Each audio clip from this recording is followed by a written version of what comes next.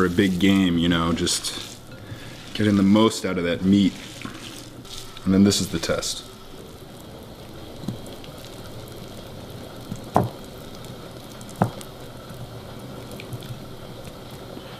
Yeah.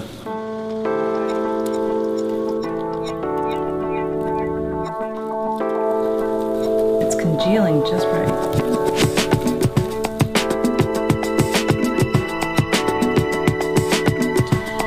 So now we'll boil this down for 6 to 8 hours.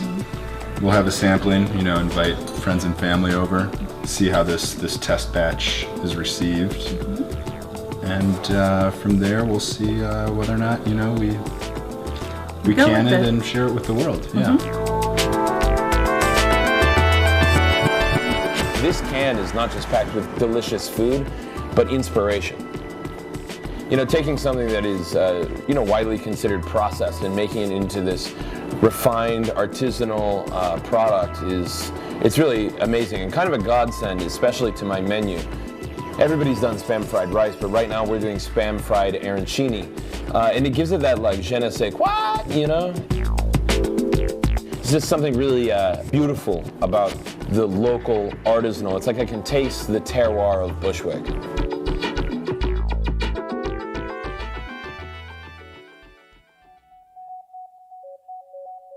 It's this challenge of taking something that's commonly thought of as, you know, not a particularly exciting or sexy product and really elevating it, you know, to making it something more than people could ever have imagined that Spam can be. Mm-hmm. Yeah, and to bring something almost like back from the dead is really exciting. One of the things that fascinates me about Spam and canned meat in general is it's almost like a time capsule. You're able to take this perfectly formed meat product, seal it away, and enjoy it at a later date just as much as you would, you know, fresh into the can. Blows my mind. It's like we're preparing you guys for the apocalypse. It's going to be a delicious apocalypse.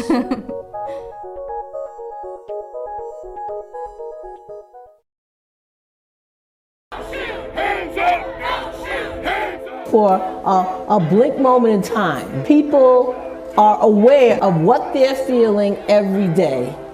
If you're going to restore and sustain a democracy, there must be an informed and engaged citizenry.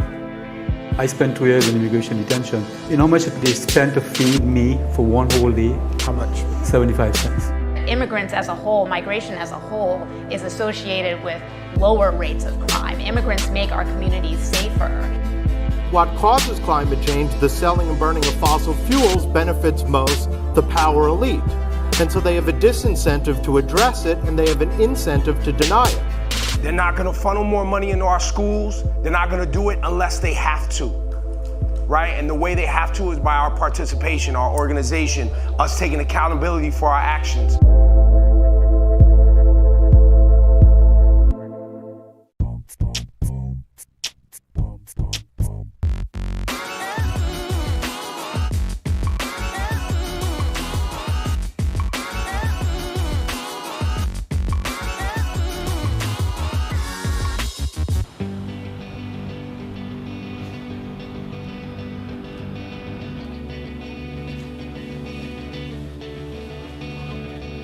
Hey everybody, this is Chef Chris Scott, the executive chef of Brooklyn Commune, and I am right here in the Prospect Park Farmers Market. It's a beautiful late summer day, and they gave me 5 ingredients to choose from to make a wonderful meal this afternoon. Let's take a look at what we got. All right, I got bluefish. I got some local tomatoes. I'm doing some green beans. I got, some pears. And then finally, I got some plums. Let's go cook.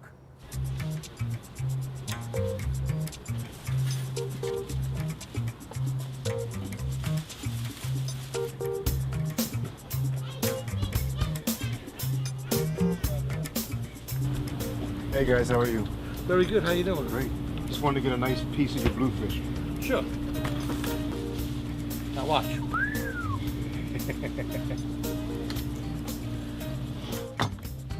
Have a good day. Yep. See you.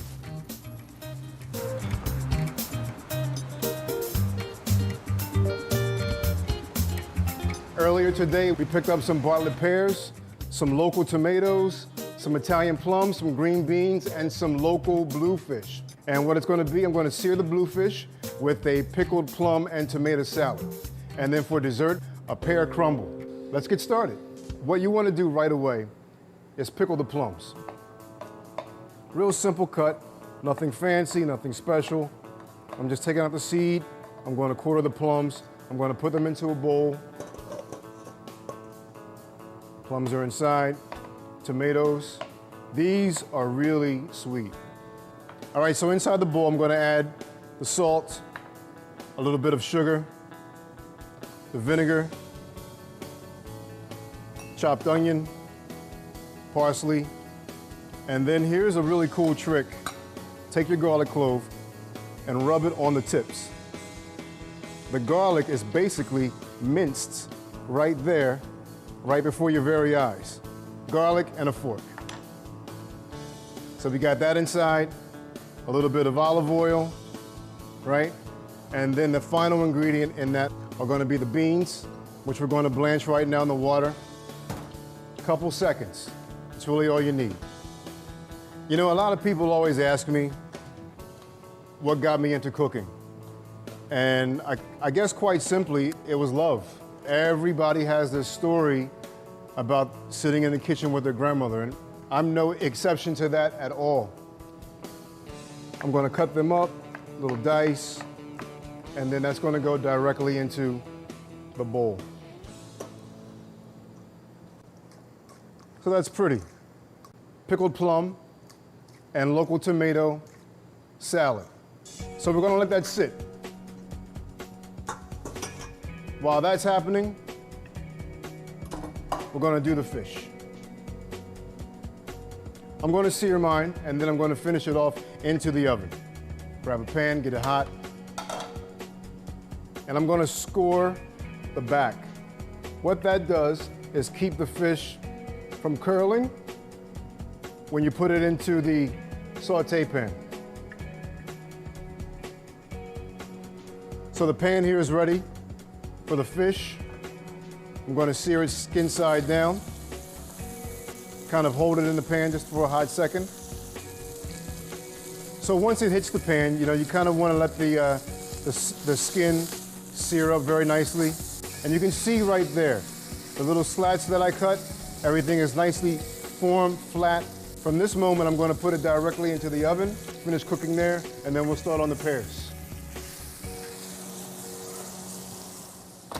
So this dish here is a throwback to my youth, hanging out with my grandmother. She would make this dish with almost any kind of fruit. And the topping for that is so easy. I call it 1, 1, 1, and 1. 1 cup sugar. 1 cup flour. 1 tablespoon baking powder. And 1 egg. You just want the cubes to be somewhat bite-sized. You don't want to have to choke on it as you're eating it. So just get them inside. A little bit of sugar, a little bit of cinnamon, and just toss it up. And then put them directly into some baking dishes. Here's that 1, 1, 1, and 1 mixture. You're going to mix it up by hand. And you want it to be crumbly. And then with that, put it directly on top. A little melted butter. And then this is going to go into the oven for about 20, 25 minutes.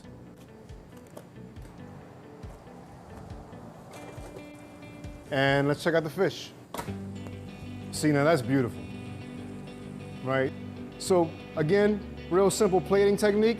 Fish on the plate, salad on the fish. Little juicy juice around the outside. and bang. And then the pear crumble, and it's dinner time. Look at that. Nice and golden. The juices are bubbling up. It's fantastic. Here's your meal right here. The local bluefish, the pickled plum and tomato salad, and the pear crumble. And don't forget that whipped cream. Enjoy.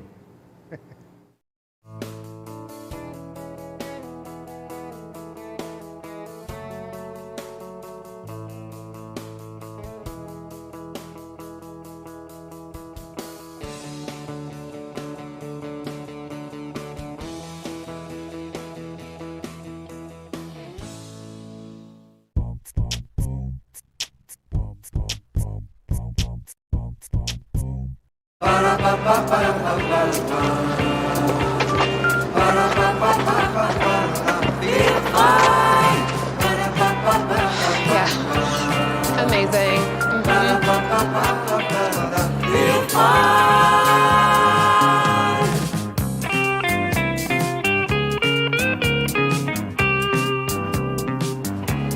Because without him, there is no story. I can't do this as a kind of second-hand account or a narrative without. Yeah.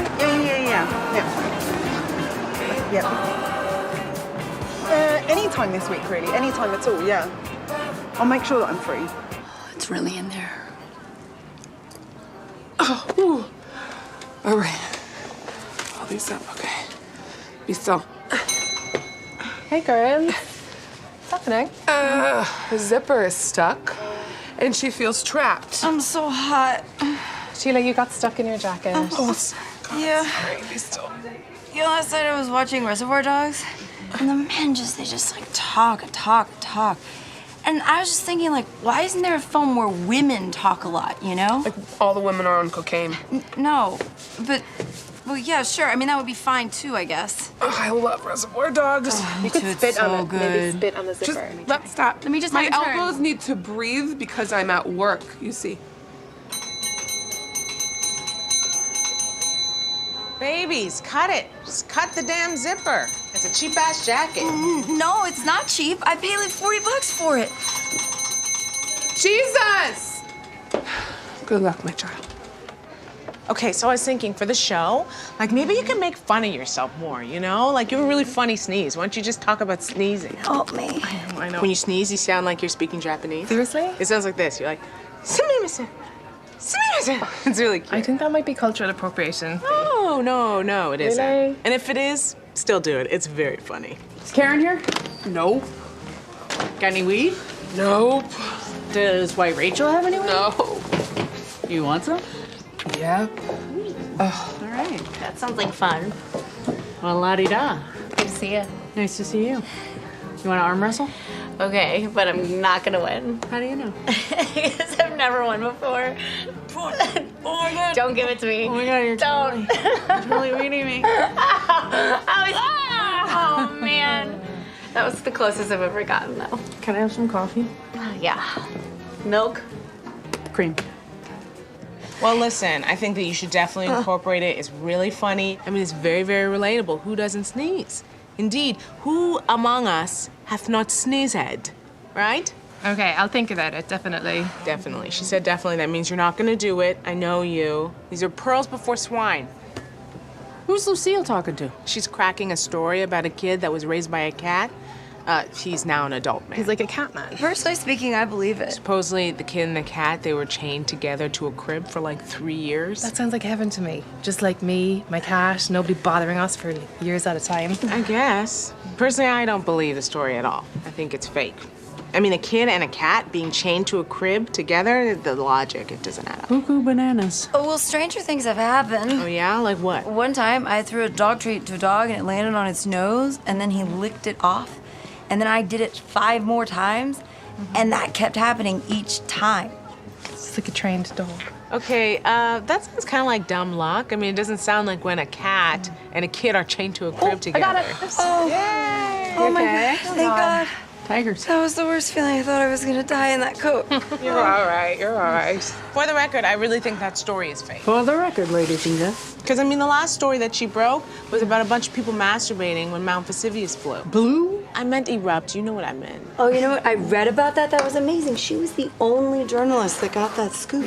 She didn't break the scoop. It wasn't a real story. It got debunked. I'm sure someone died masturbating. I mean, the French call it le petit mort. Yeah. That means the little dead. Oh, oui. Few people know that I am fluent in this French accent, you know? I used to do this bit about like, oh, I want to have lunch outside, or as the French would say, al dente. You know? Yeah, that's cute. Thank See, that's you. funny. Yeah. You should be more like that when you were like less serious. Right, I just have to be like a fool on stage again. Like a moron. Right, who doesn't know what's happening. Yeah. More on that later. You do that well. Now, what are those two doing out there? Oh, Simone's making a documentary. Why? Why ask why? Why did they do anything? What's it about? Lesbians? Really? No, I don't know what it's about. I'm just assuming. Well, if it is about lesbians, I want to be in it. I have a lot to say. Well, I'm sure you do. I was head les 2 years in a row. That was such a fun pageant. Oh, I could go on such a tirade about straight girls. What have you got to say about straight women? Well, you know, they just like to dip their toe in the Mick pool, and then as soon as they get to the deep end, they swim right back to Straitsville. Straitsville, that's where I live. Horrible up there. Yeah. You rent or do you own? I rent.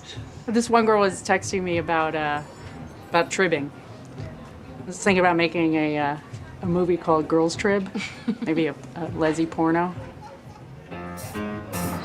Holy shit, it's cold out here. Hi. Hello. Hi. Hello. Thank you. BRB. I hope so. You know what? You should do impressions. Really? Mm-hmm. The only one I can do, like, are you talking about like SNL style? Yeah. I can do my uncle. He works in a donkey sanctuary back in Ireland. Oh, that's perfect. You can be all like, Eeyore. No, he's like a bookkeeper. It's an NGO that rescues donkeys. Oh. And that's what he, yeah. Like an accountant? He's not a donkey. Oh, he could be like T4. Right. Yeah, I got a good impression. Oh. Oh, yeah? Let's hear it, Jackie.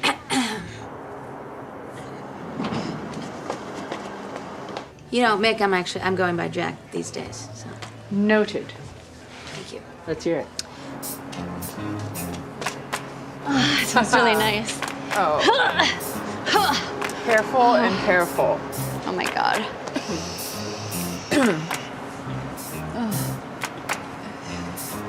I think I'm gonna chop it all off. Stop lying. You have something on your ass. What? Oh. What is it? It's just a thread.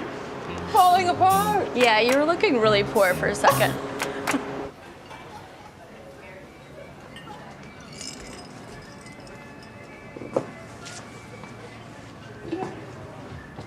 Hey, how's it going?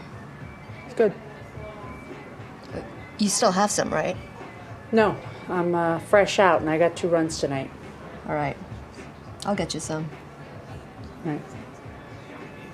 You're getting close, you know. At this rate, you'll be paid off by spring. All right. I'm serious though. I'm gonna get rid of all this hair. I'm gonna just like start dressing like a little boy. Brian's gonna love that. Oh, who cares? I mean, like, I could like give back to the community and like donate it to like those people that make the wigs for the cancer kids. You know what I'm gonna do? I'm gonna donate my ass to science. What are they gonna do with that? They give it to like really skinny people who like they want some fat on their face, you know? They're like I want some cheeky cheese. I didn't realize they could do that. Yeah, like I use my back to give back. Oh my God, you can't keep that all to yourself anymore. Gotta give back with my back. Give back with your back. Time to give back with that back of yours. We should do a run-through before the show. Maybe Wednesday? I don't know about run-throughs. Like, they kind of just take away any spark that I can manage to muster up for the real show. Do you know what I mean? Yeah. Like, but you feel ready, though. I don't know, honestly. But you're gonna feel ready before Thursday? Honestly, I'm just not really feeling it at all.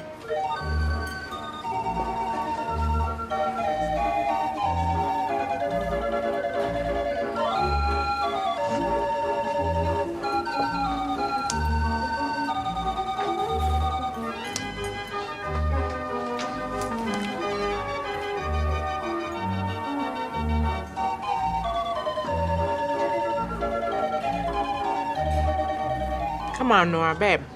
This is gonna be good, okay? You need this. Yeah. Plus, it's gonna kill like 1,000,000 birds with one stone. Right.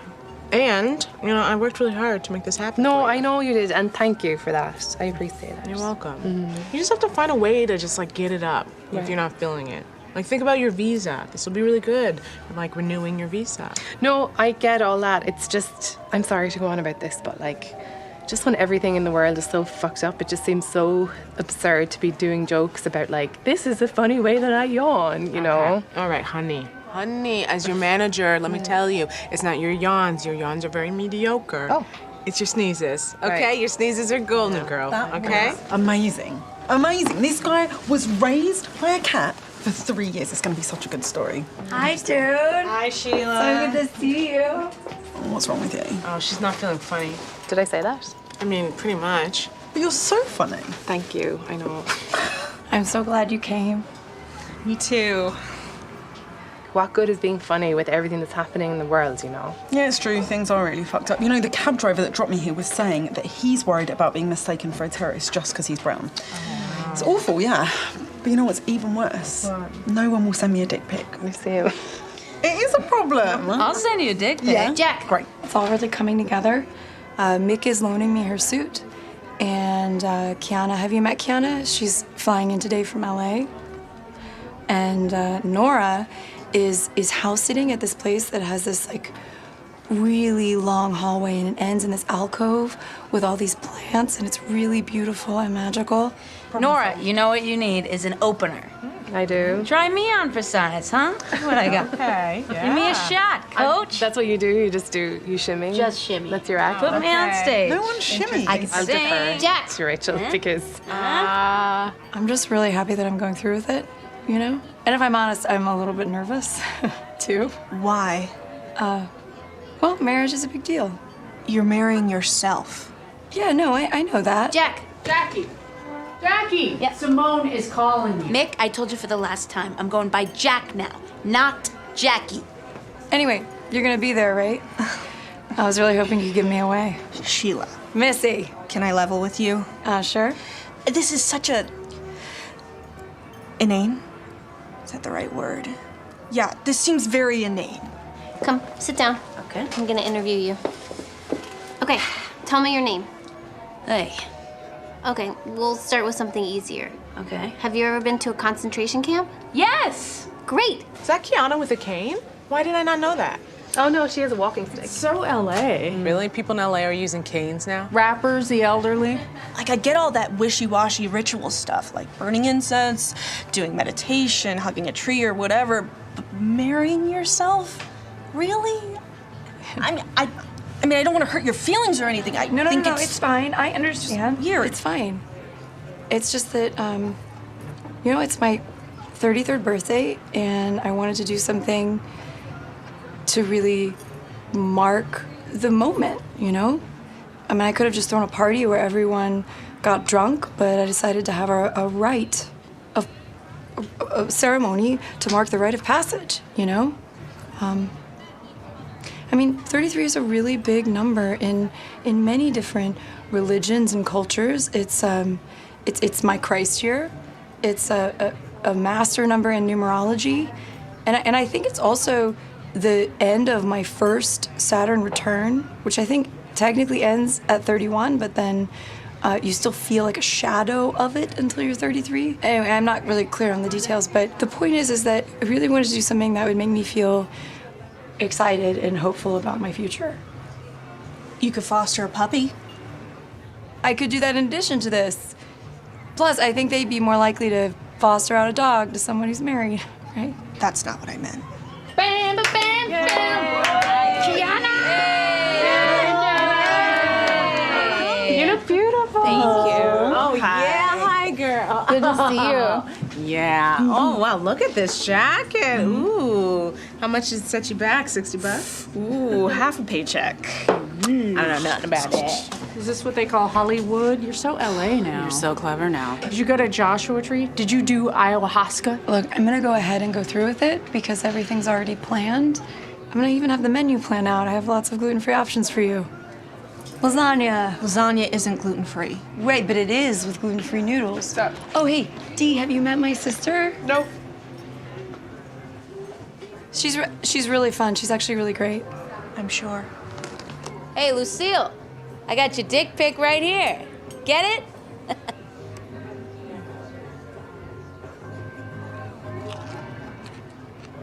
Dick pickle.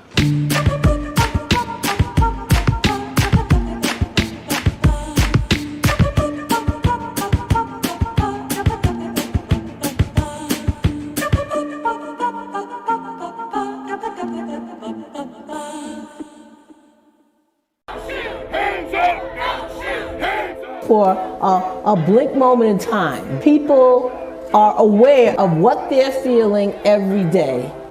If you're going to restore and sustain a democracy, there must be an informed and engaged citizenry. I spent 2 years in immigration detention. You know how much they spent to feed me for one whole day? How much? 75 cents. Immigrants as a whole, migration as a whole, is associated with lower rates of crime. Immigrants make our communities safer. What causes climate change, the selling and burning of fossil fuels, benefits most the power elite. And so they have a disincentive to address it, and they have an incentive to deny it. They're not gonna funnel more money into our schools. They're not gonna do it unless they have to, right? And the way they have to is by our participation, our organization, us taking accountability for our actions.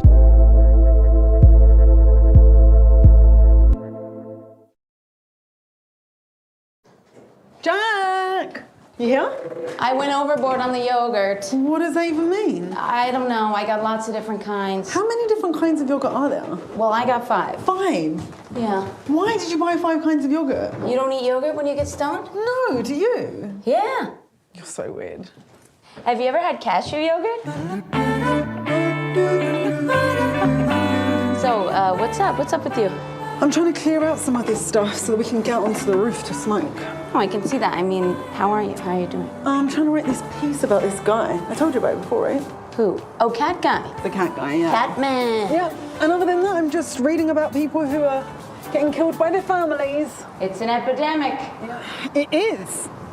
You know, I had this idea for a movie where all the wives and the wives start killing their husbands and their children. Yeah. And then you find out it's because they've been drinking tainted kombucha. Tainted kombucha? You're insane. Hey, should I take the yogurt bag? Yeah, take the Gotta save that cashew stuff. Okay. Oi, my back. Okay. Oi!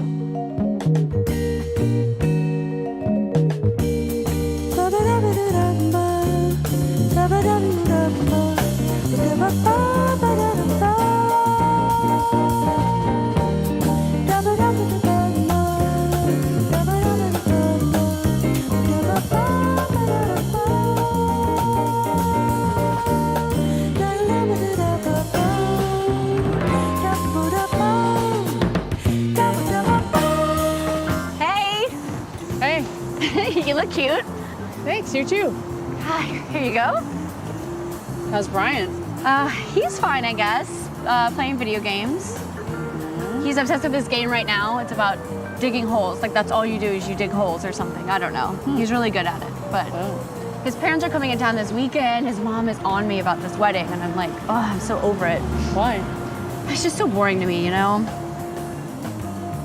But I've been saving up, and I'm gonna do this cowgirl dress. Like, going for a cowgirl theme. That's unique. You think so? Yeah, I've never seen a cowgirl bride. Well, get ready. Yeehaw. Sweet, sweet world. Peace and harmony all around. Oh, look, it's singing lady. I want to be here when I grow up. You want to dance? Wait, can you waltz? Do you know how to waltz? I don't know. Oh, God. Or we could just slow dance. I know. They think they're like flirting with us or something. Come on. God, Wait, just... Get out of here, guys. Wait, just slow dance with Stop, me. go on. It's okay. Just, they'll go away if you ignore them, if you give them energy. I'm gonna kill you. That's it. That's it. Idiots. Get out! Get out of here! Go! Really nice singing. Yeah, but Babe, it's gonna be fab. I booked this amazing spot, and industry people are coming, and I'm also gonna do my sexy grandma routine. What? Mm-hmm. Yeah, I'm gonna do sexy grandma I as thought an you opener. booked an opening act. I did, but I booked a stand-up, yeah. But, you know, I thought maybe I could do a little character work. Oh my God, is this whole thing so you can do your character? No, Nora, you know I did this for you. I just thought maybe I can, like, warm up the crowd a little bit before the big guns come out. What is sexy grandma? Kiana, you never seen Sexy Grandma? No. Okay, girl. So Sexy Grandma is essentially just like a straight up grandma, right? But She more comes out- disturbing. Hey, she comes out, she looks like a grandma, you're like, hey, this is gonna be some regular old grandma shit. But then you're like, wait a second, why she got her bra on the outside of her dress? And then I start talking about sex and shit.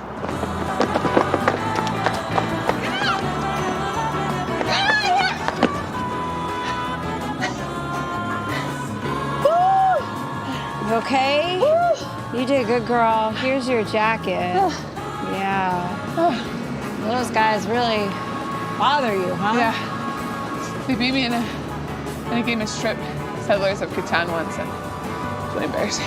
Sounds very awkward. How far do you think I ran? I guess around the corner? I'm so out of shape. It's okay. I was on the swim team. We were champions for 2 years. Yeah, but you can get it back anytime. You just have to, like, I hear you have to incorporate movement into your day. Oh, shut up. It just makes me worry that like you want to be a performer and not a manager. And being a performer, that's a type of sickness. No, I Kiana don't. can I want to be absolutely- your manager. Oh my God. Kiki Williams! Hi. I am such a big fan. Thank you so much. Kiki is my favorite character. Thank you. Thank you so much. Wait, so are Kiki and Kyle gonna hook up in season 3? Oh, I don't know. But you must know. But no spoilers, right? Can you do the Kiki dance? Please. It's just, we should go. We're a bit late for something. I know, but I love the Kiki dance, okay? When I passed the LSATs, I did the Kiki dance. I got a pap smear last week, and it was good results. I did the Kiki dance. Oh, congrats on the smear. It's just, you know what, it's like, it's not that kind of a night. Yeah, you we're know? just gonna We're kicking it with, home you know, and- I'm here in town, we got some snacks. It's a chill kind of night. It's not a Kiki dance kind of Good night. night. But thank you so much. Thank you for your love. Thank you. I mean, they weren't really that good of results on the pap smear, so yeah. Give me a beat. Okay. Yeah? Yeah?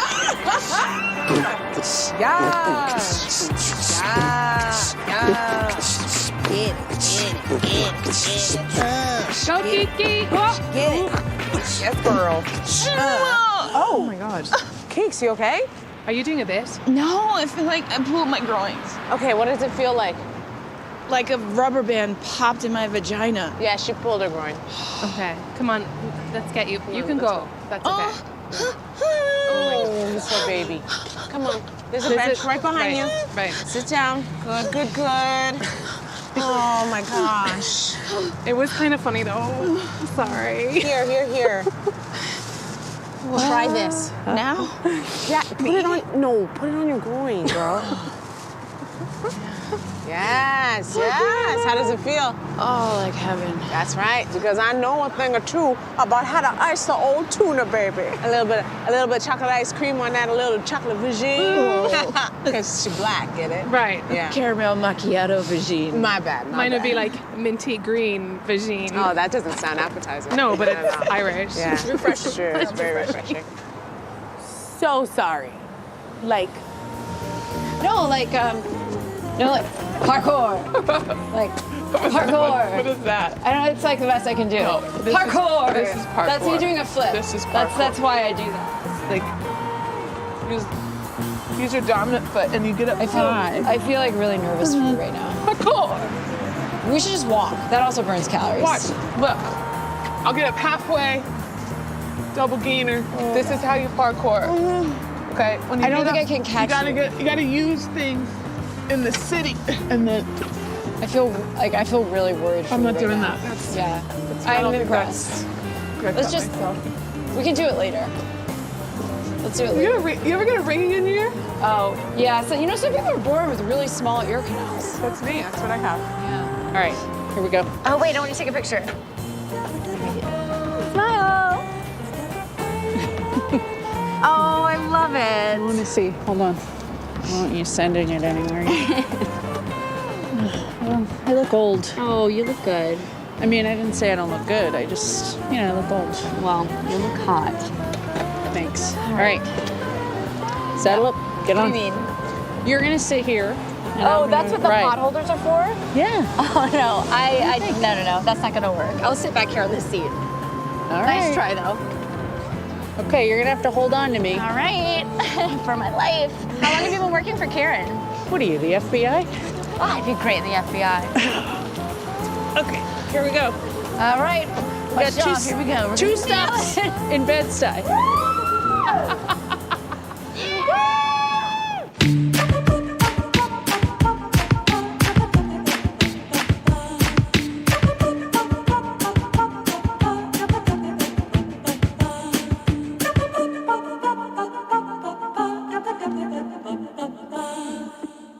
What is a photo? I mean, in terms of like, is it perfect lighting? Is it perfect? Does it need to be dark? Does it need to be light? Those things are subjective, but in the realm of the world, a good photo is like, all right, well lit.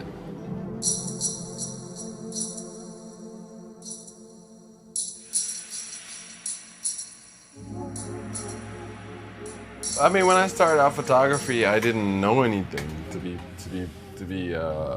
be honest, I didn't know which direction I wanted to go. All I needed to know, well, all I knew in the beginning was that let me make sure I kind of study the people or the fellow black photographers, because I had no clue. And so I was just like, but I'm looking around and I don't see anything. And then Mark Baptiste just brought out was just about to come out with Beautiful. But still, back then, I didn't think that I was going to be a photographer.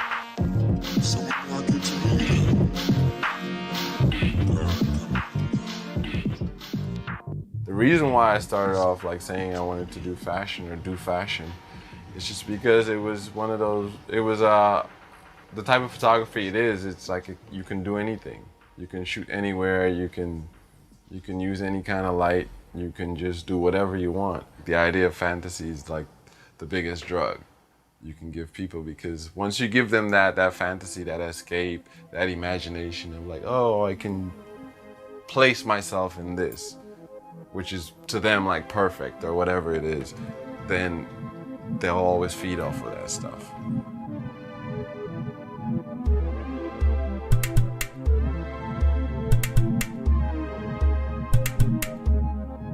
So when I first came to New York, it was summer. The first introduction was like, hi, hello, nice to meet you, and you never saw the person again kind of thing. Whereas like in Guyana, we kind of like, the way we behave or the way we do things, it's like when a visitor comes in the country or whatever, we'll take them wherever, we'll host them, we'll carry them around. And then I was like, okay, so I guess this is how people are in New York, which is like, okay, I guess if they're not busy, everyone is just busy, I guess. That was my first introduction to like just the nature of the people here. I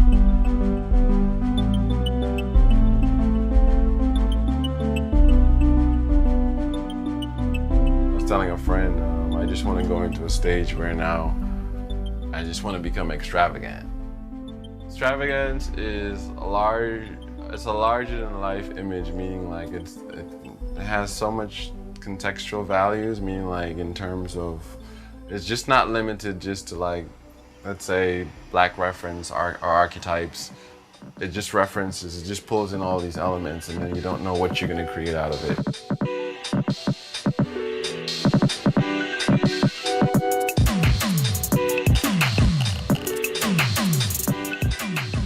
First, for me, the idea of blackness is like richness.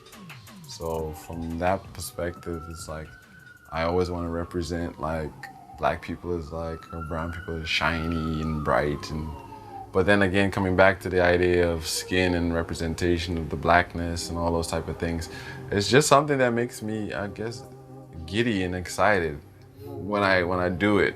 And also it's also kind of like challenging other Black people too, in a way. Challenge them in the sense of like, would you accept this as yourself? Again, coming back to the idea of extravagance and stepping outside of just the notion of Blackness, meaning like you're stepping in, because when I say step outside the notion of Blackness, it's stepping into a space where you're just limitless. I took an American history class and I dropped it the next day because I was just like, this doesn't make sense. And it's not like I'm trying to be like, what's the word, an activist or anything. It's just like I'm picking up a history book that doesn't have me in it, but I'm part of the process.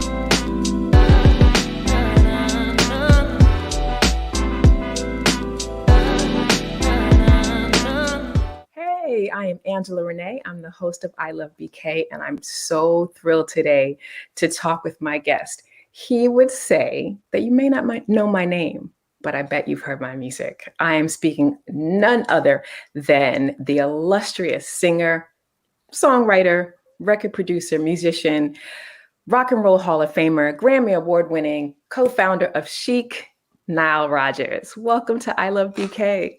Hey, Angela, what's up? How you doing? How did I do? I tried my best.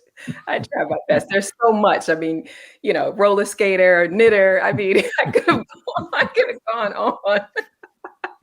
And pretty good cook. And a pretty good cook. Anyway, so thank you for coming. How are you feeling today? Really great. Yeah, good. Great. What I wanted to get to first is that I feel like, this past year, many of us now, since we're rounding the anniversary of this pandemic, that we're sort of having a feeling of renewal. I know I am. I don't know about you, but that's how I'm feeling. And many of us were able to cope and find solace and get through with music. Thankfully, D Nice and DJ Cassidy with Pass the Mic and others created that virtual space for us to be able to kind of party together. And much of that music had your name on it. Yeah. Talk about how that feels to know that basically you helped us survive for the past year, with some of your music. How does that feel? I don't think of it like that because that was their choice to play it. But, it sure felt good being a part of it. Like when I first heard D doing it, it was maybe 2 or 3 days into it. And he only had a couple of hundred followers. Yeah. And he says, well, now when you came on, then I got like thousands. I was like, well, don't blame it on me. I was just one of the horde. Yeah, I think it was about 200 people. I was in the room as well when he first started, and then it just grew exponentially. But also, speaking of which, the unofficial anthem for Club Quarantine is "Thinking of You," which you and Bernard produced for Sister Sledge, wrote and produced for Sister Sledge. And I think there's a remix of that. I'm pretty sure I heard a remix of that. He's playing the Dimitri from Paris remix. And talk about how that came about, the remix. So Dimitri is a huge Chic fan.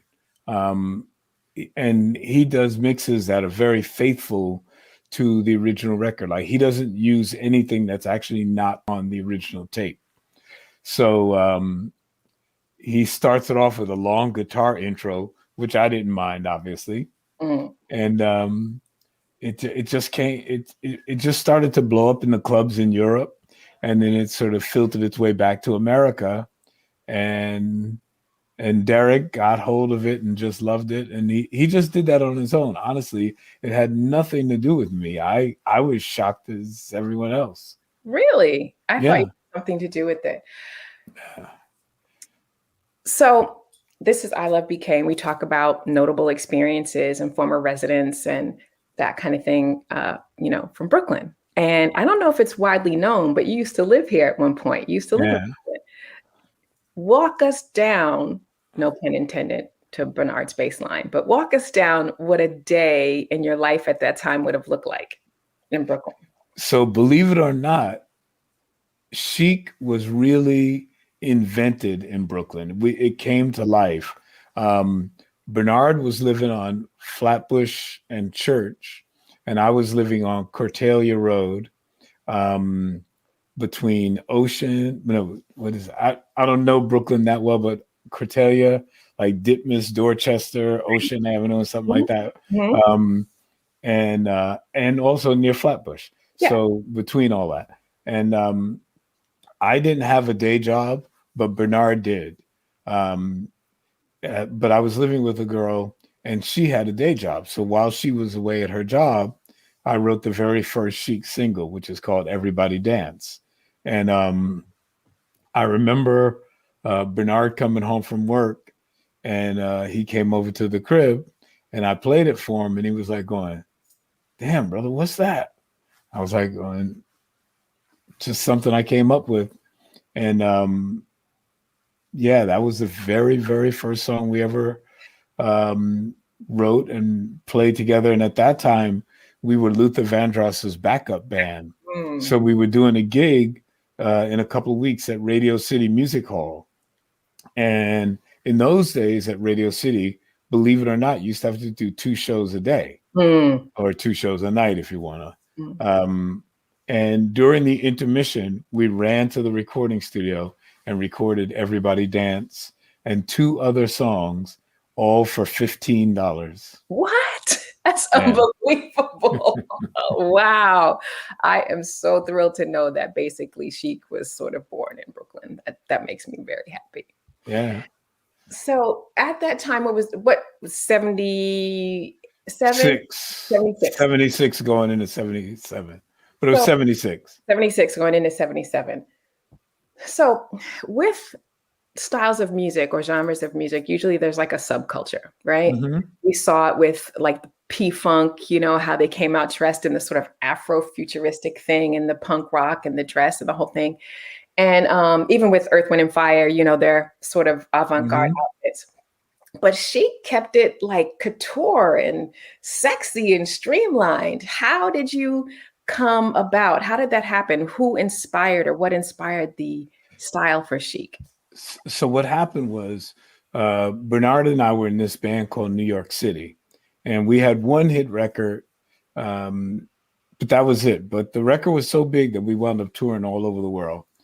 And just when they decided that it probably was going to fizzle out because they had released their second album, they all came back from Europe. We were in London at the time, but what happened was one of my suitcases was stolen, and that particular suitcase had my passport as well as my wallet. So I had no money and no ID, and they left me, of course. That's what brothers do. Good brothers, they leave you. So they left me, and I was stranded in London. Fortunately, there was a girl that I was going out with, and this was a Friday that they took off. So I couldn't go to the American Embassy until the following Monday. And she decided to take me out to a club to hear her favorite band. And we went to this club, and her favorite band was called Roxy Music. And it was the very first time in my life that I had seen a rock and roll band, a white rock and roll band, get dressed up to go out on stage. I mean, like really like super couture clothing. They looked beautiful. The audience was also a representation of the band. You know how like, how when you get into somebody, you start to dress like them? Yeah, absolutely. So the crowd was beautiful. I sound like cabaret. The orchestra was beautiful. The crowd was beautiful. And I called Bernard up. I'll never forget this. I called him up and I said, man, we got to do the black version of that. And he said, what are you talking about? I said, yeah, these guys got like all dressed up in designer clothing. And I didn't know much about it, but I could see that there was something very different about their look and everybody else. So when I came home, I eventually got my passport. I came back to New York, and I started going out with a girl by the name of Nefertiti. And Nefertiti, she had just graduated from Fashion Institute of Technology, so she knew all the new designers. She knew Norma Kamali, Jane Barnes, and all these people. She also worked at a store called Fiorucci. Halston, Gucci, right. Gucci. Right. Yes. So I didn't know anything about this stuff. So it was just me living vicariously through her and all of her fashion friends, or her fashionistic friends, and also noticing that there was a movement in New York, which we called the Buppy movement, the Black urban professionals who were now starting to work on Wall Street. We started to have what they called the supermodel. This was the time of Beverly Johnson and people like that. And when you looked at a Roxy Music cover, they had supermodels on that cover. They had famous models or Playboy bunnies. I guess they were interchangeable to Brian Ferry. So we did a similar type of thing. We got Alva Chin, and I forget the French woman's name, but to pose for the cover of our album. We recorded Everybody Dance, which didn't get us a record deal, but we wrote a song called Dance, Dance, Dance, Yowza, Yowza, Yowza. And that just totally blew up. I mean, it was just everywhere. And that got us the album deal. And we weren't like really outgoing. So we used the couture look to sort of be in the background. And we had two girls up front that sort of simulated the album cover. And so they thought the two girls were chic or chic, as they would say in the early days. And it just sort of blew up from there. Our records were what blew us up. And that's what was cool about the whole disco movement, is that if you just had music that would fill the dance floor, no one cared whether you were fat, black, gay, ugly, whatever. We felt really cool standing in the background, letting the girls do the thing up front. But we masterminded the whole thing. And honestly, all those ideas just came from the different women that I was sort of dating at the time, because they were way more sophisticated than I was. And I didn't read fashion magazines or anything like that, where they were engrossed in that stuff and they would talk about it. So I'd write about it. I think you're a fashion plate now, though. Oh, I got it down now. But also, too, I want to talk about the style of the sound in a way, also the way you styled your staging. I mean, you had strings on this. I mean, like almost sometimes full orchestras. How did that reminded me, I don't know if you told me this, but it reminded me of Barry White. Right. What he used to do. Did we talk about this? Maybe we did. Yeah, we did. Yeah. So what happened was, we looked at Chic just as another R&B funk kind of band. But because we were from New York City, and they had TSOP, the sound of Philadelphia, we wanted to represent style and class and sophistication. Not that Philly wasn't sophisticated, but they didn't have Fiorucci in Philadelphia. So we just decided that we would be the sort of Duke Ellington, Count Basie of R&B. The only problem is that we got a little bit blindsided by two other acts that were thinking along the same lines.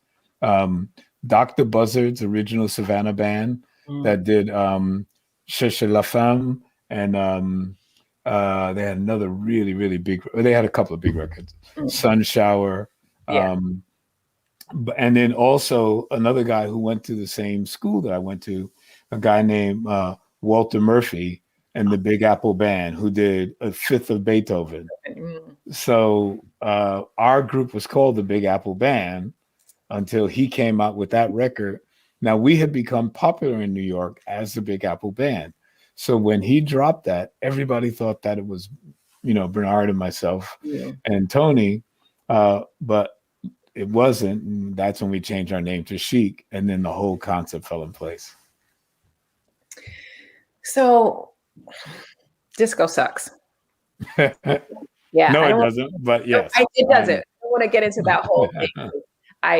But I do want to talk about basically, I feel like it was a public lynching of a genre of music that was like rooted in racism and intolerance. However, that said, I'm curious to know how you managed to sort of keep your confidence and evolve in the aftermath of that and still be true to your sound. How did that happen? Describe that.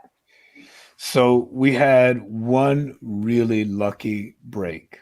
So in the summer of 79, we had 2 #1 pop singles on the Billboard charts. We had Le Freak, Freak Out, and we had Good Times. So both those records were groundbreaking, did a lot for our careers, and brought Diana Ross to one of our shows. And she was so impressed with the violins and the whole look. And at that time, we had way more girls in the band than guys, because we had 2 women on trumpet, a woman on trumpet, a woman on sax. We had 4 violins. They were all women. We had Luther, and then Luther had one of his girls next to him. And then we had Alpha and Lucy standing there.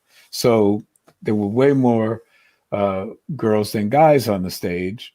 So that also gave us a sophisticated look, and the fact that we were funky. So we were on tour with some of the hardest funk bands, and we could hold our own.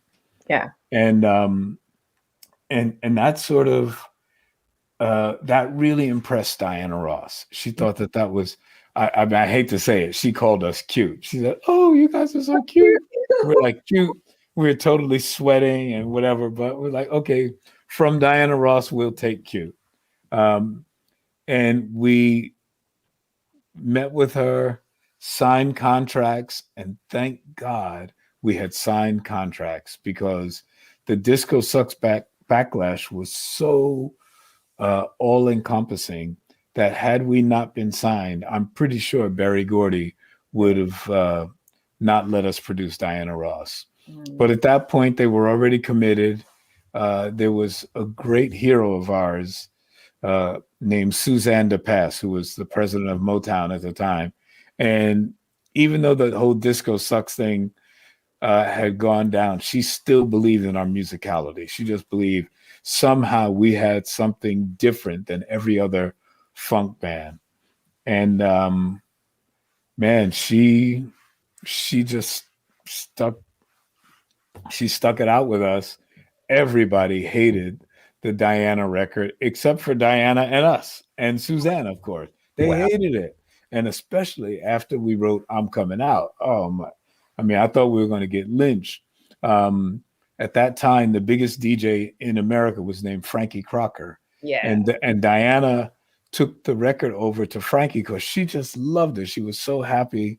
It had a whole new energy. The whole album was basically a documentary about the life of Diana Ross, as seen through the eyes of Nile Rodgers and Bernard Edwards. So it wasn't Diana telling her story, it was us telling her story.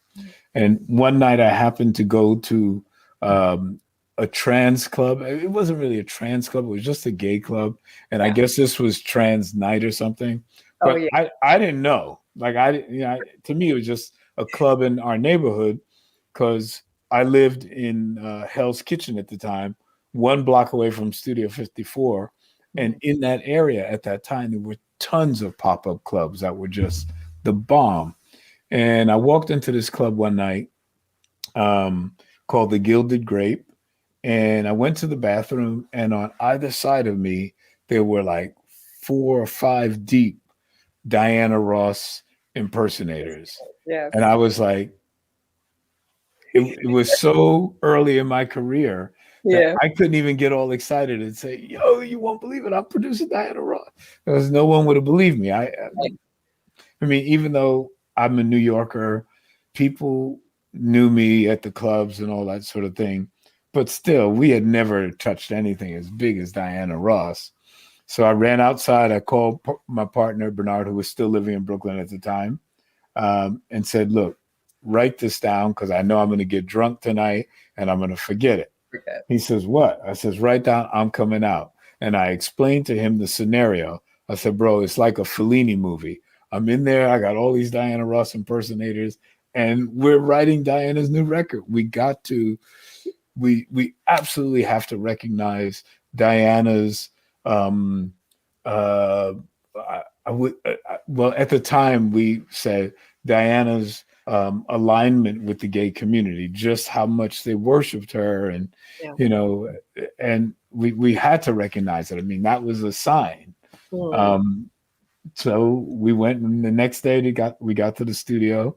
I played the idea for Bernard for I'm Coming Out. And Frankie embraced it, obviously.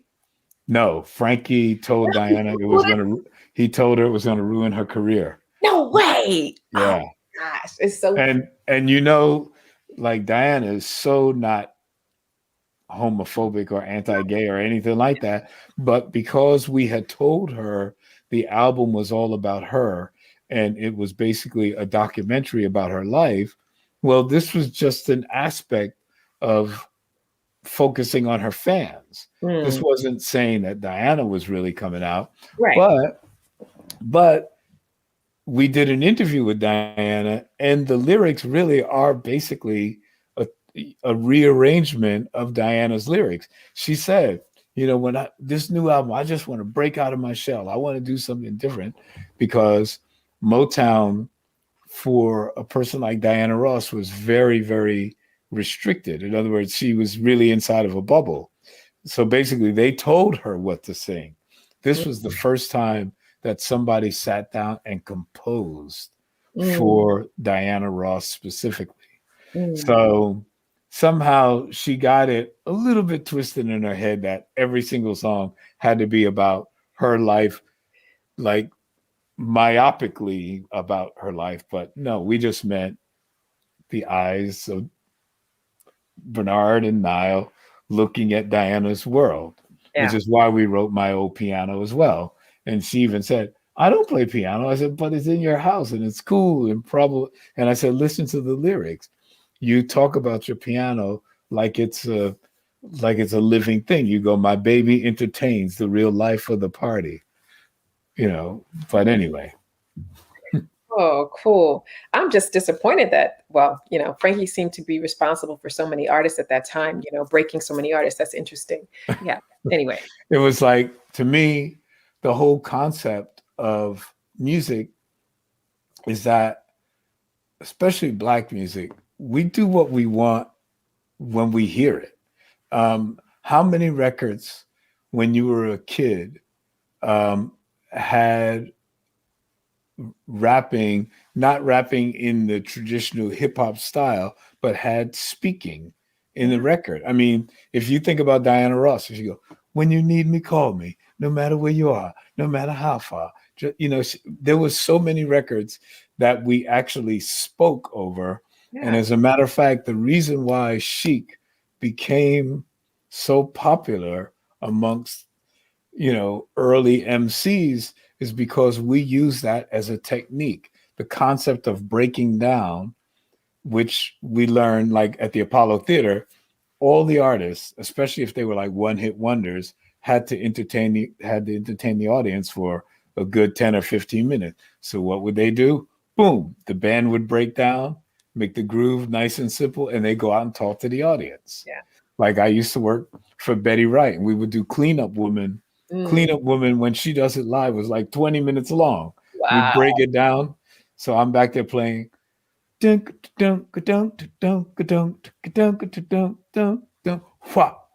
right, now I know there's a lot of cleanup women out there, but I also know there's some cleanup men out there too.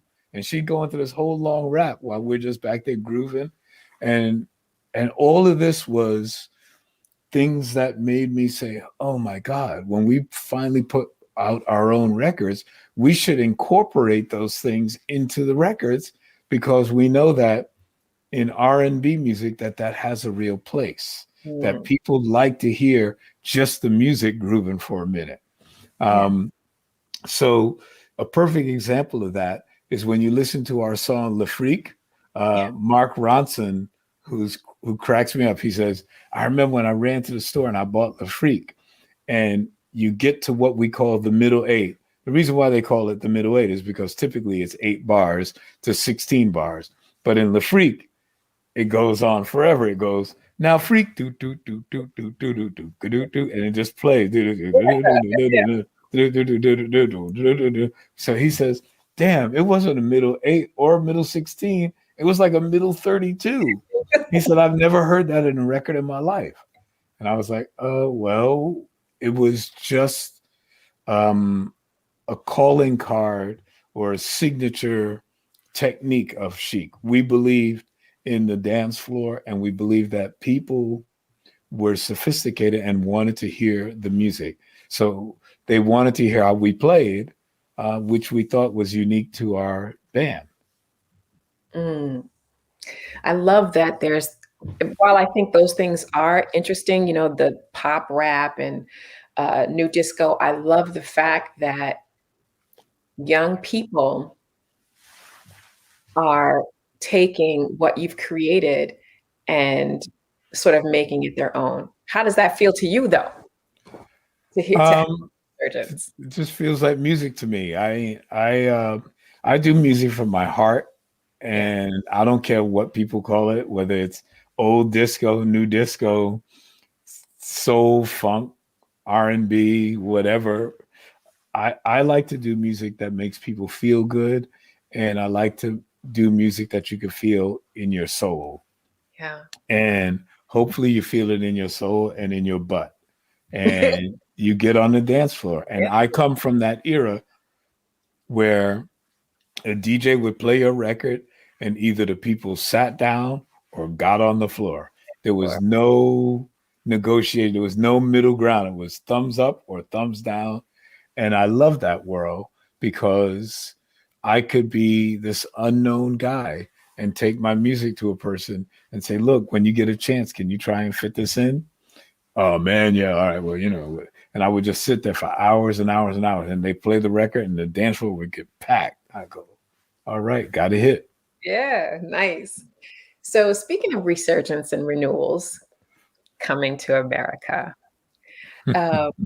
which of course the original was scored, and you did the themes scored by you and Bernard, I guess. No.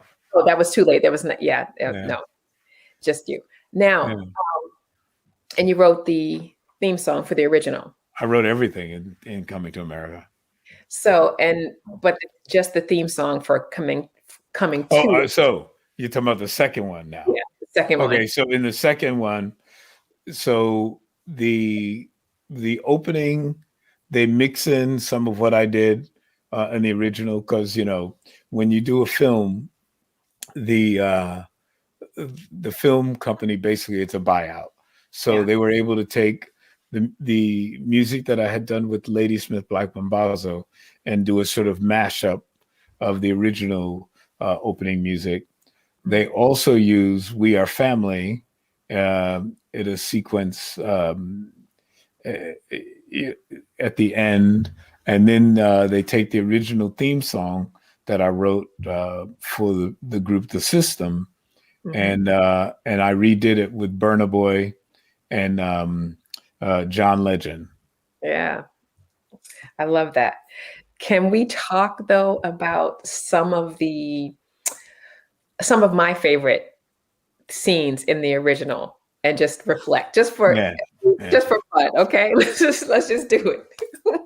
Queen to Be, the pitchy falsetto, like cult classic song. Yeah. Reflection. Okay. Now I already lied I didn't write that, but I rewrote that. So originally, that was written in the script, and the actor who auditioned and eventually got the role was Paul Bates. He decided to sing that instead of read it. And when he sings, "She's your queen to be," he's not quite in tune, but he's got all the heart and spirit in the world. Yeah. So I had a very expensive computer keyboard sampler, and I sampled his voice. And this instrument allowed me to take his entire performance and replay it in pitch. So you have all of Paul's vibe and the original melody that he was going for, but I really sort of nail it. So it comes off very, very sincere. And then also he goes deadpan as soon as he finishes singing. He to be, you know, like bam. I love it. Now that was killer. I mean, when they, I mean, he was brilliant. But my favorite thing is, you know, I wrote Soul Glow. Yeah. And the thing about doing these type of super falsetto, over the top R&B vocals in those days, you know, Ultra Sheen and Soul Train, everything always had to be soul, you know, like overdone, yeah. right? Yeah. And so when I was talking to the director, I said, you know, John, in almost all Black families, we always have one person who either gets drunk or he tries to be more studied and more intellectual than anyone in the family. Yeah. So he's going to mispronounce polysyllabic words. So originally I wrote, I originally wrote, I was ripping off the 3 different commercials that were popular at the time. So there was Afro Sheen, yes, and Ultra Sheen and Ultra Sheen Cosmetics. Yeah. Also, there was a commercial, an R&B collection on Time Life, and the guy goes, "Oh, my brother, you got to get your own." Yeah. and then the other one was called "Ooh Ooh Tambler," "Ooh Ooh Tambler," something like that. So it was those 3 commercials together, and so I have the guy speaking at the beginning, where he goes, "You could be everything you've always wanted to be." Now, what I originally wrote was smooth, sophisticated, easy as 1, 2, 3. But what? I said sophisticated. but John was like, he's like, no, man, we can't do that, bro. We can't. Yeah, I was like, all right, I got it. So so I changed it to smooth, sophisticated, easy as 1, 2, 3. And then this guy who I was producing at the time, Chris Max, who I knew had this incredible range, I hired Chris to sing it. So he's the one who goes, "Just let your soul go." And he goes, "Soul." I mean, I can't even think that high. And he just killed it. He just went in there, one take, knocked it out. Listen, I don't know if you know this, but the Bronner Brothers brand is a Black hair care brand, I think, based in the South, North Carolina. Yeah, Atlanta, right? Yeah. They actually came out with like a curl hydration product in partnership, I say that loosely, with the film. And there's like a bottle of Soul Glow. It was all over like Facebook. I was like, oh, really? They took it to the next level. They really did. I don't know who uses it, but anyway, that was so interesting. So then my other favorite scene is the club scene. You know, yeah. My name is Peaches and I'm the best. I'm not gonna all the DJs want to steal my breath. Right. Yeah. Reflection on the club scenes. So that was actually fun to write the music for that. Yeah. That whole scene, because at the time, New Jack Swing was what was going on. I mean, you know, Bobby Brown and, you know, and artists like that. So because you had to have time. See, it wasn't like speed dating, but we shot it like it was speed dating. Yeah, yeah. So every time a new character would come, that they were sort of, I guess they were taking the pulse of the women in Queens. Every time a new character would come, the music had to change because, you know, they just couldn't magically appear. So that was really fun to write that stuff, because that was a mixture of score that I had written and also songs that we licensed for the film. Because here's something that a lot of people don't remember. In those days, film soundtracks were really big. And it all started with, I think, a movie called The Big Chill or Dirty Dancing. And after a while, people just started putting out film soundtracks with songs that didn't even appear in the film, right? You would just go by. So if the movie was a hit, they would license songs to put on the album, because the movie had such a big audience and they were emotionally attached that they would want to buy any kind of swag that was associated with the film.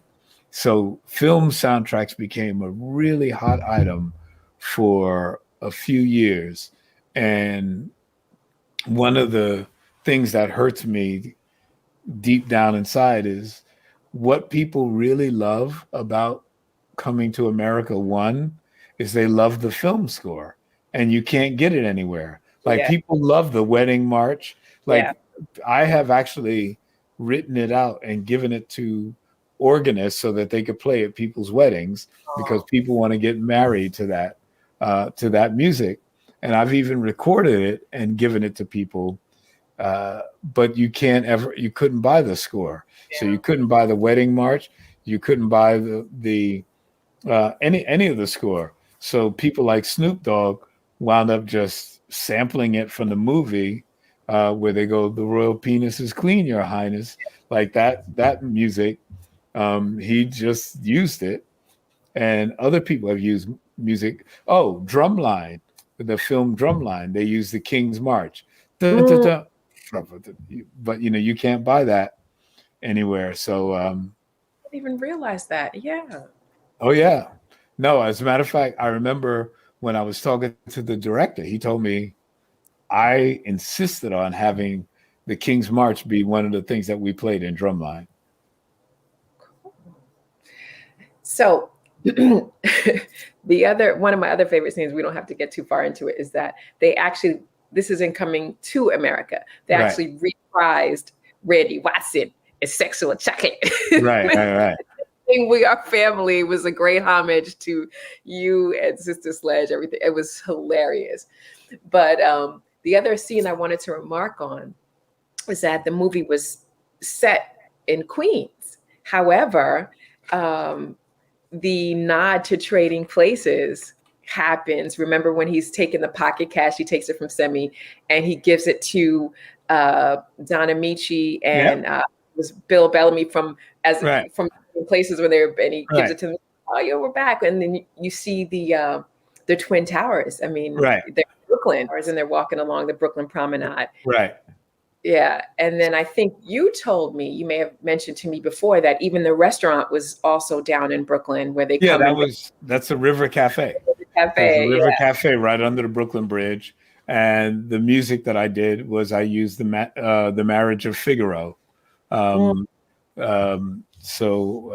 I use Mozart, and I just did that so that you could, that you remember that the Marriage of Figaro is the music that they used in Trading Places, right? So that you would remember that, the novel.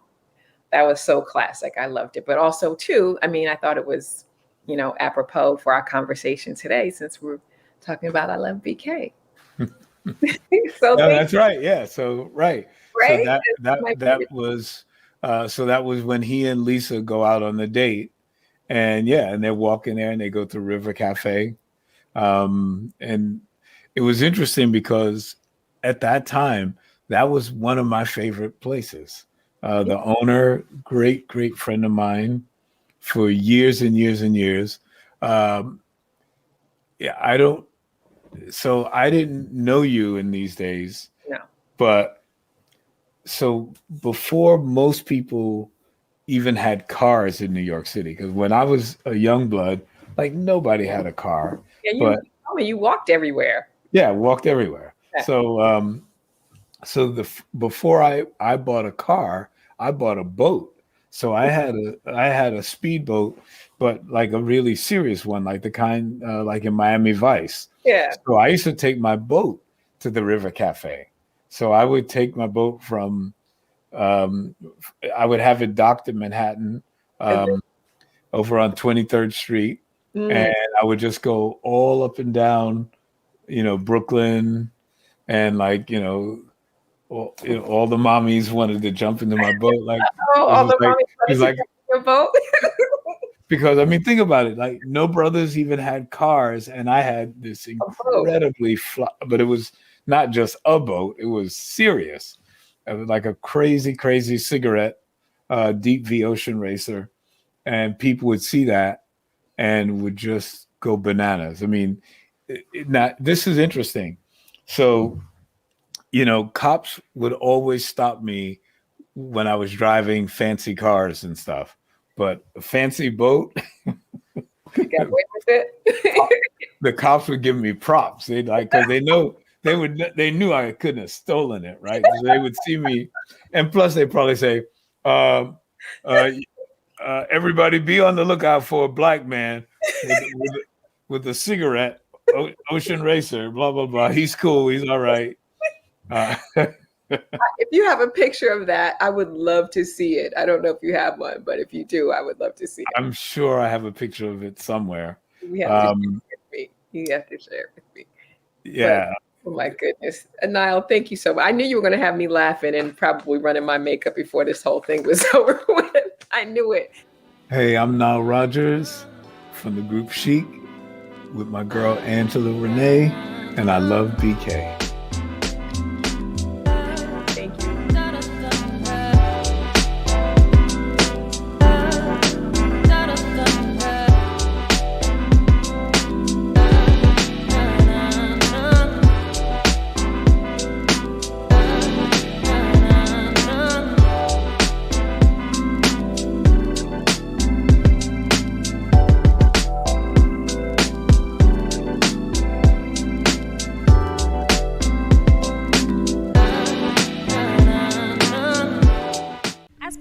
Law, any child bought or sold into the sex trade is a victim of human trafficking. Why is the first time I'm hearing about this? On the same websites where you sell a couch, there are sections to buy people. Really? And up to half of these victims are boys. There is no such thing as a child prostitute, only a victim of exploitation. And it could be anyone. She's talking about me. Should I say something?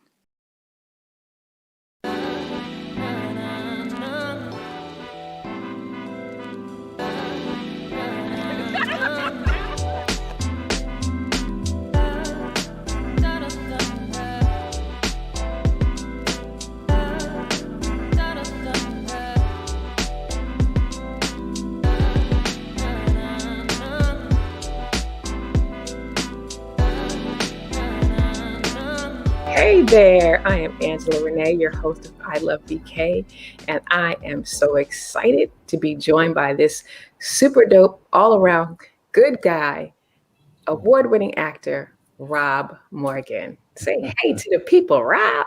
Hey, peace, my people. Peace. What's going down? Hopefully everybody's well. Thank you so much for joining us on I Love BK. So, Thank you for having me. Virginia State University, HBCU graduate. Oh, yeah. And our vice president is a HBCU graduate, Exactly. I might add. That's right. That's why I brought it up. Okay. I had to throw that in there, and so am I, Winston-Salem State University. Virginia State University to Brooklyn, what was the allure from Virginia State or the DMV area to Brooklyn? I mean, man, if you want to make your mark on the world, Brooklyn is where it's at. New York City is where it's at, you know, and Brooklyn happened to become my home. I fell in love with the summer. Nothing like a Brooklyn summer in the world. You know, I got to New York City in 1996. So, you know, I've seen a lot of changes. I just tipped my hat and bowed out of Brooklyn actually just last month, and went down to North Carolina and copped some property. So I feel great about that. But Brooklyn is definitely in my heart, you know, and will remain in my heart. But yeah, it was time to make a change. When you were making your way on your journey to success, what kind of Hold on. I mean, I'm still on the journey now. You know, I'm still okay. You know, everybody's idea of success is totally different. You know, I'm just getting started. Getting started. Putting my shoes on. Well, while you were in Brooklyn, let's say, what were some of the survival challenges that you had to deal with, and how did you overcome them? Survival challenges. Yeah, being you know, coming from the DMV, Virginia, you know, and now you're a guy in Brooklyn making his way. What kind of challenges? I mean, honestly, I mean, your survival success is much higher in Brooklyn than it is in the DMV area, because think about it, like if you look at the murder per capita or murder for the city average, and then it's like 400 plus, and then you look at it in New York City and it's like, you know, 400 plus or whatever, but then you look at the proximity of the people. You know, in DC, it's a lot smaller. You're only dealing with like a mile radius, couple mile radius, whereas in New York, it's a 10-mile radius. And very much, you know, sectioned off. But so I came up here with that mentality, you know, coming from DC, man. DC breeds you a whole different, you know, your mindset is on some grind, and then combine it with the New York grind mindset. I was just blessed and fortunate to make the transition kind of smooth. Yes. You know what I mean? Yeah. If anything, the challenge might have been like apartments, you know, staying, stuff like that. Right. But I got a survival job. I hear you. know, I use my mindset of, hey man, I'm too smart to be struggling too hard. Let me use my degree. And at the time, temp jobs was pretty good, you know. Yeah. And I went and applied at a temp job spot, and they actually placed me at the spot called Bear Stearns, which is in investment banking. Yeah. And you know, put the nose to the grindstone, and they seemed to have appreciated what I brought to the table and offered me a job. And you know, having that job afforded me the lifestyle that I could use to pursue my dream, and a comfort. It afforded me a comfort to pursue my dream. You know, that was my survival job. And then from there, by the grace of God, things took off. You know, yeah. So things have changed quite a bit, I guess, from especially from 1996 to now in Brooklyn. Partly, if not mostly, due to gentrification. What kind of changes have you witnessed? And if at all, if you have any thoughts on this, how do you think we can strike a balance between innovation at the same time not disrupting preservation? You know? Okay. Yeah, I've seen the neighborhood change. You know, definitely change. I've seen the attitude of when it was predominantly just Black people. We accepted the conditions of no lights being turned on, the trash not being picked up. you know, the dilapidated buildings. We kind of accepted those conditions and lived within it. And then the gentrification happens and the lights come on, and now, you know, the spot that was the weed spot is a jazz cafe now. You know, the spot that, you know, you used to duck bullets from is now having theaters, and you can walk around with open cans of beer and chill, and it's a mixture of population. So I think that is something that is what we're experiencing now. But at the same time, to answer the part about the innovation and keeping it traditional, is understanding that this is nothing new. It's happened before. It happens all the time, and it will continue to happen until the community communicates, comes together, holds the cities responsible, holds the state responsible for the conditions of their neighborhood, so that when somebody comes in, they won't be quote unquote making it better, because it's already running at a high level of morality. The lights are already on. We already holding the city responsible for keeping the trash up. We already holding the city responsible for taking care of these dilapidated buildings or whatever, so our women and children don't have to walk by it. Yeah. So we could take that approach and move forward and make it better, or we could sit here and be angry and talk about, you know, what's being taken over and stuff like that. Which, it's uncomfortable at times, because I loved Von King Park. That was my it's your my hangout. spot. You know, that's my hangout. I went and put blood, sweat, and tears in that park for 12 years. You know, and to see it change, and the last day I go there to not barely even recognize the population, I was like, damn, this is my sign that it was, you know, I mean, exit only. And then when I'm walking behind this French family with their 2 kids, and, you know, walking behind them gingerly, minding my business, black couple around my age, see them, oh, hey, waving and all this. Yeah. You know, waving. It's such a beautiful Saturday. Everybody's happy and, you know, showing all this love to this little family, this French family. And I'm thinking I'm right behind them. I'm going to get the same love. And I'm like, you know, looking, and I look at the brother, and the brother looking at me like this. Ouch. And, you know, and I was like, well, okay, all right, you know, I mean, that was my clear sign. All right. But so, yes, that's what makes me like, damn, why did it doesn't have to be like that. Right. But we need to talk about it. We need to communicate with one another. That made me feel good. And I ain't think if I was all on my horse, I could have stopped and said, brother, why'd you treat me like, why'd y'all change up on me like, but, you know, you let it go. Kept it moving.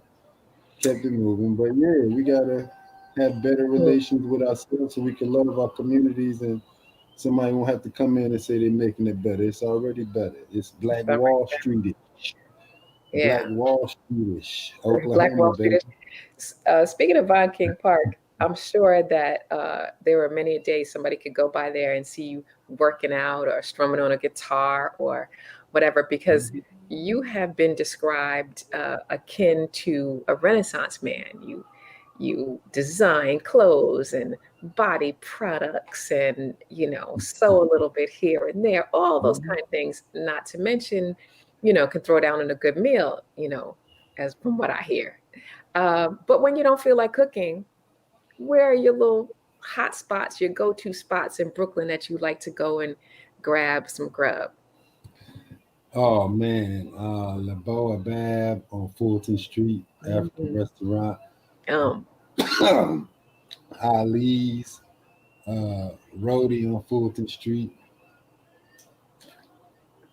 Soldiers Jamaican spot on Fulton Street. You know, I pretty much I'm a creature of habit, but I mostly cook, you know, my own grub. But like if I go out, I like those kind of places, you know, places where the people look like me, and I can get taste the food.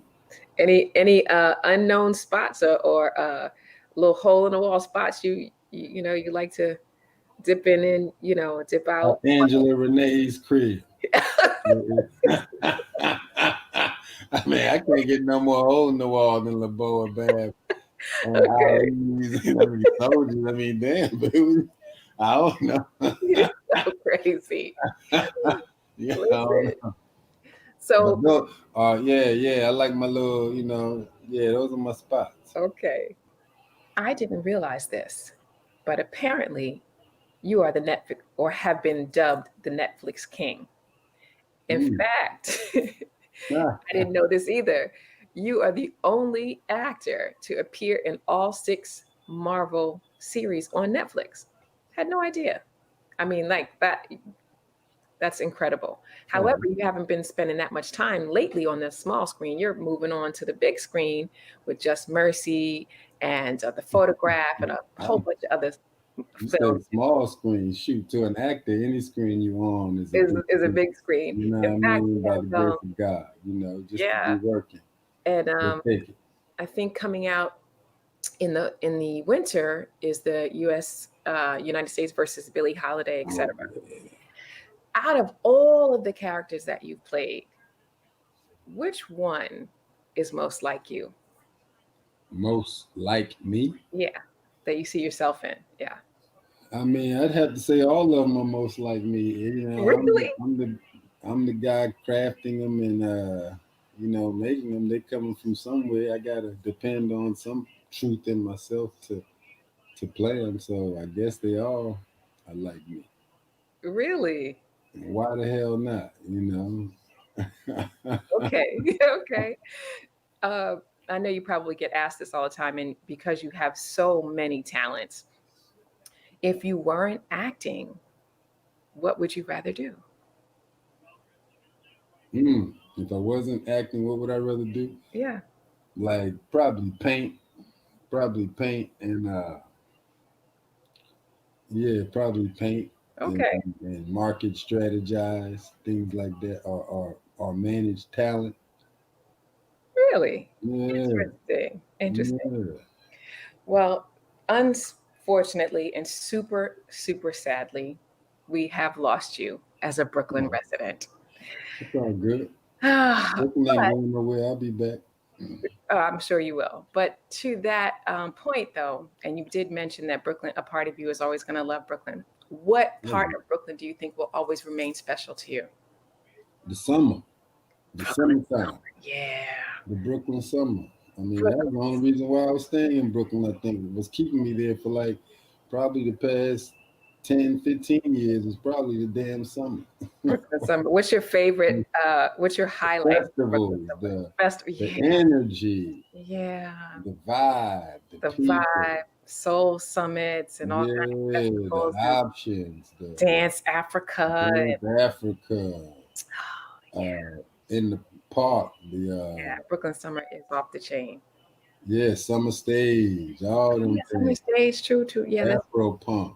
Afro punk. That's another good one. All that Dance Africa. Yeah, that is a good one. All that stuff, man, and just the feeling, riding my bike through Brooklyn, working out in the park in Brooklyn. Summertime is just crazy. Hitting the beach, going to the beach, going to the beach where the mermaids play. You know what I mean? Listen, I am so happy that you took the time out to join us and talk about why you love BK. Rob Morgan, I love BK. Thank you.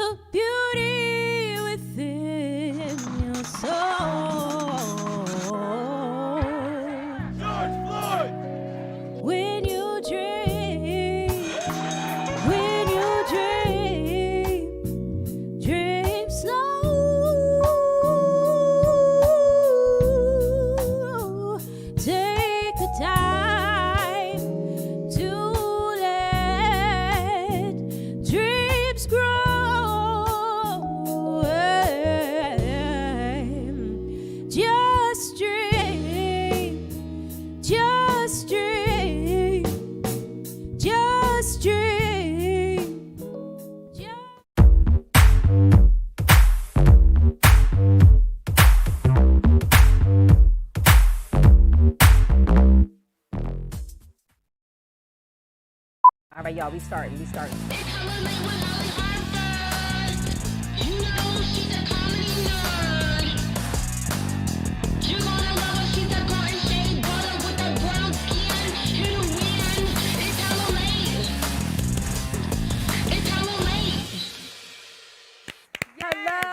Hello, and welcome to Hella Late with Holly Harper. I am Holly Harper, and I'm here to have a lot of fun and add some color and some curves to late night TV because there's just so many of us, right? There's so many black women. Who is looking out for white men? Who's looking out for them?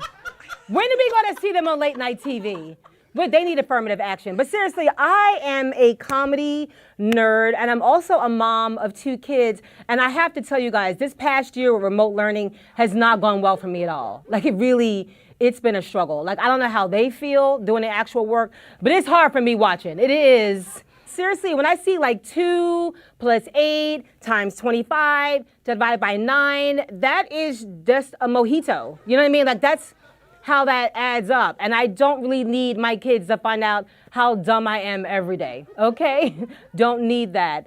So listen, I am so happy that BRIC knows exactly what I know, and that is that black women are cats. That's right, black women are cats. Cats move through a world built for dogs. Okay, and let me explain this to you, all right? If you have a dog, and you throw your dog off your bed, your dog's gonna turn around, he's just gonna be like, come on, don't be like that. Like, don't be like that. But if you throw your cat off your bed, your cat's gonna be like, bitch, I was walking that way, I don't need this. So listen, this first episode is called Blurred Nation because blurred, black, nerd, and nerds have basically taken over the world. Like they've taken over this whole thing, and I married a blurred. I actually cannot get hot unless you have asthma and some glasses. That's about 78% true. So I am so here for this, and I love my show, and I hope you love Hella Late as much as I do. So you guys ready for a great show? Now listen, my friend Heather has a lot of questions. She's a girl with questions, so right now we are going to visit Heather on the street.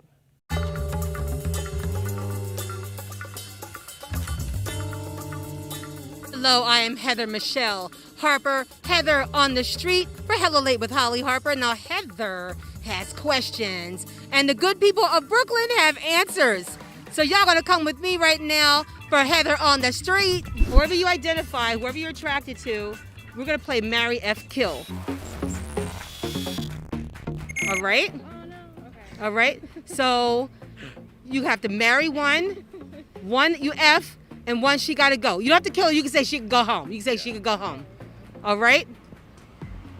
I would marry Issa, F, Janelle, and Ava, no comment.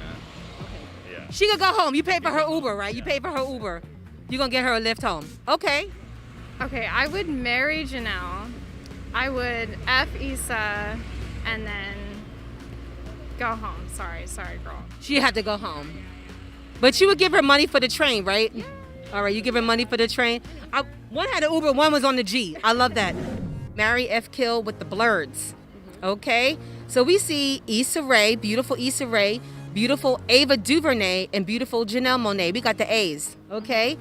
Marry Ava because she's like sharp already. Like we're gonna be set as a foundation, as a couple, as a unit. I would hook up with or sleep with Janelle Monáe. That's like an exciting time. Which one? We're gonna play bestie, heavy, or the plug. Which guy looks like he could be a good best friend? Which guy looks like he would be your heavy, like he'd be good, he would back you up in a conflict? And which one you think would be the plug? Like he's the hookup, he's got stuff going on, he can help you. I don't know, man. They look like average dudes to me. So you ever seen This Is Us? Yeah, I don't deal with men. Okay, so one of them you have to marry. You have to marry one of them. The one on the left. Oh, which one? The one on the left. That's who you would marry. That's Janelle Monáe. She is fine as wine. Okay. No, she isn't. Heather had questions and Brooklyn had answers. Some of them. The answers are the answers, ma'am. Anyway, thank you guys. Bye.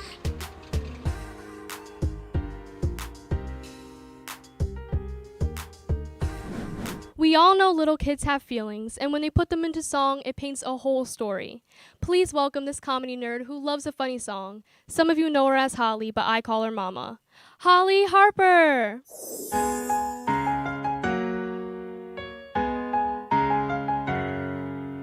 Dear Mrs. Williams, I'm annoyed.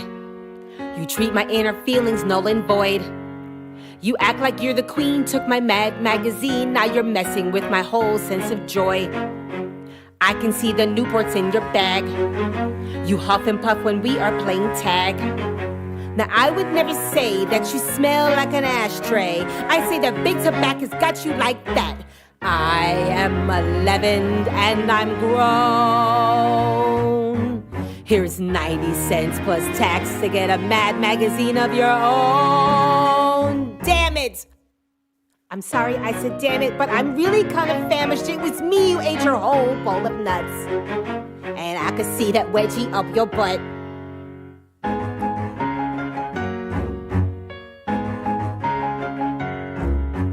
Dear Holly Harper, you are toast. Third time this week you've done the most.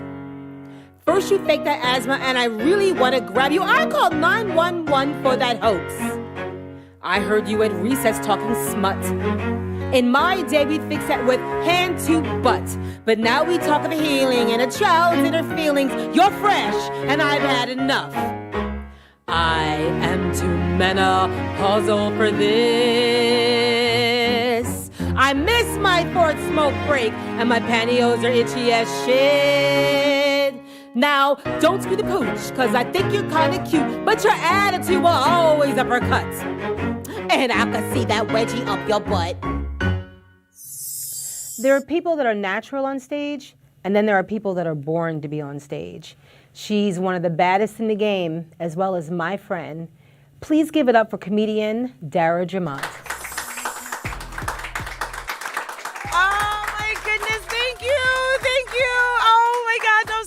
Keep going. My ego needs it. Oh, I'm so lonely. So happy to be here.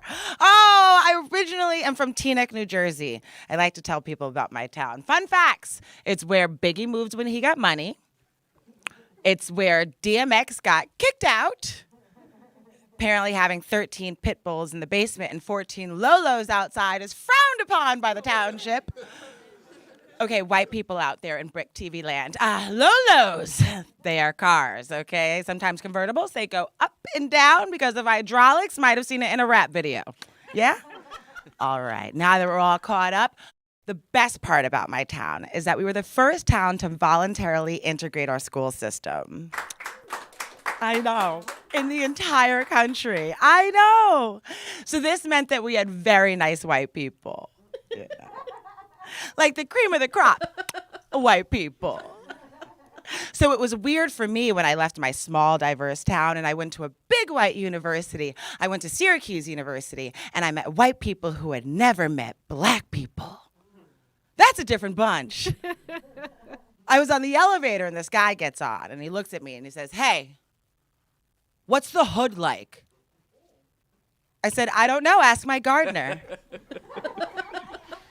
But the older I get, I realize, no, if we paid our gardener X amount of money on a Tuesday, he did 6 houses that day and did that 6 times a week. He lived in a much bigger house than we did, okay? But that's just economics. That's a very hardworking man. Have we become too PC as a society? It makes me so nervous sometimes as a comedian. I don't want to get canceled, you know? I have to be very mindful of the things that I say. I learned on stage I couldn't say a word. It starts with a T, it ends with a ranny. I don't say it anymore. It was the Wild Wild West back in the 90s. We said whatever we want. But in that moment that I learned that I could not say this word, I felt, it's the one and only time I ever felt this feeling. I felt like an old, rich, southern white woman learning she couldn't say colored for the first time. What you mean they're not colored? They've been colored all my life. They will be colored to the day I die. But I respect people. So I took it out of my vocabulary, you know? Still waiting for it to happen with the N-word. Any day now. Can we talk about that real quick? Let's do it. All right. I feel like we, as Black people, we don't have anything that daggers as hard as the N-word does, you know? Our options, lame and limited. Let's review. We have cracker. That's a tasty snack. Okay. Great with cheese and grapes. Charcuterie board, if you will, you know? We have redneck, but that's a badge of honor, you know? They love that. It's like their government name. The only thing that we have, and we have to dig so deep in the bag for this one, is look here, Whitey. And do you know how mad you have to be to pull out a look here, Whitey? And you have to say it just like that in order for it to be effective. With the hand, with the leg, with the voice, like you just came out of a black exploitation film. Look here, Whitey! And then what's the sentence that comes after that? I don't know. Could you picture me at Dunkin' Donuts and the guy behind the counter gets my order wrong? And I'm like, look here, Whitey! You got my latte wrong. Nobody believes that. Because that guy would be Indian. White people run on Dunkin', but they don't work at Dunkin', okay? I'm Dara Jamat. You guys have been great. Thank you! Please give it up once again for our comedian Dara Jamat. Yes! Now, if you know me, you know that I love to ask questions. Where people come from and how they see the world is everything to me. Please enjoy this 20 to 1.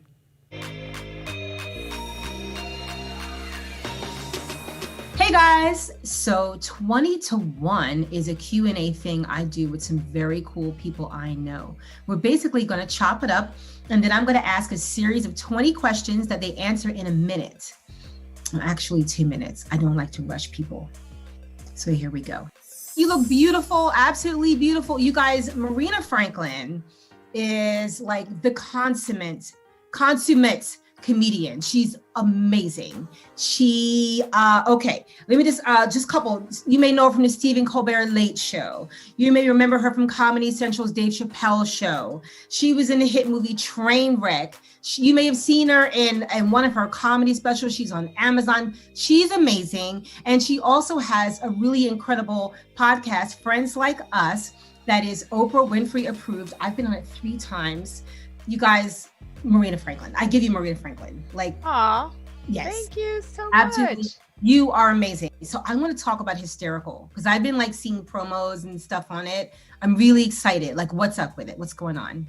So Hysterical is a documentary that Jessica Kirson is executive producer of, which is amazing. When you have a comedian friend who approaches you and says, hey, I want you to be a part of this amazing documentary featuring women in stand-up comedy.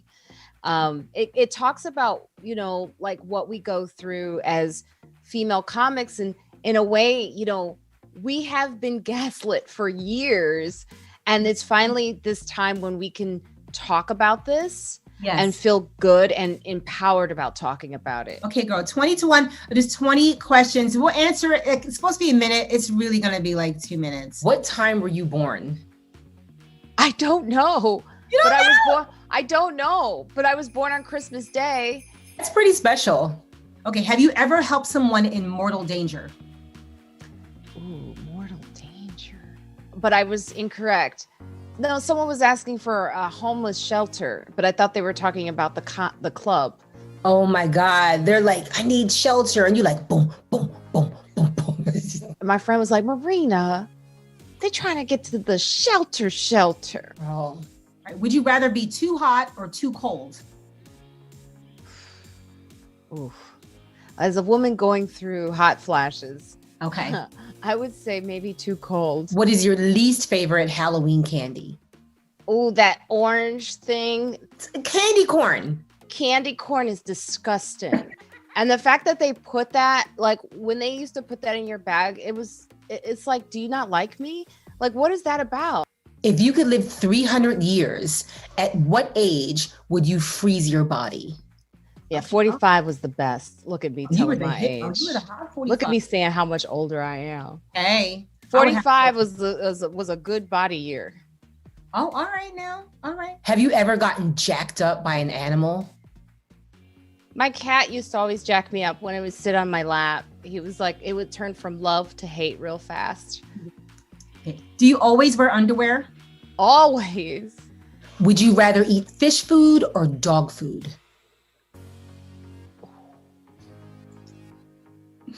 Oh, well, fish food looks like I could tolerate it probably a little bit more. Yeah. I think fish food is tastier. I tried it, but this is back in the 70s, so I don't know. Have you ever been to a shitty wedding? Yes. How old were you when your first kiss? My first kiss was at like 11. And this is the last question. What cartoon character would you date? Archie. Is that considered a cartoon character? Yeah, like Archie, Jughead, Betty, Veronica. Yeah. Yeah. Archie, well, I mean, he was built kind of nice. I mean, if you want to bring that up, you know. Well, he never really dated a black girl. He was always between Betty and Veronica, and I was into that as a kid. I was like into this battle between Betty and Veronica. I would love to throw some brown sugar up in that mix. Hey, what's next for you? What is next for you? I'm excited. So, you know, now it's just everything's opening up. So I'm going back to doing stand-up. I'm fully vaccinated. So I'll be going back to the Comedy Cellar.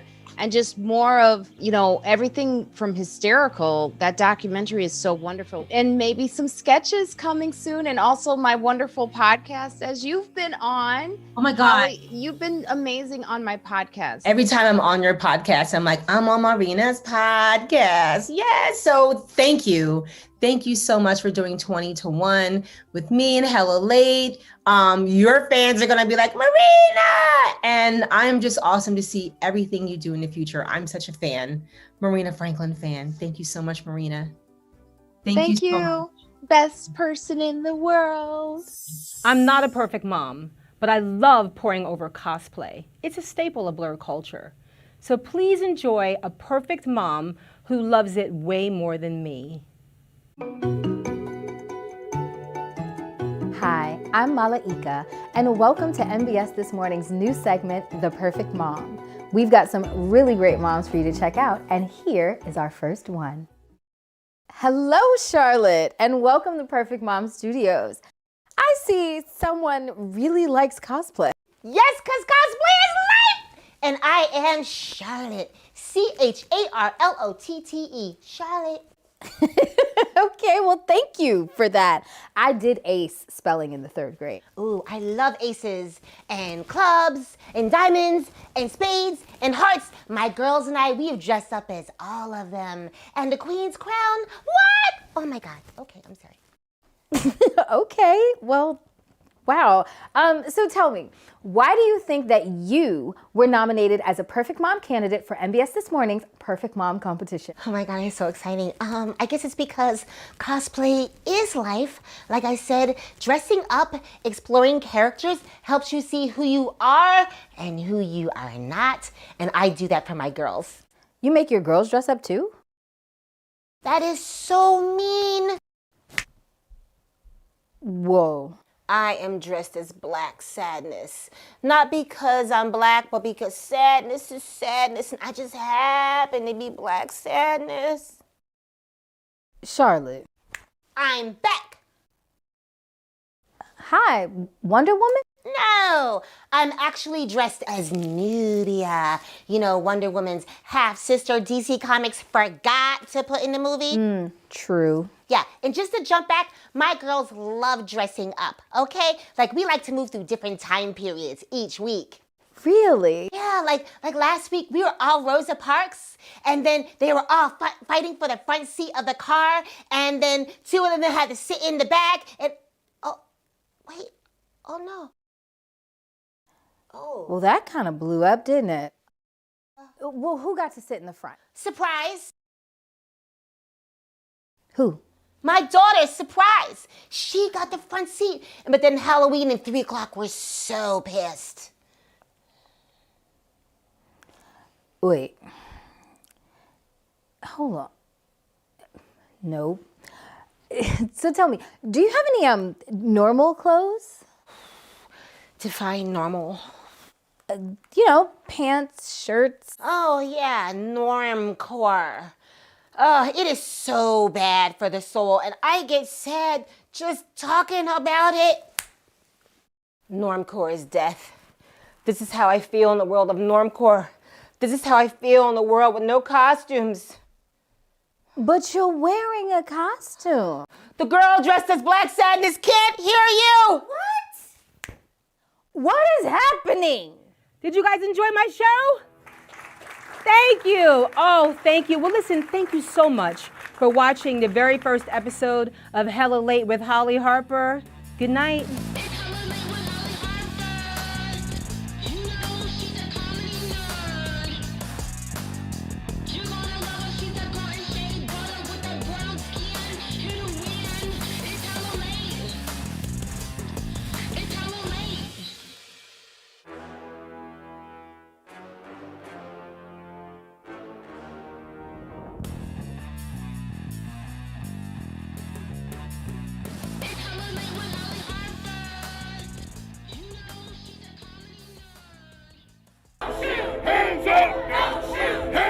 For a blink moment in time, people are aware of what they're feeling every day. If you're going to restore and sustain a democracy, there must be an informed and engaged citizenry.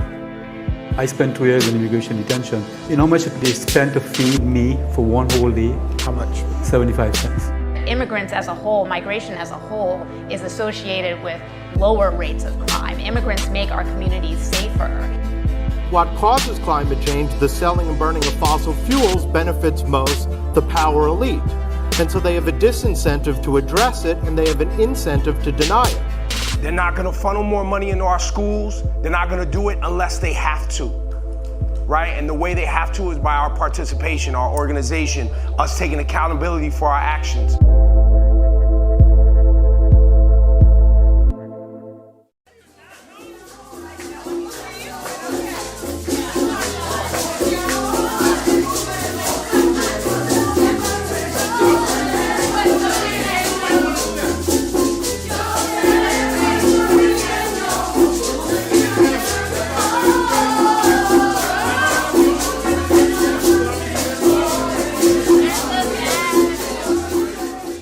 Because I'm of the belief that cooking is a form of alchemy in the way that we take a certain set of ingredients and transform them into something else.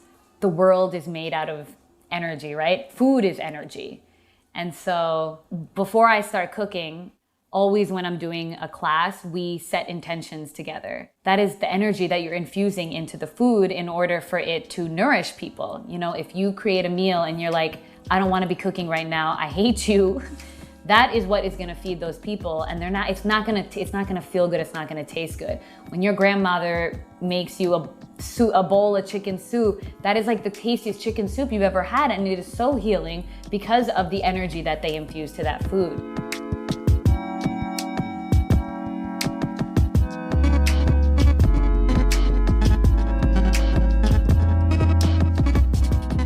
I live in the south side of Williamsburg, Brooklyn, New York, and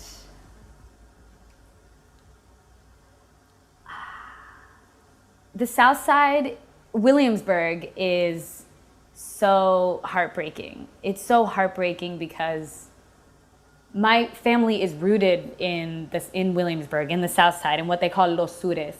And my entire family has actually moved from Los Sures and has gone to other parts of the country because either it's no longer affordable or because they're at a place where they don't want to live in the apartments that they're living anymore. And it's so heartbreaking because the gentrification in Williamsburg is alarming. It's amazing how I could be doing outreach for an event that we're doing at El Puente, and I could run into someone who's asking for directions, and then he'll ask me where my family's from, and I'll tell him I'm Puerto Rican, or I'll tell him about the organization, and he will say to me, I didn't even know there was people here before like we got here. Liberation cuisine is an effort to feed the revolution. This is an effort to feed the liberation of our people, mind, body, and soul.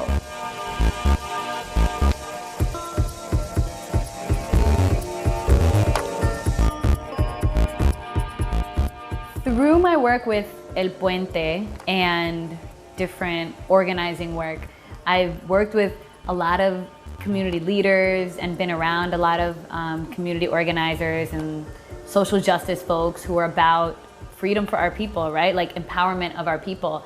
And I was seeing how much folks are really pushing themselves to the edge, like really pushing themselves to a point where then they crash and then they're like out of work, out of commission for a week or longer sometimes, and then push again.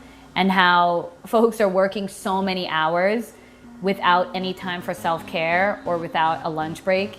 And for me, liberation cuisine is a way of integrating my deep belief that food is healing and so necessary, and my passion for community organizing and social justice movements.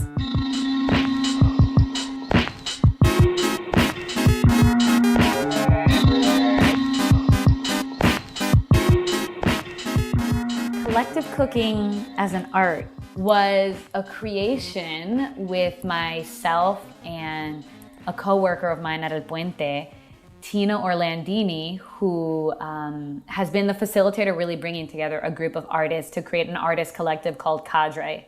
And they've been meeting really consistently, really beautiful group of people who are about doing their art together, sharing their art, sharing resources, especially in the south side of Williamsburg, saying this space is open or this grant is open and we're gonna support each other.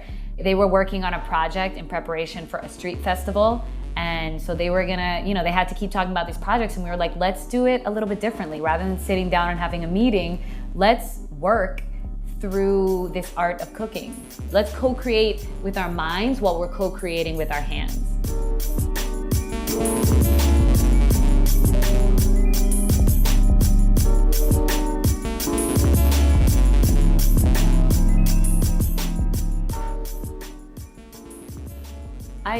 I think it's also really important to acknowledge the folks in Puerto Rico that are really committed to the land and really committed to the success of the island.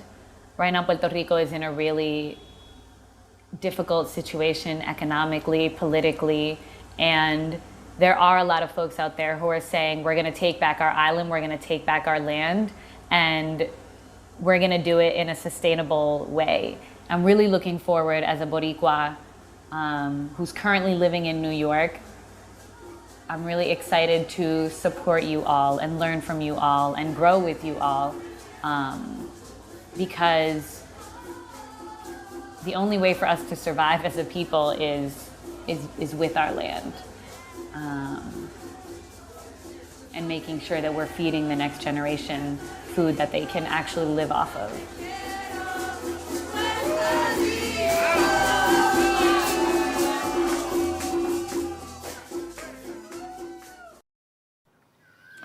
So, when you are doing inventory, it is very important to double count so you don't miss anything. Dad, I got it. You have to listen. This is all hard work. There is no divine intervention. There aren't any miracles in owning a bar that serves breakfast food. Dad, I know.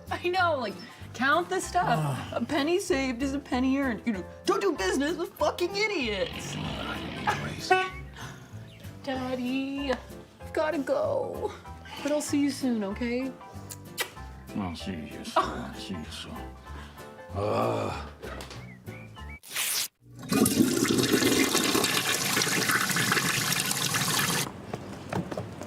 Fuck.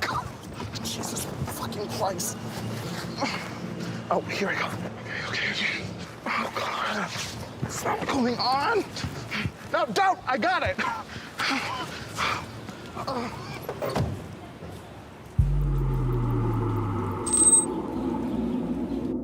And I can't think of any good reason why you would allow someone to look at the space in terms of buying it Unless you're trying to end this faster. Because you want to. I just answered the phone. Yeah, so said every traitor in history. So said Benedict Arnold, probably, because now I see you're not my best friend. We aren't gonna buy houses next to each other, and we aren't gonna raise our kids together, and we're not gonna happen after this. You're fired.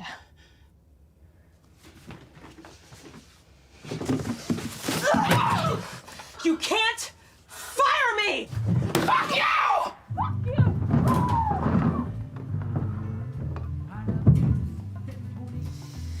¿Sabe qué, gordito?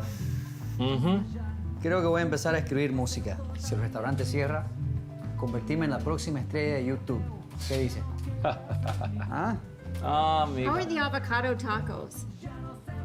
Oh, no. We stopped having that a long time ago. No. Oh, no tacos, amigo. ¿O sabe lo que puedo hacer? Puedo dar clases de guitarra para niños, enseñar al próximo Justin Bieber, ser un gerente de talento. Eres demasiado flojo. No, puedo ser flojo y ser un manager. Por lo que sé, lo único que hacen los managers es mandar mensajes de texto, ¿no? Y yo ya soy bueno para eso. Ahí sí estamos de acuerdo. You're right. Salud. Well, it's true. You do look like a burglar or Catwoman. Oh, wow, that's so nice. I love Halle Berry. Whoa. Come on. Oh, it doesn't really breathe, though. Why don't you just wear a big striped t-shirt or a hoodie? All the bombers do. But I'm not a bomber. I'm a robber. Oh, God, it's all wrong. Oh. All right. Which one? Bang? Or like bang, bang? Dude, I don't fucking know. Actually, yes, I do. Bang, bang. Oh, dude, my customer's almost ready. Let me try one more outfit. God, I'm so fucking mad! I feel like a guy when technology isn't working. Like, I'm not gonna hit you, but I'm gonna hit everything else. Well, now you see how I feel. I'm not gonna play your girlfriend being like, the computer will start again, so calm the fuck down. I'm trying! I'm trying to fix it! Fuck you! Your idea is to stage a robbery! Yeah, that's my idea, babe! That's the plan, honey! Stop throwing things! These are important documents! Fuck you! Fuck your document! Oh, I hate having to watch you! Oh, please! You get off on mothering me! You're wrong! I am going! Oh, good! You know what? Get the fuck out! Oh, yeah, I'm going now! Yeah! Get the fuck out! God! ¿Sabe qué? Nunca más me vuelvo a comprometer a un trabajo así. Sí. El problema es la lealtad. Exactamente. Una vez que uno se dedica a hacer un trabajo, se acabó. Y es por eso que nunca voy a estar en una relación. Es estúpido decir eso. Oh, ¿cómo que estúpido, gordito? Soy sobrino, pero no soy estúpido. Hello. Hi. How can we help? Well, how about the braised beef sliders? Oh, hey, we don't have that either. Gordito, why don't you cross off all the items of the menu that we don't have? Sí, claro. Yes. And the Mai Tais are on us. Salud. Excuse me. No, we don't have this one. Oh. And this one. Oh. Oh, God, I feel so fat. Omar made me feel so shitty yesterday. Chris, I gotta tell you, I'm giving horrible service to the 2 customers still inside.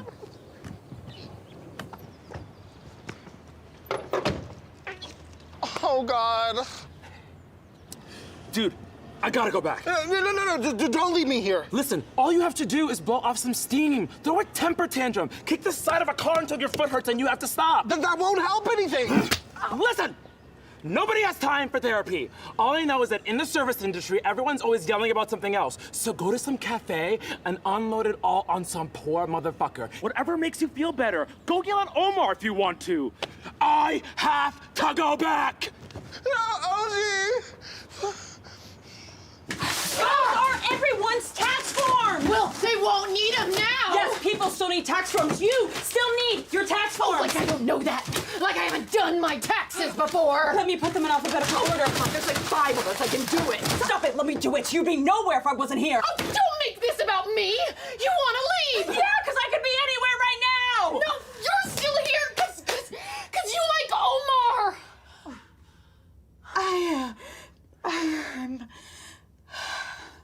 I'm not into Omar. Yes. Yes, you are. Omar! No, you called me ugly in public yesterday, so I can't yell at the other motherfuckers on the other end of my text, so it's you. You're the fucking person, so fucking call me to cancel, fucking don't jerk me around, and fucking say sorry for calling me ugly! I'm sorry. Okay? I'm sorry. Thank you. I really needed to hear that right now.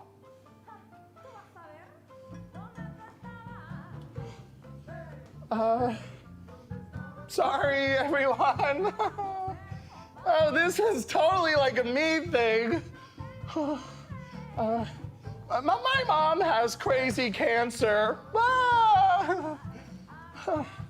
Sorry for being like so yelly. They're from out of town. Is this the way all New Yorkers are? Wow, everyone has been so angry. I mean, wow, this is really amazing. It's gonna work. I know.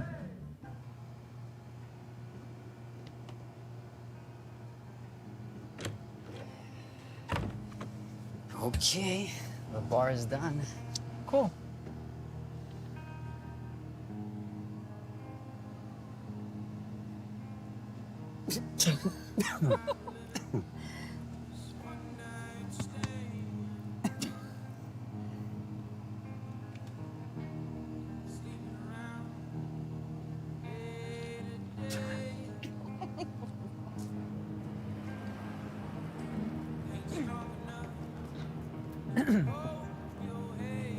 So are you going home? Are you going home? Oh, you're making fun of me? I'm not. I'm not. It's just, where else would I be going? I don't know. I just thought maybe you'd want to, like, watch a sports game or something. Oh, sports. Yeah. Yeah. I'm just making conversation. I don't, you know, I don't have any other thoughts in my head. You want to come to my place? It's so cute. We can watch your TV. I don't know. I've fallen for that before. I'm not going to fall for that again. I don't need to brag. Shut up. What? I'm sorry. I don't.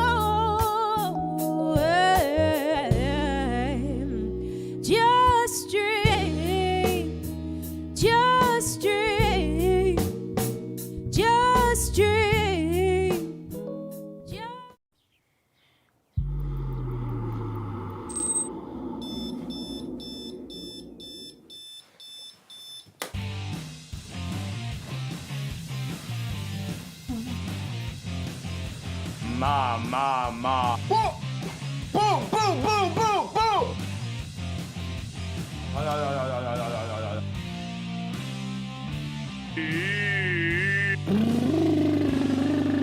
Yeah.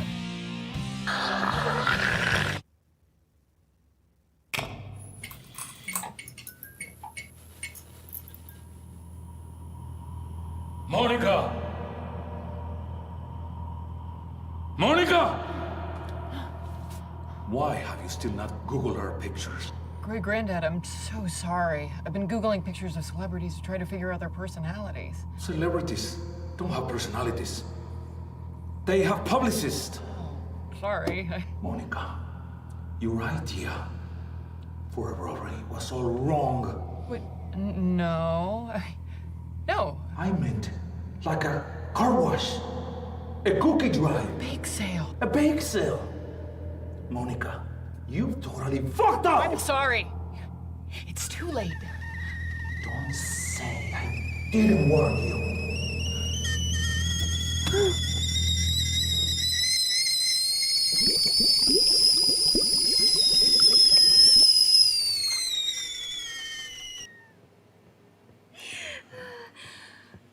Oh, hi. Congressman Peters? Hey, sorry, we just, we're really hungry, so we let ourselves in. Are y'all open for business? If not, we could wait outside until you are, right? Oh, yeah, sure.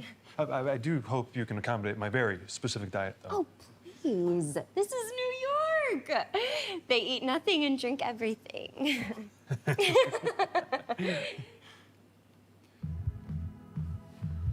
OG is running a little late, so you get me. Oh, well, I always prefer a female waiter. So many would. Shit, I forgot to brush my teeth.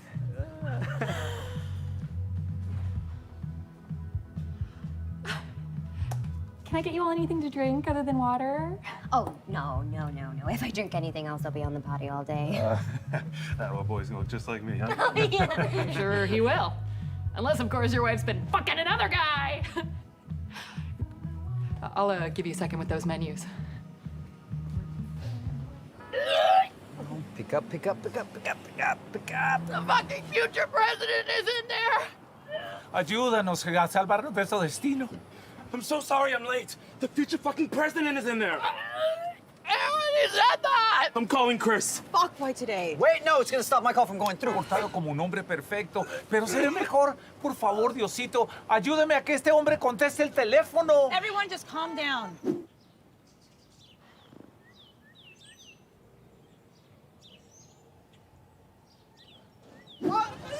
Rush Murder to reach him, get the ship drink! Dude, what the fuck? That's not a fucking go phone. God, get the fucking horse! Fine! Chris!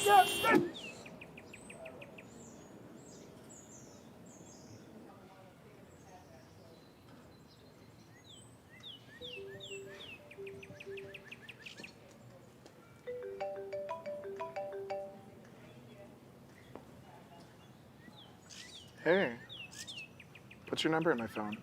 No,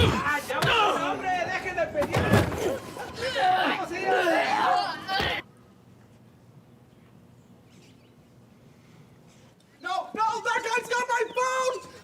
I'm the robber today! God! OG, get off. Oh my God, we need to stop this robbery from happening. Everyone just calm the fuck down. OG, go outside. Monica, you keep waiting at the tables. Oh my God, I'm out the door. This is gonna be fine. We're great. What the fuck do I do? Just pretend to do work like you always do. We're gonna be great. I think I'll do the farmer's breakfast. Steak well done, please. I love medium rare, but I can't risk it with the little one on the way. Oh, how far along are you? Any day now. Can't you tell? I'm not really clear on the stages of pregnancy. Well, it's very exciting because we have a history of failed pregnancies. Don't tell me this.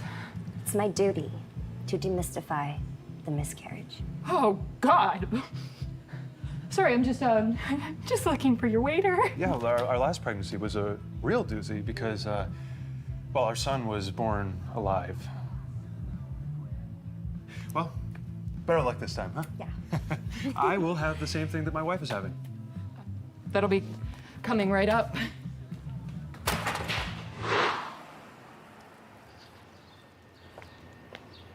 No! Oh! Ah! Help! Help! Please! Yo, I see you, but I can't help you right now. I'm trying to stop my friend from coming into this restaurant. I'm a casting director. Nobody will miss me if you don't help. Oh, God. Oh, God, please don't tell me that.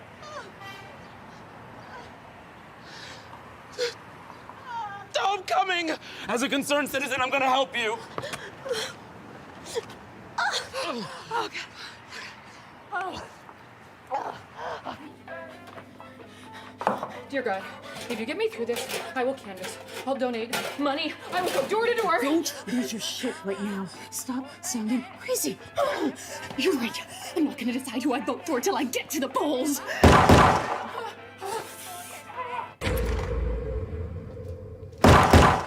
Everyone get down on the fucking ground! Come the fuck on fucking down! Take the money out of the register and put it in the briefcase. Well, I guess we're doing it. Please, sir, I have a son. Oh, we all have kids, man. We all have kids. Put the money in the briefcase. Everyone take him seriously. He has a gun. Don't test me, bitch. Please, just take the money and leave. Hello, may I see a menu, please? Oh, certainly. Thank you.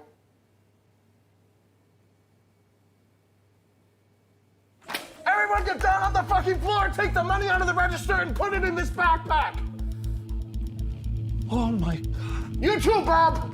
Please, sir, I have a son. Wait, no, dude, no fair. I'm the one holding this place up. Whoa! Who the fuck are you, I'm the motherfucker? guy holding this place up. No, dude, I'm the one holding this place up. No, dude, I saw it first.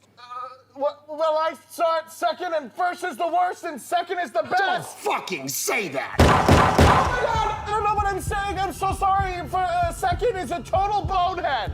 Oh, oh no. Oh no. No, not now. Not now. Oh.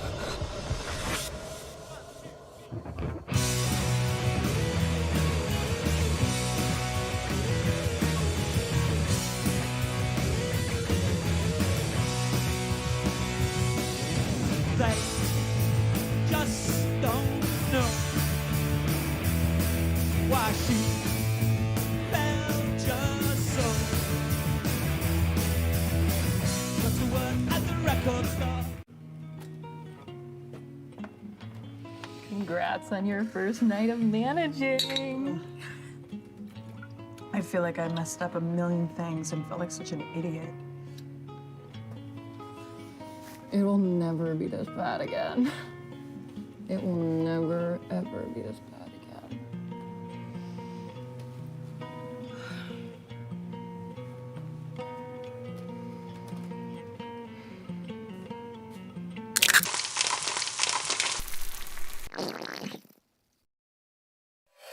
What the fuck are you doing here? Well, I was planning on holding this place up, but it's becoming clear to me I need to take my business elsewhere. Are you gay, bro? I don't even know what that word means. Do not fuck with me. Oh, fuck. Oh, I'm sorry. It's my fault. I should have drank more water before my hot yoga class. Please, you have to hydrate. Fuck, let me try to get you a cab. No one will miss me if I die. I spent my whole life looking at headshots to put them on broadcast TV. Please don't tell me that. I'm an actor. I get what you do. God, why is it so hard to find a cab in Brooklyn? I need to make a car payment, so I need that amount of money. Fuck! I knew that wasn't far-fetched. Listen, I just want to walk through that door and go home. And I don't know if you rob by trade or if this is like a freelance gig, which, congrats if you can make money as a freelancer, because I know it's really hard. Oh, God. Look, they say in this situation I need to just tell you facts in order to get your empathy. Well, my mom's name's Emil, and she moved from Germany to Williamsburg and is currently dying. And I only have a few weeks to find someone to fall in love with before she goes. You're a fucking cop, aren't you? Oh, my God, no. I only know the Miranda rights because of my improv background. Fuck improv. Show me your fucking face. Leave him alone, motherfucker!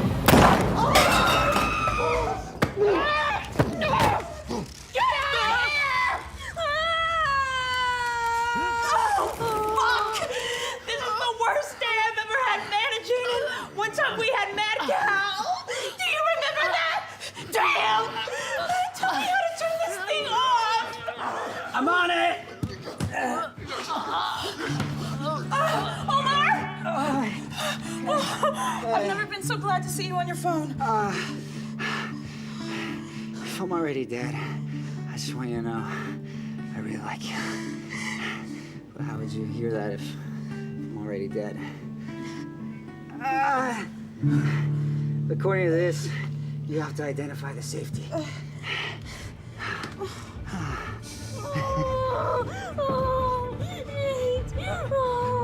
It's going to be fine. It's going to be fine. You don't know that. Oh, it's true. I'm lying. Oh, but let's pretend I'm right. You bitch! I had this all under control. Joke's on you, because it's such a relief to go.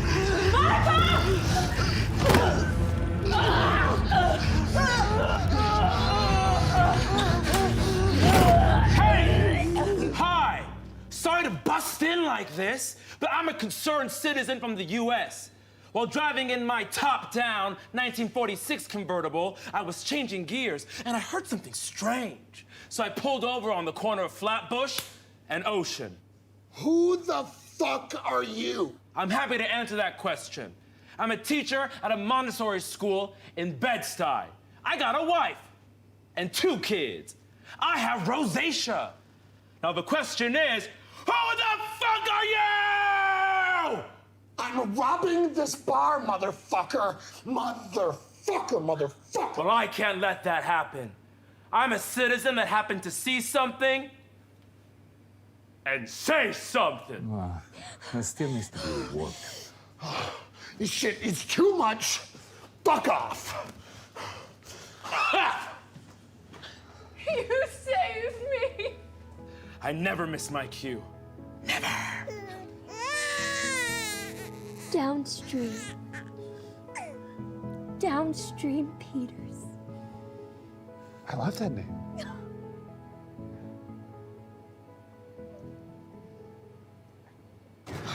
So we really appreciate y'all being willing to give this thing a, hush hush. Oh. Yeah, we just really want to avoid the media blitz. Oh, we were only too happy to knock all the police. I mean, we didn't want that attention either. No. Look, I know it's not much, but just thank you. Wow. Wow.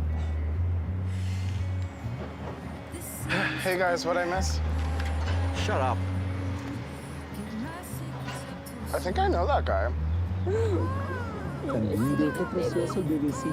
can't thank you enough. Hello? Oji, it's me from casting. Hi.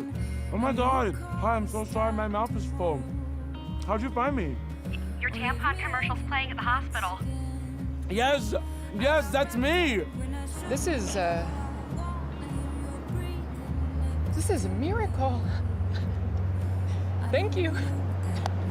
Thank you, GGG grandfather. Okay, I have to be honest, I'm not totally sure what's happening here, but wow, female emotions are really hard to understand. Hey, don't I know you from somewhere? Yeah. Wow, you look much better than you did with those flyers. Yeah, I just had a near-death experience. Oh my God. Tell me all about it. You look great in there. You too. I had no idea that someone who was so good at spreadsheets could be so good at handling an emergency. Me neither. If I had known, I'd gone into medical.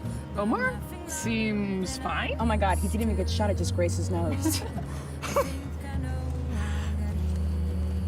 Hey, look at this shit. Oh my God, no fucking way. I'll put this in the safe. Wow, I can't believe it. Yeah, I know. Like, oh my God! My afterlife is gonna be so karmatically fucked, but like, thank God. I mean, just, thank God.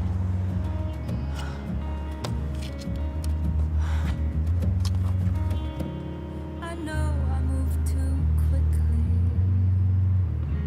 I laid my heart out bare. Please tell me you feel something.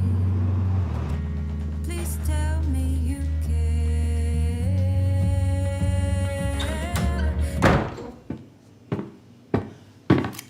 I almost got away with it, bitch. Times were tough, so I sold my soul. And I don't think I'll ever regain control. Devil looked me in the eye, now I look the other way. What else could I do? I just stood at the doorway and you. I'd rather be drunk with you. I'd rather be drunk, but I'm caught outside the bar talking to a blues.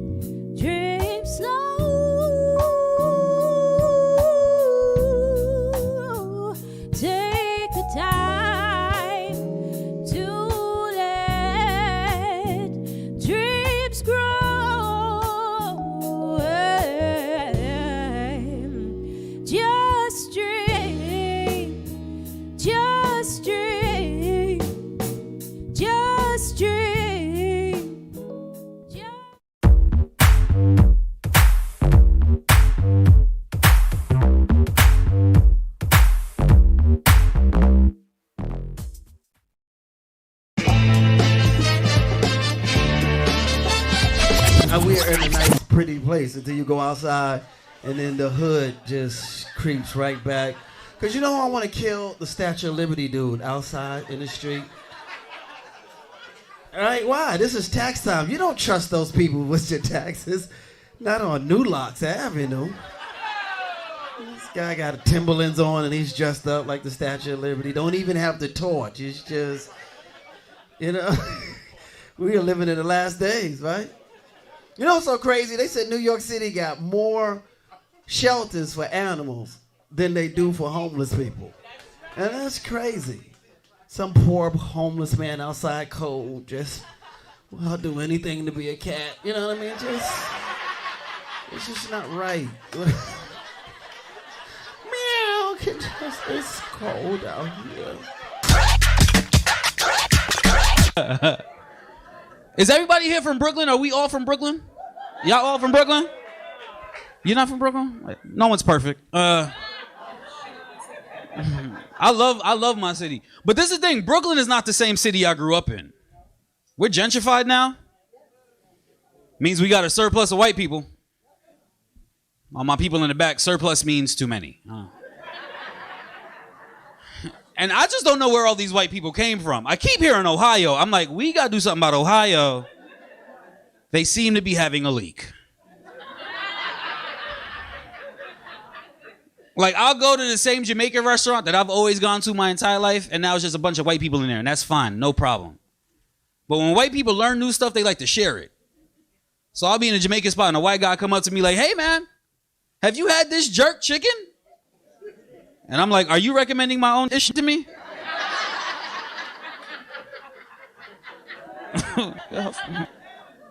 But the very next thing that they gotta learn about the Jamaican restaurant is that customer service is not a thing in Jamaican culture.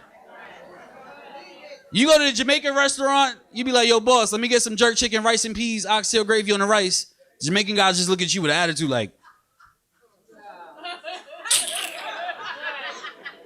me, I think about it. Like, the hell is it to think about, Trevor? Like, go get me my food so I can leave.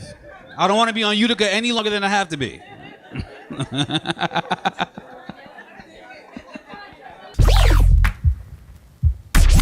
I always, ever since I moved to Brooklyn, I've only been able to afford the hood. That's it, only the hood. My first dead body I saw was in Flatbush. Like, I've seen dead bodies before. You know what I'm saying? At a funeral, your cousin died, your uncle died, whatever. But you know, regular everyday stuff.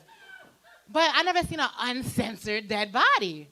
Like, I was taken aback. I'm like, oh, okay. This is something new. All right. This is something new. I'm walking to the train on my way to work. I'm late, matter of fact. On the way to work, I see the dead body. I'm like, oh, damn, I don't got no time for this. I gotta go to work. I'm like, you know what, let me call the police. 911, what's your emergency? Hi, I'd like to report a dead body on 25th and Newkirk. Okay, and what is your location? Well, I'm about to jump on this 2 train, but y'all can find a body on 25th and Newkirk. All right, well, ma'am, we need you to stand by to give your statement to the officer. Statement? So I told you there's a dead body on 25th and Newkirk. What else? I ain't got nothing else for you. That's it. That's all I know. They always trying to get you involved in something, right? They always want you. Yeah. Want us to call you back? No, I'm blocking y'all. I'm blocking 911. Yes. I don't want y'all calling me. Nah, son. Nah, I don't want none of that. Always trying to get you involved in something. Always, y'all. But Brooklyn, we were doing shows. Brooklyn cats were sitting right in the front row. They wasn't laughing at ish. Cause this comedy ish, it was new. So you got these niggas sitting right in the front row. Thug a fuck out. Yo, son, this nigga trying to make me laugh, yo. Yo, if I giggle, I'm gonna straight murder this cat. He's trying to make me feel good inside. Yo. And they never came by themselves. There's always a group of these cats that just got home dudes. You know they just got home. These cats don't got no social skills. Yo, you always murdering cats. Let me rape this cat. I gotta. Look at his lips, yo. Yo, he's raping cats. I'm a lollipop this cat. That's what I go. Good night, ladies and gentlemen. You ain't gonna lollipop me in public. That's a different type of rape. I gotta go home to kids. I can't go home and I got lollipop. Why, Dad, you walking like that? Because I got lollipop. Go the fuck to sleep. The fuck I'm still doing up.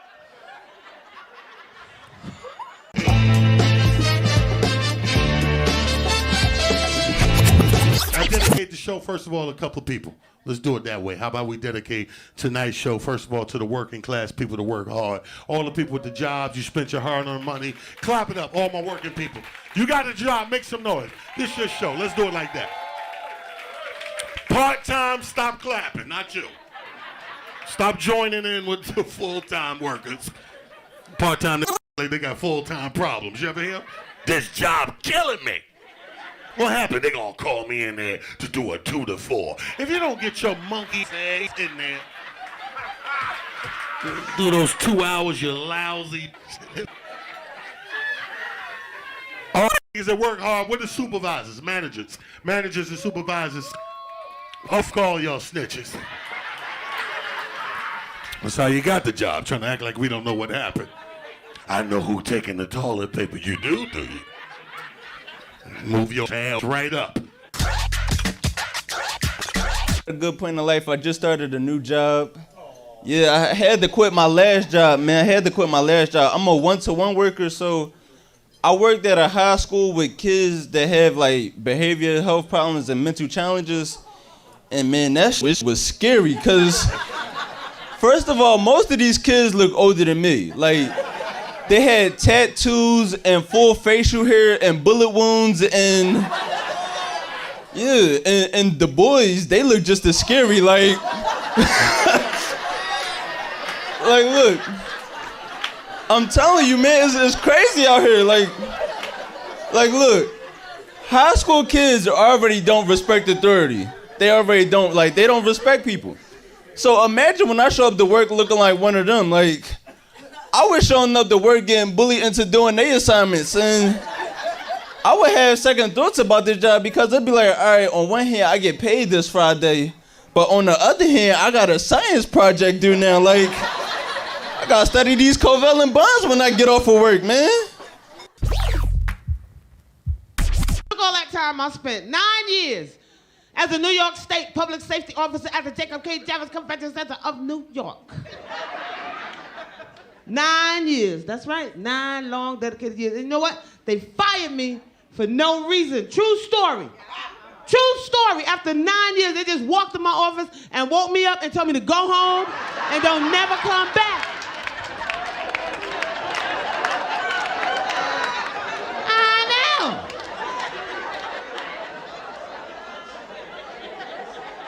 I was like, you sound preposterous. I wasn't even sleeping. The building was closed. I was closed too. Unbelievable. I had to get a job coming out here, man. I had to become an Uberer. Y'all know what Uber is, man. Anybody take Uber in here? Well, it's convenient. I ain't gonna lie, I be getting low ratings sometimes though, man. I be kind of high when I be taking the passengers home. I pulled up to my house. I forgot the dude was back there. I say, hey, man, what did you get in my back seat, man? I'm like, man, don't shoot me, man. Just take what you need. He was high, too. He thought I kidnapped him. He like, man, I don't know how I got in here, man. I'm like, man, I don't know what's going on right now, but I got the munchies, man. Let's go get something to eat. We sat up front, smoked another blunt. We friends on Facebook. I'm like...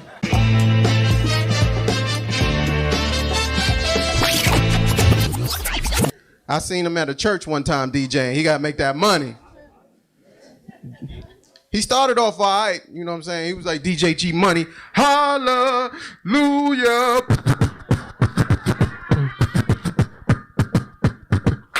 This is the day. This is the day. Where the pop, baby, the pop, I will read your, I will read, baby.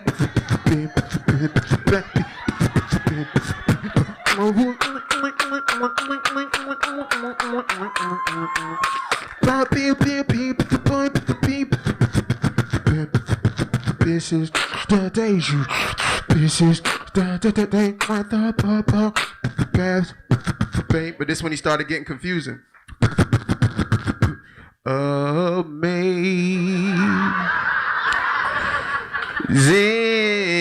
grace.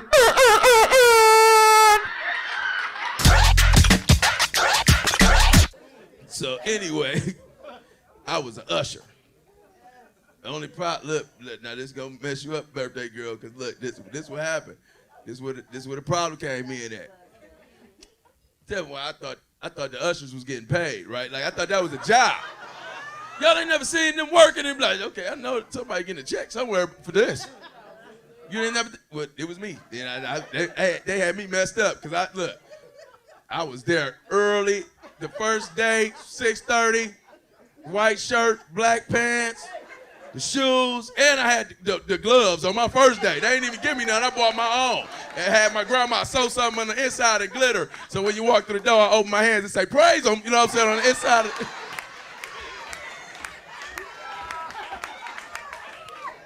on the inside of the gloves. Like, cause look, I'm thinking human resources watching me. You know what I'm saying? So I'm trying to expand in the company.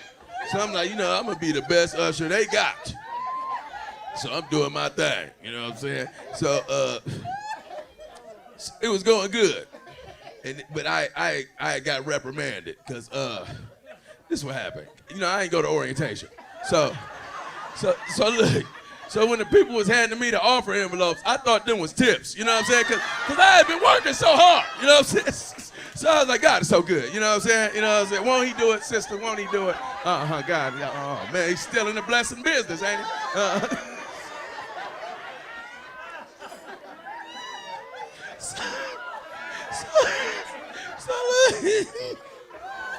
So I done racked up, you know what I'm saying? So I was straight until they caught me in the break room talking to my friends. I'm bragging like, boy, you need to come up here and work at the church, boy. I'm trying to tell you, I just made 900 in one service, yes.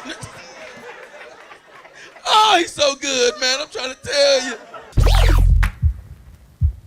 Listen, the last time I was here, I went to Thug Life Missionary Baptist.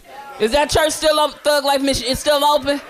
Yeah, it was really a nice church. It was like youth day, and the kids were singing, but they were singing like secular music, but they really wasn't singing secular music. They was like changing it to Jesus songs, you know what I'm saying? Like the one little song was like, it was like, Jesus, Jesus. Little boy was doing the solo. He came out like, Jesus, Jesus, Jesus, Jesus. And little boy was like, Satan scared, Satan scared. Satan acting like a punk, he scared. I was like, I'm scared.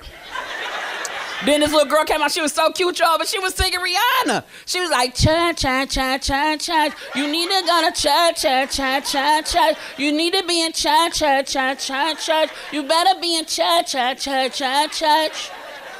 Serve him, he deserve it. You better figure out your purpose. You better know that God is worth it. You better stop hanging with them serpents. I was like, what? Then another little ass girl came out. She was like, now watch me whip. Now watch me pray, pray.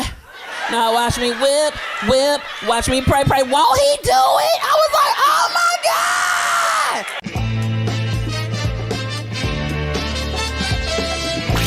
Trying to find a man, or my friends trying to help me find somebody, and they was always looking in the wrong places, calling me saying dumb ish. Talking about, girl, you should go up to the dollar store and look at that cute dude that's working security up there. He look good as hell. I'm thinking about saying something to him. I said, I ain't going up there looking at him. I ain't wasting my gas. She talking about, see, that's what's wrong with you.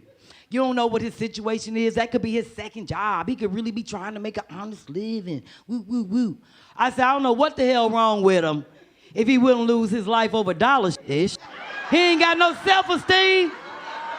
I don't even know what the hell you gotta protect in the dollar store. How much do a person gotta steal out the dollar store for you to stop them? They gotta have like 10,000 pencils. You be like, nigga, I'll see you with the pills. You better put the pencils back. I don't even know what you talk about when the person come home from work. Babe, I saw a brother trying to put a broom down. I'm like, put the broom back, put the broom back. You ain't gonna fight nobody, help no dollar broom. They be calling me. My friends wonder why I smoke weed. Painful being single, ladies. I get it. I'm single and I'm lonely. I do like lonely girl stuff, like I don't pay my bills just so my phone could ring. Yeah, because they be calling you from long distance numbers, making you feel real special and whatnot. Like the other day, my phone rung. It was like, brrr, brrr. I'm like, who's calling me? Brrr, Iowa? He was like, hello, may I speak to Agent Bennett? I was like, this is she?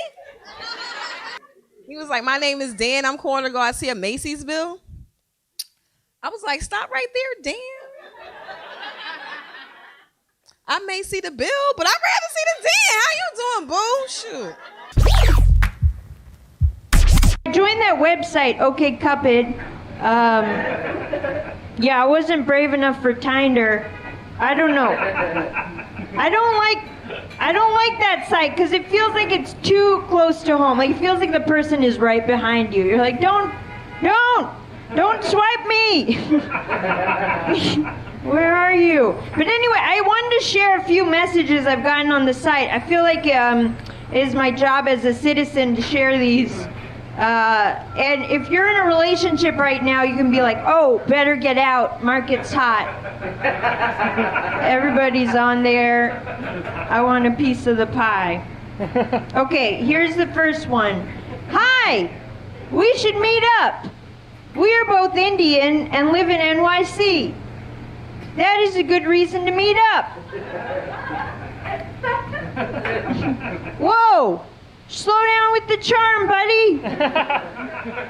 You're like a poet of census information.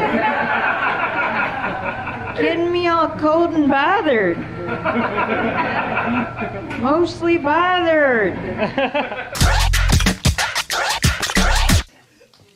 They got women doing so much stuff. Men are doing stuff too. I snoop. I go on lots of first dates. Meaning I don't get many seconds. But I snoop. I like to snoop. I go in the cabinet and I see the Just for Men. You know what that is? That's hair dye. He's bald. So what are you dyeing? About that time his robe comes open. You've had over 1 million downloads. You have gone platinum. He says, that is knowledge. That is a tree of knowledge with a low-hanging fruit. Eve would not have taken a bite of that apple. Wish would have been different.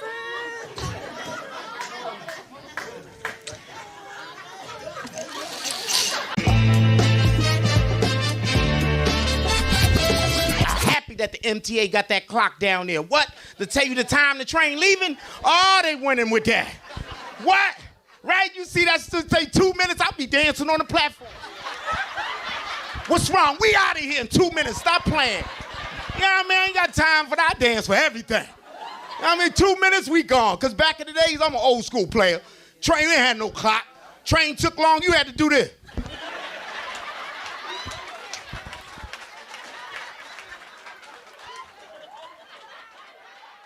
You ever seen a professional train rider? Oh my God. I seen a professional one day. He was on a 3 train. I knew he was a professional because he'd been on the train 22, boom, doom, and he was asleep but knew it stopped. He was with his mouth open, boom, doom, boom, doom, boom, doom. That's a boom, doom.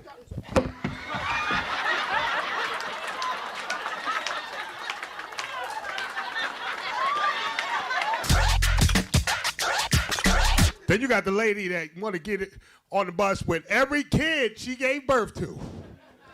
And whatever she bought for Walmart is getting on that motherfucking bus. What size it is? Excuse me. Let's get Tashawn. Tashawn, get your black ass over here. Help your brother bring that damn couch on this bus. Excuse me. Everybody knees bleeding like a mother. Excuse me. Excuse me. Excuse me. Crazy in the back. Crazy in the back. Ah! Should have got that shit delivered. Ah! like, and I'm not worried about anything else. I just wish they gave a description of the riders that you was riding with rather than a picture. Like, I want to see the person, you know, that I'm riding with. Like, imagine you was riding with a killer for $3.22. I mean, I'ma still ride with the killer. I just want to know. For $3.22, you can't beat that. But I got in the Uber pool last week, and a van pulled up outside. A van. I was like, a van is outside? Like, I never seen a van in a good scenario, so I didn't know if I should do it or not. But I was like, for $3, I'm gonna go get in the car. And when I went to get in the car, the van door slid open, and it was 5 other people in the van. I was like, this is not an Uber pool, sir. This is an Uber field trip. Where are we going? We went to somebody's house, somebody's job. We was taking pictures on Snapchat. The lady in the back put out a bottle of Hennessy. She started passing out shots. I was like, for $3? Drop me off last. This is a good time. You can't beat this. The security makes no sense at the airport. Next time you go to the airport, I want you to look for this. As you're going through the TSA checkpoint, there's a sign there. This is what it says. No flammable liquids, firearms, or explosives. Beyond this point.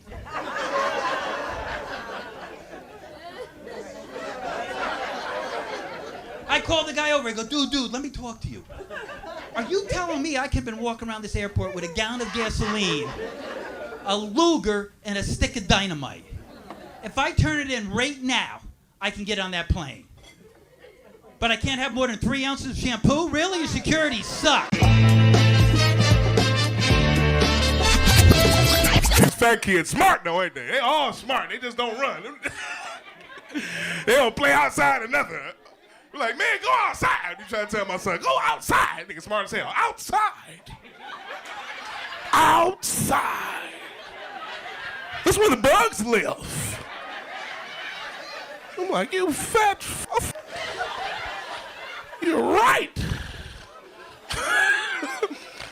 He was trying to talk smart like that make up for his fatness. Father, I was wondering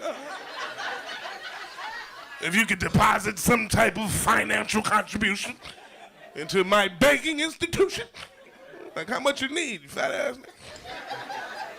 He was when he was little, he used to ask for candy the same way. Father, I was wondering if at this particular juncture of the evening, might you see it fit that a young lad such as myself might be able to partake in a Snicker bar, perhaps? Like, shit, take 2. You asked for that like a genius. Babies are losers. Then they come out and they can't. You ever heard your mother say, when you talk to me, look me in the eye. Don't be putting your head down. Babies can't even look you in the eye without you holding up their big head, because their head is... babies are losers. They can't sit up. They can't cook nothing for themselves.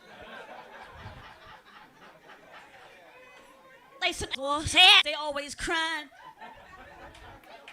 And then the brothers be like, what's wrong, baby? How was your day? How was my day? I was with this dream-killing, non-talking loser holding up his tank dome. He got your big ass head. I've been holding your big earth science ass head, son, up all day. My arm is numb. Don't hug me, Tony. Get off me, Tony. Make some noise. You got pretty kids, smart kids, intelligent kids. Make some noise. Yeah, I got 2 kids. I got a little boy and a little girl. I hate playing with my daughter. It's not fun. She plays games on like she plays Tea Party. What's Tea Party? I'm gonna sit at the table 2 feet off the ground getting cramps in my chest. It's me. She's sitting here and it's Pooh Bear, but Pooh Bear's facing that way. I'm like, why Pooh Bear can't look? I don't understand why he can't watch. She like, he ain't bring nothing. Mind your business. Playing that, we playing house. What's house? You mean you want me to sit there and pretend to do all this shit I did yesterday? I'm not about to rotate tires in your imagination. Are you crazy? Say, Daddy, I want to play house. I said, baby, what are the rules? He said, okay, I'm going to be the mom. He said, let me guess. I'm going to be the daddy? She said, no, you're going to be the neighbor I buy cigarettes from. Like, why are we buying cigarettes in your mind? You can do better. Broken. The sad thing, we even playing house half the time. We play an apartment because she's struggling financially. She got 2 kids. I'm a grandfather. One baby is a bald-headed white Barbie doll.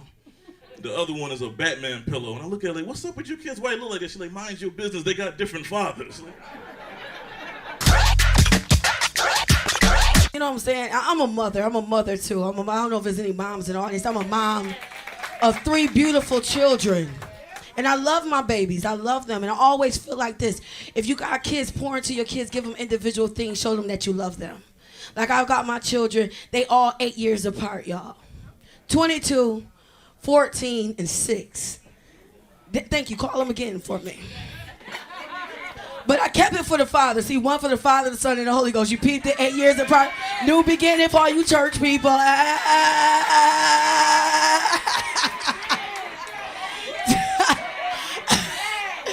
But the crazy thing about it is I gave my kids individual things. Like I gave them individual fathers.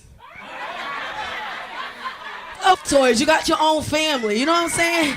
Got your own auntie, your own cousin. You ain't got to share shit. I'm looking out for my kids' future. You feel me?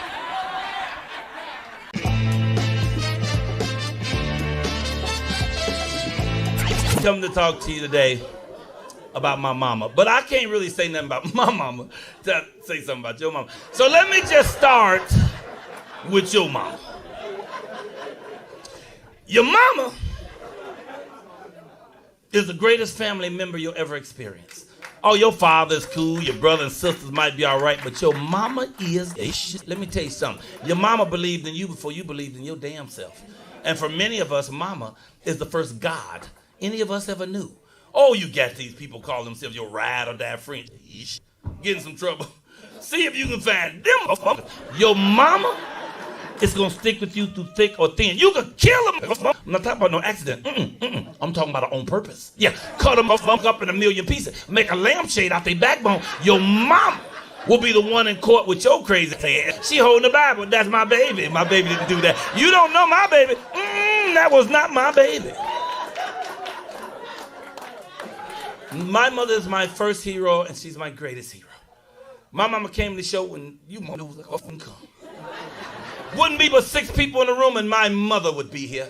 She'd sit over there and laugh for a while. She'd get up, move over there, sit down, laugh. Get up, move over there, sit down, laugh. Get up, move over there, sit down, laugh. Made this shit feel like a crowd. Anybody born and raised as an only child? Rough. My mother was 16 when she had me. She was in the 12th grade, I was in the 1st. She'd be up in her 12th grade class, I come out my baby class, now we ain't in the school fighting. We go home, we on punishment, we on bunk beds.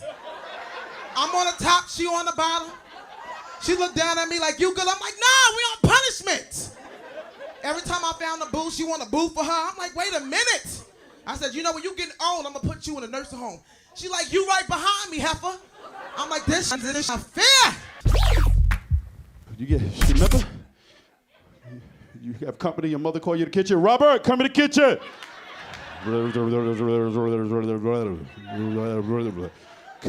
Come out the kitchen 2 minutes later. My mother said, we about to eat and you gotta leave.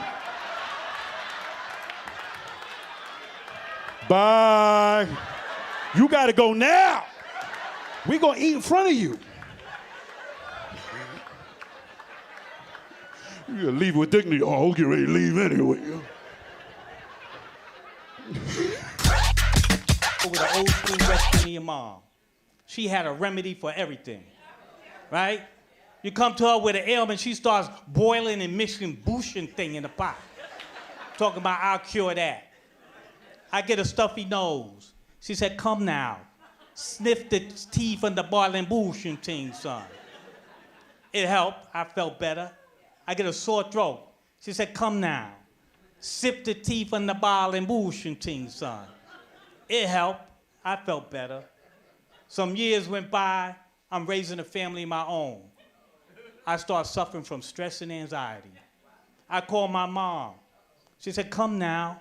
Time to smoke the bullshit thing, son.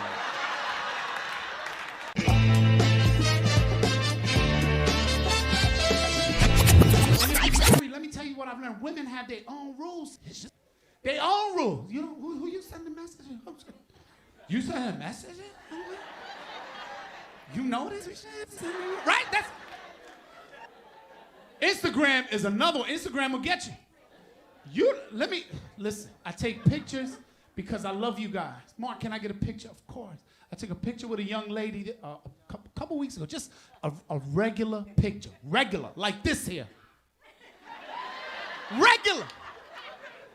She put, I love the show. You're my favorite comedian. I love you.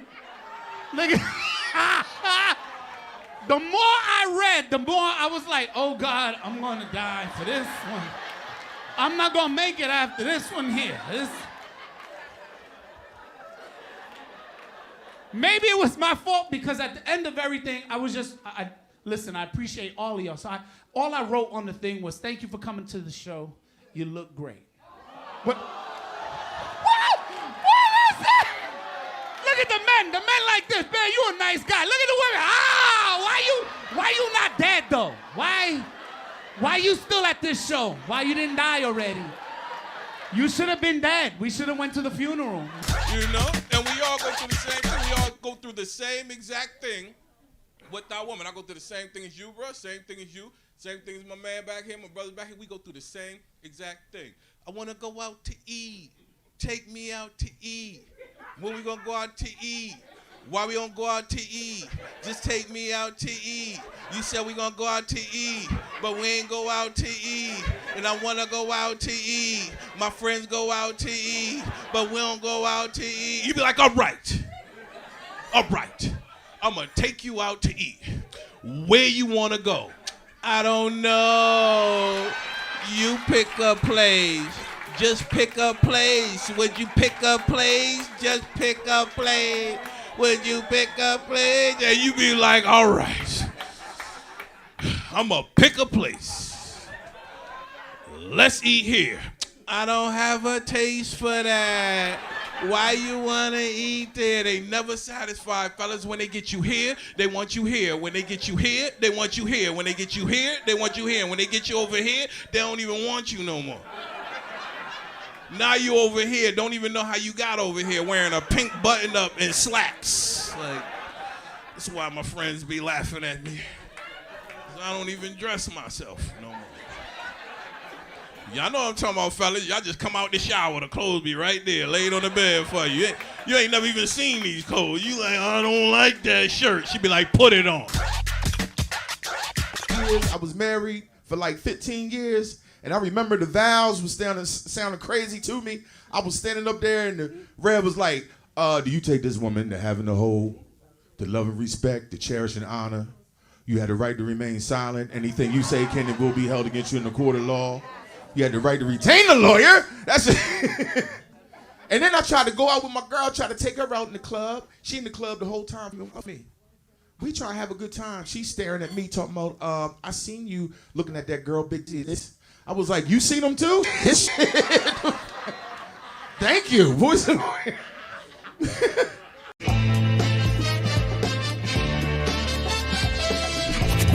Y'all getting money out here, man. I love it. I don't know if it's because, you know, all that immigrant blood flowing through your veins or because all this gentrification got the rent so high. Niggas in Brooklyn got 11 jobs each, and they don't even coincide. They don't even be congruent. Like my weed man got a degree in early childhood education. I'm like, y'all work hard. He is a school teacher and a drug dealer at the same damn time. I'm like, yo, get your money, black man, get your money. He do be getting on my nerves sometimes, though. He be getting on my nerves. I'll call him up like, yo, can I get an eighth? He'll say some teacher list. Like, I don't know. Can you? You be like, bro, may I have an eighth? What is... And put some extra in there. You getting on my nerves. He like, if I hook you up, I gotta hook everybody up. I'm like, you know what? I'm about to call up Boys and Girls High and get you fired because this don't even make no sense. See, I have to worry about that. I'm from Detroit originally, and in Detroit, we have medical marijuana. And I got a medical marijuana card. Now, when my friends found out I had a medical marijuana card, they looked at me, they was like, medical? Ain't shit wrong with you? I was like, and you're right, and there never will be.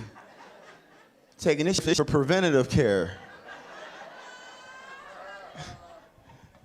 And it is preventative, by the way, right? It's preventative. Have you ever tried to be depressed and high at the same time? That damn shit's almost impossible.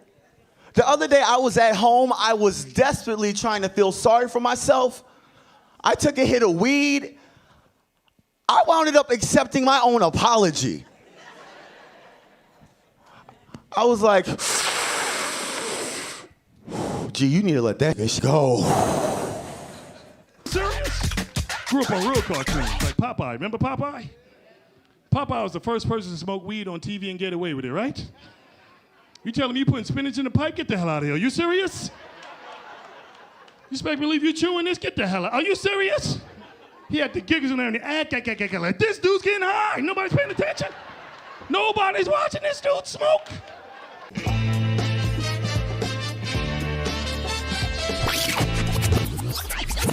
I'm just so happy I made it today.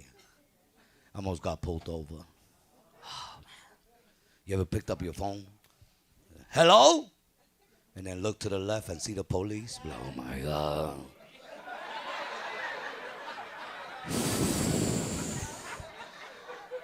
But I already said hello, so I had to think of something else, so I started singing. Is it me you're looking for? 'Cause I wonder what you say. And then the person was on the speaker. What happened? I started singing. I changed the song. Because the police is right there. And they looking at me to give me a ticket.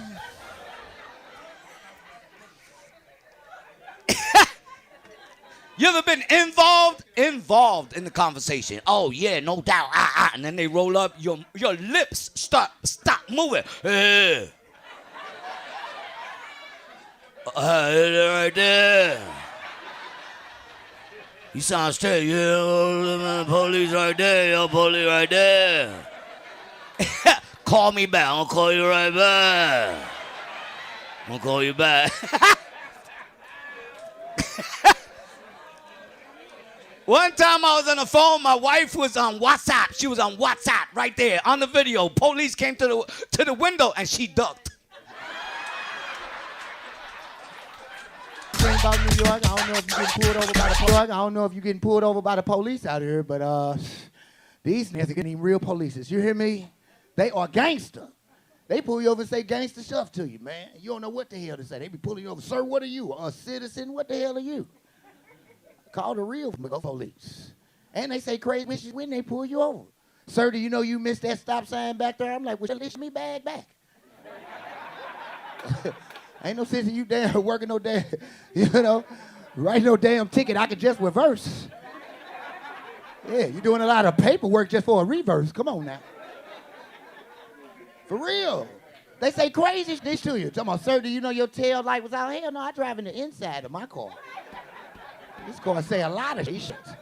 It say out of oil, out of gas. I say, but they saw no tail lights. And you know I'm black. I started asking for some black police. I'm like, sir, could you go get your manager? Yeah, I fucked the police up. They didn't even know they ain't had no manager. You were like, breaker one, do we got a manager? Yeah, I thought we had a chief. Ticket the other day.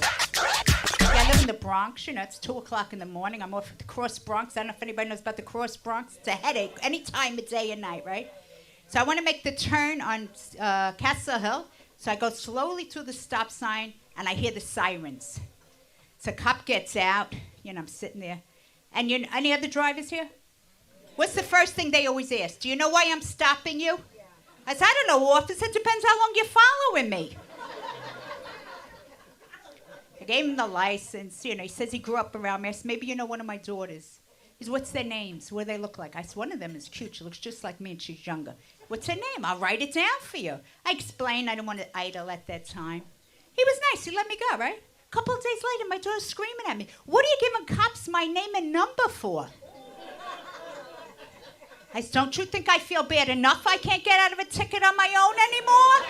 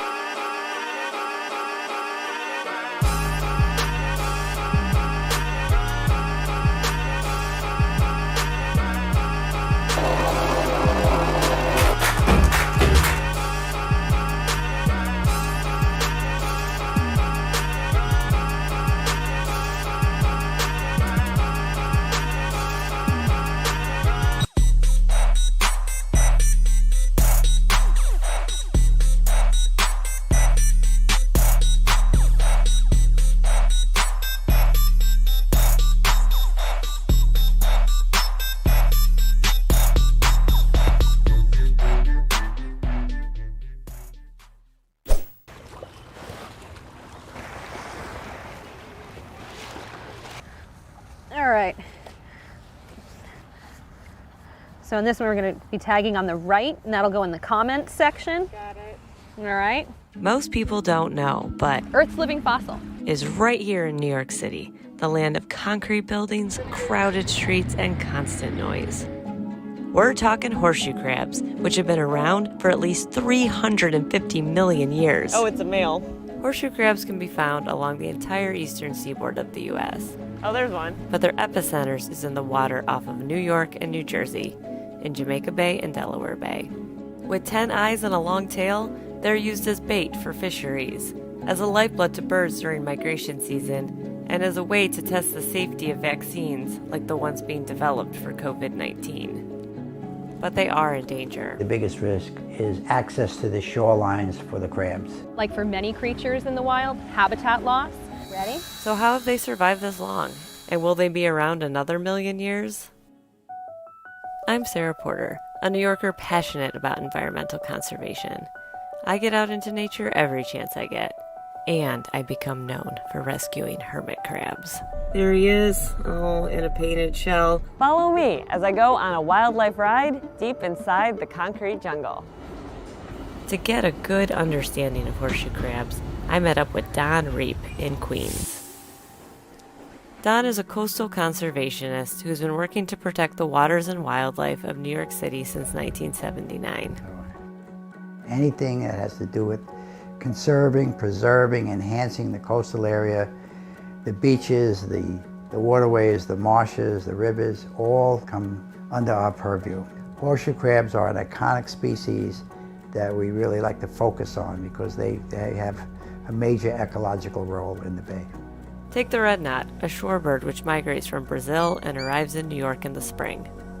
They feed voraciously on the horseshoe crab eggs to the point where they can double their weight in a week or two. And that enables them to fly a couple of thousand miles north where they breed. To track horseshoe crab numbers, teams of volunteers go out and count them, measure them, and tag them. Who's ready to measure? Who wants to measure? Ready to measure? Okay, come on, here you go. That's how I met Christine Neely, a science teacher and researcher who's been leading monitoring teams for nearly 8 years. The spawning survey and tagging initiative take place, they coincide with the horseshoe crab's mating season, which takes place in the new and full moons during May and June. Researchers like Christine are looking to track the population size and migration patterns of horseshoe crabs. Volunteers drill tags into the crabs for identification. I'm sorry, honey. For science. While I was out there, I caught some baby making in action. These two are having fun. Females might lay anywhere from upwards of 3,500 to 4,000 eggs per night, and depending on then what gets fertilized, and then the survival rate thereafter is usually much smaller numbers.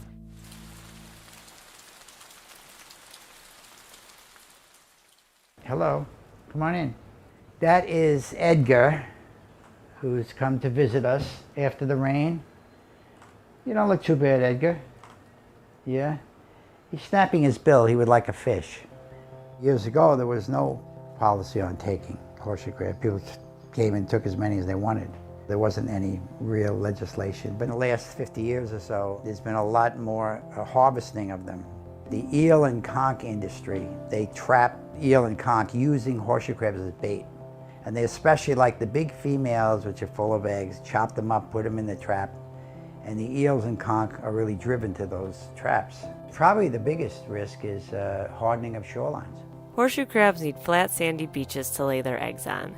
But increasing levels of coastal development, from townhouses to seawalls, have crowded out their natural habitats.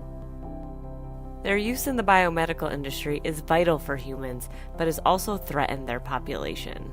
Ooh, what's coming out? What's coming out? That's some of their blood. They have a bluish copper-based blood, which when exposed to minute traces of bacteria will clot. So if you're getting a vaccination, you're getting a blood transfusion or something, you want to test it for its purity, you test for the element from the horseshoe crab. In fact, horseshoe crab blood is currently being used in vaccine development to battle COVID-19. Its blood contains a substance which can detect harmful toxins, helping researchers determine if the vaccine would be safe for humans. Let's say if you've ever known someone who's had a flu shot, a vaccine, a hip or a knee replacement, a pacemaker. All of these things have been tested by a horseshoe crab's blood somewhere along the supply chain. Unfortunately, these biomedical practices have led to a decline in the horseshoe crab population.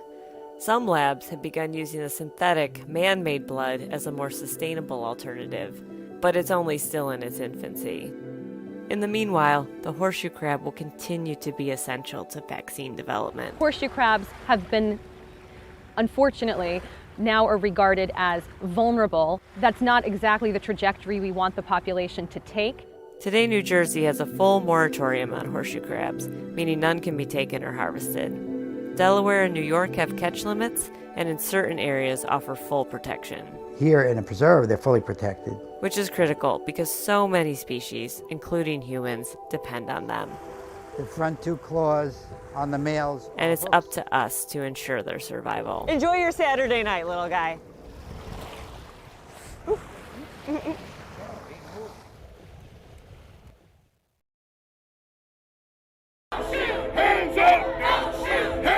For a blink moment in time, people are aware of what they're feeling every day. If you're going to restore and sustain a democracy, there must be an informed and engaged citizen. I spent 2 years in immigration detention. You know how much they spent to feed me for one whole day? How much? 75 cents. Immigrants as a whole, migration as a whole, is associated with lower rates of crime. Immigrants make our communities safer. What causes climate change, the selling and burning of fossil fuels, benefits most the power elite. And so they have a disincentive to address it, and they have an incentive to deny it. They're not going to funnel more money into our schools. They're not going to do it unless they have to, right? And the way they have to is by our participation, our organization, us taking accountability for our actions.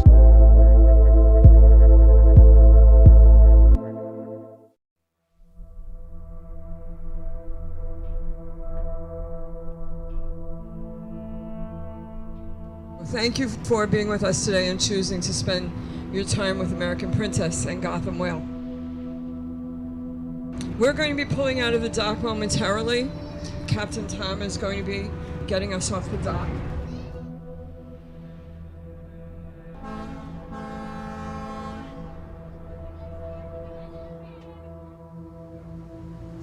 We're going out the inlet this morning, out of Rockaway Inlet, and then out to the Atlantic Ocean in search of the whales and dolphin.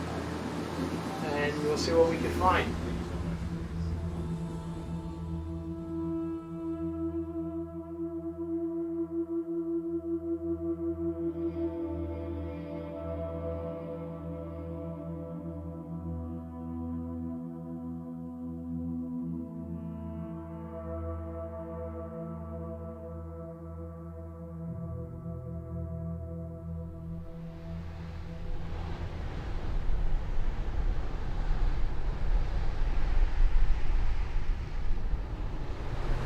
My father started the business in 1945 when he came back from World War II.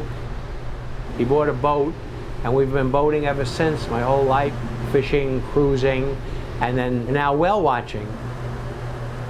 In the early 60s and 70s and right up to the 90s and 2000, there was very few whales. We would see one whale a year. The last 6 or 7 years, the waters have gotten a lot clearer, and there's been a tremendous increase in menhaden. Now, menhaden or bunker is a fish that the whales feed on.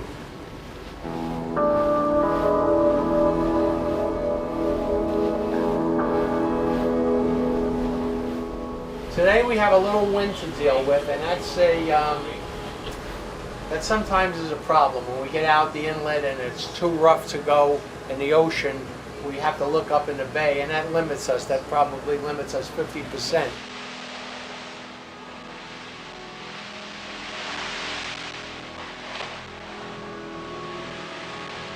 I'm going to need all of you today to have your eyes on the water to help me locate the whales.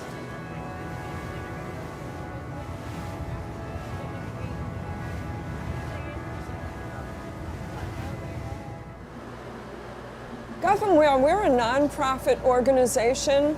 We do marine education, outreach, and research on humpback whales in the western New York Bight.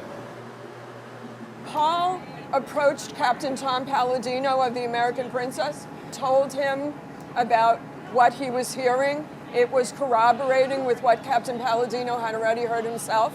And so they formed this partnership between the American Princess and Gotham Whale. They are our platform, and we are the research and education arm. We're the only group that is studying them, specifically reporting what we see, where we see it, when we see it, and we're accumulating that information to give an overall picture of where they are, what they're doing, and where they're likely to be in the future.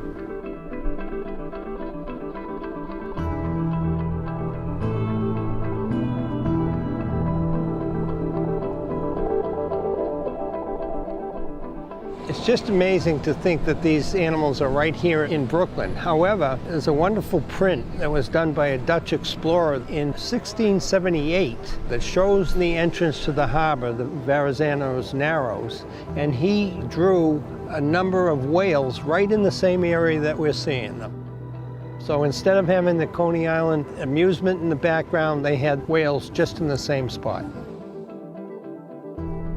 But of course, they were hunted out almost to extinction during the golden era of whaling.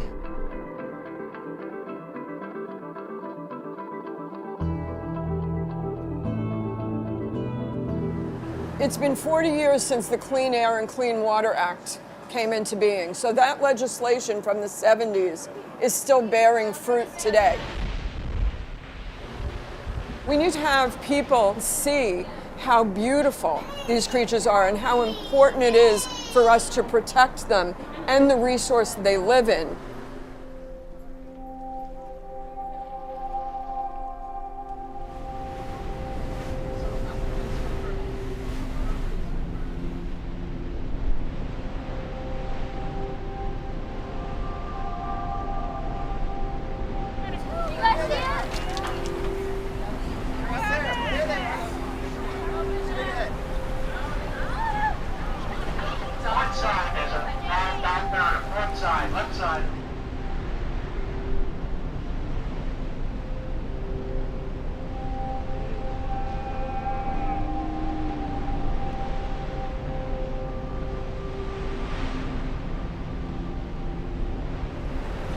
Both sides, on the left-hand side and the right-hand side.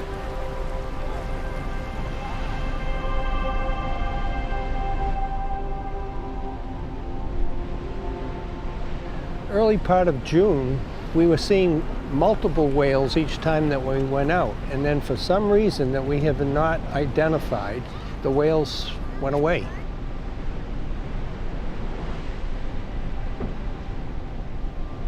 If the whales stopped coming, that would be a real disappointment.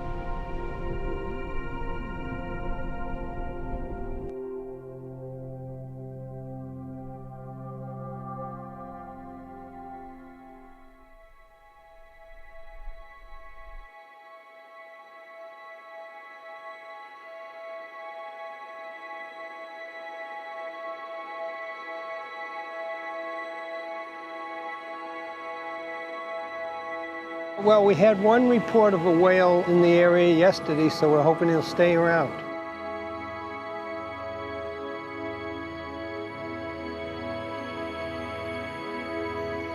But of course, as our boat captain says, they have tails and they move around. The weather is good, the seas shouldn't be too rough. All we can do is keep our fingers crossed, keep a keen eye on the water, and we're going to hope that we can spot them.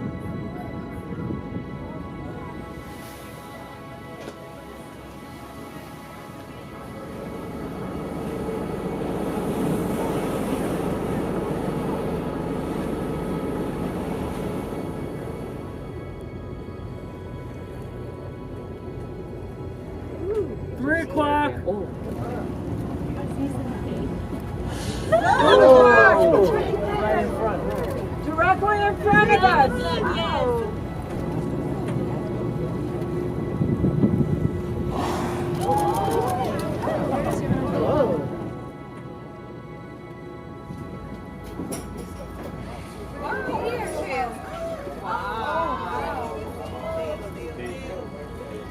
would ever believe that there would be humpback whales in New York City.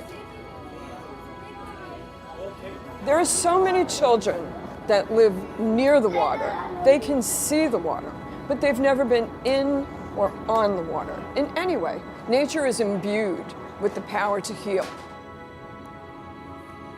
Bringing people out here onto the ocean to be able to see the magnificence of the creatures that live underneath the water in their natural environment, get them connected, they will be more apt for the rest of their life to know how important it is to preserve and protect this environment.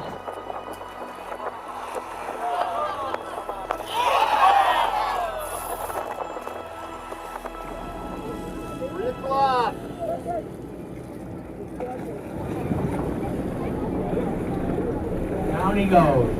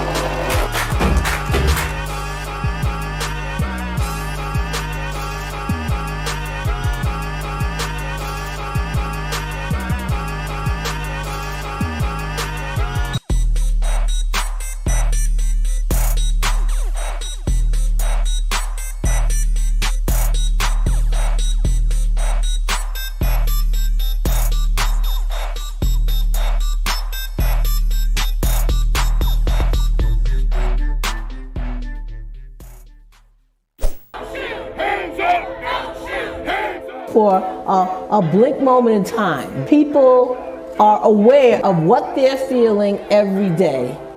If you're going to restore and sustain a democracy, there must be an informed and engaged citizen. I spent 2 years in immigration detention. You know how much they spent to feed me for one whole day? How much? 75 cents. Immigrants as a whole, migration as a whole, is associated with lower rates of crime. Immigrants make our communities safer. What causes climate change, the selling and burning of fossil fuels, benefits most the power elite. And so they have a disincentive to address it, and they have an incentive to deny it. They're not gonna funnel more money into our schools. They're not gonna do it unless they have to, right? And the way they have to is by our participation, our organization, us taking accountability for our actions.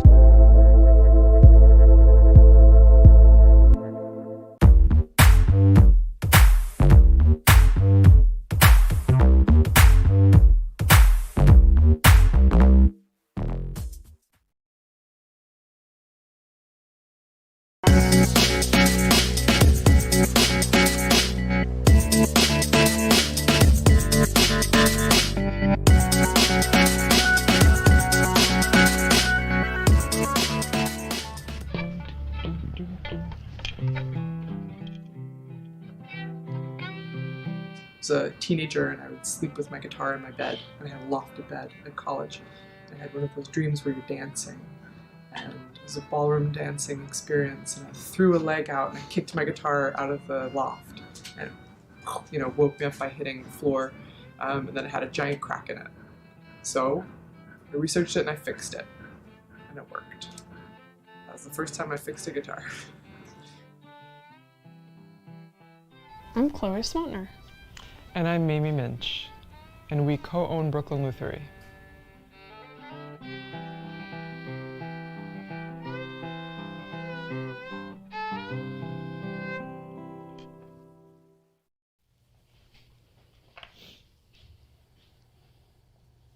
It's been really empowering to own our own business.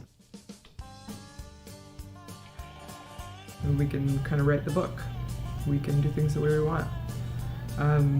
Yeah, I found it really pleasurable and fun and cool to do it with my friend Chloe.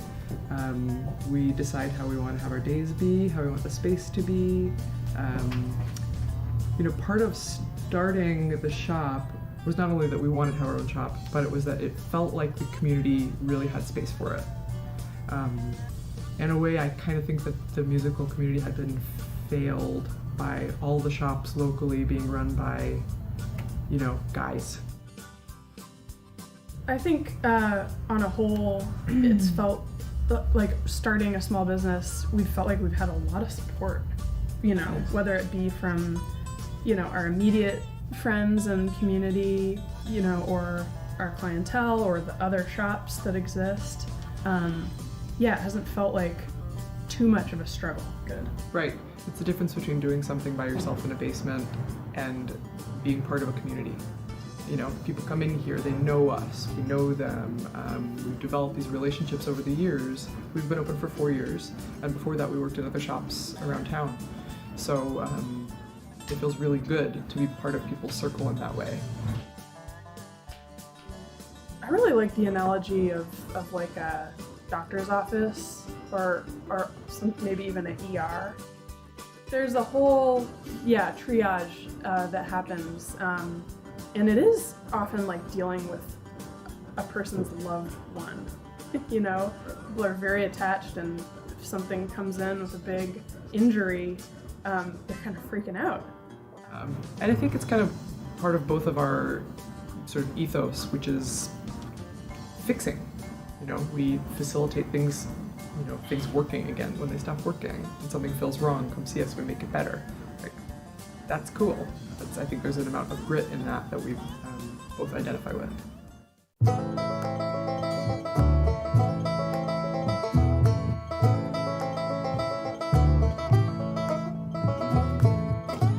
I think of craftsmanship and the kind of craftsmanship that we would like to do here as being something that you develop.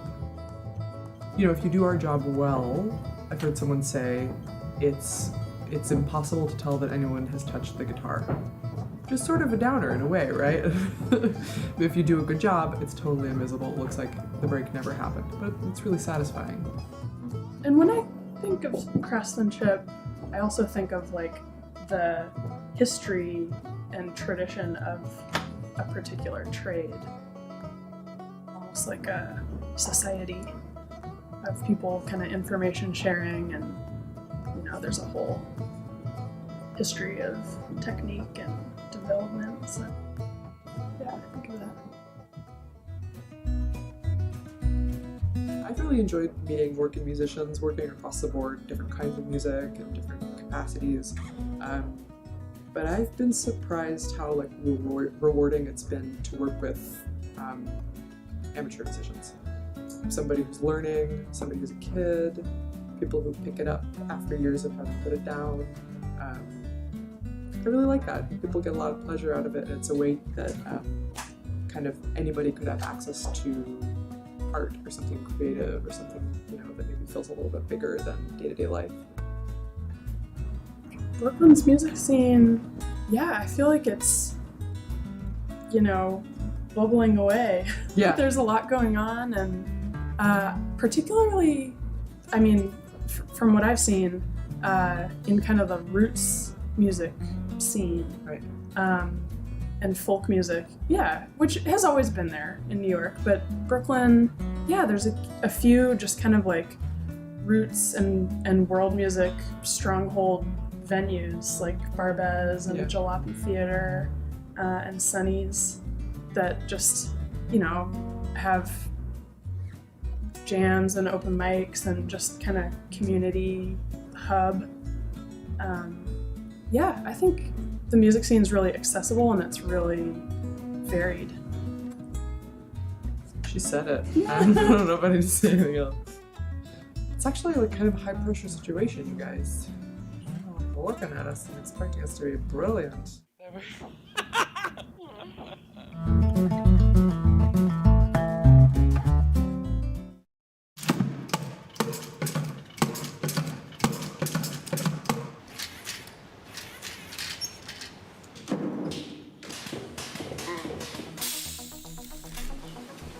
are at the Amorphic Robot Works studio in Red Hook. It's also known as the Robotic Church.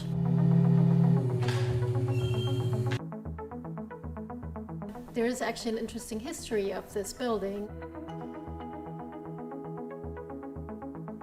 This place, in 1880, there was a whole crew of Norwegians that were building this church, and they were fishermen that worked out here. They labored intensely, and then they started bringing together all these beams, and they built this church. The labor of building this church by those individuals is amazing. The mission of Amorphic Robot Works is to create large-scale robotic sculpture. Studying traditional art, I was always drawn to dance and movement too. That was a kind of a natural evolution that from performing with my body, I abandoned my body and I began to animate the skin that I would wear in my performances. The mission was to find an expression in these robotic machines that is close to communication. How would they communicate with each other?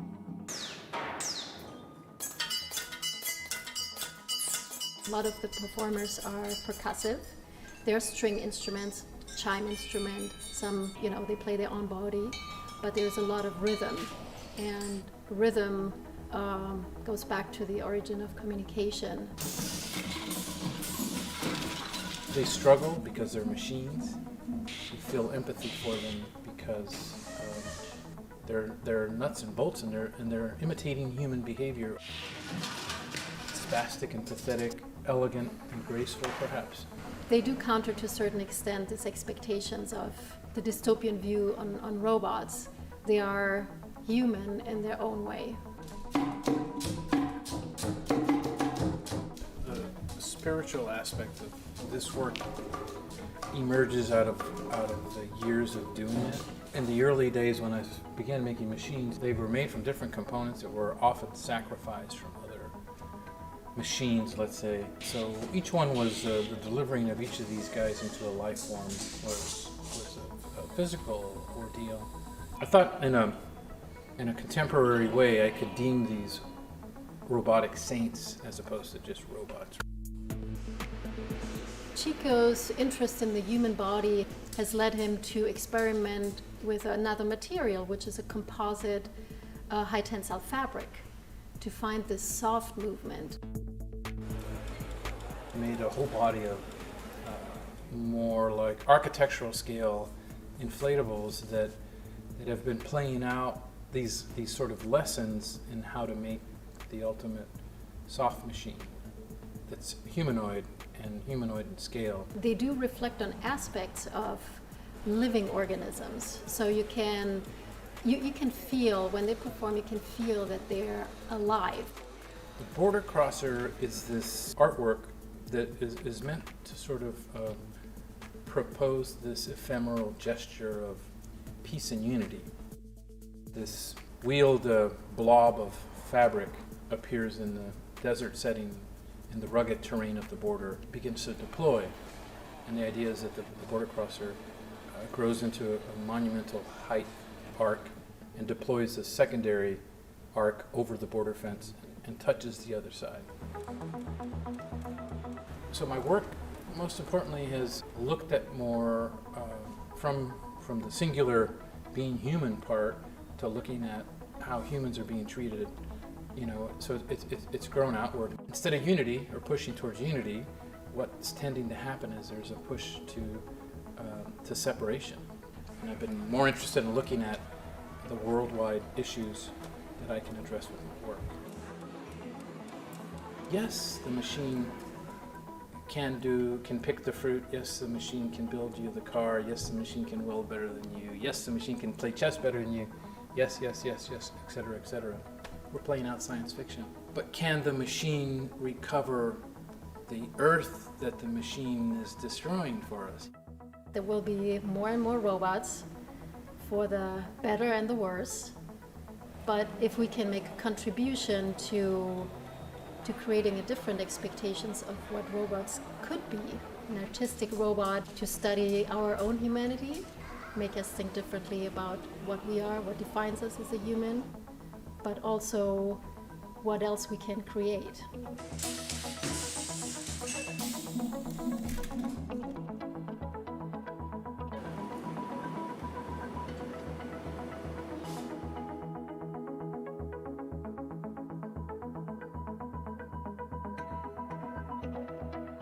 When you make art, we cannot do it to please others.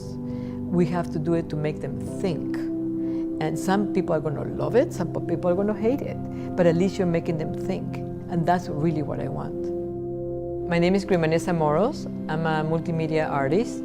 I was born in Peru, and now I live and work here in New York City.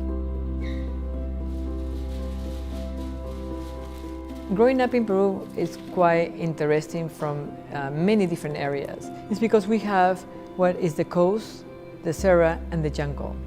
In my case, I grew up by the ocean, so I think that water has been a very great influence. This brought a lot of bubbles that they accumulate all around, the shore. So I think that since I was very little, I got very interested in the play of light and water.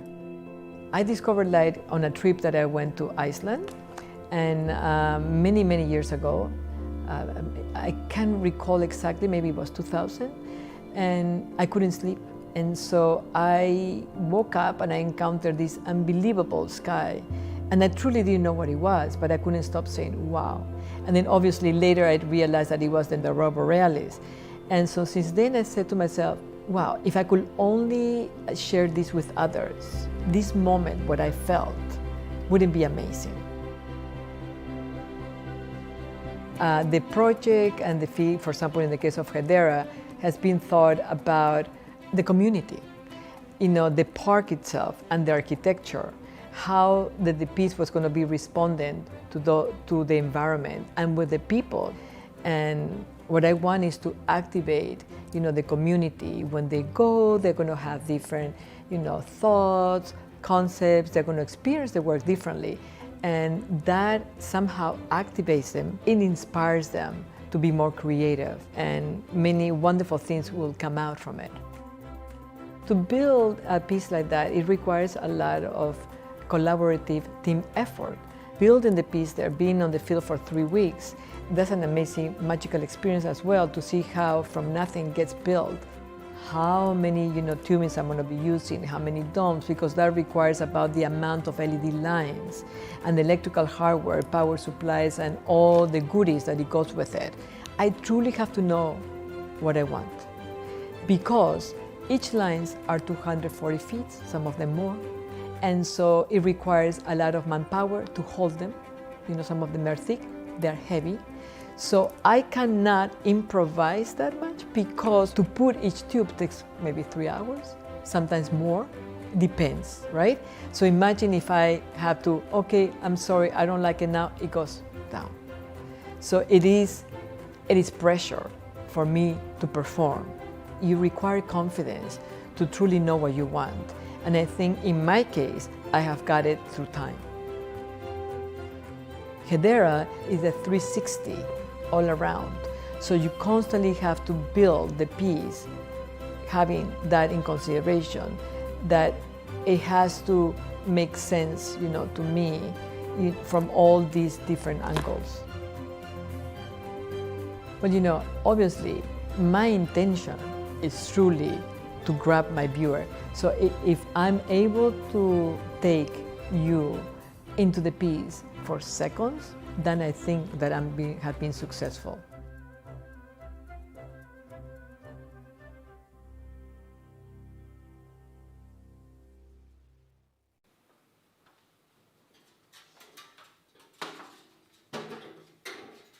Basically, within my installations, I'm thinking about what they're going to feel like. And I think in abstract work, one thing that people don't realize is it's all about what's happening inside of you as a responder and as a viewer.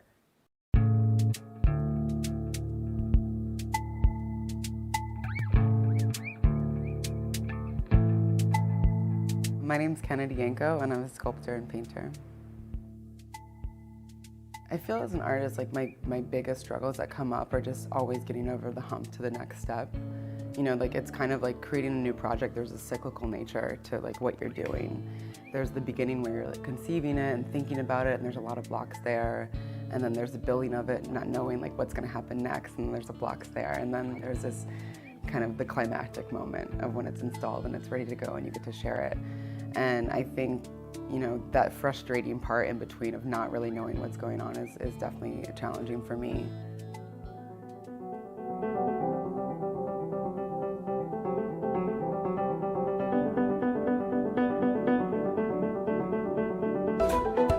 Step one for a feel for was really about what I cared about and what I wanted to think about and what I wanted people to hear about. And that somehow manifested its way into materials. So when I was first figuring it out, I had no idea what it was going to look like. I had a couple of different like SketchUps. The BRIC auditorium has these beautiful stairs that were kind of reminiscent of the Mexican aqueducts. And I was thinking of like creating something about being a source of providing, something that would provide to a community and provide to people. Moss was something that had kind of made its way into my studio. So I'll get a material in my studio, or I'll be thinking about something and it will sit there for months. But it became a really perfect opportunity for moss. So the tin ceiling comes from the tenement buildings on the Lower East Side, and they were kind of considered something that would elevate a space or make, you know, a home more elite. The tin ceiling is representative of a white picket fence, or this idea of like how one should present themselves in life. The moss and the water bring this idea of the life force, of this place, this internal place of how you're navigating through things. And it's actually overgrowing onto the tin. And I think that anytime there's like an overwhelming amount of deprivation, it's gonna come out in a really ugly way. So the moss is kind of just working its way through that, because it's gonna come out sooner or later, you know? And it might not be so pretty. The structure is about like eliminating the structure. Instead of creating our world and our lives around the institution, let's create the institution around ourselves and like what we need. It's about responding to us.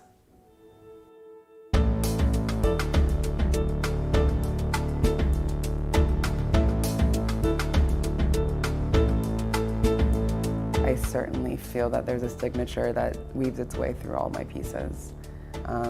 Even if there's not a skin on it, or if there's not a particular shape that it takes on, I think every artist has their own flavor. You know, if you take two artists that are doing something really similar, they're still gonna taste completely different.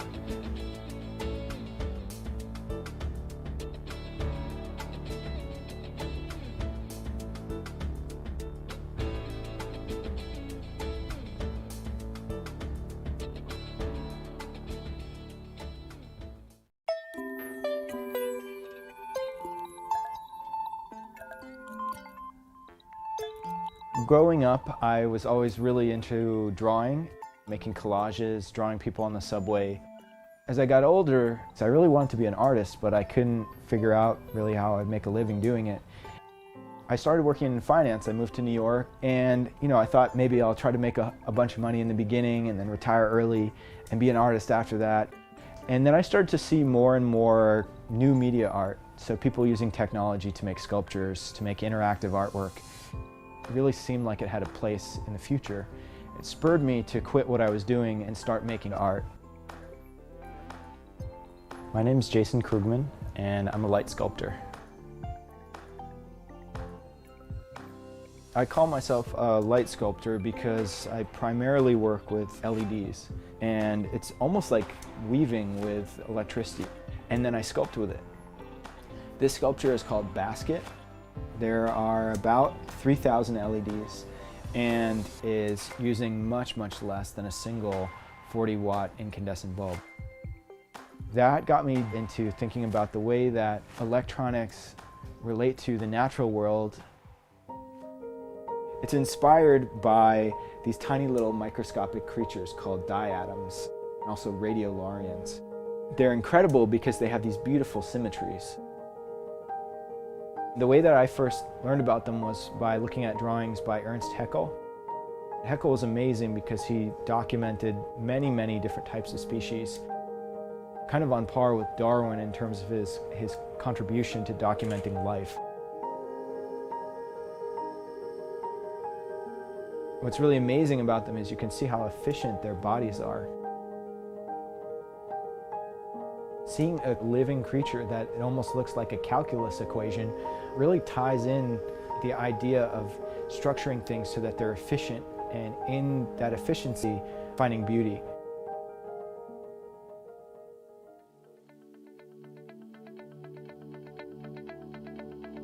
Right now I'm sitting in my studio, which is housed at New Lab in the Brooklyn Navy Yard. New Lab is a platform for scaling frontier technologies and champions the world's most forward-thinking entrepreneurs. We recently expanded into a new fabrication workshop here, where we will build huge sculptures that weigh thousands of pounds. So this is the new fab space. We're building 20 light sculptures here in about 2 months. And we're going to start cutting, gluing things now. We were lucky enough to find a great warehouse space across the street at the Cumberland Packing Corp, where they used to pack all of the sweet and low and sugar in the raw packets that people like to put in their coffee. It was a great space, a little weird because sometimes when someone would sweep the floor or move something, you could get a very faint taste of a sweet and low. It was pretty gross.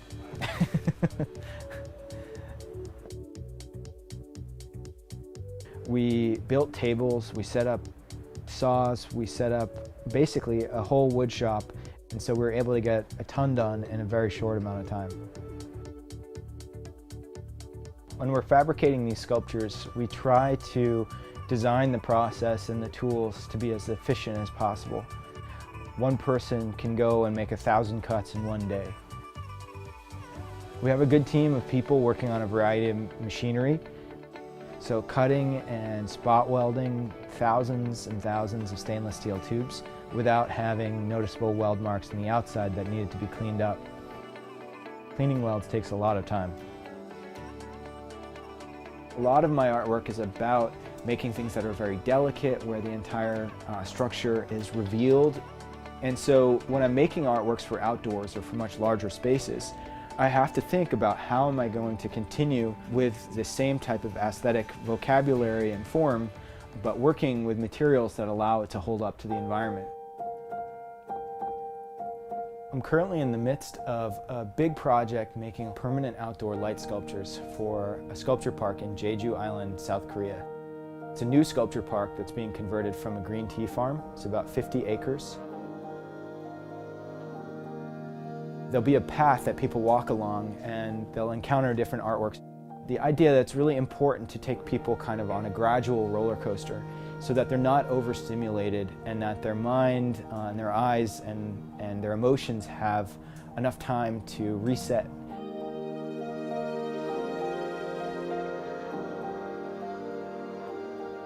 One of the sculptures that I'm most excited to see, it's a light sculpture, but it's entirely based on reflected light, which I think is a really elegant way of making light artwork that lasts really well outdoors.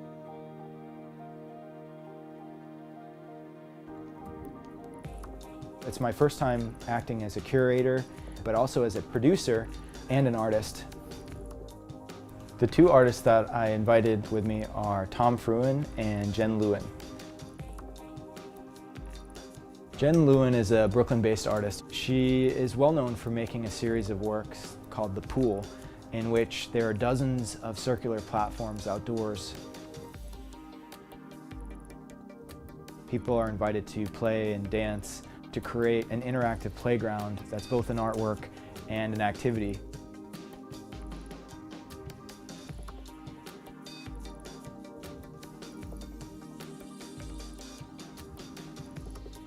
The other artist who I brought in is named Tom Fruin, and he has some really beautiful big light sculptures that he makes in the form of stained glass, water towers, and greenhouses, and I think are some of the nicest pieces of public art that I've ever seen.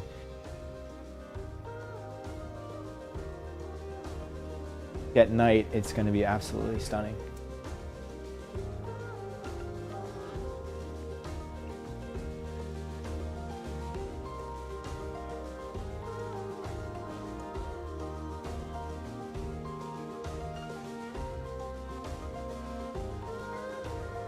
The whole thing is about creating these amazing, interesting spaces that people are going to really want to fly to Jeju to see.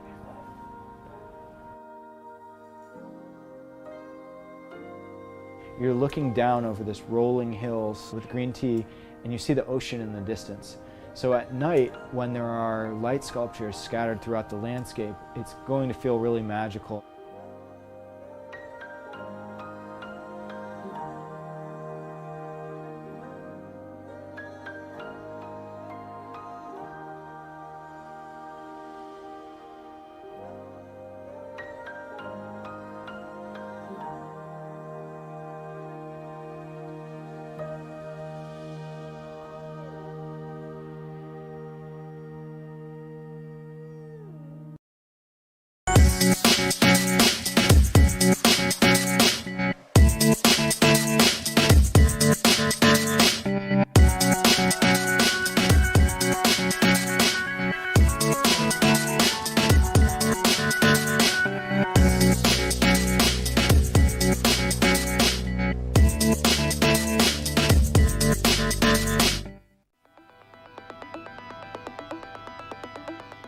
This is all I know, but it's in my heart.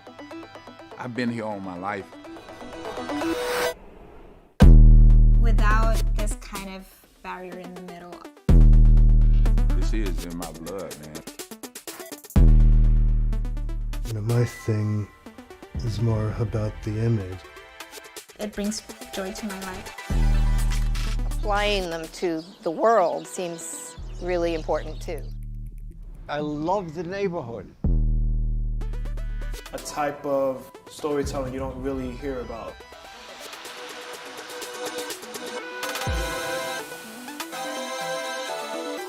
Taking some of those creative ideas and getting together with a community, which is the central core of our work.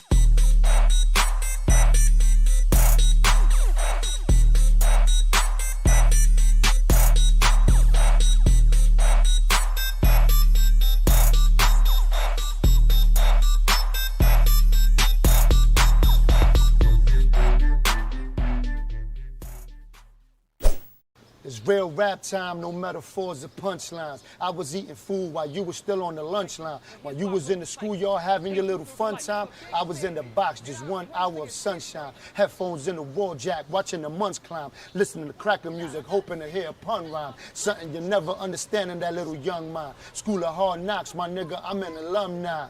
I am not these ducks. Ask about me, I done left niggas Mach 3'd up. Humble nigga, but I bring it to y'all cocky fucks. Give it to you, then I slide like a hockey puck. I'm the general, the soldier, and the shooter in my team. That's a fact. Matter of fact, man, that's truer than my jeans. I don't smoke, but you know I keep some Buddha in my jeans. Get you dimes that resemble the Buddha on my jeans. You see, I grew up on the scene where the movers got the green from the hoovers and the fiends. Good doers weren't seen, just polluters in the scheme. Man, my whole way with a party had your sewer looking clean. Brooklyn versus everybody. Battle rap, New York City, the mecca of the culture, and the leading force behind it is known as URL.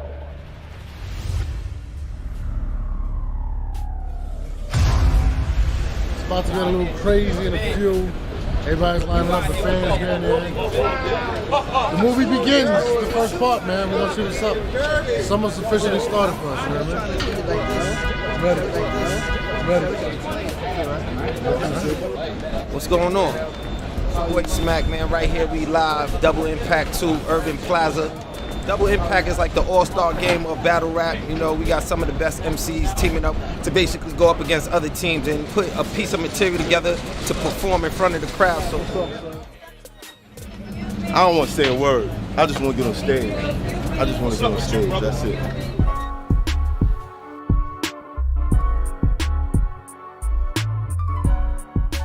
Street Star Norms, URL TV.TV if you don't know what that is.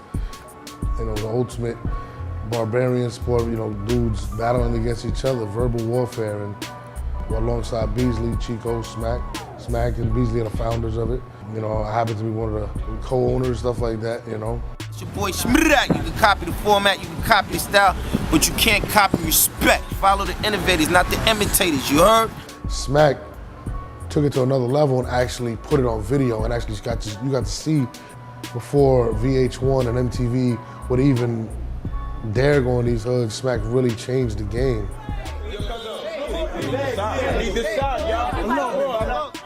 When you battle on Smack, it's a different respect level you get. You're looked at as a great, you're looked at as a legend. I tell people all the time, when it comes to being a legend, you have to play with other greats. From everybody from Murder Mook to Loaded Lux to Calico to Math Hoffa to Cortez. These are the greats of battle rap, you know what I mean? To be stamped great. They've all had to come through here. I don't even think he understood how far he was gonna take it. And he was just making history. The representation of hip hop and battling is just corny. Stuff that you see on the radio now, I can't relate to this shit. It just make no sense. I'm tired of hearing about Molly Percocets and all this stupid shit. Y'all don't even move me. It's the Gottis and the Boosies to the Nas's and the Tunchis. Big Papa and the Coogee to these Yachties and these Uzis. The boy chest, yo. All the way, real Brooklyn. It's easy. Math all day, Cortez. Brooklyn, New York, Bedford-Stuyvesant to be exact. It's been a blessing when someone can actually do for a living what their dream is, you know? I do you greasy.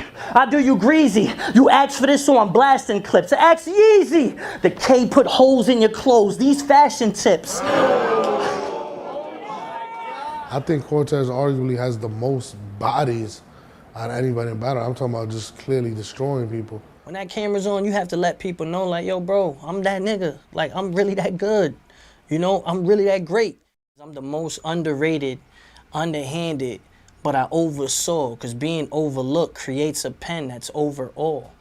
I brought a lot for you niggas. Shots dropping you niggas. Dominican style. You going out without the socks on you niggas. I like being the bad guy. There's perks to it. Like when I walk in a room, people step the fuck out of my way. If I go to the bar, I don't gotta ask nobody for nothing. I don't have to say please or thank you to nobody. It's cool. They accept that about me. And I like that. When this fool is fired, you better call Smokey the Bear. I shit on the side of his crib, Smokey the Bear. I had you eat a whole shell, nigga, Yoshi the Bear. They done gave you a basket case, nigga, Yogi the Bear. There's authors or poets or whatever who they're very creative with their words. Because it takes a certain level of intelligence to even put the words together. So you gotta give credit to where it's due. It's impressive. Oh, you stretched a part of my imagination to some place where it wasn't before. Rather than trying to beat the mind as deep as a mine in African, digging passages halfway into China to reap a diamond, let me be honest. When they break down every round that I've sketched bouts, there's nothing tougher than smooth as the rusty tools in the shed house. You niggas came here playing.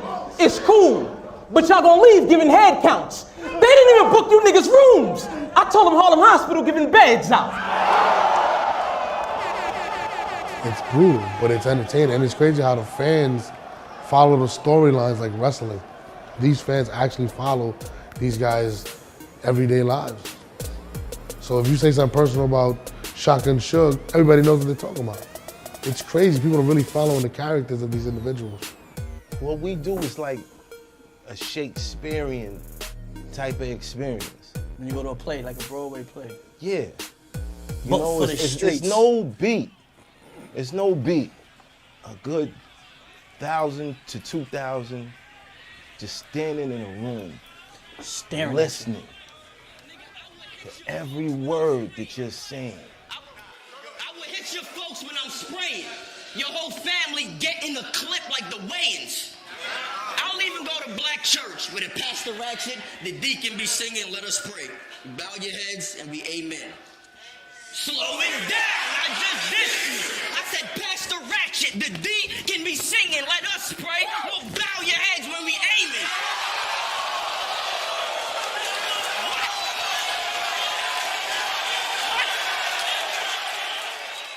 You gotta wait until they calm the fuck down to see if you can get your shit back. Let you fuck up. Boo! Like, it's not what it is the Apollo. And it's not even like you could run over their opinions. A lot of people shit on Math Hoffa, but I feel like he's been A lot of people shit on Cortez, but he killed it in the last battle. I'm gonna go for Math Hoffa and Cortez. To continue to travel the world and live the way I want to live, I understand that hard work has to be put in to be able to do that. I'm dozing off, but every line I give to y'all, it's potent, y'all, so I overcharge. Oshkosh bagosh. You're looking at the best, baby, overall. That right there, like, the play on the words, everything, like, that signifies everything about Cortez. When people mention what the exception to the rule is, I try to be the definition of that and live by that code each and every day. And when you have that type of mentality, no one can beat you. No one can beat you. Eventually, you're gonna get your shot, and you'll be ready for that opportunity. Right. So Math turns up in situation number 2 or 2. Yeah, that Millie Rock, that was the shit.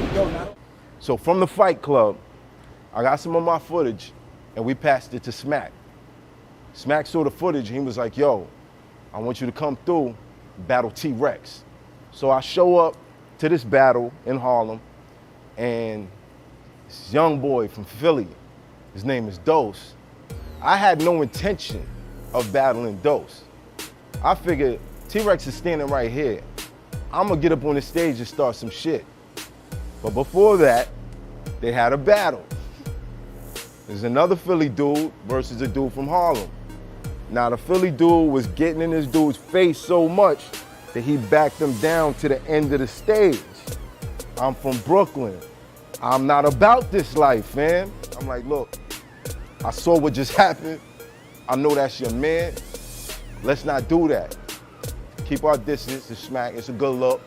You know what I mean? Let's be respectful. He gave me a dap. He was like, you all ready? I was like, all right, cool. When I started rapping, first thing I said is, I was supposed to battle T-Rex, but he was scared. He's right there. But he doesn't get on the stage. So I say it again. I was supposed to battle T-Rex, but he was scared. They're like, oh, Rex ain't moving. So I'm like, damn, I really gotta battle this dude.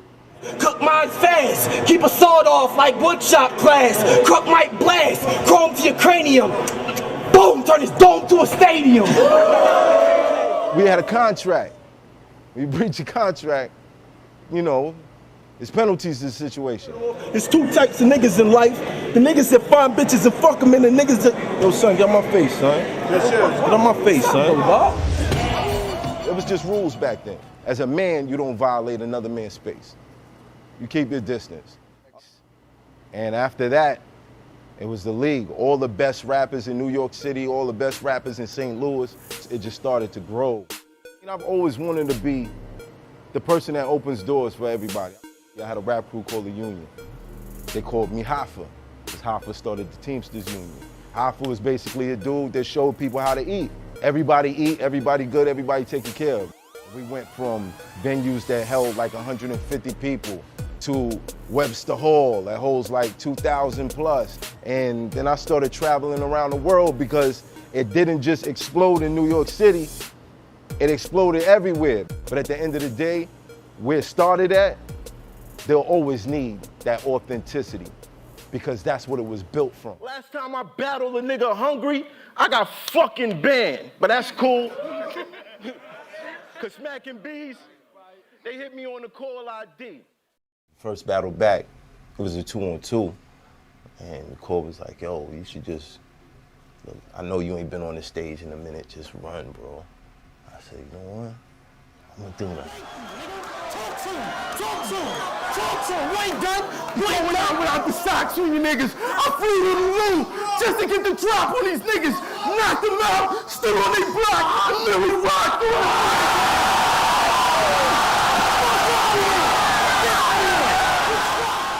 didn't see it Didn't coming. see it coming. My Millie Rock was stiff as a motherfucker. You know what I'm saying? Like, but it was just. I had the Millie bot. It was a terrible Millie Rock for Math. I was ashamed for it to be a Brooklyn move and him be so stiff in that. You know, all in all, it was just like you captured a moment. Like, it didn't even matter about nothing else. It just shook the building. Like you actually can feel the energy in the building and everybody hanging at the last word. Man, I don't know. You got Rum Nitty with you. Rum You Nitty's got too Rum lyrical. Nitty. Ill Will, Rum Nitty. Ill Will and Rum Nitty. Me and Ill Will versus Math and Cortez. You know what's going down. We finna kill. Pulp Fiction. If I whip a piece, your family fucked. I don't care if I'm in the yak, wherever. If you getting money, then eel all over raw chicken like salmonella. Headshot your mom's sister. They gonna have to MOP your auntie up. 2 Desi's, double D, squeeze tight in brazier. You know, double D, squeeze tight in brazier. Shit like that. Long rounds for cousin, big rounds I'm stuffing. They stay ill in the lobby. I grab the nose running, I'm coming down with some.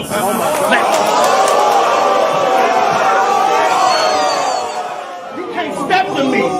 Nice weaponry, words heavenly. I told my niggas what I be doing when I got here. What's that? Body in this bitch like a pregnancy. I come to go. Oh, I'm ready. I'm ready. I ain't finna play no games. You know what I mean? Y'all ain't seen me on the stage in a minute. I came to cook. You feel me? It's gonna be real dope. I'm excited. And you know what I'm saying? I'm here, man. You know what I'm saying? We making history and shit, you heard?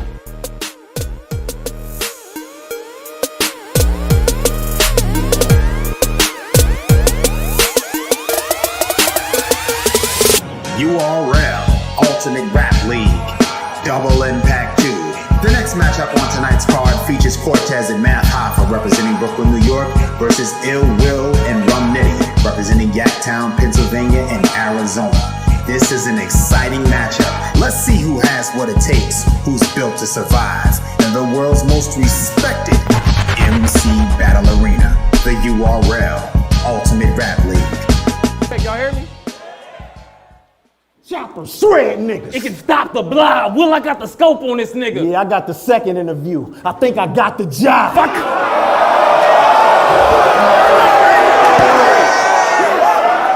Caught his ass, body bag. Nigga, give me the shovel. Go! Get the biggest Beretta. Go! You can get it whenever. Go! Something loaded, shut down the room. Hold on, let me get it together.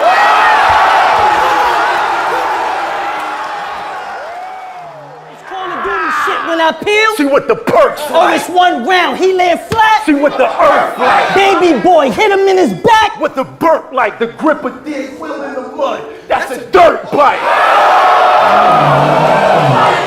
That's 4 hammers, dripping on him. Same hammers, twinning on him. First we pull a fifth on him, then we pull a smithing on I'm him. lifting on him, airing on the side like some pippins on him. Switching arms, looking like we're synchronized, swimming on him. Hey, these niggas came out with some little simple shit I like. You can get the shit tonight. On the real though, I just seen 2 bitches swimming for their life. Same shit. What's the meaning of E equals MC squared? Energy, mass, and the speed of light. Nah, these MC square are energy with the mass on at the speed of light. You gon' see the light. We creeping by. Eagle eye. See 'em by. Bullets singing like Invo. Headshot, it'll free your mind. And the rest will follow when it's scheming time. I'm a cold ass nigga. Bruh, I'm a cold ass nigga. I know that, killer. Hey, but at least we ain't getting punched and vaulted like these hoe ass niggas. Do it. You want to try us tonight? You must be high as a kite. Like these guys want to fight. Nigga, I'll knock you both out. Go to your crib and Chris and bias your wife.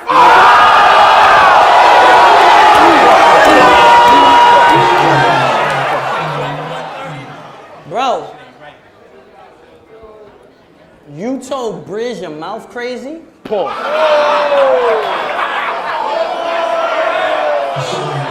I'm just stating out facts. As a matter of fact, Math, what you think his Jamaican plug had to say about that? He called him out, yo. Wagwan. You saw my battle with Charlie and Briz? Them shits was tough. Nigga, I'm a killer. Yeah, but brethren, let me ask you. What's up?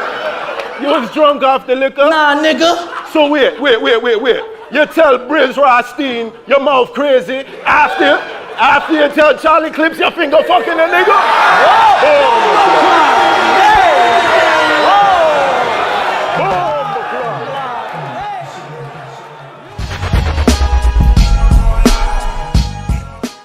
Let me talk to you niggas. I brought the hawk for you niggas. Top, rock, bridge. Cave your city. It get dark for you niggas. I got more heart than you niggas. Street smarts than you niggas. 100 shots and you drop. Young dog for you niggas.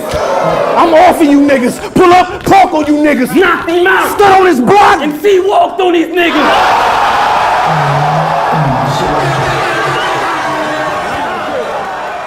Last week was Father's Day. I feel away from you niggas. Why we ain't getting no gifts from y'all? Look at what we gave to you niggas. These niggas claim they from the streets. Look at the way we paid for you niggas. Nigga, we built battle rap in the streets. We even built this stage for you niggas. Through the blood, sweat, and the tears. Look at how we slaved for you we niggas. We put clothes on their back, food, shelter. Even fake J's for you niggas.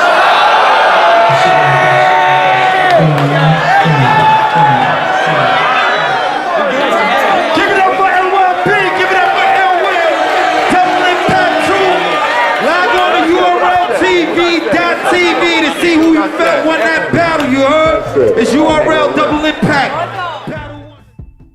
It's what rejuvenated hip hop. It's just like that Game 7 in the finals, that everything's going its way and you know it's gonna end with a last second shot. Michael Jordan pushing off Byron Russell, hitting a jumper to win the game. That's literally the feeling you get when you're in the middle of a classic smack battle. Like I said, this is where legends are made. If you're trying to be a legend in this battle rap game, and respected by your peers, by Nas, by Jay, by M, this is where it gotta happen. So it just speaks volumes of how major Smack URL is. I always mess with Smack all the time. Smack always rep Queens, he was born in Brooklyn. Well, you a Brooklyn nigga, like, don't let him tell you different, he was born in Brooklyn, man, like. Cannabis was coming to hardcore one week, and I said, I'm a battle cannabis. To all my homies on the block, they looked at me, they said, yo, don't shout out the block, fam. I was like, word. It was like, yo, he's gonna smoke you, bro. Oh my God. They finna get body. No, they might turn up. I don't know, man. Because they joking. We ain't here to joke tonight. Brooklyn versus everybody. Everybody. Yeah. Balls over everything.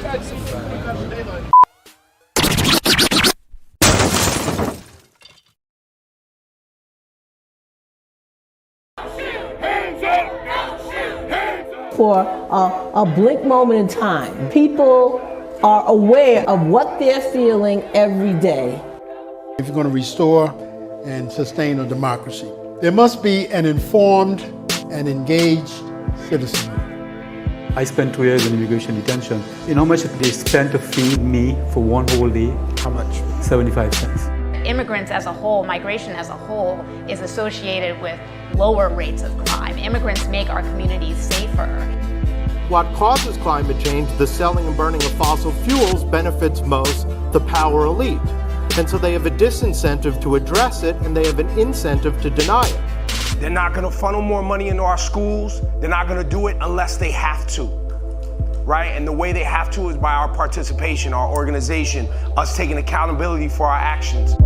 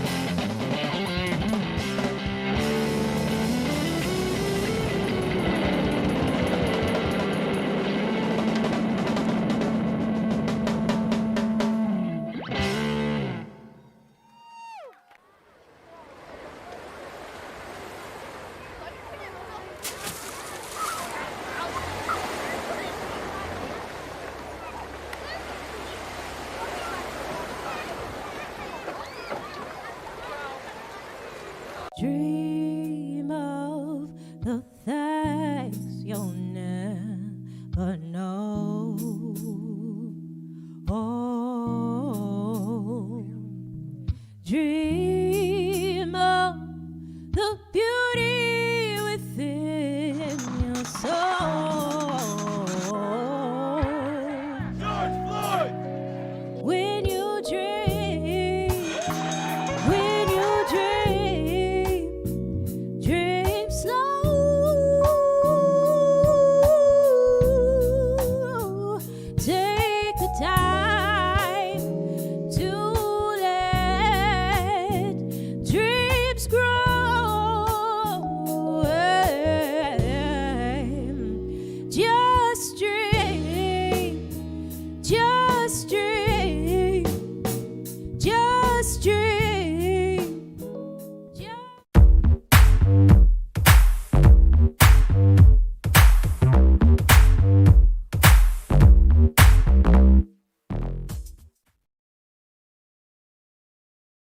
$15 million. That's the additional funding earmarked by the de Blasio administration for education and awareness of ranked choice voting. The New York City primary elections will be a working experiment on the efficacy of this system's ability to scale.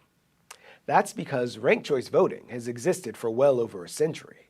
So why New York City and why now?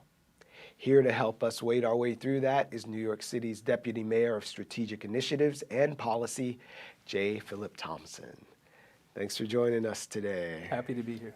So ranked choice voting is something that's new to a lot of people, but way back in 2019, that seems so far away, about 73% of voters said, yeah, let's give this a go.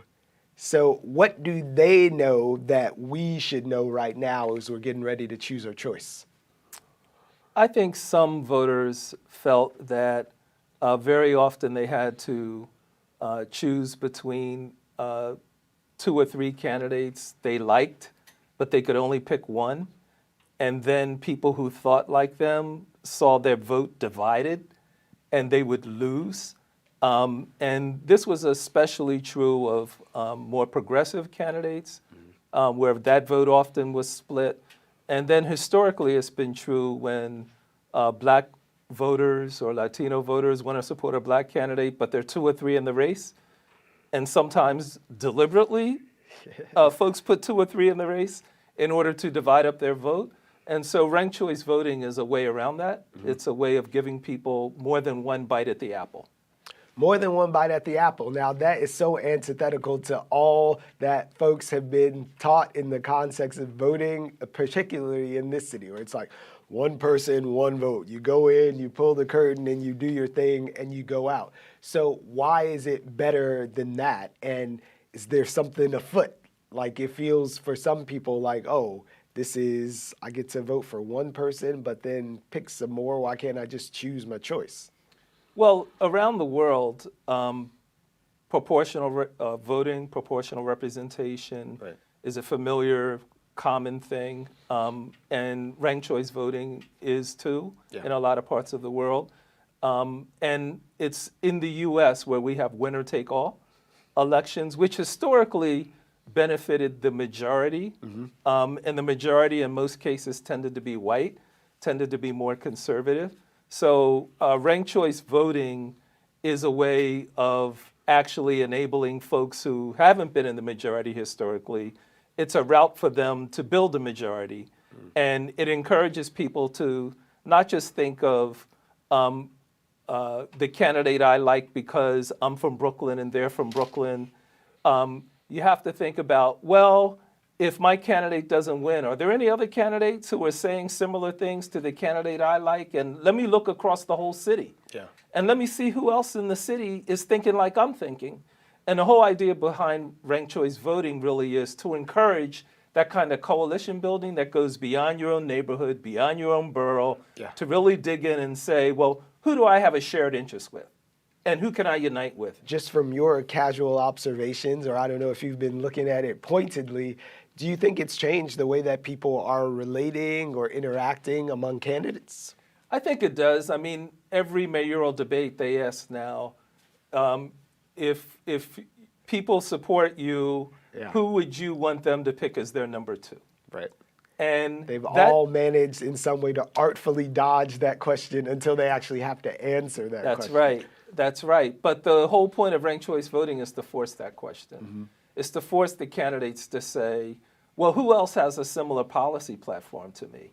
And what really does differentiate me from another candidate, other than my ego and me wanting to be mayor? What about the policy positions that I stand for? And that's the idea, to get it more about policy, less about personality. Although it's always personality. Hey, we like a little personality, but we'd rather have someone who knows how to do the job and represent us, right? Right. So right at the outset, I said, why New York City and why now? We've seen this work to the degree that it has in other places that are smaller, frankly, than we are. So it's the will of the voters that a clear majority of folks said, yeah, let's give it a go. But Why now in this context, especially when we are looking at the most consequential wave of elections with our city council turning over, the mayor's office, Manhattan DA, Brooklyn's borough president? There's so many choices to make this time. I think now is really challenging because of the last year, almost year and a half, we've been dealing with a pandemic. Folks have not been outdoors socializing at the barbershop, at the beauty parlor, talking about what's going on. There hasn't been a lot of attention, education and awareness, as you mentioned, about ranked choice voting. And there's a danger that people just won't understand it or won't know how to use it. So that is something that we have to be worried about during this election, which is why the mayor invested $15 million. But when the voters approved this, they didn't know the pandemic was coming. And so here we are. How is ranked choice voting gonna work the day when I go to vote this primary? Well, instead of just being able to pick one candidate, your top choice, you'll be asked to pick 5. And you can't put the same person 5 times. You can't even put the same person 2 times. Okay. You have to pick different candidates for all 5 slots. And so the way it will work is the candidate that gets the fewest amounts of votes in the first round, when they count all the votes, that person gets knocked out. And then all the people that voted for that candidate as their first choice, the Elections Bureau will go to their second choice, and those votes will count. What happens if I do, like, I'm going hard for my candidate and I want to put them as 1 and 2? Am I physically not allowed in the way that the ballot is set up to do that? You could just mark one candidate. So that's the silver bullet approach. You could mark one candidate. For that one and everybody else go home. But if your candidate loses in one of the rounds, then your vote disappears. But if you had a second choice and a third choice, your second choice would then count as a full vote. And so that way, imagine you wanted to support one of 3 or 4 black candidates. Because you like their positions on education. Well, in ranked choice voting, you could rank them 1, 2, 3, 4. And even if your number 1 got knocked out, your number 2 might get it, or your number 3 might get it. Just to be clear, if you do somehow make that one candidate your 1 through 5, is your ballot going to be invalid? It won't be invalid until your candidate gets knocked out. Okay. All right, so it is putting all those eggs into one basket. But it encourages voters to look at all the candidates, look at what they're saying, and if you agree 60% with another candidate who might not be your first choice, who you agree with 80%, make sure and put that 60% person down as your number 2. Because then you don't lose everything. So for the people who are upset about this or feeling a way and they're not quite sure of how to wrap their heads around it, a lot of them seem to feel like this is the answer to an unasked question. It's like, we were fine with voting. Like, I want to walk in, have my dinner, and watch the 11 o'clock news knowing who the mayor is going to be when I wake up in the morning. So this may take longer than that. That's true. It may take a while, although computers count all the votes. It may not take very long at all. But usually what drags it out, you have to count absentee ballots, you have to count ballots sent from the military, et cetera. And those things take time. But the actual process of running through the selections, computerized, happens very quickly. But prior to ranked choice voting, if no candidate got 50% of the vote, then there were runoffs. Runoffs are expensive. And so what tended to happen was the better financed candidate had an edge in a runoff. And what people have found around the country is that ranked choice voting actually helps women and candidates of color disproportionately. Why is that? Because it avoids runoffs. You don't have to have as much money. And it also avoids that divide and conquer. I mean, I've watched several elections where some folks who do not support the black community will pretend like they support some black candidate just to get them in the race in order to take away votes from the black candidate who they thought was straw more of a threat. man. Yes. And then that happens a lot. Yeah. And so this was, around the country, people have used this as a way around that. But for people who've been traditionally marginalized and don't see their votes translating a lot of times into the person that they would like holding an office. And we know there's some tribalism in New York. Like, I vote with my church, I vote with my sect, I vote with my whatever it is. And we see those blocks. And in the past, we've seen candidates with their Black Stump speech, with their Williamsburg speech, with their Crown Heights speech, with their Staten Island speech. And, you know, you get a little bit of different flavor depending on what zip code they're in. So how is ranked choice voting going to deliver more power or weight to the traditionally just unrepresented and people who just haven't had the privilege of making their numbers flex? Well, going back in time a little bit, the Brooklyn used to be the Brooklyn Black community, Central Brooklyn, used to be at odds with Harlem quite a bit. And so Brooklyn Black candidates would face off against Harlem Black candidates, and the vote would be divided. Yeah. And then there was a time when Black candidates would face off against Puerto Rican candidates from the Bronx, and their votes would be divided. And now you see often like Dominican candidates facing off against Black African American candidates, and their votes get divided. Yeah. And the opportunity in ranked choice voting is to actually get beyond that and say, actually, I'm from Brooklyn, you're from Harlem, but you know, 90% of what you want is what I want. You're Puerto Rican, I'm Black. You're Dominican, I'm Black, but 90% of what you want is what I want, etc. So let's all support each other. Even if my number one is different from yours, you're definitely my number two. So what's the metric of success? How will we know if this ranked choice voting experiment, the world is watching, they want to see how New York does it. How will we know that it's been successful? Does everybody have to go home a little disappointed, or what?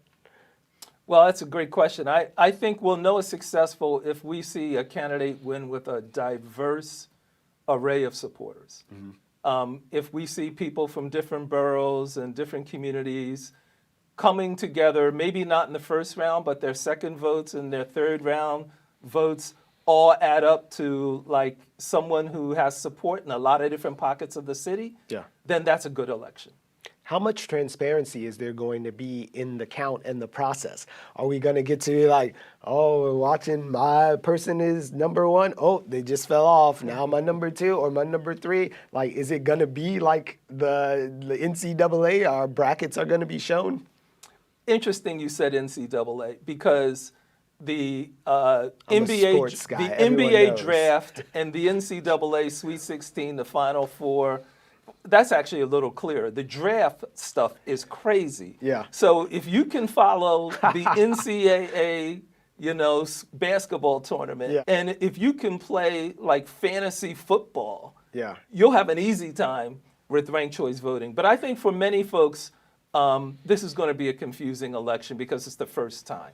And so folks are going to be a little perplexed in trying to understand how it works right after the election. And so it will be an educational moment.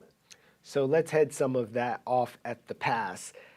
Looking at ranked choice voting and the way it's going to come into the city, I wonder if there are any criticisms that you may have heard of the system that you find valid. Have you ever experienced a valid criticism of ranked choice voting that gave you pause to say, how can we address that? Yes, I think someone told me that a lot of seniors are struggling with this, and often they're heavy voters. We know they vote. In primaries, and I think outreach and education, the seniors, a lot of them aren't on the internet, and so they don't get the information as easily as folks who are active on the internet, et cetera. So that's a valid criticism, that there needs to be a lot of outreach on the ground to people, and especially because of the pandemic, there just hasn't been. No door knocking, not a lot of face-to-face conversations. That's a valid critique, I think. Well, $14, $15 million, that's enough money for a few door knockers. How are we, besides our lovely viewers at BRIC TV, who we love and appreciate, how are we reaching them? So that $15 million is going to community organizations to do canvassing and door-to-door outreach and explanation of how the process works in communities across the city. Another portion of the money is going for advertising and education on ethnic media in order to reach, communities directly. We're having multilingual over a dozen different languages. We have like websites and outreach and communities and papers in their own language. And we're also doing a digital media campaign as well, and we have posters up. So we're using every tool we can to get the word out, and 15 million we're seeing an impact. We're seeing folks getting more and more aware of like what's going to happen. Did we learn anything as a city? I know there was a huge push, so much energy put behind the census, and we saw some not as great results as we would have liked to have had New Yorkers and particularly people in Brooklyn stand up and be counted. But, you know, like you said, we're in uncharted waters with this pandemic and the way that we're able to interact and communicate with each other. But were there any lessons learned there that we're moving forward to make sure the seniors and anyone who has questions knows how to vote this time? Yes, we learned a lot from the census. So the city funded 157 community groups across the city to do outreach, and it was tremendously effective. Yeah. So at the beginning of the conversation about the census, people were worried New York would lose 2 congressional seats. We came within 80 people of not losing any congressional seats, and that's because our response rate in New York was better than any other city. And so, yes, we lost a seat. That was expected, but we came very close to not losing anything. Right. And it's because this community-based outreach approach worked. And so that's why we're putting money in for community-based outreach around ranked choice voting. We think there's nothing like someone knocking on grandma's door and having a conversation. Right, or telling her what you learned watching the deputy mayor talk on BRIC about exactly what this is. That's so right. I wonder how much potential you imagine there might be for an anticlimactic ranked choice voting. Like if just the number one becomes mayor number one. Well, polls don't suggest this will happen, but if a candidate won more than 50% of the vote, that's it. But there are a bunch of council races that are happening. There's a comptroller's race. And so even if one of the mayoral candidates wins outright with 50% of the vote, some of those other races, many of those other races, will go to a ranked choice process. So I happen to have had the fortune of a very early morning on the presidential election. I stood in for some of my friends and neighbors who couldn't make it to the polls. I answered the call and volunteered as an information officer.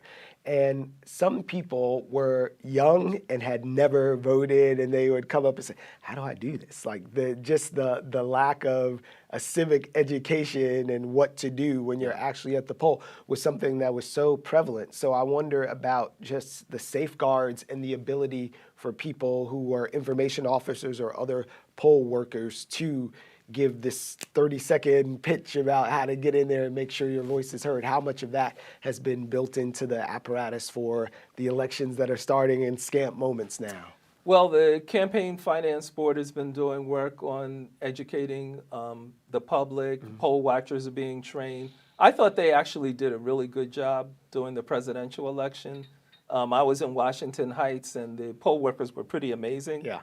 And it was not a nice I did an early vote, and the weather was not great, and they were out there early and all day and very helpful. So I think they'll do a great job. But we are living at a time when democracy itself is under threat. We saw what happened on January 6th. We see more than 360 bills introduced across the country to roll back voting, and that's because Black folks, Latino folks, Asian folks, progressive white folks took over the Senate and kept Democratic control of the House. And the former President Trump is going all out to whip up racism and to beat folks back to Jim Crow. And so it's very important that all of us get out there, encourage people to vote, figure out whatever the process is, and make sure our voices get heard. So I was telling my neighbor recently about ranked choice voting, saying You know, my mom would send me to the corner store to get some, or bodega, New York context, corner store, Chicago mouth. My mom sent me to the corner store bodega and said, get some ice cream. Like, I want chocolate. But, you know, I know that if they don't have chocolate, I'm not going back empty-handed. She likes butter pecan. She likes vanilla, maybe a Neapolitan thing. So that was my, like, down and dirty. Do you have a way that you've been simplifying the equation for folks who bump into you in the street and say, what is this ranked choice voting thing? Do you have a go-to? Well, yeah. Do you just have one friend? I've got one friend. Or do you have like a bunch of friends? So just don't put down your very best one and only friend. Put down your favorites, just like you do on a phone. You know, put down your favorites, like all your friends. Put them down there and list them, you know, on that ballot. So I know you can find at least a few friends who you can put on that ballot. And at least a few of these candidates, I know you can find some love for somewhere. So it's like that old cell phone commercial where they're like, this is your circle. These are the people that you call the most. These are your so homies. it's really like ranking my homies that I want to employ to sit in the office over at City Hall, Borough Hall, the DA's office. That's really what it boils down to. All right. So, you know, friends are all first among equals, but you're going to get in there and do a 1 through 5 thing. So what haven't I asked about ranked choice voting that you think New Yorkers should know, and by extension, the world should know because they're watching us? The way that this goes is going to have an impact for the rest of the country. I think the most interesting thing about it, and the thing I'm going to be looking for, are who shakes hands and puts their arms around other people that before ordinarily they wouldn't have. Yeah. Because I think ranked choice voting, the whole thing is not just being stuck on your one person, but actually figuring out who your friends are across this city. And I think people will discover, you know, there are people who care about homelessness. There are people who care about, you know, public schools. There are people who care about affordable housing. There are people who care about mass incarceration and over-policing. There are people who care about issues I care about. Right. And I'm going to find those people and then work something out with them so we support one another. I think that is the most interesting opportunity that presents itself in ranked choice voting. And the more people get good at that, the more successful they'll be able to use that system. So do some management of expectation for it. It's like we're all going to vote. That's not a question. But I just don't want us to feel bad if we're a little confused or don't know or have to wait and get turned off of the process. Because some people, it's going to be their first time voting. And God bless you, this is the new way. And others have to learn to do a new way. So yeah, manage expectation a little for us who are going to vote and bring our neighbor as well. Well, I'm old enough to remember when the Voting Rights Act passed, and my wife was a voting rights attorney for the NAACP Legal Defense Fund. Yeah. I worked myself doing voter registration, voter mobilization in the South when it was a new thing, and people didn't know how to register. Folks didn't know how to run campaigns because they hadn't been able to before effectively, and it took a while for folks even to get familiar with how to run a black candidate for an election. And then folks didn't know about districting and how you have to draw lines and how people were drawing lines to mess them up. They didn't know that. We had to learn all that stuff, and it took a while.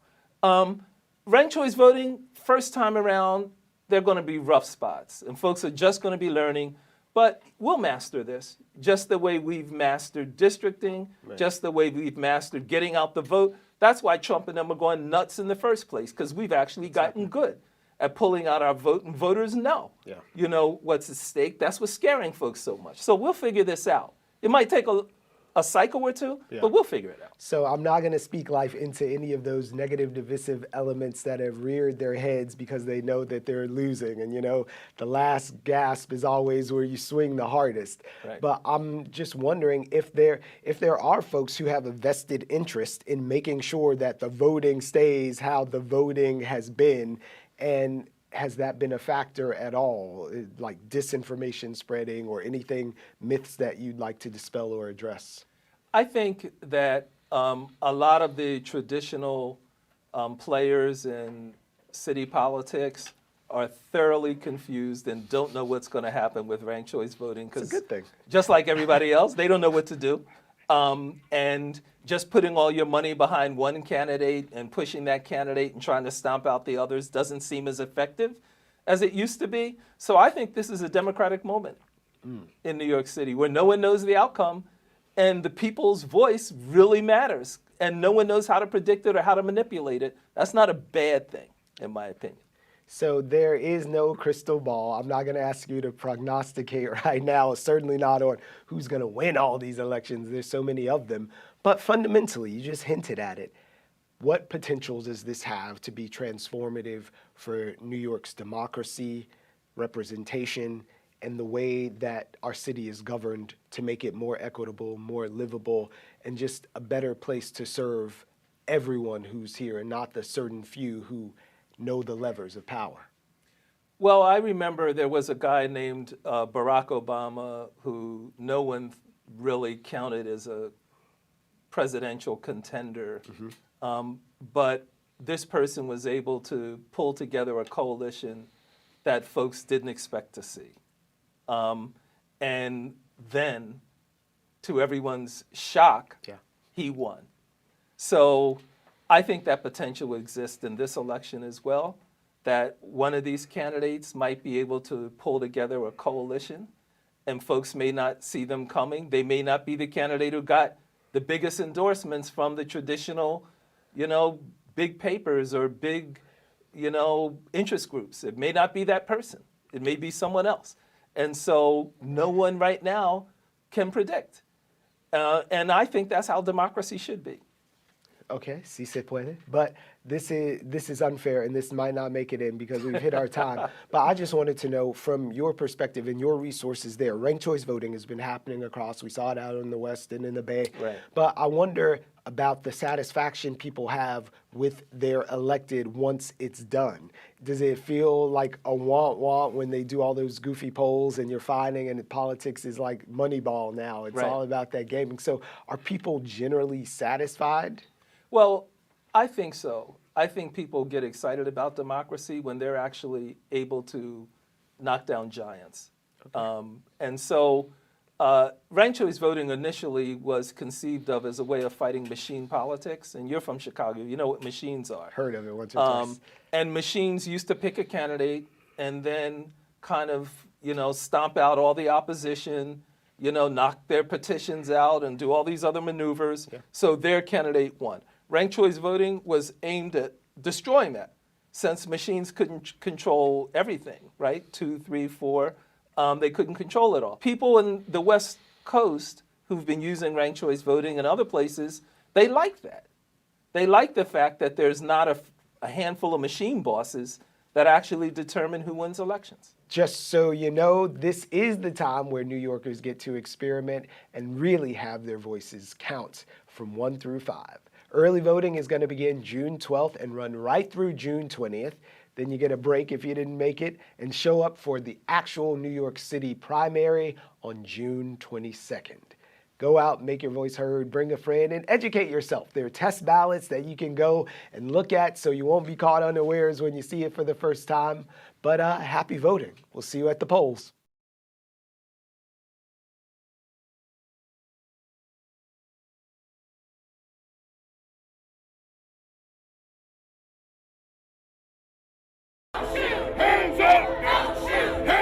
For a blink moment in time, people are aware of what they're feeling every day.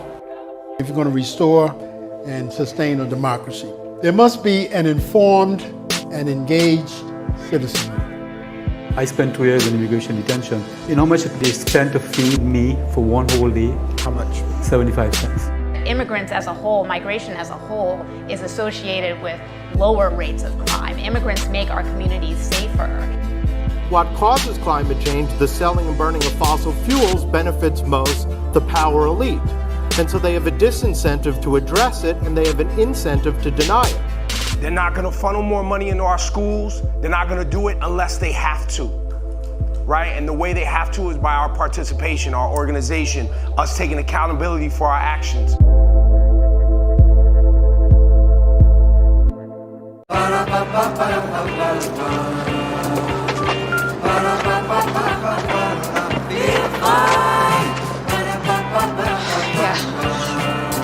sing. Real fun.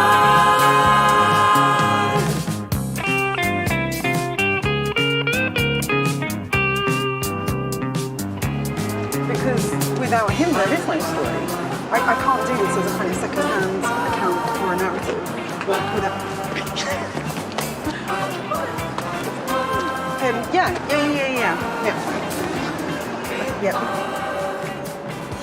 Anytime this week, really. Anytime at all, yeah.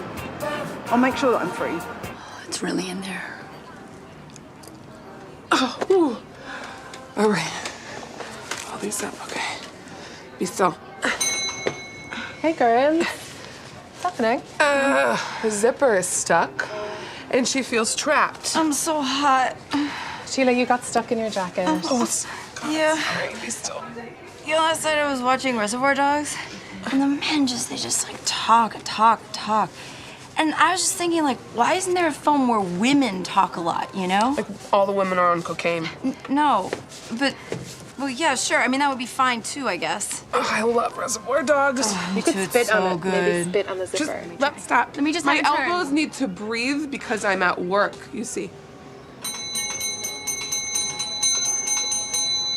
Babies, cut it. Just cut the damn zipper. It's a cheap-ass jacket. No, it's not cheap. I paid like $40 for it. Jesus! Good luck, my child. Okay, so I was thinking for the show, like maybe you can make fun of yourself more, you know? Like you have a really funny sneeze. Why don't you just talk about sneezing? Help me. I know. When you sneeze, you sound like you're speaking Japanese. Seriously? It sounds like this. You're like, sumimasen. Sumimasen. It's really cute. I think that might be cultural appropriation. No, it isn't. Really? And if it is, still do it. It's very funny. Is Karen here? No. Got any weed? Nope. Does White Rachel have any weed? No. You want some? Yep. Oh. All right. That sounds like fun.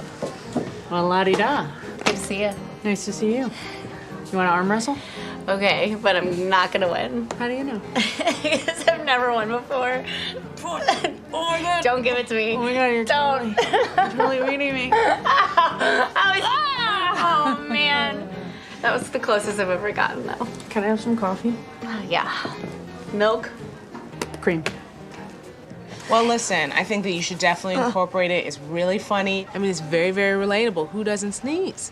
Indeed, who among us hath not sneezed, right? Okay, I'll think about it, definitely. Definitely. She said definitely. That means you're not gonna do it. I know you. These are pearls before swine. Who's Lucille talking to? She's cracking a story about a kid that was raised by a cat. He's now an adult man. He's like a cat man. Personally speaking, I believe it. Supposedly, the kid and the cat, they were chained together to a crib for like 3 years. That sounds like heaven to me. Just like me, my cat, nobody bothering us for years at a time. I guess. Personally, I don't believe the story at all. I think it's fake. I mean, a kid and a cat being chained to a crib together, the logic, it doesn't add up. Cuckoo bananas. Oh, well, stranger things have happened. Oh, yeah? Like what? One time, I threw a dog treat to a dog and it landed on its nose, and then he licked it off. And then I did it 5 more times, and that kept happening each time.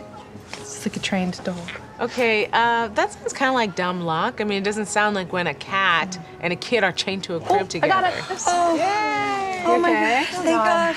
Tigers. That was the worst feeling. I thought I was gonna die in that coat. You're all right. You're all right. For the record, I really think that story is fake. For the record, ladies and gentlemen. Because, I mean, the last story that she broke was about a bunch of people masturbating when Mount Vesuvius blew. Blew? I meant erupt. You know what I meant. Oh, you know what? I read about that. That was amazing. She was the only journalist that got that scoop. She didn't break the scoop. It wasn't a real story. It got debunked. I'm sure someone died masturbating. I mean, the French call it le petit mort. Yeah. That means the little dead. Oh, oui. Few people know that I am fluent in this French accent, you know? I used to do this bit about like, oh, I want to have lunch outside, or as the French would say, al dente. You know? Yeah, that's cute. Thank See, that's you. funny. Yeah. You should be more like that when you were like less serious. Right, I just have to be like a fool on stage again. Like a moron. Right, who doesn't know what's happening. Yeah. More on that later. You do that well. Now, what are those two doing out there? Oh, Simone's making a documentary. Why? Why ask why? Why did they do anything? What's it about? Lesbians? Really? No, I don't know what it's about. I'm just assuming. Well, if it is about lesbians, I want to be in it. I have a lot to say. Oh, I'm sure you do. I was head les 2 years in a row. That was such a fun pageant. Oh, I could go on such a tirade about straight girls. What have you got to say about straight women? Well, you know, they just like to dip their toe in the Mick pool, and then as soon as they get to the deep end, they swim right back to Straitsville. Straitsville, that's where I live. Horrible up there. Yeah. You rent or do you own? I rent. This one girl was texting me about tribbing. I was thinking about making a movie called Girls Trib, maybe a lesy porno. Holy shit, it's cold out here. Hi. Hello. Hi. Hello. Thank you. BRB. I hope so. You know what? You should do impressions. Really? Mm-hmm. The only one I can do, like, are you talking about like SNL style? Yeah. I can do my uncle. He works in a donkey sanctuary back in Ireland. Oh, that's perfect. You can be all like, Eeyore. No, he's like a bookkeeper. It's an NGO that rescues donkeys. Oh. And that's what he, yeah. Like an accountant? He's not a donkey. Oh, he could be like T4. Right. Yeah, I got a good impression. Oh, yeah? Let's hear it, Jackie.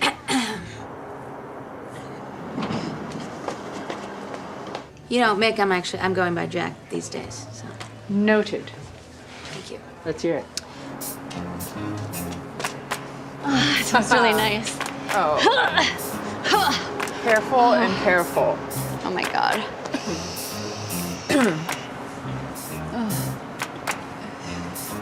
I think I'm gonna chop it all off.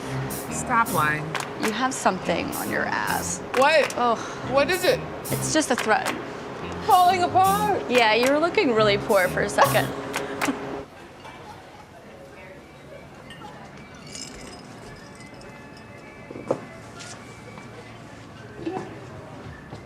Hey, how's it going? It's good. You still have some, right? No, I'm fresh out and I got 2 runs tonight. All right. I'll get you some. Right. You're getting close, you know. At this rate, you'll be paid off by spring.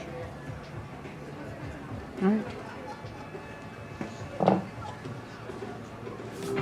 I'm serious though. I'm gonna get rid of all this hair. I'm gonna just like start dressing like a little boy. Brian's gonna love that. Oh, who cares? I mean, like, I could like give back to the community and like donate it to like those people that make the wigs for the cancer kids. You know what I'm gonna do? I'm gonna donate my ass to science. What are they gonna do with that? They give it to like really skinny people who like they want some fat on their face, you know? They're like I want some cheeky cheese. I didn't realize they could do that. Yeah, like I use my back to give back. Oh my God, you can't keep that all to yourself anymore. Gotta give back with my back. Give back with your back. Time to give back with that back of yours. We should do a run-through before the show. Maybe Wednesday? I don't know about run-throughs. Like, they kind of just take away any spark that I can manage to muster up for the real show. Do you know what I mean? Yeah. Like, but you feel ready, though. I don't know, honestly. But you're gonna feel ready before Thursday? Honestly, I'm just not really feeling it at all.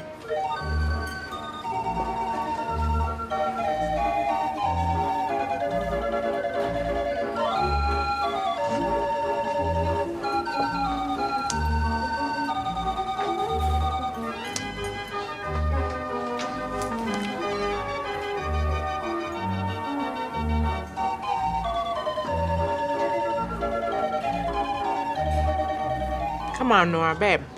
This is gonna be good, okay? You need this. Yeah. Plus, it's gonna kill like 1,000,000 birds with 1 stone. Right. And, you know, I worked really hard to make this happen. No, I know you did, and thank you for that. I appreciate it. You're welcome. You just have to find a way to just like get it up if you're not feeling it. Like, think about your visa. This will be really good for like renewing your visa. No, I get all that. It's just, I'm sorry to go on about this, but like, just when everything in the world is so fucked up, it just seems so absurd to be doing jokes about like, this is a funny way that I yawn, you know? All right, honey. Honey, as your manager, let me tell you, it's not your yawns. Your yawns are very mediocre. Oh. It's your sneezes, okay? Right. Your sneezes are golden, girl, okay? Amazing. Amazing. This guy was raised by a cat for 3 years. It's going to be such a good story. Hi, dude. Hi, Sheila. So good to see you. What's wrong with you? Oh, she's not feeling funny. Did I say that? I mean, pretty much. But you're so funny. Thank you. I know. I'm so glad you came. Me too. What good is being funny with everything that's happening in the world, you know? Yeah, it's true. Things are really fucked up. You know, the cab driver that dropped me here was saying that he's worried about being mistaken for a terrorist just because he's brown. It's awful, yeah. But you know what's even worse? What? No one will send me a dick pic. You see it. It is a problem. I'll send you a dick pic. Yeah. Jack. Great. It's all really coming together. Mick is loaning me her suit.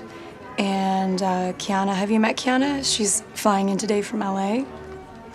And Nora is house sitting at this place that has this like really long hallway and it ends in this alcove with all these plants and it's really beautiful and magical. Nora, you know what you need is an opener.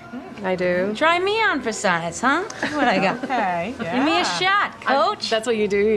You shimmy? Just shimmy. That's your act? Put me on stage. No one's shimmy. I can I'll sing. defer Jack. to Rachel because... I'm just really happy that I'm going through with it, you know? And if I'm honest, I'm a little bit nervous, too. Why? Well, marriage is a big deal. You're marrying yourself. Yeah, no, I know that. Jack. Jackie! Jackie! Yeah. Simone is calling you. Mick, I told you for the last time, I'm going by Jack now, not Jackie. Anyway, you're gonna be there, right? I was really hoping you'd give me away. Sheila. Missy. Can I level with you? Sure. This is such a... Inane? Is that the right word? Yeah, this seems very inane. Come, sit down. Okay. I'm gonna interview you. Okay, tell me your name. Hey. Okay, we'll start with something easier. Okay. Have you ever been to a concentration camp? Yes! Great. Is that Kiana with a cane? Why did I not know that? Oh no, she has a walking stick. So LA. Really? People in LA are using canes now? Rappers, the elderly.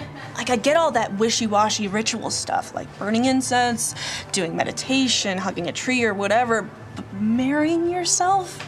Really? I mean, I don't want to hurt your feelings or anything. I No, think it's fine. I understand. weird. It's fine.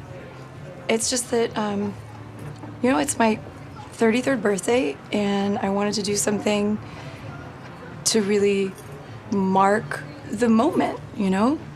I mean, I could have just thrown a party where everyone got drunk, but I decided to have a rite, a ceremony to mark the rite of passage, you know? I mean, 33 is a really big number in many different religions and cultures. It's my Christ year. It's a master number in numerology, and I think it's also the end of my first Saturn return, which I think technically ends at 31, but then you still feel like a shadow of it until you're 33. Anyway, I'm not really clear on the details, but the point is that I really wanted to do something that would make me feel excited and hopeful about my future. You could foster a puppy. I could do that in addition to this. Plus, I think they'd be more likely to foster out a dog to someone who's married, right? That's not what I meant. Bam, bam, bam, bam. Kiana! You look beautiful. Thank you. Oh, yeah. Hi, girl. Good to see you. Yeah. Oh, wow. Look at this jacket. Ooh. How much did it set you back? $60? Ooh, half a paycheck. I don't know nothing about that. Is this what they call Hollywood? You're so LA now. You're so clever now. Did you go to Joshua Tree? Did you do ayahuasca? Look, I'm gonna go ahead and go through with it because everything's already planned. I'm gonna even have the menu planned out. I have lots of gluten-free options for you. Lasagna. Lasagna isn't gluten-free. Right, but it is with gluten-free noodles. Stop. Oh, hey, Dee, have you met my sister? No.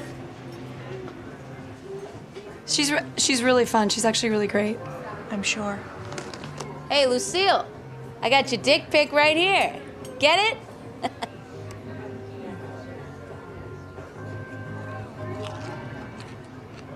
Dick pickle.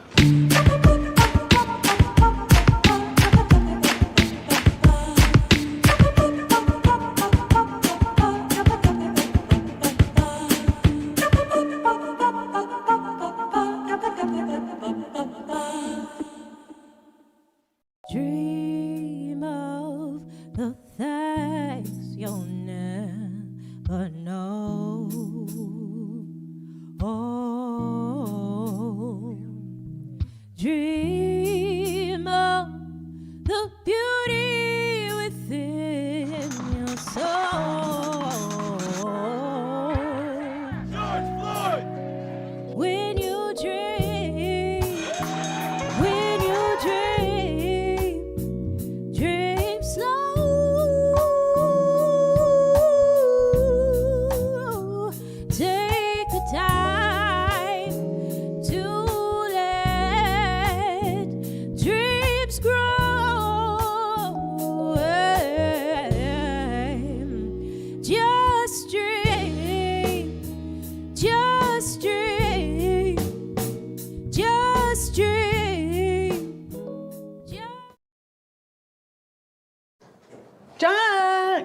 Yeah?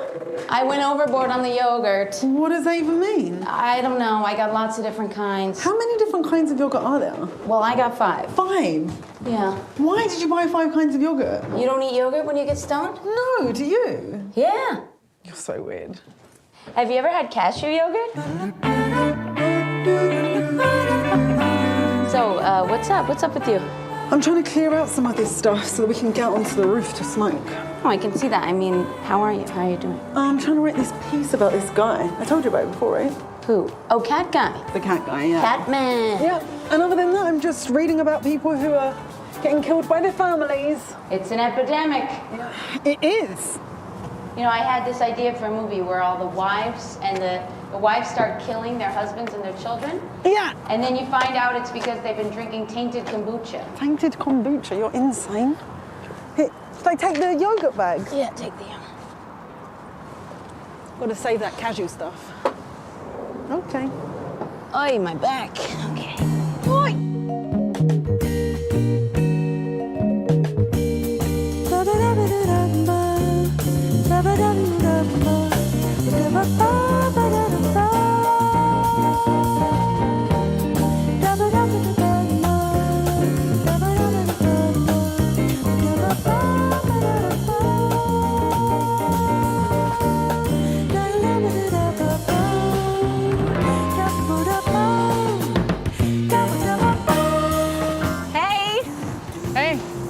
You look cute. Thanks, you too. Hi, here you go. How's Brian? He's fine, I guess. Playing video games. He's obsessed with this game right now. It's about digging holes. Like, that's all you do is you dig holes or something. I don't know. He's really good at it. But his parents are coming in town this weekend. His mom is on me about this wedding, and I'm like, oh, I'm so over it. Why? It's just so boring to me, you know? But I've been saving up, and I'm gonna do this cowgirl dress. Like, going for a cowgirl theme. That's unique. You think so? Yeah, I've never seen a cowgirl bride. Well, get ready. Yeehaw. Sweet, sweet world. Peace and harmony all around. Oh, look, singing lady. I want to be here when I grow up. You want to dance? Wait, can you waltz? Do you know how to waltz? I don't know. Oh, God. Or we could just slow dance. I know. They think they're like flirting with us or something. Come on. God, Wait, just... Get out of here, guys. Wait, just slow dance with Stop. me. Go on. It's okay. Just they'll go away if you ignore them. If you give them energy. I'm going to kill you. That's it. That's it. Idiots. Get out! Get out of here! Go! Really nice singing. Yeah, but babe, it's gonna be fab. I booked this amazing spot, and industry people are coming, and I'm also gonna do my sexy grandma routine. What? Yeah, I'm gonna do sexy grandma I as thought an you opener. booked an opening act. I did, but I booked a stand-up. Yeah. But you know, I thought maybe I could do a little character work. Oh my God, is this whole thing so you can do your character? No, Nora. You know I did this for you. I just thought maybe I can like warm up the crowd a little bit before the big guns come out. What is sexy grandma? Kiana, you never seen Sexy Grandma? No. Okay, girl. So Sexy Grandma is essentially just like a straight up grandma, right? But She more comes out- disturbing. Hey, she comes out, she looks like a grandma, you're like, hey, this is gonna be some regular old grandma shit. But then you're like, wait a second, why she got her bra on the outside of her dress? And then I start talking about sex and shit.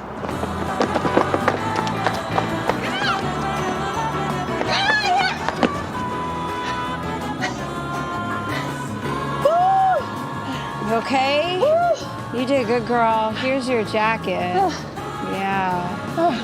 Those guys really bother you, huh? Yeah. They beat me in a game of strip settlers of Catan once, and it's really embarrassing. Sounds very awkward. How far do you think I ran? I guess around the corner. Oh, I'm so out of shape. It's okay. I was on the swim team. We were champions for 2 years. Yeah, but you can get it back anytime. You just have to I hear you have to incorporate movement into your day. Oh, shut up. It just makes me worry that you want to be a performer and not a manager. And being a performer, that's a type of sickness. No, I Kiana don't. can I want to be absolutely- your manager. Oh my God. Kiki Williams! Hi. I am such a big fan. Thank you so much. Kiki is my favorite character. Thank you. Thank you so much. Wait, so are Kiki and Kyle gonna hook up in season 3? Oh, I don't know. Oh, but you must know. But no spoilers, right? Can you do the Kiki dance? Please. It's just, we should go. We're a bit late for something. I know, but I love the Kiki dance, okay? When I passed the LSATs, I did the Kiki dance. I got a pap smear last week, and it was good results. I did the Kiki dance. Oh, congrats on the smear. It's just, you know what, it's like, it's not that kind of a night. Yeah, you we're know? just gonna We're kicking it with, home you know, and- I'm here in town, we got some snacks. It's a chill kind of night. It's not a Kiki dance kind of Good night. But thank you so much. Thank you for your love. Thank you. I mean, they weren't really that good of results on the pap smear, so yeah. Give me a beat. Okay. Yeah. Yeah.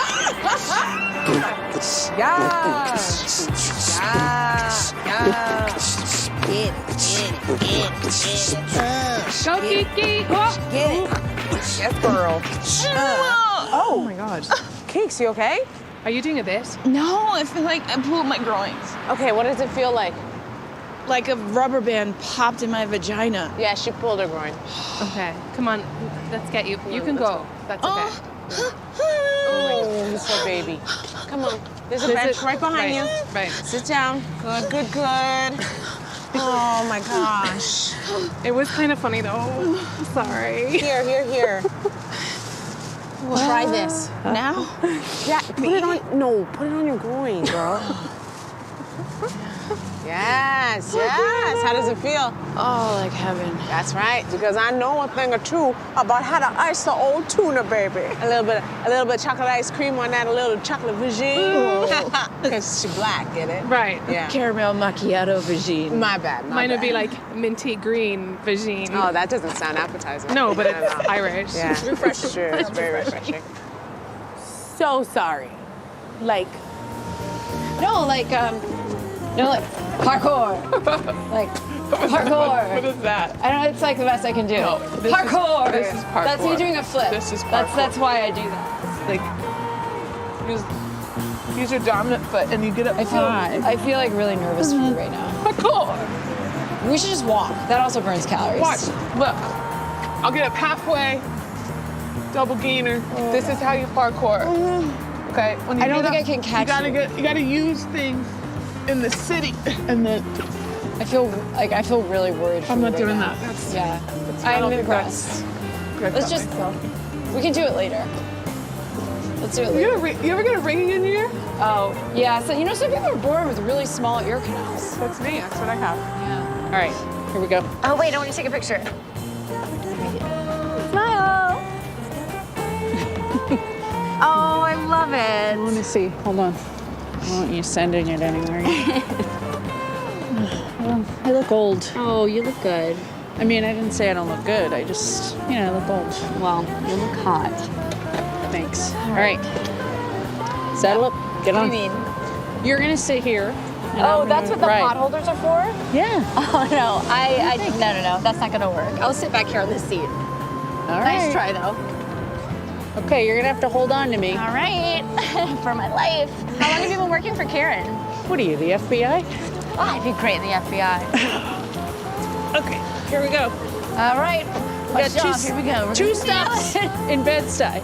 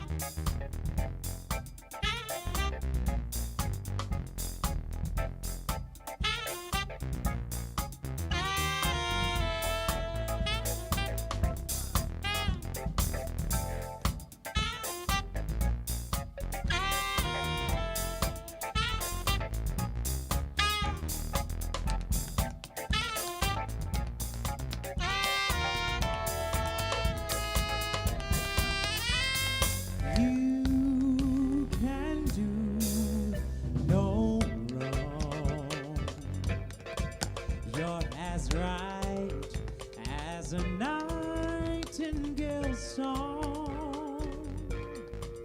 You're the nth of perfection of them all. You're the star when I gaze in your direction. Life is heavier. I can barely wait for that night when we'll share the same fate. And from then on, sweet angel, I will worship you my life long. For you, you can do no wrong.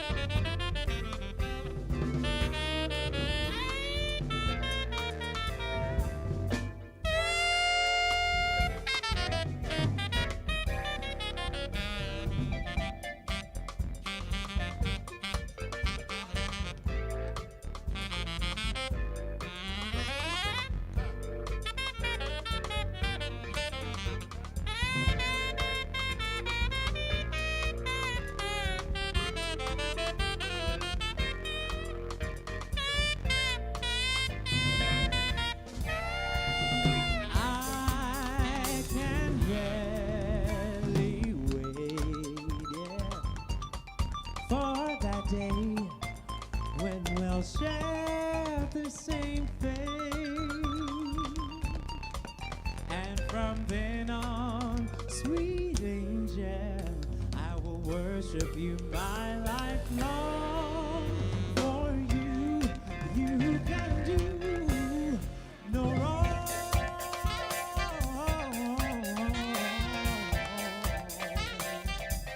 You can do no wrong.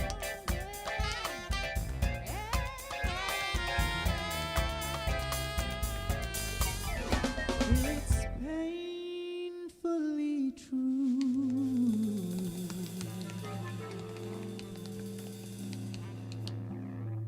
that you can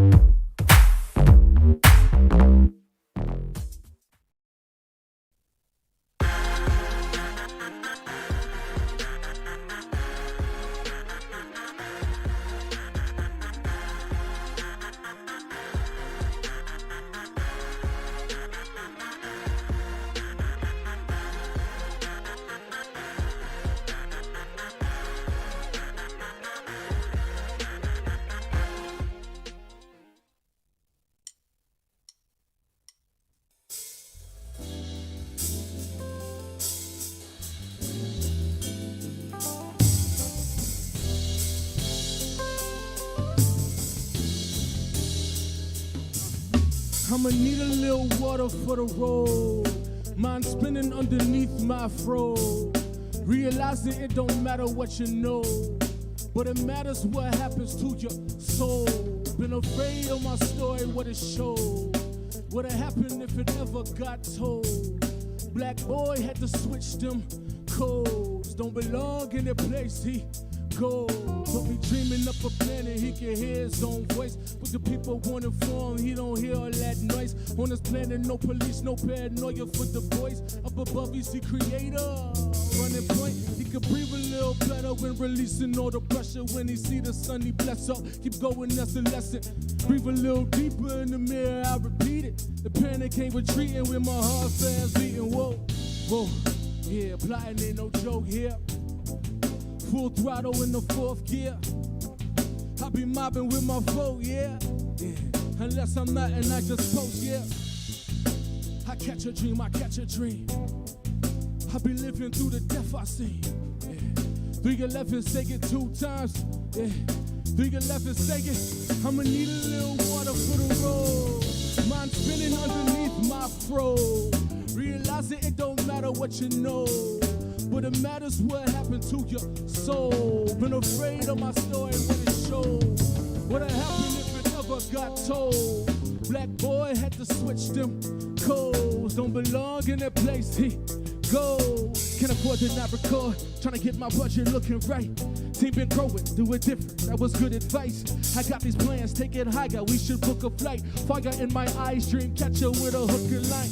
I got a brown skin, smarty, artsy, shorty on my arm. She the bomb, thank God, and she look divine. That guava shine, they like, tell me what it is.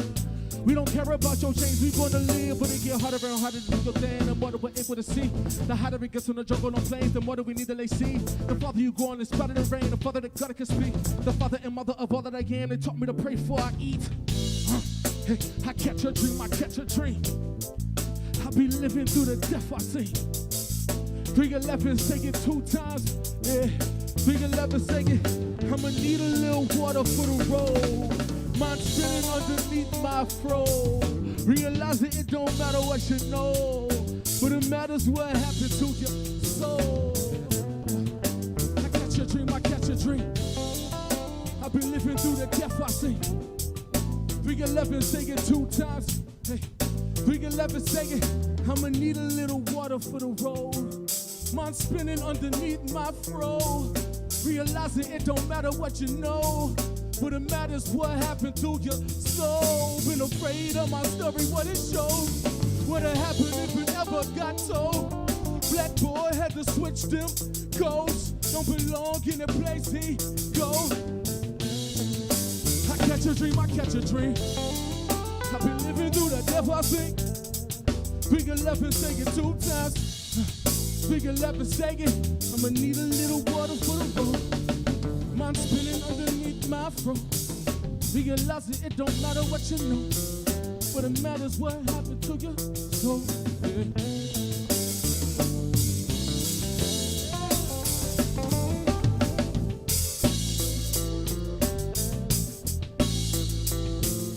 Realizing it don't matter what you know, but it matters what happened to your soul. Been afraid of my story, what it shows. Black boy had to switch them codes.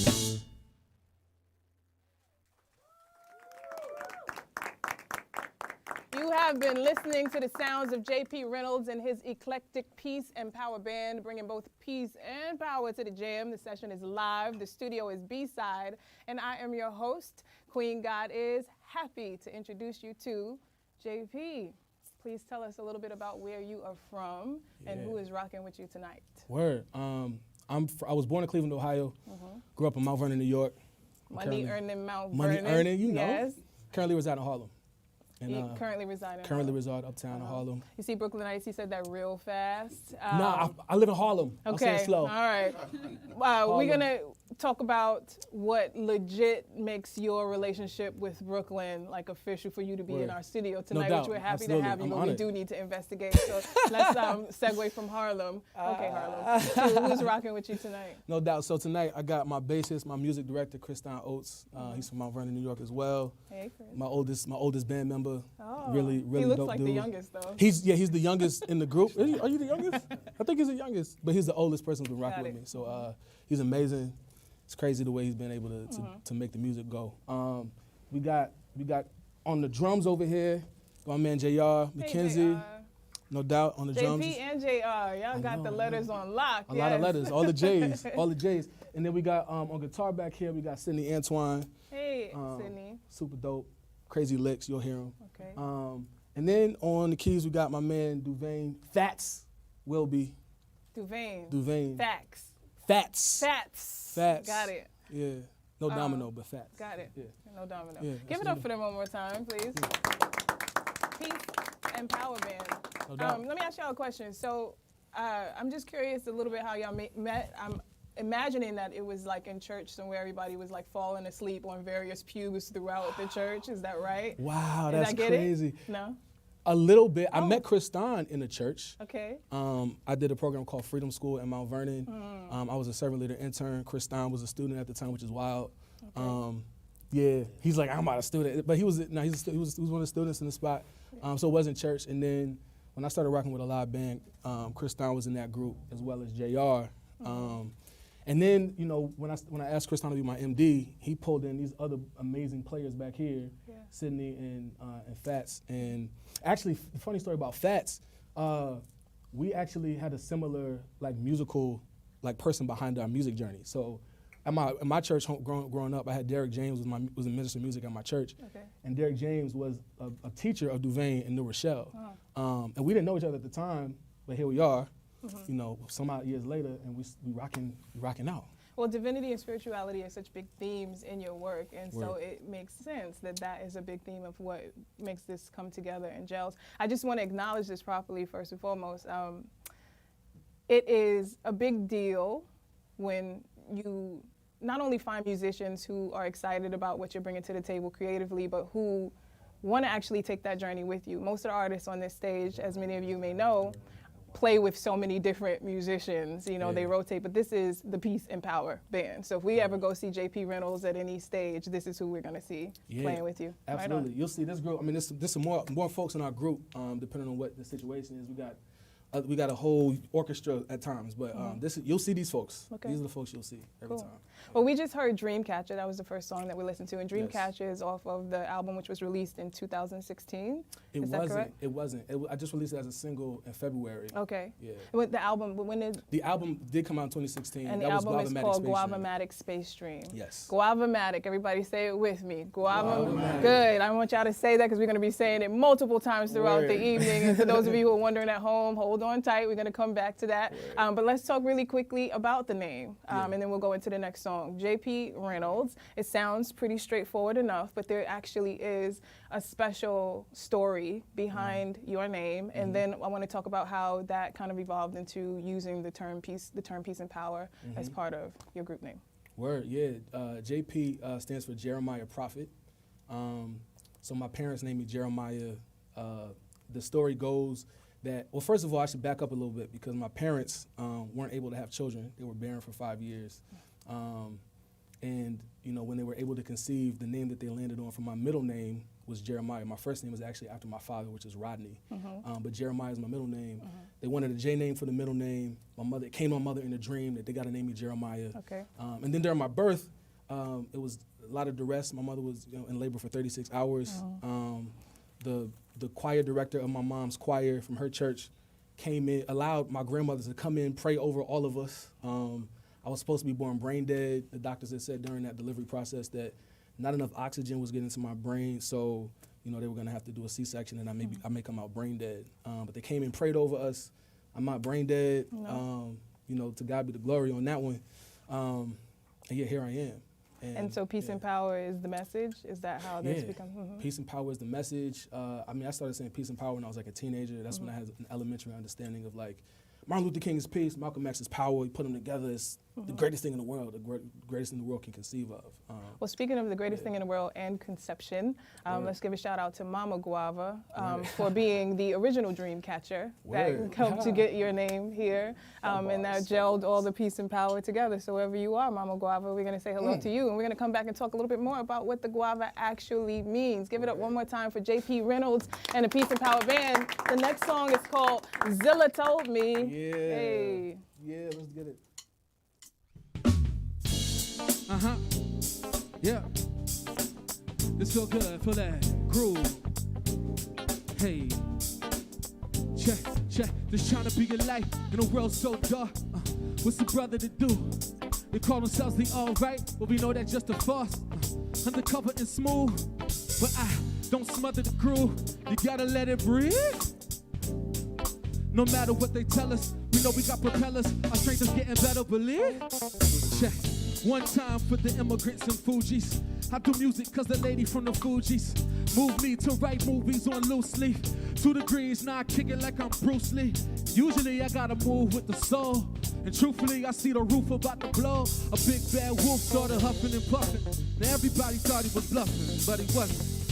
There's something in the water, keep your eyes up. Spirit moving and the temperature gon' rise up.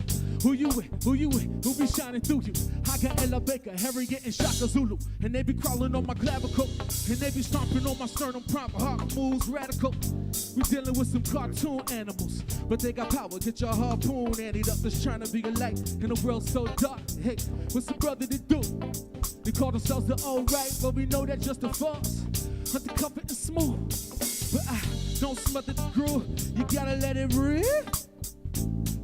No matter what they tell us, we know we got propellers. Our strength is getting better, believe. Let's rock out. Hey.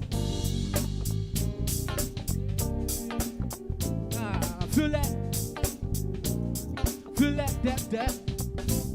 Just trying to be a light in a world so dark. What's a brother to do? They call themselves the alright, but we know that's just a farce. They're undercover and smooth, but I don't smother the groove.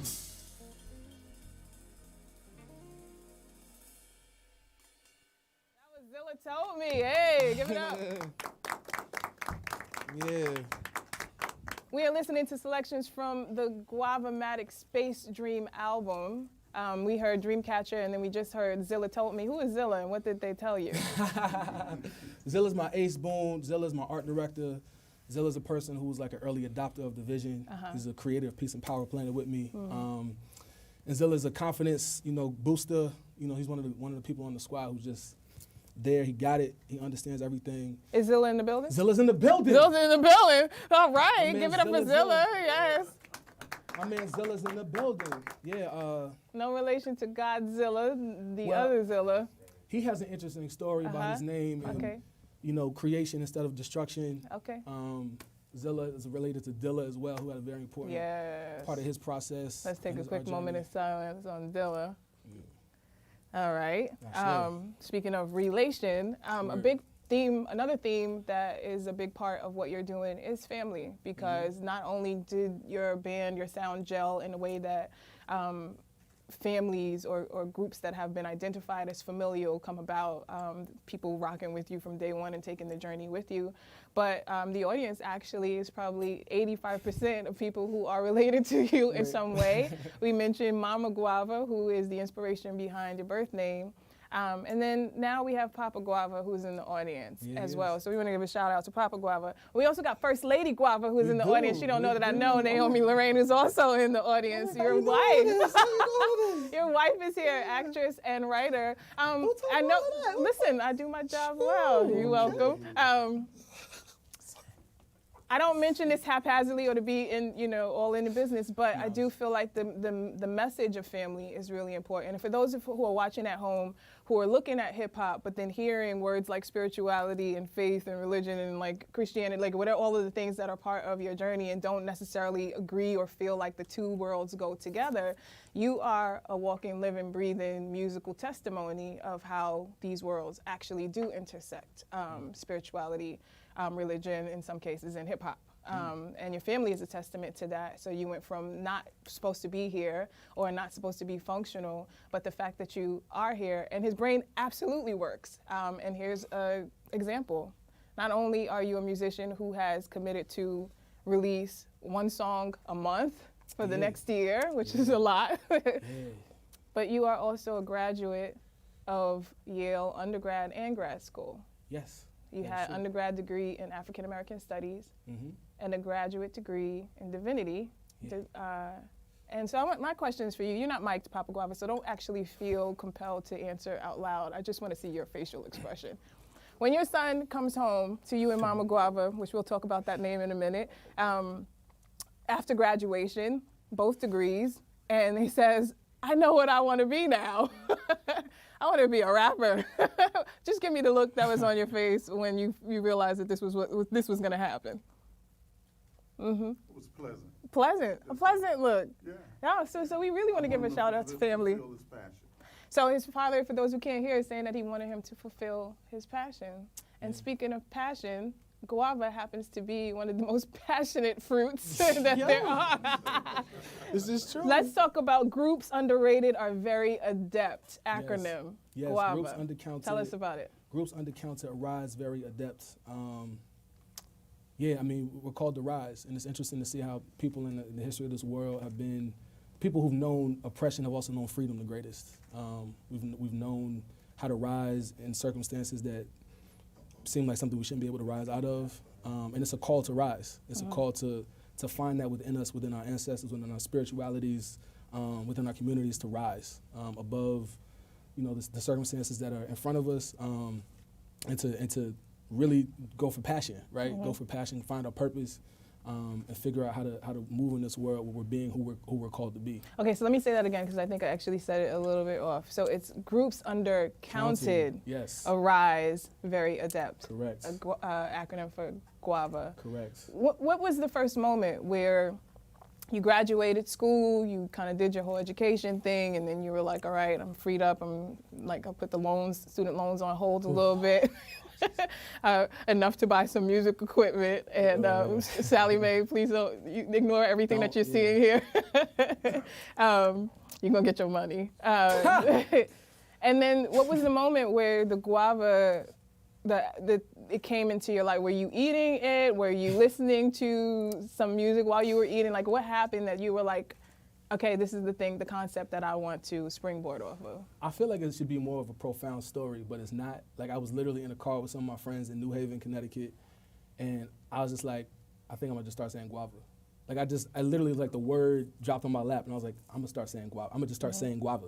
At that point, I didn't have any acronym, no story behind it, nothing like that. I was like, it's a dope word. I don't even know where I seen it at that point. I was like, it's a dope word, it's cool to say, so I'm gonna just start saying it. And then I gave it this whole spin. I gave it this spiel. whole thing, yeah. And so after 365 days of saying guava for absolutely no reason and every reason, the album was born? Exactly. Well, something like that, right? Because I was in studios and I have an ad-lib, like guava, and they're like, you're saying guava, right? Right.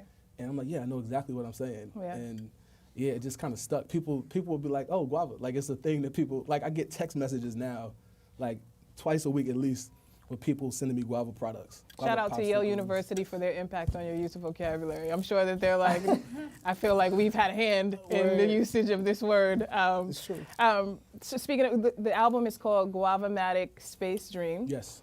Tell us really briefly about how the concept of guava squeezed itself I see what you did. into, you see what I did? Okay, into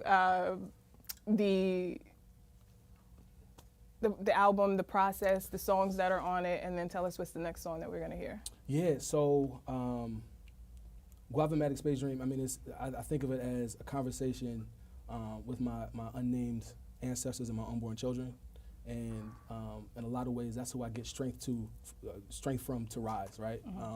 It's a divine process, it's a spiritual process from times past, from times coming, while also kind of being in the moment and trying to be a recipient and be a vessel for those powers and energies. And that's kind of like the circumference of that story. So it's a story, it's a story. It's something that has existed in my imagination space. Right. that I'm grateful to have been able to actually express it and find people who believe in it and rock with it and who can make cover arts for the stuff and write press releases. You know, it's amazing. Yeah. And you don't know too many people who be like, ew, guava. Like, that's just not something people say. You know what I mean? It's great. And not to mention that fruit is a perfect metaphor for a lot of things, especially for what you seem to be wanting to build and share as a message in your music. And you are the fruit of your parents, the fruit of their labor to even just bring you into the world. Speaking of it telling a story, the next song is by one of your great influences and also one of the master storytellers and activists of all time, Harry Belafonte. Give it up for J.P. Reynolds and the Peace and Power Band.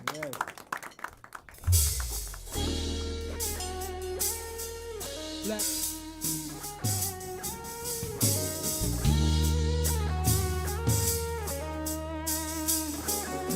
My people screaming like what's going on? Bloody streets don't push me, I'm barely holding on. Now it's time for me to fly, I'ma take it. This got that making of a rebel feel. Lifting up my fist don't make a difference, let the wreckage build. Killing off your system, sit with scripts on my director's bill. Peace and power rep until we're victors. I rep the veal, villains learn your lessons here. Weapons will draw, but your weapons wield flawed. Vaudeville, be a chopper, your weapons never prosper.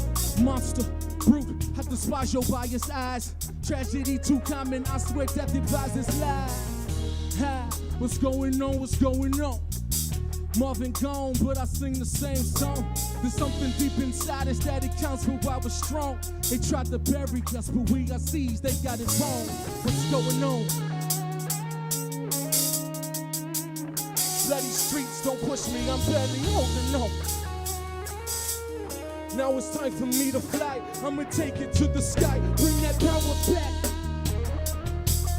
Tried to steal my soul from it, another thing's coming, bring that power back. Now we busting through the ceiling, can you dig it? Got me feeling like I'm Harry Belafonte, Paulie Roby with my story, punches throwing at my dome. I be rolling, I got fire in my bones. I can't hold it, plus I'm really about this life, so trust me, this ain't just recording. I know how they can shut on my light, shade on my light. No, I'm not having that, so now I'm on a journey, we're driving, I'm taking my flight in no moment of passages. Finish with singing, no limits, so can you imagine what status my vantage is? Got us the size of my hope when I'm breaking the law, can you please help me manage it? Young, gifted, and black, that weigh a ton. Nina gone, but I sing the same song. There's something deep inside us that it counts for why we're strong. They tried to bury us, we got seized, they got it wrong. What's going on? Bloody streets don't push me, I'm barely holding on. Now it's time for me to fly, I'ma take it to the sky. We ain't going nowhere. We ain't going nowhere. We ain't going nowhere. Nah, say we ain't going nowhere. To bring that power back. Tried to steal my soul from it. Another thing's coming, bring that power back. Bring that power back. Hey, hey, say bring that power back. That power back. We need our power back. Bring that power back. We need that power back. We want our power back. Hey, yeah.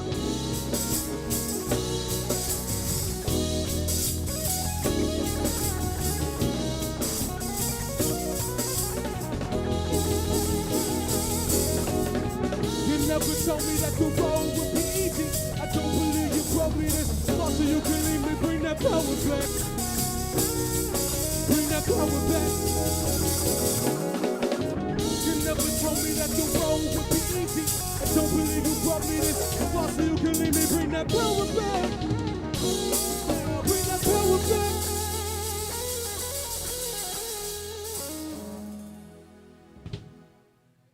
Bring that power back. Bring that power back. Yes, we're listening to J.P. Reynolds and the Peace and Power Band. Speaking of peace and power, it's two of the most biggest messages, I think, of the person who this song is about, dedicated to Harry Belafonte. Tell us how that came about. I gotta catch my breath. Yeah. Okay, no, it's like, now Harry Belafonte is a huge influence, just in terms of how he infused his voice of activism within his artistry. You know, he was obviously a hugely talented individual, did multiple things, but then he could speak to the issues of his time. I think it remains an influence for a lot of artists who also have a consciousness to what's going on. Yeah, he is, and not only is he an influence, but he's a swift kick in the booty for artists who kind of forget that it's possible to do both, to rock out and to also inspire and to deliver a message. Yeah. Harry Belafonte and hip hop in particular. Let's segue into hip hop. Harry Belafonte. Okay, so I think we're having a little bit of technical difficulties. That's what happens when there's so much like juicy swag on the set. There's a lot of swag up here. There's a lot of guava So juice let us drippings. know what we need to do to fix it. Oh, okay. All right, so what we're gonna do is, the guava worked its magic. It wants more guava on the stage. We're gonna go into the next song. Let's go into the next song. We'll come back with the conversation. Give it up for JP Reynolds and the Peace and Power Band. Ready.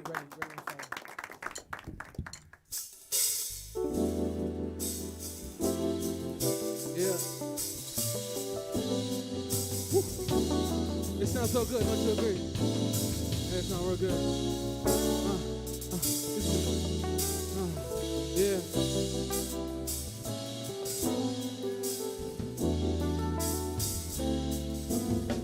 Yeah.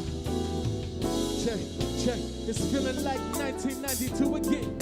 Mount Vernon in the building, coming true with it. Thunder, vision falling like flurries, trying to have the best summers. Wonder where the fire would trust me, the best coming. Steady salute the homies, steady salute the fam. I'll be pushing deeper. It's the back of the van. It's the knocking on lockers, quick to rock it, raise your hands. Even if you try to knock me down, you lost, cause I'ma stand. Steady praying for wisdom, steady leaning on faith, steady hearing the pain, steady killing them can'ts. It's the other folks can be scared of your power, but you can't. I fall back on my people when energy looking faint. Say, bam, coming on my journey, yeah, I'm free now. Never quit from learning, I've been empty, but I'm free now. Thankful for my story, I've been slave, but I'm free now. Focused on purpose, and I'm tearing tyranny down, yeah. Ready for whatever you throw at me.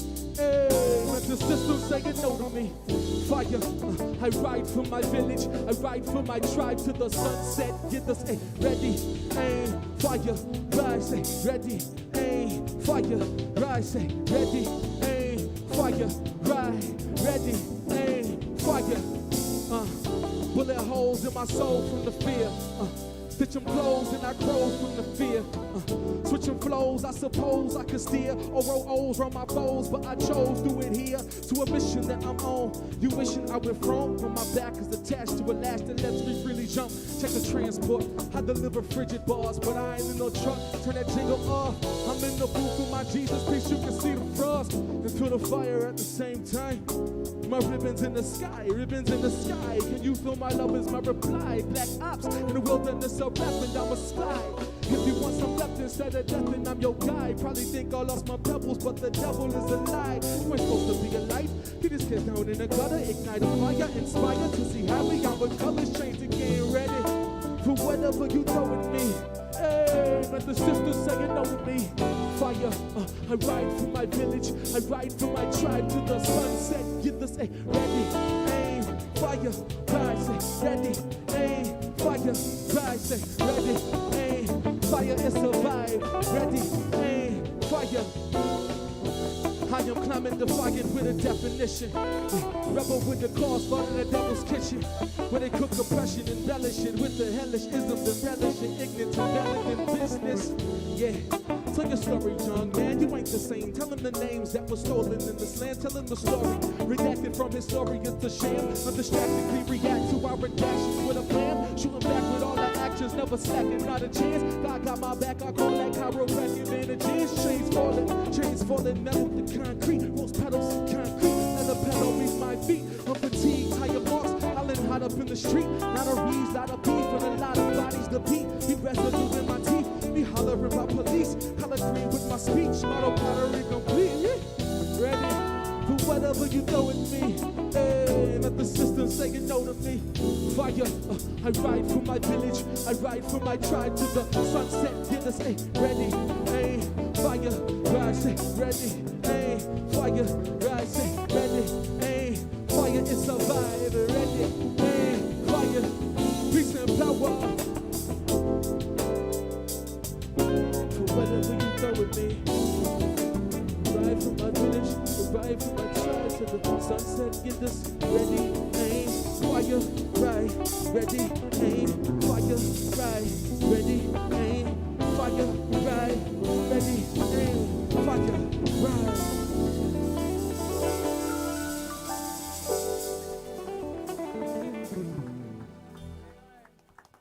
For those of you who are just tuning in, this is B-Side, and we are all the way live, and you are getting unplugged as it can get. Technical difficulties and all, and it is still all good, and it is the hip-hop way to keep going, am I right? Absolutely. Speaking of hip-hop, we're going to pick up the conversation. We're talking about Harry Belafonte, which the previous song was named after Harry Belafonte, and we're talking about Harry Belafonte's relationship not only to activism and storytelling and making sure that the current and future generations know their history and the legacy that he's passing on. But he's been very vocal and instrumental in the conversation around hip-hop and what's possible with hip-hop, especially with some of the bigger names. So in the heat of some recent injustices and issues that we are all, in our own way, working to deal with and or eradicate, Harry Belafonte made some very specific statements to people like Jay-Z, Beyonce, because he felt like they were not necessarily using their platform to do enough. Some people felt like that criticism was harsh because in their own way, everybody does feel like they're doing what they can or what they know to do, and not every artist is a facilitator, educator, or activist. You know, They may be great at their craft, but not necessarily great as spokespeople or leaders. Mm-hmm. But then we have seen a shift. Yep. We have seen that shift. I think sure that have. people kind of took the baton and the swift kick in the pants and it's like, all right, if there are ways that we can do more. And then there's a legion of artists that are not as big names as these people who have from jump taken on that charge. Mm-hmm. So you come out of grad school, Mm-hmm. divinity school, Mm-hmm. and you segue into many things, but most prevalent is the hip hop career. Mm-hmm. And from jump, you decided that you wanted to do it this way. Tell us why. I mean, the reason I love rap. I love hip hop. I love the culture. I love music. So it's like really in me. Mm-hmm. I'm passionate about the craft and the crafts, the long, rich tradition of black art makers, of black music makers. I love that. Mm-hmm. So that's number one. And number two, I mean, honestly, like strategically, like there's so much influence that artists have. Mm-hmm. Let's talk about that. Yeah. Because some people, we say, well, maybe this is a strategy. Maybe they're, pushing all of the questionable stuff, all the stuff that kind of gets you popular attention, because you're going to flip the script and then say, but I really want to teach you all this. Yeah. What is your strategy? To put one foot in front of the other every day, Uh-huh. and be as try to hold myself accountable with the people around me, right? Mhm. Like my wife, my people in my band, Zilla, my pops, right? Like my mom. These are people who I think have an understanding of who I am, and I think I've strategically tried to put people around me who would hold me accountable. Okay, so accountability is one, and then Yeah. you have a couple of songs, namely one is called Mirror Mirror, which we won't hear today, which is about male accountability, those who identify as male accountability in terms of the conversation around abuse, sexual violence, domestic abuse, issues with inequality amongst women, and really taking the Me Too movement, which is age old, shout out to Tarana Burke, but it's a conversation that's been going on for a very long time, silenced in many ways, but has a resurgence now and taken that as a self-reflection. So has that always been the case? When you first started rhyming, did you feel like you had a relationship with integrity and accountability from the start, or was that something that you evolved into having more of? I don't know. I think I was trying to say something the whole time. I mean, I think I've always had something to say. I think that's just who I am, maybe, right? I mean, I think in life, I think I'm a person who says stuff that I think, and I think that comes out in my music. So I don't know if I originally planned it for it to be so strategic. I mean, I do know that, like, originally I was like, yo, everybody's got earbuds. Imagine if everybody was listening to you on their earbuds. Imagine the influence, right? Like, it's not the same as some of the other things, some of the other careers that have presented themselves to me. And this thing, one, for which I'm very passionate, but two, yeah, I don't know if the strategy's grown in me, but I think I've always had something to say. I've always wanted to say something. Well, speaking of things that you wanted to say, you said on a song called Jenga, when you were talking about it, you wrote, Our society is set up like a game of Jenga. Marinate on that for a second. Let's continue. Nobody truly wins. The game is predicated upon destruction and loss. Good strategy is to thwart the attempts of your neighbor. The whole point is to leave holes in the structure. The more unstable you can make the foundation without actually being cited for knocking things over, the better you are. And in the end, it all falls down anyway, and nobody wins. Oh, man. I'm like, dang, I wrote that? That's crazy. You did write that. And I think that that's where we see like the Yale thesis writer, the dissertation spilling over into the songwriter, which is not an easy thing to do. There's been many artists before you who had layered things that they want to say. Sometimes it was just too much for some brains, or it was too fast to grasp all the words. But you have really, from song to song, and it varies from song to song, but like I can hear the influences of the things that you've read, the ideas that you've kind of put together through your education, and then now the tool, the craft that you have of hip hop, which allows us to say a lot of different things if we choose. Tell us really quickly about that concept of Jenga and it all falling down anyway and nobody winning. Yeah. One thing I've learned, first shout out to Lauryn Hill, the All Falls Down thing just came up. She's an influence for me. Yeah. But two, I don't know, I mean, the more I look at it, the more things I see, the more curtains that get pulled back and you see what's going on backstage. You realize that, you know, when it comes to race, when it comes to class, when it comes to gender, sexuality, when it comes to all of these things that cause major, you know, points of division in our society, we think we can win, and then you get to a spot and it's like, actually, nah, right? I mean, case in point, Obama, Trump, right? This is an exact representation of that. You know, you go from one thing, it's like, oh my God, victory, we got victory. Somehow Obama represented victory for a lot of us. And then you turn around and say, actually, nah, that wasn't it. The game was about to fall down. And we thought we was gonna win the game, but all the while people was poking holes in that mug until it was our turn and we pulled it and it all came down. And I don't know, it's bugged out. It's a little bit of a, you know, I don't know, it's not, I try not to be negative about it, but to me, it's truthful. There's some truth to it. Yeah. Well, shout out to Harry Belafonte and Lauryn Hill, and sometimes things falling down so that we can build them back up. Tell us really quickly, what is your favorite fruit? Oh, guava. Guava. What's your next favorite fruit? Strawberry. Yeah, seriously, I was like, oh, you about to go somewhere. We're coming full circle with this. Hold on, we have some things brewing in this conversation. Give it up for J.P. Reynolds, the Peace and Power band, and the next song is called Strawberry. Oh man, that's great.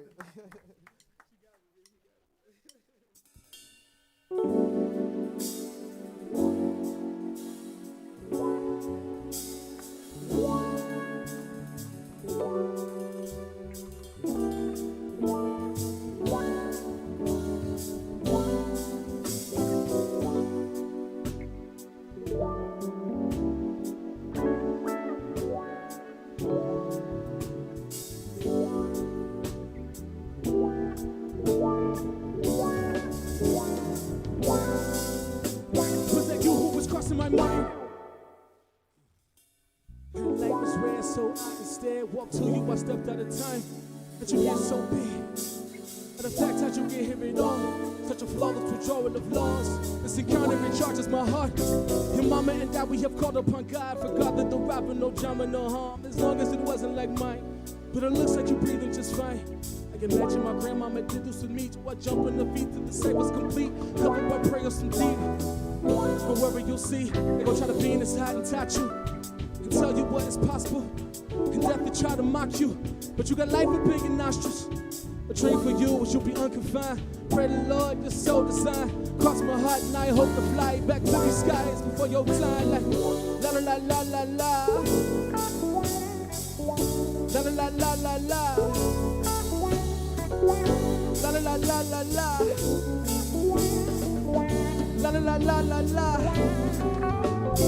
Tell me how I'm gonna live. Tell me who I'm gonna be. Show me love and protection. Tell me the stories of my family. Tell me how I'm gonna look. Tell me, what did you see? Show me love and affection. Tell me I'm matter that I'm unique. Was that you who was crossing my mind? What? At red lights, a pale light, no stopping for us, it's a sign. that you get so big. Matter of fact, how'd you get here at all? It's a counter, it's an arm and throw. But I'm looking at you, there you are. Your body is probably a target, and I tried to stop it, I promise it.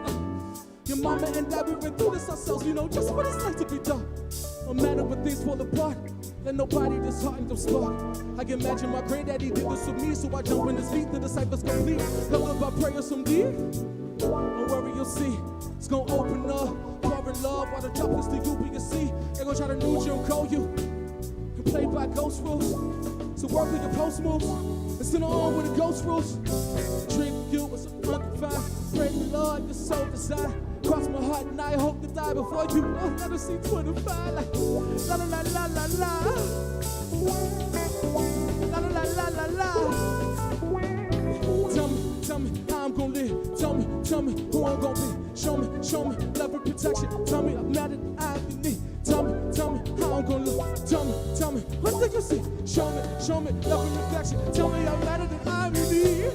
Hey, la la la la la la.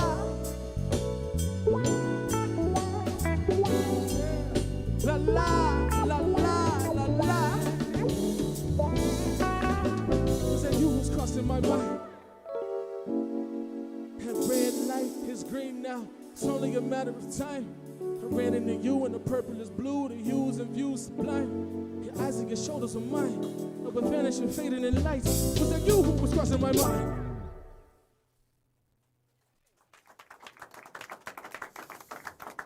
That was called Strawberry from the Guavamatic Space Dream album, continuing the theme of fruit and seed. In the previous song, you said they tried to bury us, but they didn't know we were seeds, which is based on a Mexican proverb. Yeah. And now we're talking about strawberry, and which is the only fruit with the seeds on the outside. Yes. And this song functions as a letter to your unborn child, particularly son. Son and daughter. It can the first either verse way. is trying to be. Okay, cool. Let's do this real quick. Let's have a look. I'm sorry. Yeah, one for. I was saying Venus hot and taught you. That's the reference to daughter. Yeah. Yeah. Okay. Yeah. Oh, okay. But it also can apply to men too. It can, absolutely, Yes. absolutely. Speaking of children, your dad's here in the audience. If you could sum up, what has been his greatest message to you? Trust God, never quit. Trust God and never quit. Yes. And if you could sum up in one sentence what your greatest message you hope to deliver to your child, what would that be? Be unconfined. So trust God, never quit, and be unconfined. So for those of you at home who are chasing your dreams of being an artist and like making some sacrifices, and one of which may be sacrificing raising your children, or having a message for today's children, maybe you can borrow JP's and his dad's. Word. Yeah. That is a big privilege. To be able to not have only been educated and to be able to take your education and apply it to your passion, this thing that you love, but to have a relationship with. How do you stay grounded, and how do you be mindful of the privileges that you have using an art form in which many participants don't necessarily have the same privilege? Yeah, I mean, I struggle with privilege all the time, which is a paradox because I'm also a black man in this world, right? Talk about it. No, it's real, right? We don't hear that conversation enough, right? Yeah. It's usually one extreme or the other. But what does it mean to be a black man in 21st century America, facing all of the bombardment of oppressions and issues on a daily basis, but to also be a black man who has privilege that you can acknowledge and that you use in the way that you do? Yeah, I mean, there's a lot of thinking, there's a lot of paranoia, there's a lot of what my therapist calls ontological guilt, right?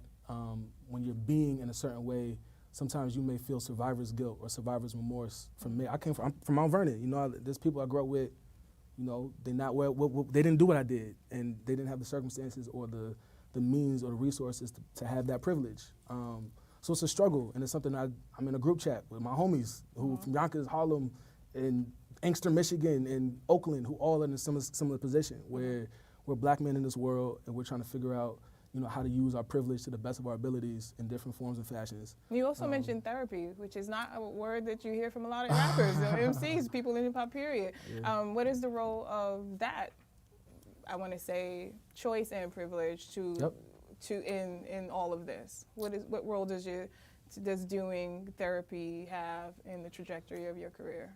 Yeah, it's definitely a choice, and it's definitely a privilege. One of those things that I own.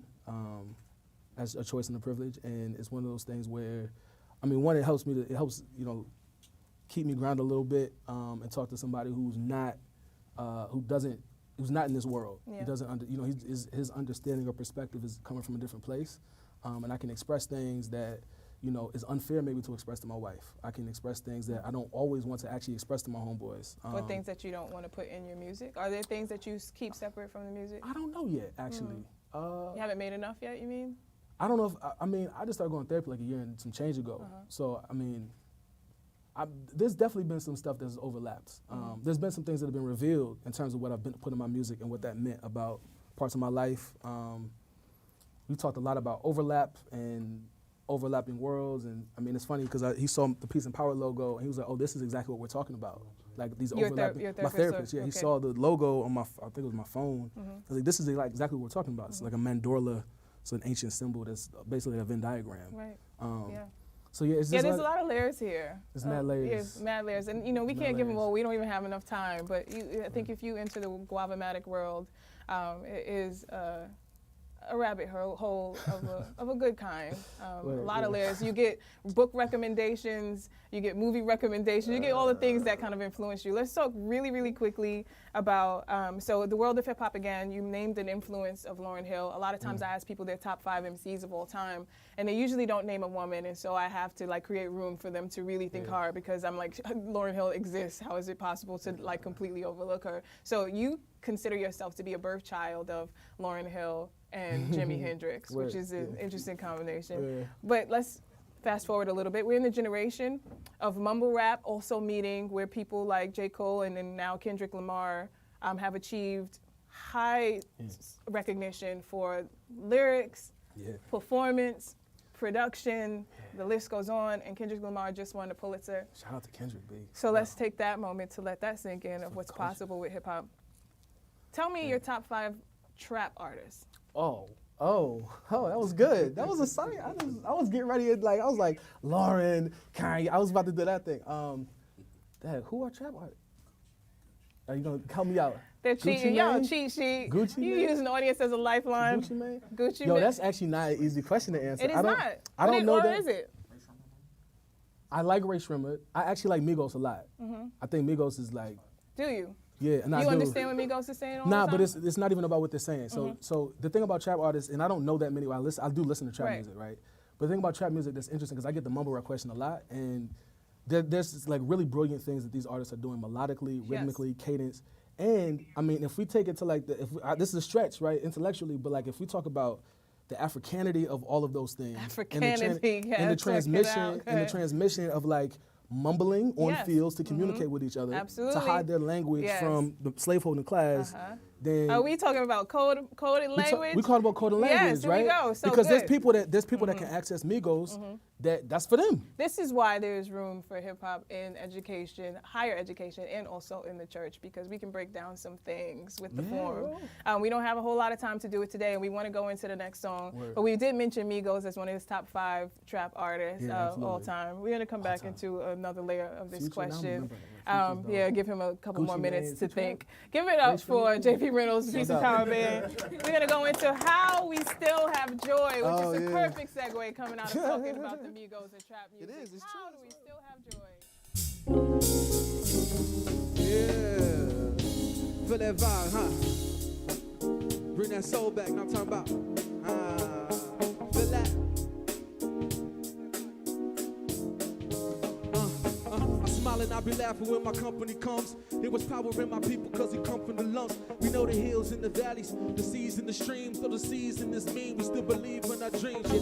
We don't feel the dark cause we was born in it. Melanin smother the groove and make a song in it.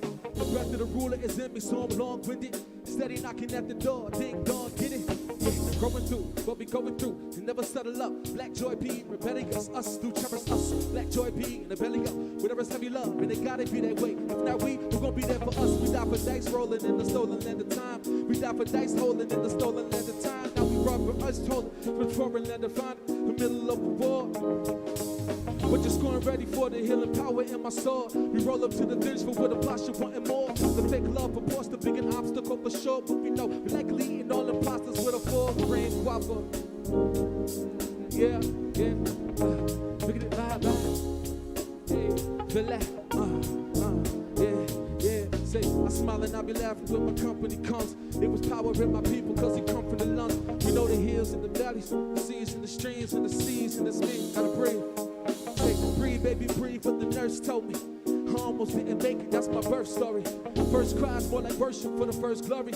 Now I'm a rocket like Taraji till the hearse hold me. Hold that, but don't sacrifice the swing note. The group is something that my hips do have a thing for. We can spit it like this so we can sing slow. Bring the snare, put up a train right where the strings go. Seems as though nobody got no schemes to choke. The life out of my folk ain't nothing we ain't seen before. So bring your rope, policies that squeeze the throats. Cause we got hope, it's too big for you to even throw. Even though we far away from even slopes. Degrees is cold, they don't stop our feet from leaping, no. So this dance that we got, it ain't escaping nothing. It's a portal into something, can't be captured in discussion. So we rushing with no mask on. Getting our pigskin play in the past on. Hey, I'm smiling, I be laughing when my company comes. It was power in my people, cause it come from the lungs. You know the strings, see? Feel that? I'm smiling, I be laughing when my company comes. It was power in my people, cause it come from the lungs. You know the hills and the valleys, the seas and the streams, or the seas and this. Yeah, don't it feel so good when we overcome it? We know the good, cause we've had a lot of overcoming. Always wonder when I make it to a jumbotron. Well, I know I'm just bigger less, so get your wonder on. What I know is I'm gonna speak it life, cause I wasn't supposed to have it. But I know if I get a chance and I'ma grab it, ain't no number 45 on that. But I know it's my shorty live in fact. But I know it's gotta show it better. Tend to black women and listen to elders. Yeah. What I know is that I'm still alive. Yeah. What I know is that I got the light. What I know is I'm gonna let it shine. Hey, this little light of mine. Yeah, I smile and I be laughing till my company comes. There was power in my people, cause we come from the lumps. We know the hills and the valleys, the seas and the streams. When the season is mean, we still believe in our dreams. Green guava. Hey, green guava. One time. Say, I smile and I be laughing when my company comes. It was power in my people, cause he come from the lungs. We know the hills and the valleys, the seas and the streams and the seas and this mean. Believe in our dreams. Yeah.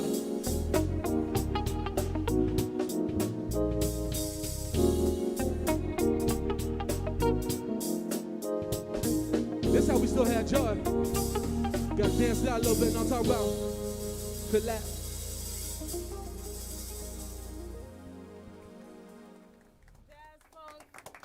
Soul, eclectic, a little bit of hip hop. Really quickly, what is your harshest critique of hip hop? Really quickly, one word. One word. Right now, so hip hop right now. Yeah, real quick. Soul. And what is hip hop's harshest critique of you? Privilege.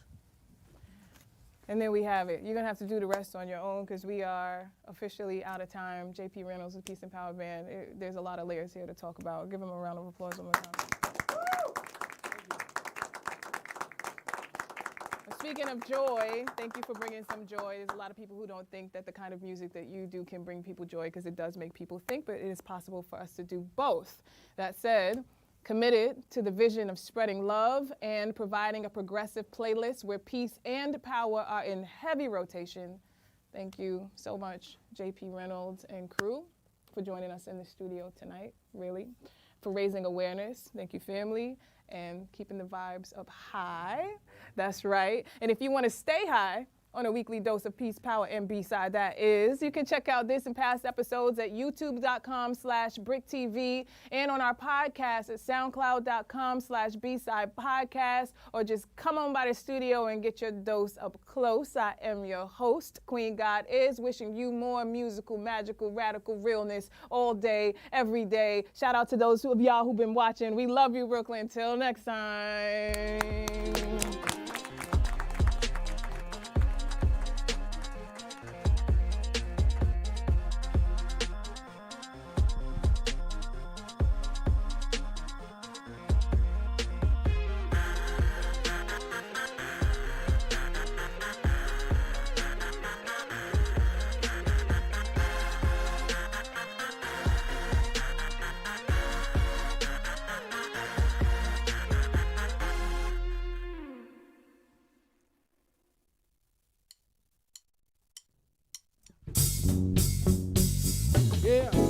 We're gonna end the night with a little funk. And I'm talking about, relax, get up.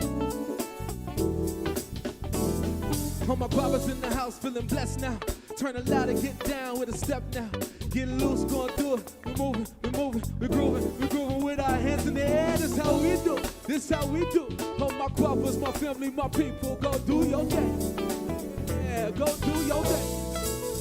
Yeah, take a stroll down memory lane with me. Put on your crown, get wild, come and reign with me.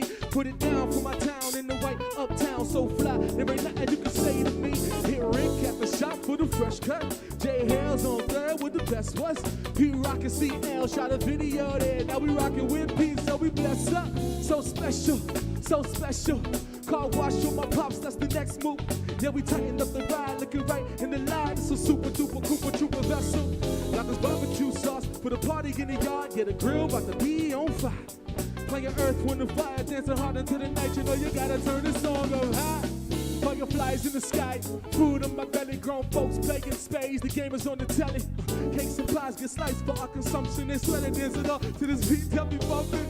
Get on the floor and do something. Time back the furniture, if you need to, jump it. Jokes and laughter, folks are scattered, but don't be napping, cause we get active. My brothers in the house, and I'm blessed now. Turn it loud and get down with a step now. Get loose, going through it. We're moving, we're grooving with our hands in the air. This how we do, this how we do. All my brothers, my family, my people, go do your thing. Do your thing. Or we can go back even further. To them growing up days when your crush made you nervous. Or when the song cause your kin from the south came. The accents made people take notice. Your uncle had hooch in a mason jar. Telling crazy stories, but nobody would dare to stays off. Ribs in the cooler, Glen Island on the grill. Carter water, ice pops, fake goals on chill. The park for the reunion, how we do it for the cook. For the shorty, saw the sporty, I was steady on the look. Steady off the hook, running through a sprinkler. Super soaker fight, game clothes all wrinkled up and spinning like Bad Boy 98. A love like this to the speaker break.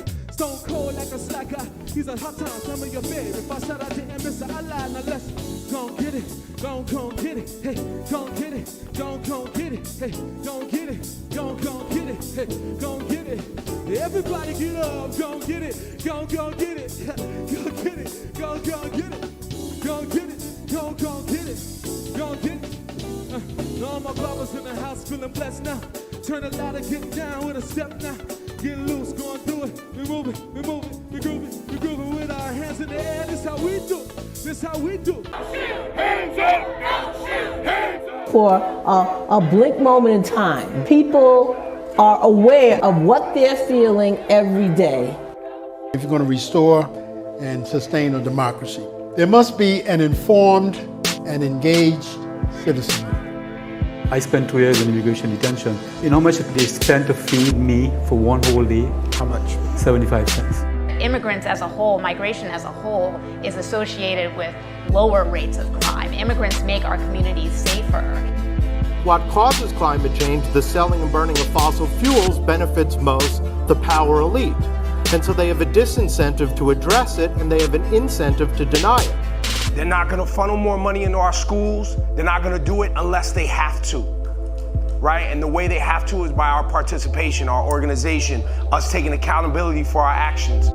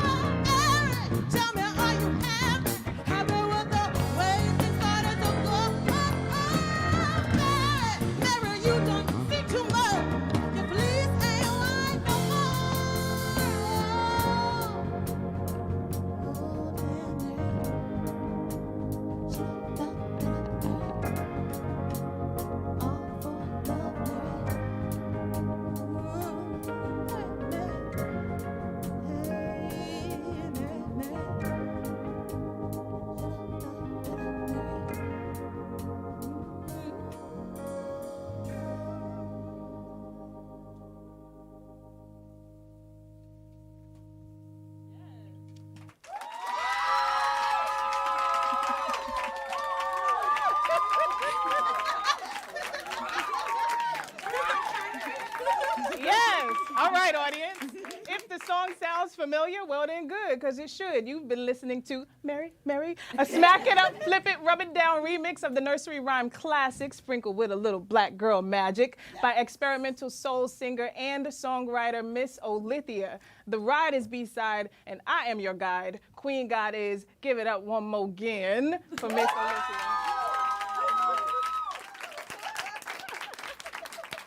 So we can tell from the sound of the audience what kind of night this is going to be. So, right on. Miss Olithia, this is our episode where I represent Queens. She was raised out in Brooklyn. Shout out to Far Rockaway, Queens, which is where you are from.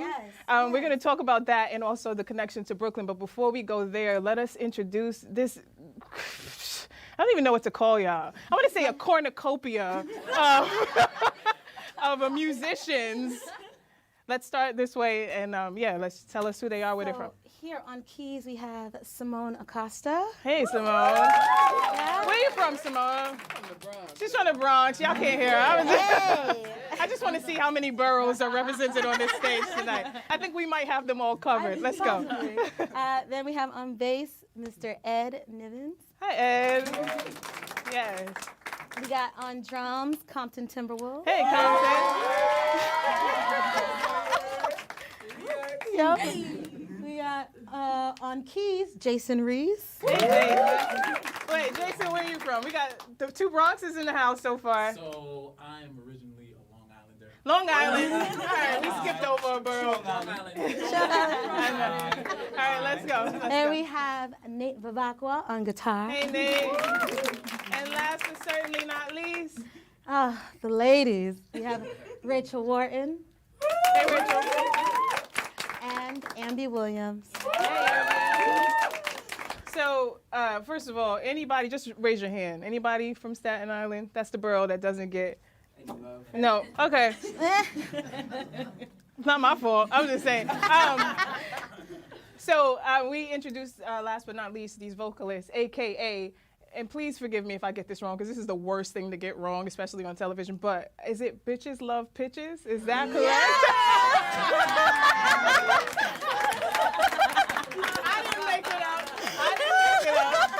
But it's real. Before I go into the next question, let's test this out. Like, I don't know if this will come through. This is unprecedented. I would love for you to say the unofficial, official motto of Brooklyn, to do it in harmony as Bitches Love Pitches real quick, and to segue into the next question, which is spread love. It's the Brooklyn way, a courtesy of Notorious B.I.G. Can y'all just freestyle that as a harmony for me?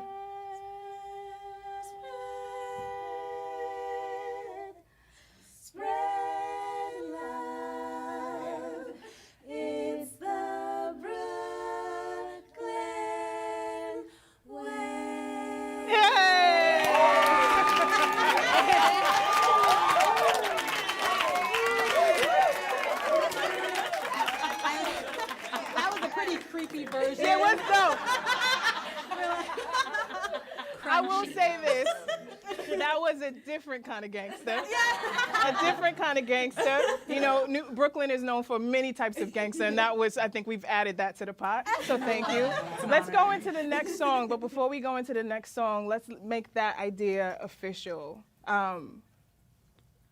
Finish the statement. Brooklyn is home. Okay. Home. It's home. Amen. Amen. She's from Queens, though. I just want to add that back in there. So with that answer, we may have made a few enemies, which is perfect for the next song. Give it up for Miss Olithia and the crew. The next song is called Enemy.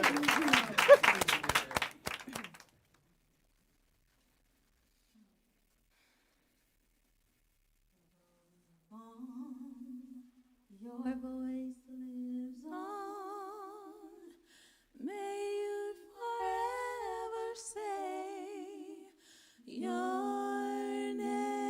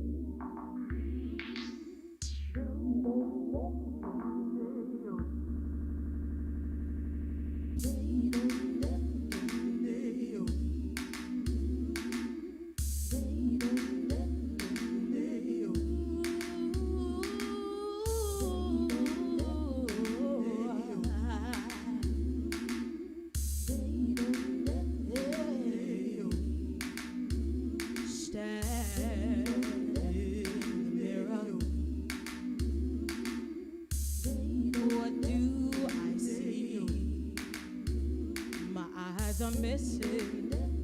My mouth is bound so tightly, and I can't move, and I can't breathe.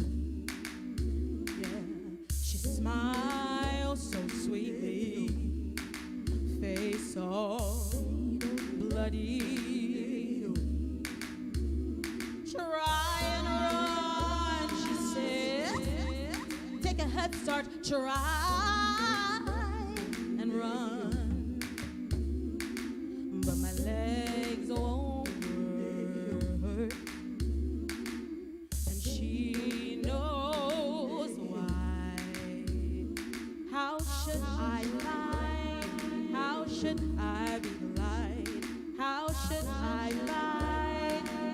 should I be the light? How should I fly? How should I lie? How should I stay in the mirror? Whoa, I'm looking for answers for ones we lost. Believe that they loved us. Always knew they hated us all. The land of the free, oh, the home of the depraved. America, spelled with 3 K's, oh yeah. How should I find? How should I be the light? How should I find? How should I be the light? How should I find? How should I find? How should I be the light?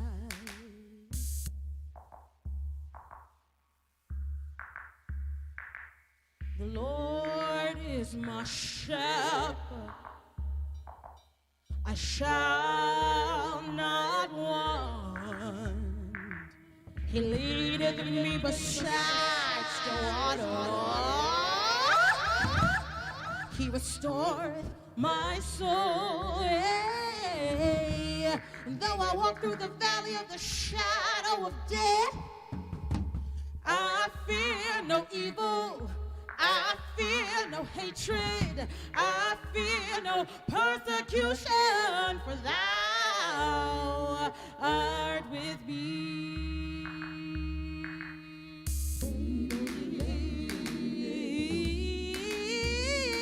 Yeah.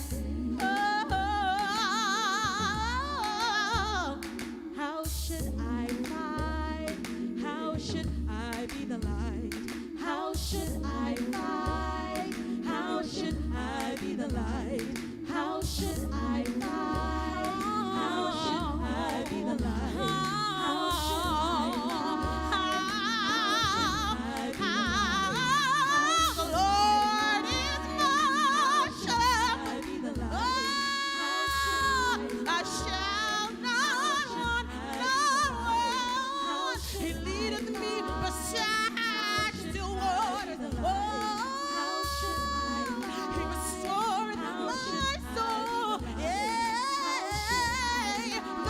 Through the valley of the shadow of death, yeah, I fear no evil. Trayvon Martin feels no evil. Sandra Bland fears no hatred. For thou, for thou, for thou, for thou art. How should I find? How should I be the light? How should I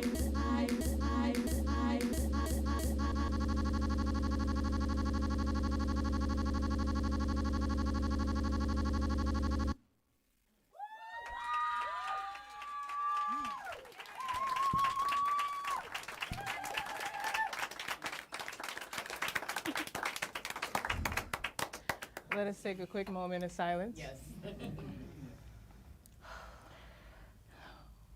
Okay. She gave y'all one song to get ready.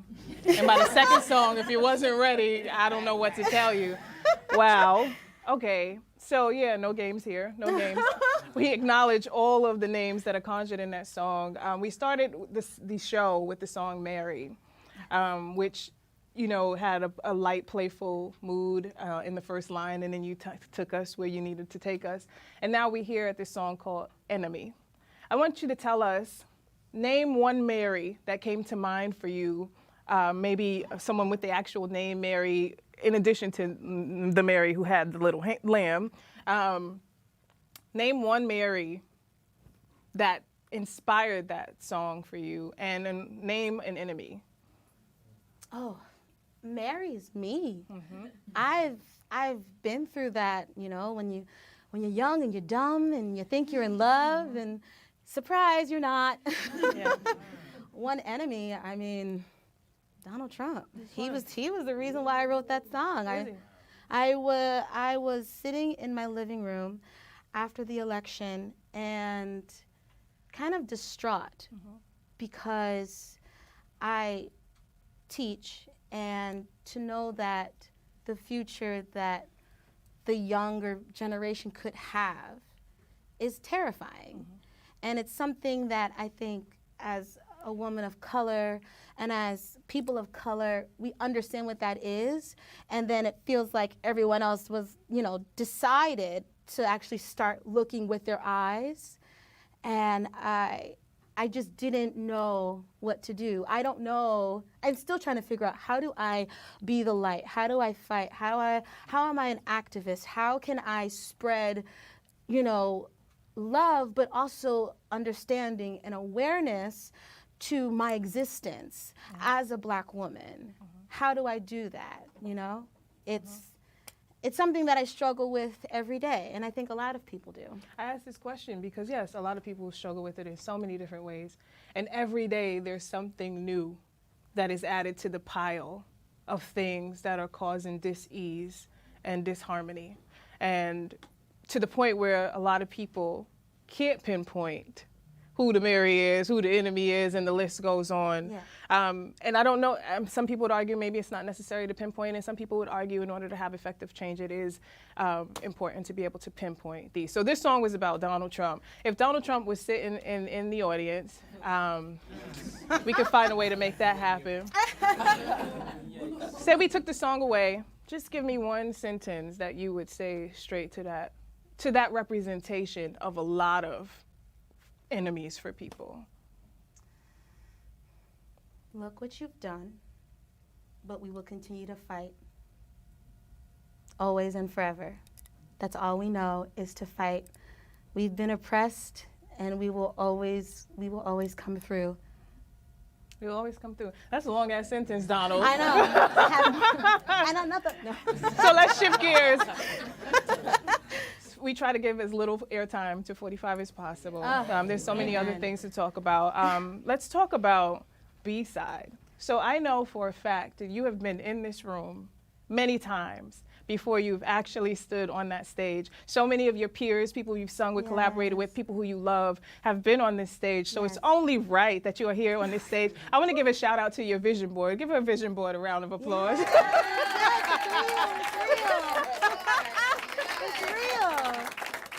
Is it safe to say that we can go home now and put a check next to that? Yes, I wrote it down in my journal. I made a few goals earlier this year, and I said, these are the things that I want to be able to do in 2018, and B-Sides is on it. It feels like a rite of passage, and I'm so excited to be here. That's how special this show is. That's how special it is. She literally, I know for a fact she's been in this room multiple times in the audience. I know the drummer has played with many artists on this very stage, and look at God, you know what I mean? Full circle moment. All right, so we're gonna go into the next song, which is called Anthem, and then we're gonna talk a little bit about your projects, including the most recent project that you put out. We're hearing some songs from that project. Yeah. But before we go into the next song, we shouted out a little bit the drummer, which we're going to come back and talk to him about a little bit. We're going to talk to you about just your collaborative process, but we want to give a quick shout out. I would like for you to just say a quick shout out to PK. Who's PK?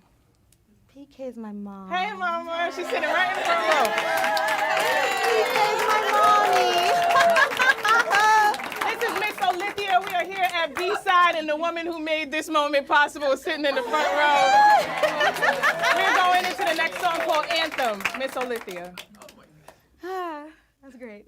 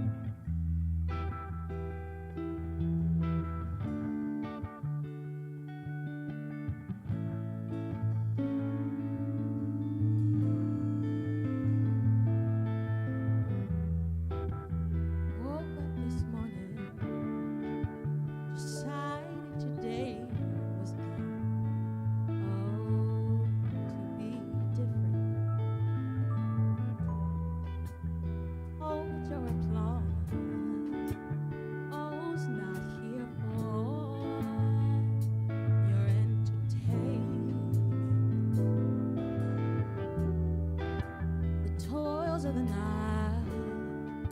The tears I have cried have dried. I leave them all behind. My vision is clearer. My back's a little straighter. I'm walking in heads high today. So I say, breathe, stretch, shake, let it go. Breathe, stretch, shake, let it go. Breathe, stretch, shake, I'm letting go. I'm letting go. Breathe, stretch, shake, let it go. Breathe, stretch, shake, let it go. Breathe, stretch, shake,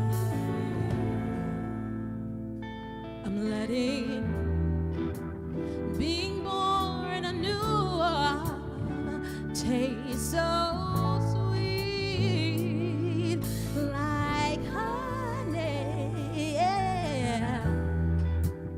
Final realizing that you were a fake. You can't come from me. No need to apologize. No need to explain my smile. From the ashes I come, yet still I rise. Dare to test me, just try. Some of y'all don't love your lives. Clutch of pearls, we taking them souls today. So I say, breathe, stretch, shake, let it go. Breathe, stretch, shake, let it go. Breathe, stretch, shake, I'm letting go. I'm letting go. Breathe, stretch, shake, let it go. Breathe, stretch, shake, let it go. Breathe, stretch, shake, I'm letting go. I'm letting go.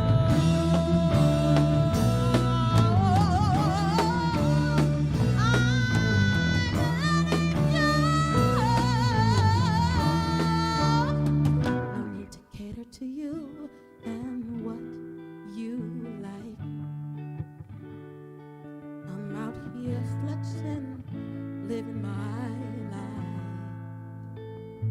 I'm bothered by you and what you like. I'm out here flexing, living my life. No need to cater to you and what you like. Oh, I'm out here flexing, living my life. I'm bothered by you and what you like. I'm out here flexing, living my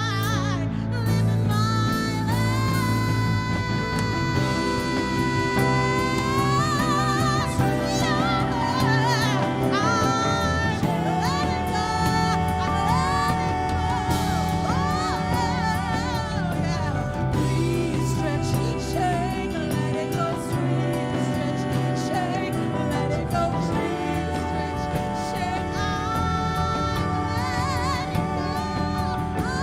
breathe, stretch, shake, let it go. Breathe, stretch, shake, let it go. Breathe, stretch, shake, I'm letting go.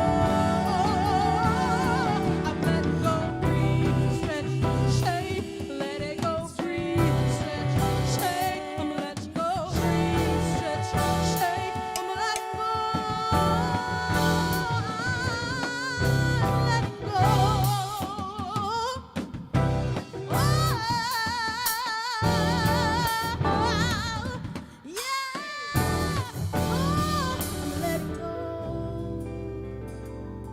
I'm letting go. I encourage you to let go. I love you, let go. Live your life and let go. Be free and let go. Oh, let go, let go, let go, let go, let go, let go.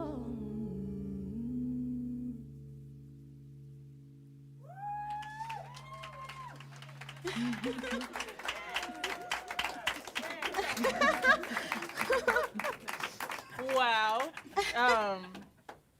like we need to take a moment of silence after every song. This is getting ridiculous. It's getting ridiculous, Miss Olithia. Oh, okay. Wow. I had a whole other set of questions before this moment, but let's jump to this moment. Let's go back to those questions. Let's talk about love. And I feel like when you open up your mouth, literally all of the love that must be behind you and in front of you, literally, and holding you up, it comes through your pores and out of your mouth. How has love fueled your journey? But specifically, how is love a form of activism, considering what's going on in the world around your journey? I think love has granted me a freedom that I didn't know that I needed, that I didn't know I didn't have. And it has allowed me to stand firmly in who I am as a person, and to also be able to give that to other people.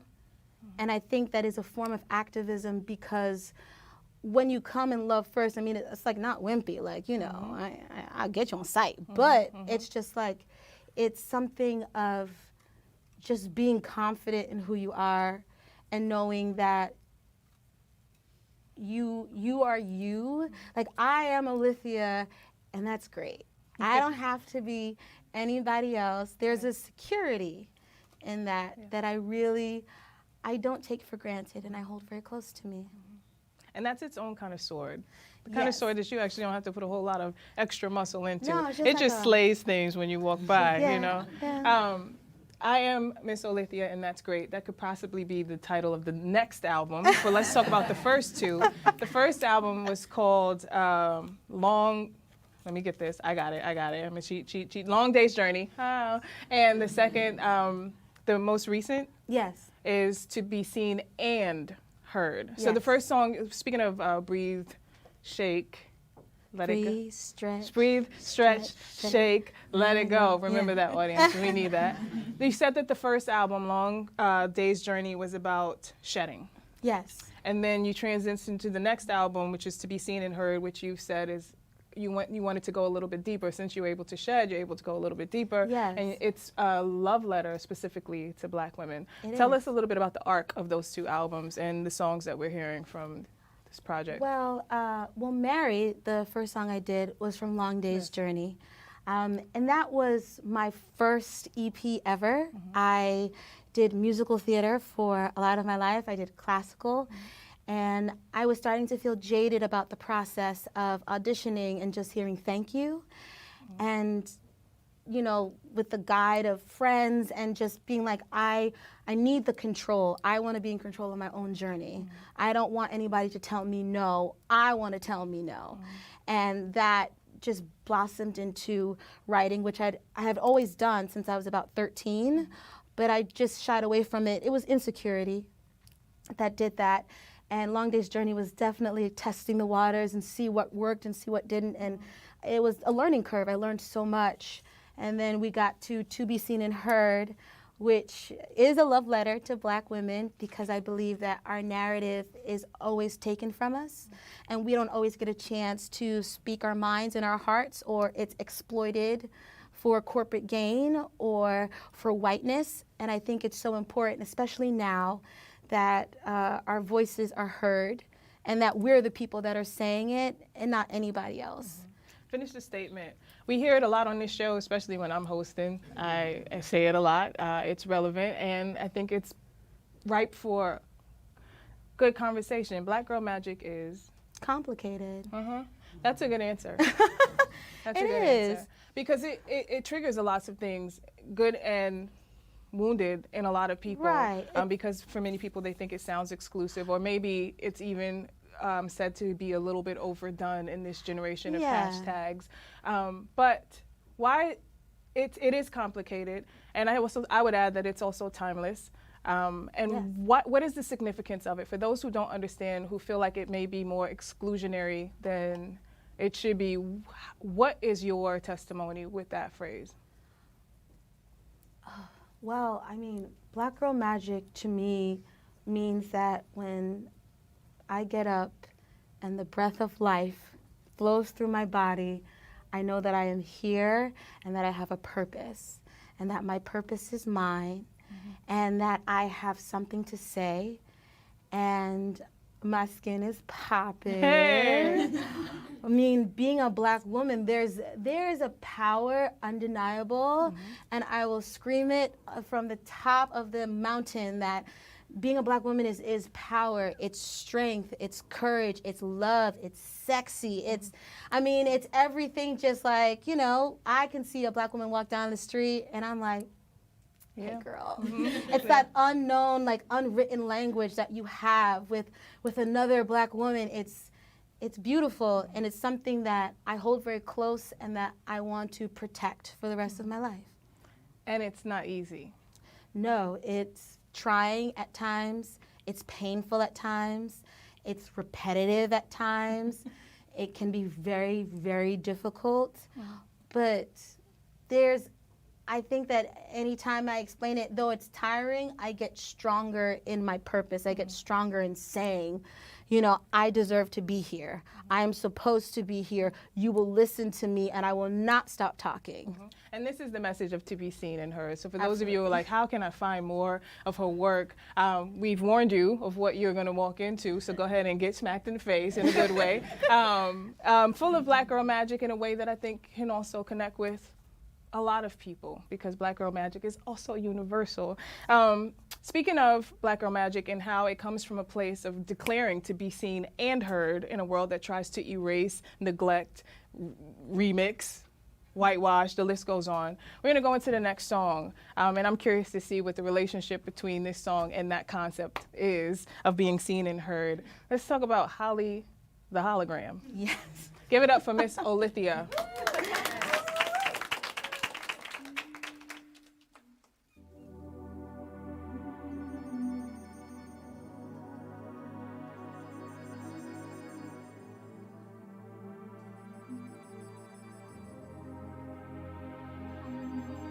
Take my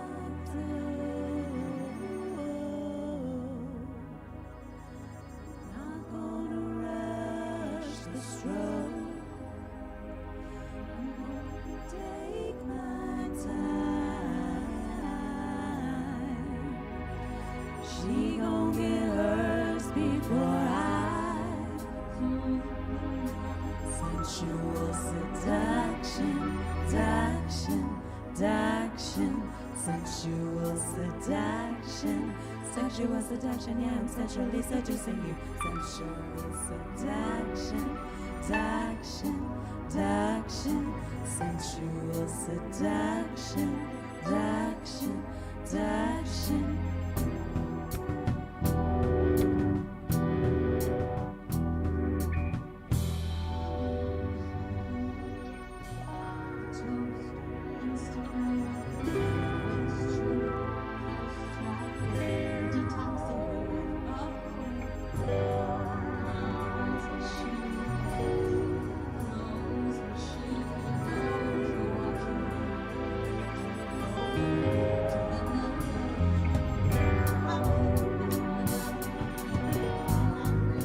Instagram, boomerang, and Valencia looks good on you. She's alright, but she's not real. She's alright, no time to feel. Holly, she's alright, but she's not real. She's alright, no time to feel. Holly,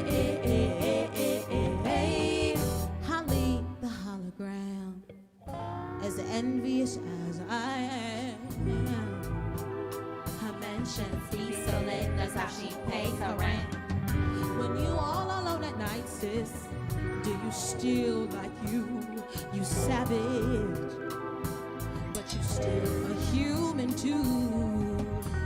People so thirsty to see what that booty do, who mad though, twerk slow, then inspire with a dead man's quote. Oh, she's alright, but she's not real. She's alright, no time to feel.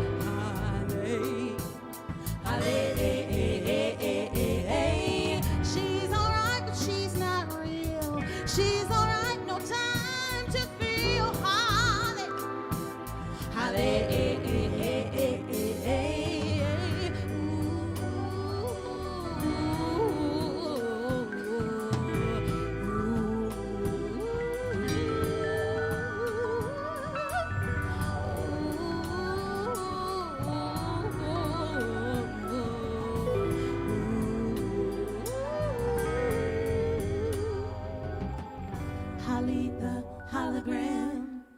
the toast of Instagram.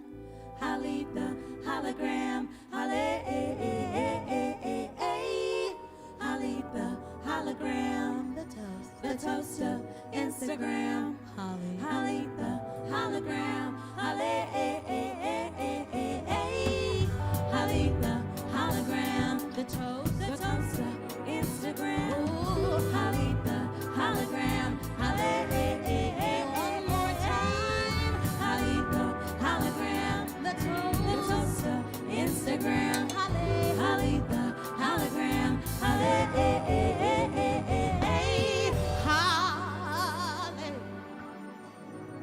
Do you still like you, Holly?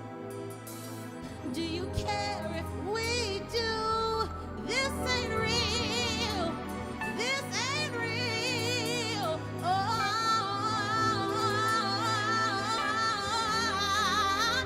Oh, you're human, Holly. Where's the human Holly?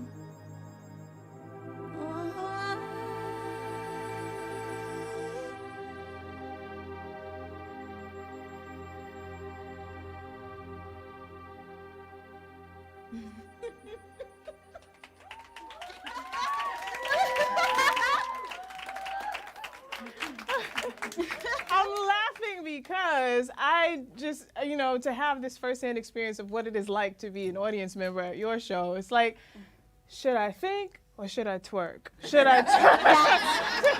and I'm very clear that you are, she was raised out in Queens, and tonight we're raising the roof in Brooklyn. Let me tell you what happens when you bring the two boroughs together. You do both. You think and you twerk. Kind of cosmic church. Yes. Where you say hallelujah and ow at the same time. So for those of you who are like confused, just do both. Just do both. Just do both. Okay. Holly and Mary, are they homies?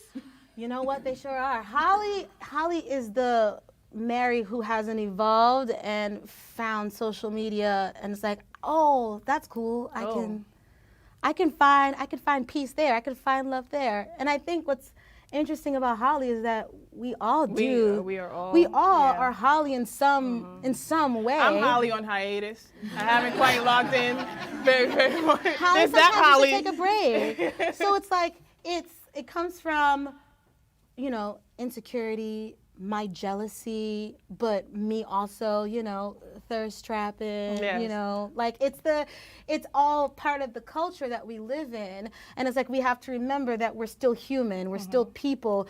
At the end of the day, like you have to still love you. That like is fun for a moment, and everybody gets a rush. Like it's cool, like there's no judgment there. But when that is done and you go in bed at night, how are you recouping yourself? How are you finding love for yourself? Well, I can say that we've definitely found a full circle moment, courtesy of Auntie Oprah. Thank you very, very, very much. We were talking about Black Girl Magic, and your word was complicated. And I think Holly the hologram, Mary, and then Maxine Waters, Michelle Obama, like all of the lists, I think all of these are together as one. Like there's no binaries with Black Girl Magic, like it's all in there. The women who find their sense of power in front of phone screen and the likes that they get, and then maybe that is not the most authentic, but then it does lead them to, perhaps it can lead them a place of confidence that they may not have had before. So it's complicated. It's very complicated. But still, I mean, you gotta have a little fun with it. Yeah. It's okay to have Well, speaking fun. of fun, let's talk about something simple. What is the most simple part of your day that brings you so much joy and harmony, or it's the go-to place when you feel like you need to decompress from the weight of the world, from the tug of war between the thinking and the twerking? People need to know. I mean, I do consider myself an intellectual twerker. Yes. So that's a real thing. I think listening to a podcast on the train, something that takes me outside of myself.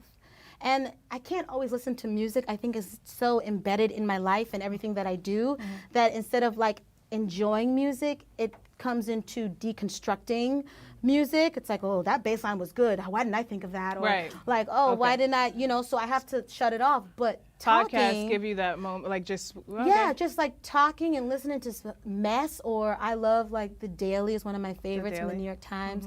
I love The Read because that's just ratchet and hilarious, ridiculous, and it's just like, it kind of takes me outside of my self. And B-Side also has a podcast. There's definitely music involved, but we got the word podcast in there, so it kind of applies. If I was not doing this, I know that you are an educator. We dropped a little bit of hints about that. I know you have a project called Educated Little Monsters, which is so hilarious and very accurate, I'm sure, in the most awesome way. And also, I heard from a little bird that you are a paraprofessional. I was, yeah, for a few years. I worked in schools. When you were 5 years old and someone came upon you and was like, what do you want to be when you grow up? What did you say? Well, I wanted to be a lot of things, and the list is, I wanted to be a singer, I wanted to be a judge, I wanted to be a chef. Wait, we have to do an air high five on that one. Hey, I don't know why. I was like really firm into the law. I don't know. I have theories. And I wanted to be Christy Yamaguchi, a figure skater. So I wanted to be a lot of things. Yes. Okay, and so when you are 85 and a half years old and you're talking to somebody's grandchildren, yours or somebody's, they're around at your feet, and they're going to say, what were you? Oh, I hope to say that I made 5-year-old Alithia very happy, and I was a singer. And hopefully I'm still singing in some capacity. Maybe a little off tune, but still singing or performing and creative. I was an artist. I was a creative. In that lies so many possibilities to be all of those things, because I'm clear that we're listening to songs that are reading people their rights, telling them whether they are guilty or whether they get to go free. Like, you are banging the gavel down on some of these songs. I'm very clear that these songs actually, they more than music, it sounds like a Brooklyn opera in the best way. Like, there's so much layers to it and story and, like, like I said, cosmic church. Give it up one more time for Miss Alithia. We're going to go into the song. I don't know how to say this, so I'm going to just call it out. 81712. Is that right? Yep. 81712. I'm curious to know what that's about. Miss Alithia.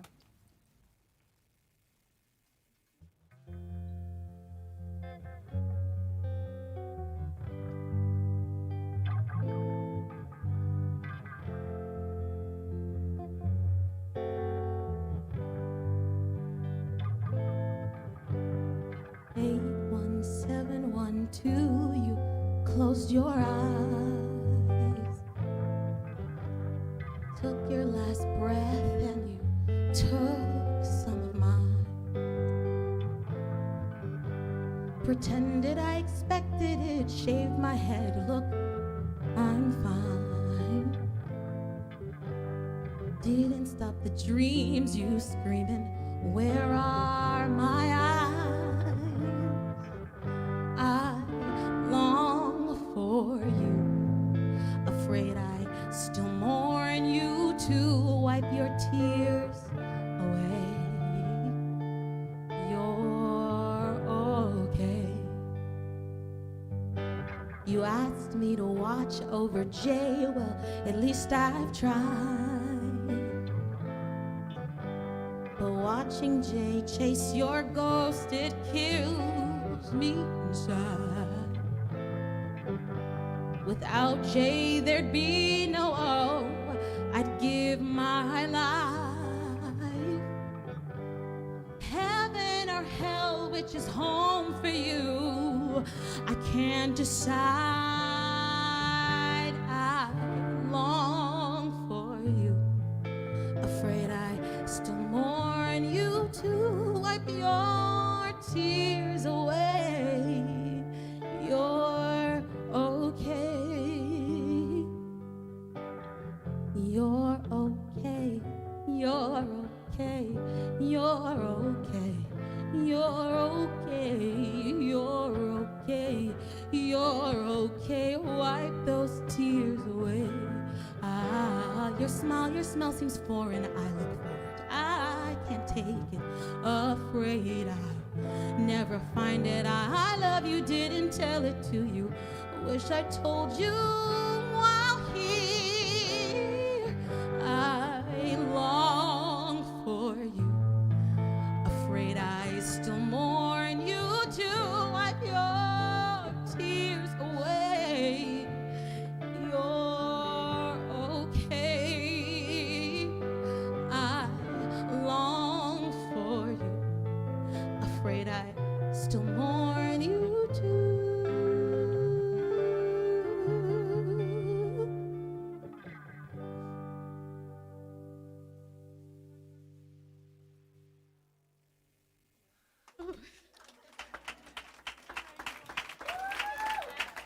All right, everybody, let's do this. Open those hands wide and wrap them around yourself. On August 17th, 2012, something happened that clearly moved things and is still moving people in this room. You want to share? My dad passed away, and it was something that he had been sick for a very long time.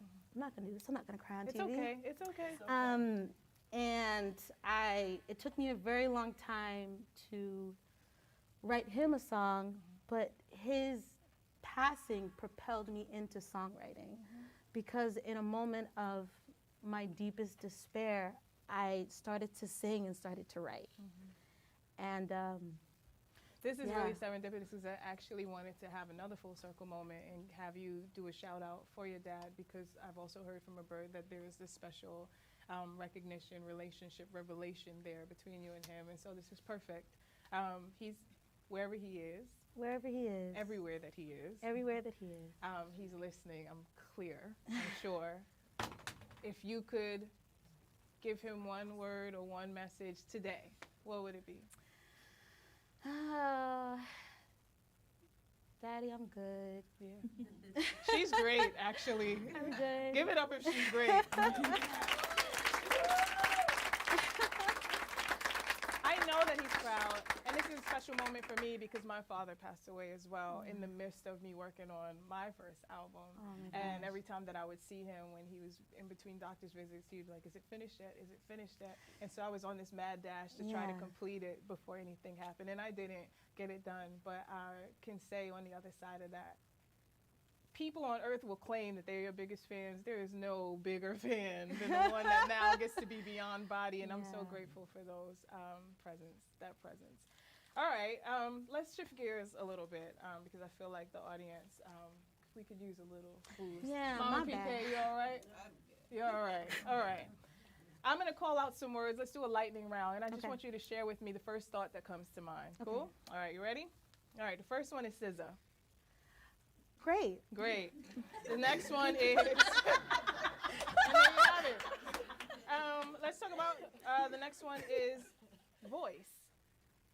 Everything. Everything. You do have a special relationship with the voice, including I saw a quote that you started to teach some newbie singers how to sing, and it brought up a complicated moment where you felt like you had to question whether or not you're good enough. Like whenever you put yourself as an artist in the role of being an educator, which many of us have been, not everybody should be, but many of us have been, it really sharpens you. Sometimes people think that the young people are getting a lot from you, but we also get a lot from them. So let's talk about I'm going to throw another word out there, confidence. There's some days. There's some days. Yeah, and it required all of those words, not just one, because it's complicated. Kiki. Who? Kiki. See, you love me. I had to throw that in there. You haven't been doing that dance? No. Okay. But I'm pretty sure that if we asked her, Kiki would say that she loved you without a question. Serena Williams. Oh, queen. Yeah, queen. Queen. Yeah, like phenomenal story. Yeah. But it's not my game. I'm not supposed to be answering. Travel. I want to do it so bad. Okay, that also required a lot of words. Let's go back to the one-word replies just to see for fun. Let's see. The Beatles. Okay. Yeah. Really? Wow.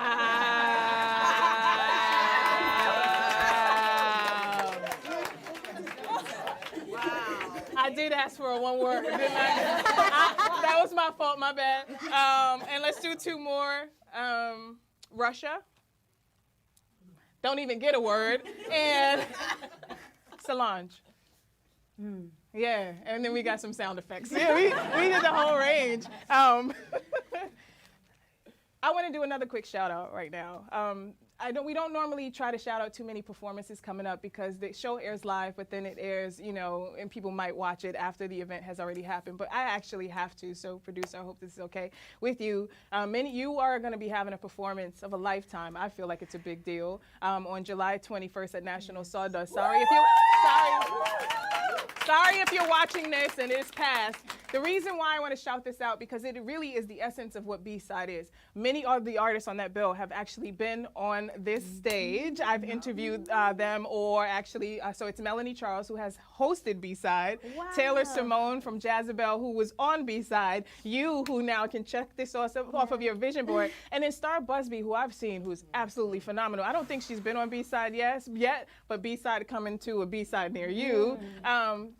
Talk about collaboration and why that moment of this particular event in Brooklyn is such a big deal.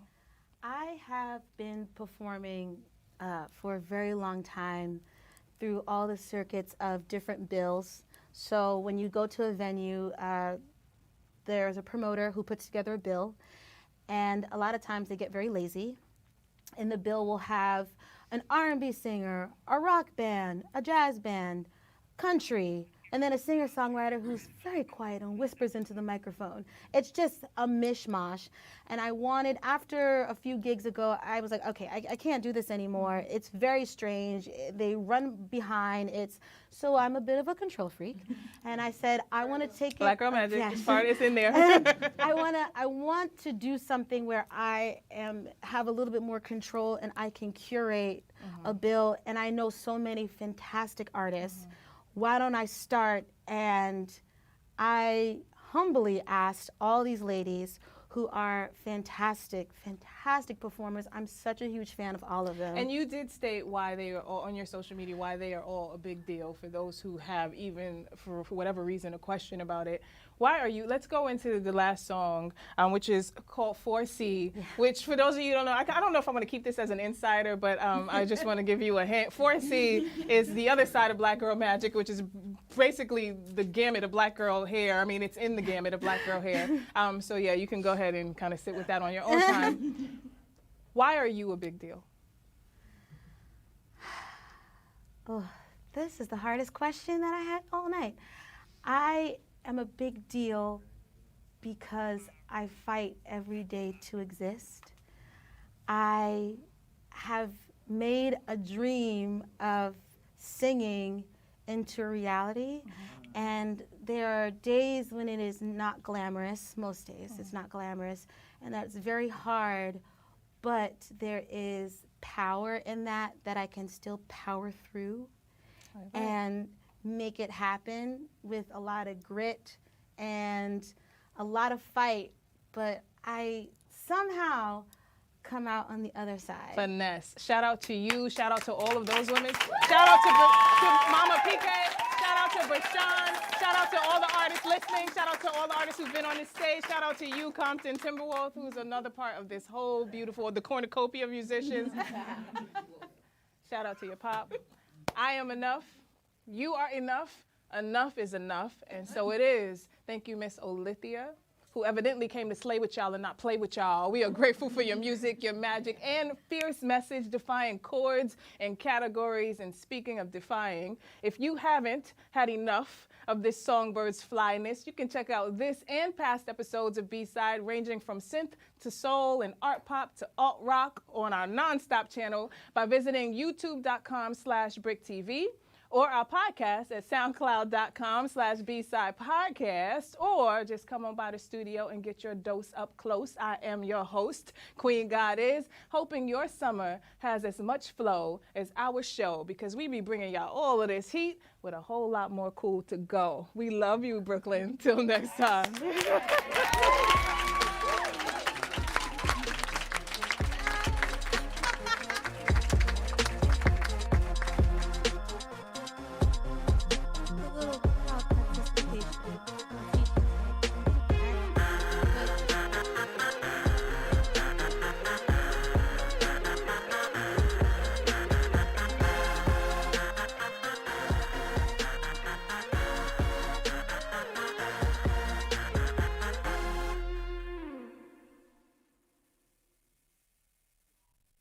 goes da do dee dum dow.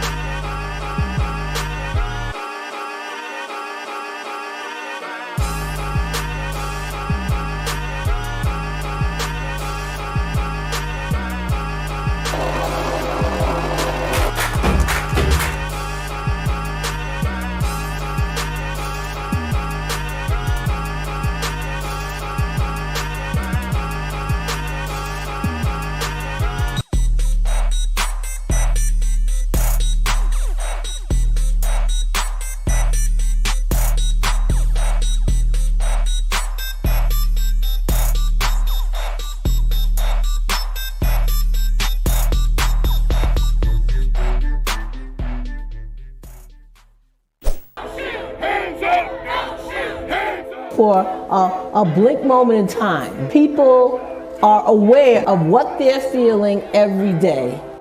If you're going to restore and sustain a democracy, there must be an informed and engaged citizenry. I spent 2 years in immigration detention. You know how much they spent to feed me for one whole day? How much? 75 cents. Immigrants as a whole, migration as a whole, is associated with lower rates of crime. Immigrants make our communities safer. What causes climate change, the selling and burning of fossil fuels, benefits most the power elite. And so they have a disincentive to address it, and they have an incentive to deny it. They're not gonna funnel more money into our schools. They're not gonna do it unless they have to, right? And the way they have to is by our participation, our organization, us taking accountability for our actions.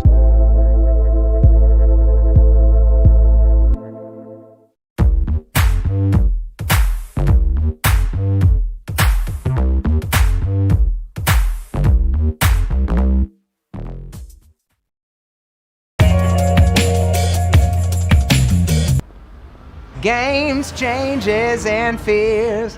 Where will they go from here? When will they stop? And I believe that fate has brought us here, and we will be together, babe. But we're not. What would you do if I sang out of tune? Would you stand up and walk out? Oh my God, the night is fantastic. I can't even begin to tell you how much love is in that room right now. All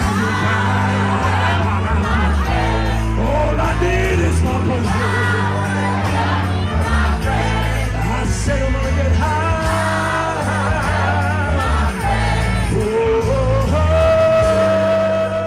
Tonight is obviously bittersweet. When you think about it, it's the last night ever for a place that's, in my personal opinion, legendary.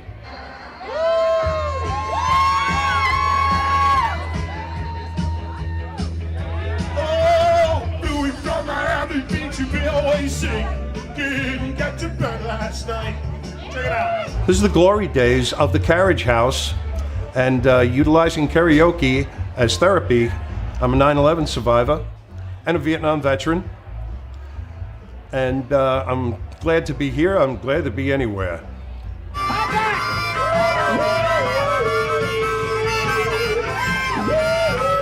We're a little rowdy tonight, go figure.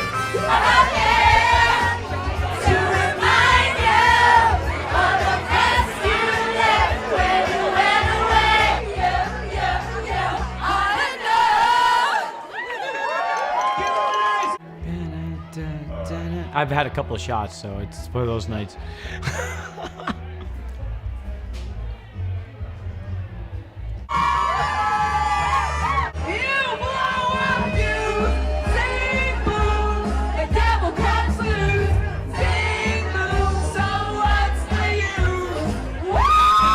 Tonight is the last night of Full Carriage In.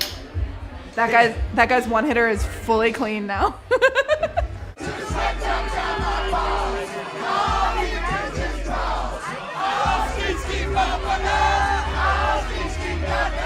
This is like the intersection of like 7 different things. Like, it's an old Irish bar, it's a firefighter bar, Bunch of fucking hipsters running around. I saw a picture of James Franco's dick in the back room.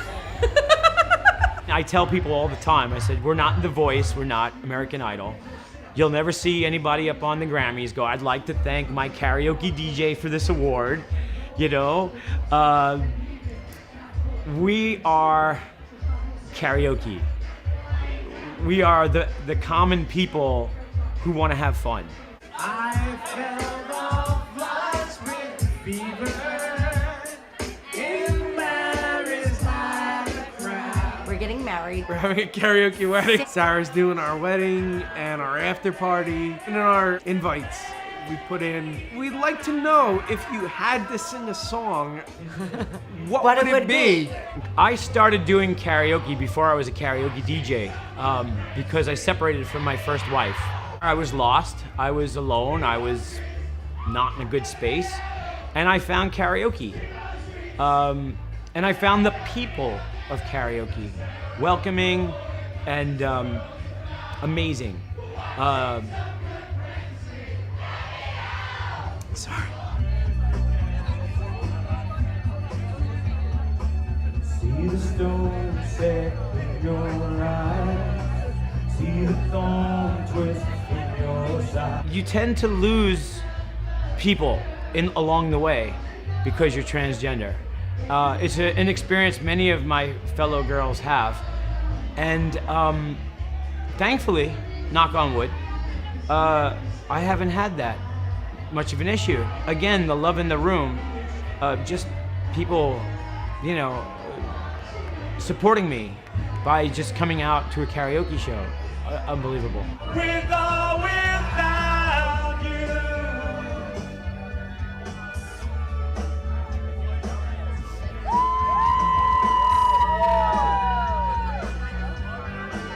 And you give, and you give, and you give. This place started 35 years ago with my mom and pops. Karaoke started here very small in the beginning, and we became a #1 karaoke bar at this point. The champions of love are being captivated, are hanging from your lips. Sarah originally was Mike. Yeah, as Mike changed into Sarah, we all went with her. You know, it was a wonderful addition. Coming here, you learn the songs that are not even songs you listen to. I never listened to Billy Joel, but it's like a different genre of music, karaoke music that you're like, oh yeah. Like, I've never listened to Fall Out Boy, but you can't deny when a song comes on here, you're like, I don't know. 100 people are screaming, singing it, so. I don't care about music I like anymore. I do Macy Gray, I do Shania Twain. A lot of them are written in labs in order to get people into it, and then you see it in play here and it works. It is going to be a loss to the community, to karaoke, but in the long run, I know that we will be seeing some of these same faces in the future, and Sarah will not be losing the love of anyone that's here tonight. Sarah has a big following because of what she brings to everybody.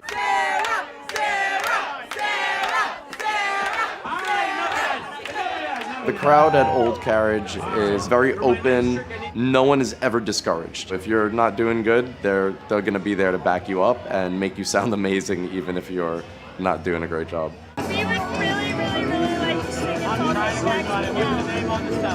We strive to keep the singers as the primary focus of everything. I think tonight shows exactly how much love they have for our version of karaoke. Thank you.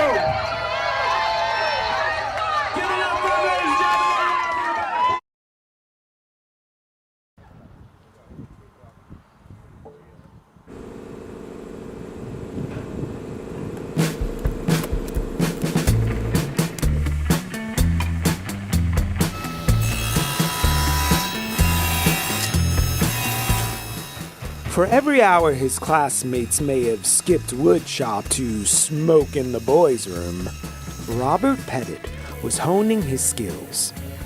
Now, from the corner of a woodworking shop in Gowanus, he has crafted what is likely the most functional, beautiful piece of furniture ever created to bring cannabis out of the closet. Literally. It's like if you approach a kitchen, a custom kitchen. So door style, wood species, stain color, feel of the home, and then I'll design it out in the computer, and then I'll trim out the inside to match that aesthetic feel from the outside. They go from 7,500 up to 15,000 and above. Yeah. They're fully functional plug-in grow units from seed through cure. So you can grow your product from a clone or from seed all the way through the proper curing that you need to do in order to have the best product you can grow. So how do you convince the kid who grew up with a shoebox under their bed hiding from their mom that they should level up to this beauty that I'm looking at over here? My clients are generally high income earners, first time growers. They own their place in the city, maybe someplace out east or upstate. Just plenty of disposable income. And they're looking for something that's a little bit nicer than a black tent or something that's mass produced. Yeah. Handcrafted, hand built, hand delivered. They're looking for a relationship in the company and not just somebody that they're buying something from.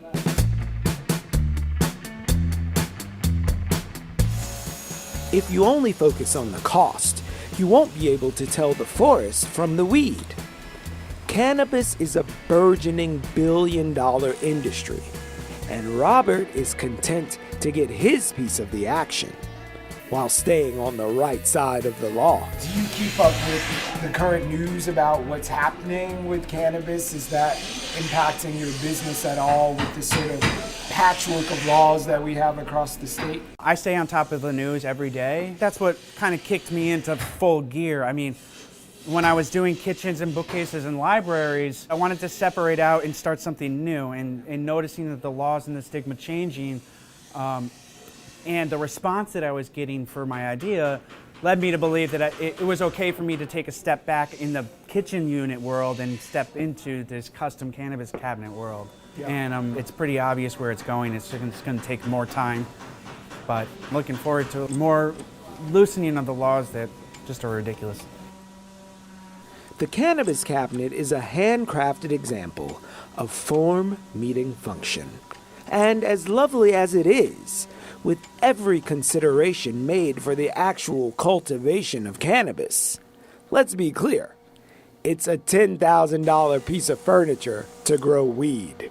It's such a beautiful object. Somebody is yelling at their computer now, "Why are you doing all this for weed? I've been smoking weed out of my sock drawer for 10 years. What do I need this for?" Well, that's part of the elevating the stigma, elevating the experience. You know, people can drink their beer out of the can, but some people like it out of a nice Pilsner glass. I've rolled plenty of joints on a record, but I prefer now as an adult to do it on something a little nicer. Okay, this is your grown-ass man. Yeah. Elevation of your cannabis collection. If the full-on cannabis cabinet is a little too rich for your blood, Leaf and Wood has handcrafted options sure to fit your budget and square footage, while also breaking down the cultural taboo of token. It's like people who do homebrew or cook or bake at home. It's all about putting your own love into what you can make, grow it, build it, and then share it with the people that you love.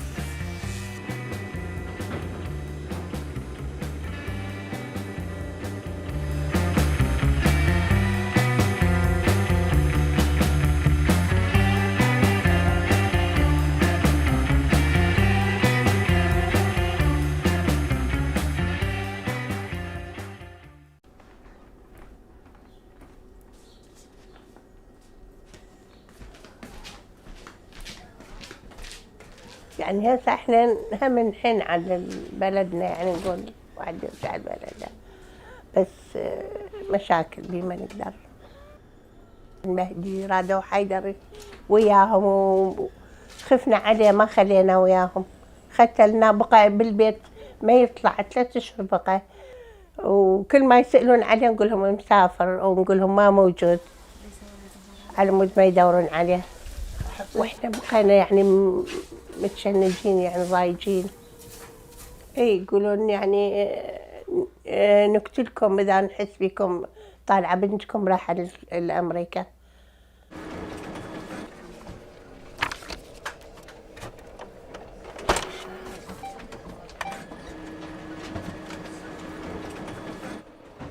If you are outside the United States and you are in fear of your life, if you're in fear of persecution, and you seek refugee status, the UNHCR will adjudicate your case, and then if you're found to be a refugee, you will be processed through the U.S. Refugee Assistance Program to be resettled in the United States. That is a very long, time-consuming process. It is very full of multiple interviews, multiple security checks. While they are receiving a fresh beginning when they come to the United States, that's a fresh beginning after a very arduous process. Many of the new immigrants or refugees are coming to us for legal assistance, but also they're here to learn English. We have adult educational literacy programs. In the United States, the Americans want what from England? Freedom. Freedom. They want freedom. They want independence. They want separation from Britain. What does the Constitution do?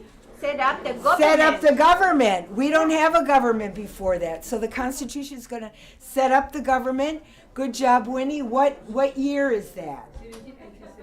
1787. Good job. How do I keep the government away? What do I need to write? Bill of Rights. Bill of Rights has 10 amendments. Good. What's an amendment? And as they work with our case planners, we discover that they are in need of help and assistance to pay back travel loans. لمناها وضجنا وقلنا ويمين لازم ندفعها. Travel loans are loans that individuals that are traveling to the U.S., have obtained a refugee status, have to sign if they cannot afford their airfare to come to the United States. Before they even hop on the plane, they're signing paperwork promising to pay back their airfare plus 25% fee to organizations that are collecting those loans. ضجنا لأنه هواي محاسبيه كل نفر ب1600 ما لقيت محاسبيه هواي غالي. Some did not realize that this is actually a loan that they have to pay back to cover their airfare. قال هاي مهمة خذوا شيلوها بالكيس ديروا بالكم عليها الأوراق. ما أتذكر. يمكن وقعنا ويمكن وقعنا مصطفى من المطر. يمكن يوقعنا على أشياء. لا ما سمعت. ما قالوا لنا. On average, the family may be carrying about $5,000 in loans that they have to pay back. They have a total of 4 years to pay back those loans, despite what would look like a flexibility in paying back those loans to an average individual in the U.S. These are burdensome loans on individuals that are truly struggling to survive and thrive in the U.S. We collectively came to the conclusion if there's one thing that we needed to help new immigrants and refugees with, it would be to pay back those loans, of course, without any fee, and pay them in full so they could stand on their feet much, much quicker than they would have been on their own. So while they are trying to work, while they are trying to establish their families, while they're trying to reunite their families, the Arab American Family Support Centers Fund to repay travel loans is sort of taking that one extra burden off of their shoulders and allowing them to essentially do all these other things they need to do. Find jobs, work, find some place to live that they can afford, which in New York is no small task. And then ultimately, hopefully, if they have family abroad, to reunite with them. طبعا نستخدم، وأني لغة ما عندي يعني لا هسه ما أقدر، بس أجيبهم لأخوتي والخواتي إيه أقدر أجيبهم. صعبة هنا كلش صعبة، بس أكو شيء أفضل.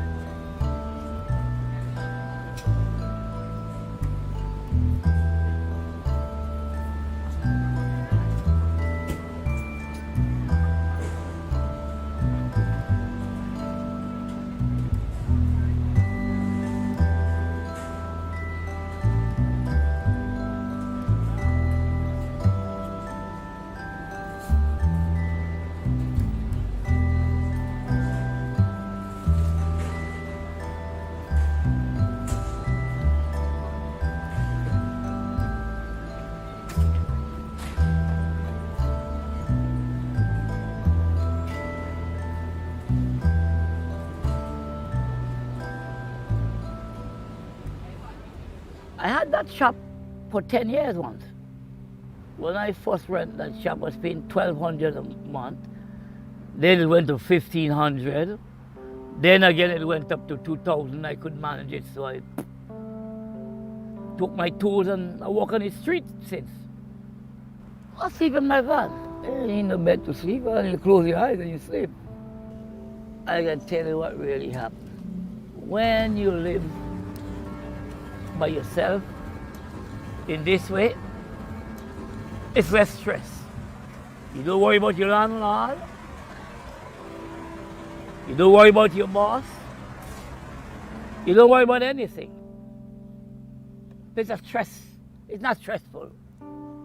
Not stressful. Very easy living. You don't breathe in nobody's, other people's foul air, it's just you alone. You breathe in and breathe out. The main thing in New York is to be able to support yourself financially. You know, if you don't mess with nobody, you got no problem. If you go half a block, there's a laundromat, it opens all night. There's a McDonald's there.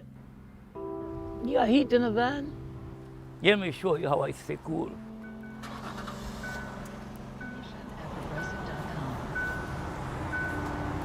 Yeah, I got everything. During the summer, sometimes some days you can make say $400-500. Other days you may lucky if you make $60. It goes and comes. Oh, let me see. Damn near 10-12 years. The main thing to living this way is that you gotta keep it from the law. I've been in this country 40-something years. Never no handcuff around me. Never get no kind of trouble. Well, parking ticket now and again, that's about it. Once you do that, you have no problem with police. This guy here right there now, he paying $3,500 a month. He working for the man who owned the building. He ain't going nowhere with that. Do the numbers, he can't. He can't make it. Working for the landlord. If I make $700 a week, you go in my pocket. I don't think there's anything hard about it. There's nothing hard. It's a stress-free life.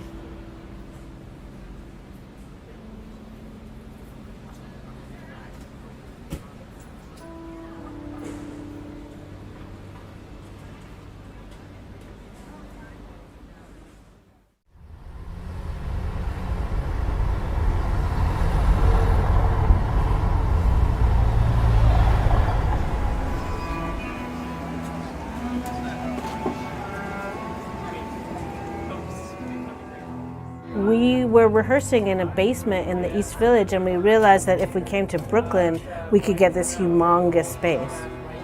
We each chipped in $100 and got this huge place. And then we had so much space, we added some artists, studios, and then we started putting on shows with just us for our friends.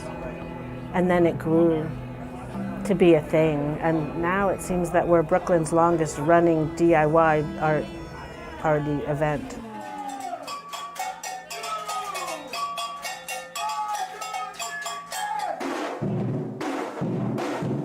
It's a gathering of by and for artist people of all mediums, and people make things and show things and enjoy things. And it's very friends of friends of friends, like word of mouth, although we do put it out there. Everyone is welcome.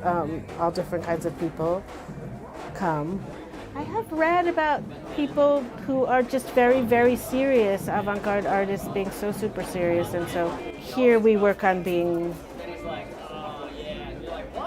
lighthearted. I mean, a lot of people come here and they meet their true love and they go and have babies and they don't come back. And also, there's always like new young people are always coming in, so there's always new, fresh people who are excited.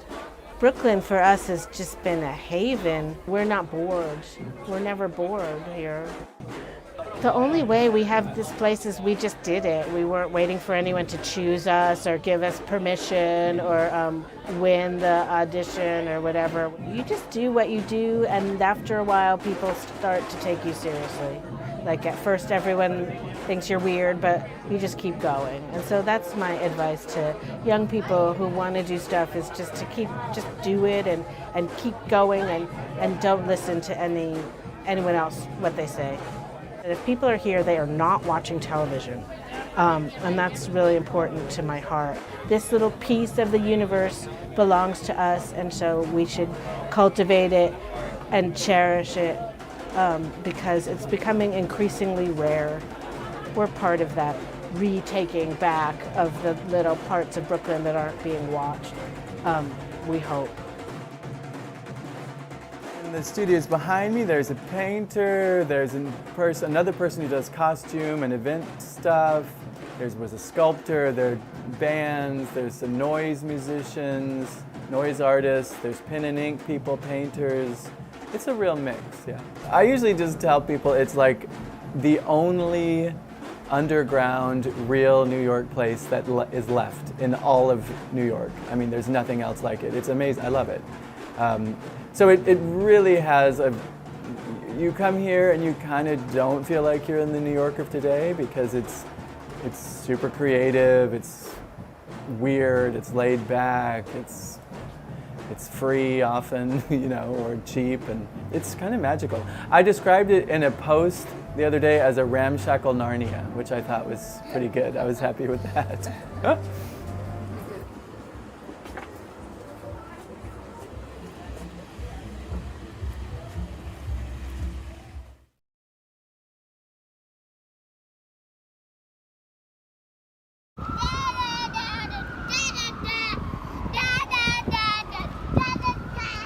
I'm Jeremy Siegel. I'm a resident here, living a few blocks away, just sort of living and working in the neighborhood. I'm an associate with BIG. I've been working with the firm for about 10 years, since we started up in New York City in 2010. Because our office is also down in Dumbo, just down the hill, we were made aware of the fact that the BQE needs to be repaired, and that the first kind of ideas that had been put out there were about putting a 6-lane highway through this promenade that we're standing in now, which is one of the nicest public spaces in all of New York City. We thought, well, you know, is there another way of looking at it, and could we contribute something to the discussion?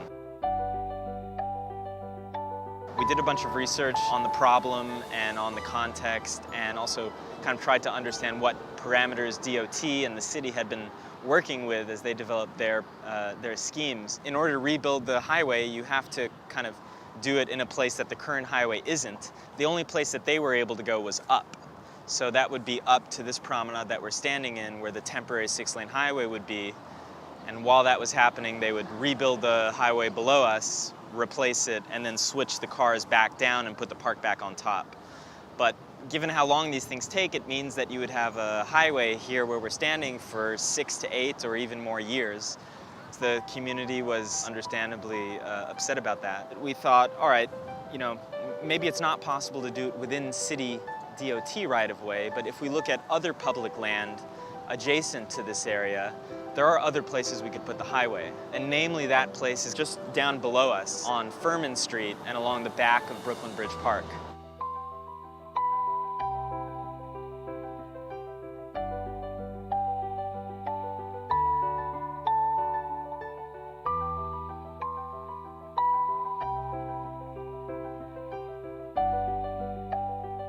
What it would mean is that you would get 10 acres of new park space on top of the buried highway that would then be able to connect Brooklyn Bridge Park further to the neighborhood that we're in.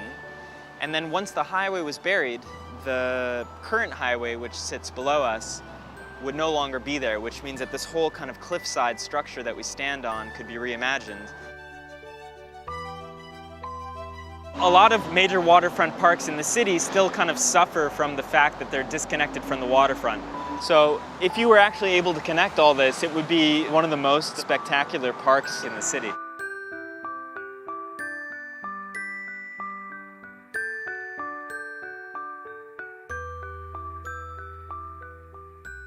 The cantilever here was an inventive solution at the time, kind of placing the park above and then having the cars with their views out to the waterfront, but it really neglected the waterfront itself, and the park that was built here was only built here about 10 years ago. So this would really completely transform this. As we were walking up here, we would start to walk up a slope to the top of the highway. The highway would be coming down, and then instead of stacked tiers of cars, you'd have stacked tiers of park space, rampways, greenery, and people coming down from the promenade down to Brooklyn Bridge Park.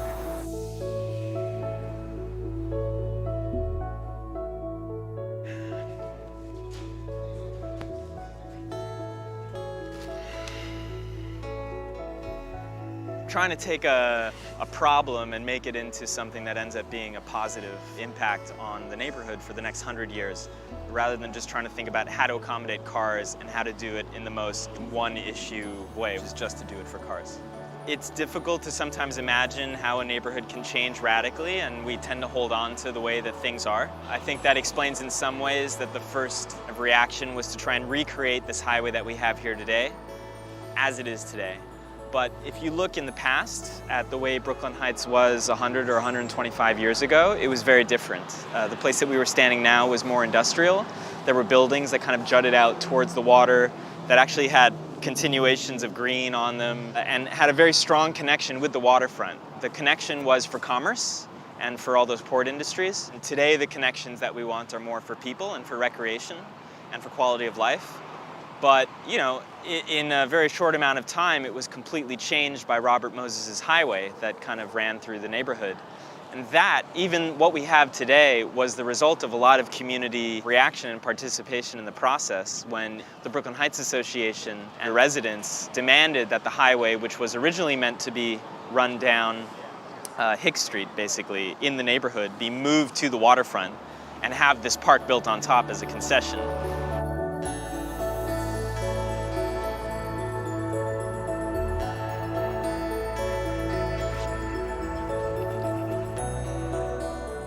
This was actually designed by landscape architects, and it was a very beautiful way of integrating this kind of infrastructure at the time. But it was a time when the waterfront wasn't something that we really participated in. We more looked at it from far because it was so industrial. And so now with this new connection, you know, we think it's time to rethink it. The other thing that's been really cool is I've gotten to know all my neighbors through this. So now when I go to the coffee shop, it's like you're running into all these people you can talk to about the project.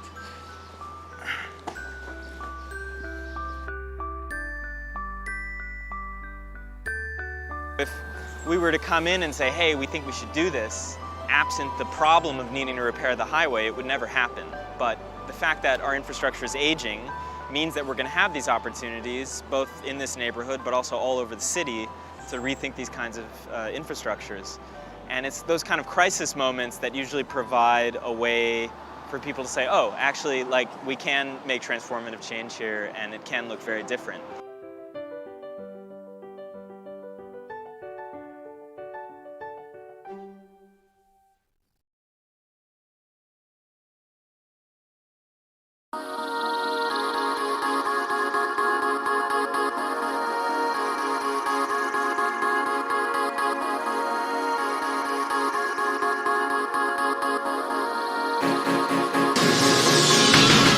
Greenwood is really a very, very special place, and part of that has to do with the size of the place. We have over 570,000 people buried here. We stretch over almost 500 acres, almost the size of Prospect Park in Brooklyn.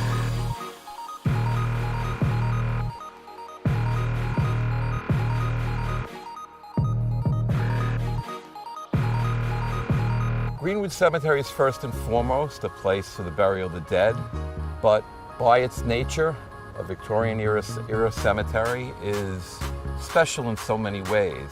Death was celebrated in that era, and we celebrate the lives of those buried here today.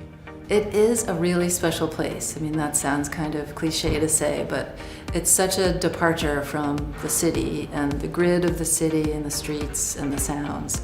And you come in through this beautiful gateway, and then there's this pretty amazing topography that rises up and all these winding pathways. You can come in here to enjoy the trees around us. We're an arboretum, a certified arboretum. But more than that, I think what makes it so special is the variety here. Parks are wonderful. Museums are wonderful. Botanic gardens are wonderful. We're sort of all of them rolled up into one. To really experience Greenwood, you need to sort of travel around it and sort of go around all the different paths. This is a place of history and stories, and so 570,000+ stories on the grounds here. One of the greatest things about Greenwood is that we're truly in the forever business. We feel we have an obligation to keep this place as it is, in a sense. The dual mission is to honor the dead that are here, continue to bury the dead, but to maintain and preserve the beauty that is Greenwood. And then there's these beautiful examples of all this various type of architecture and design. Here at Greenwood, we have every example of different architecture that you can think of. So in that way, it's a really great learning tool for a lot of different people that come in. You can come in here to enjoy sculpture. This was a sculpture garden before a place like the Metropolitan Museum existed. There's monuments to important people, to important events.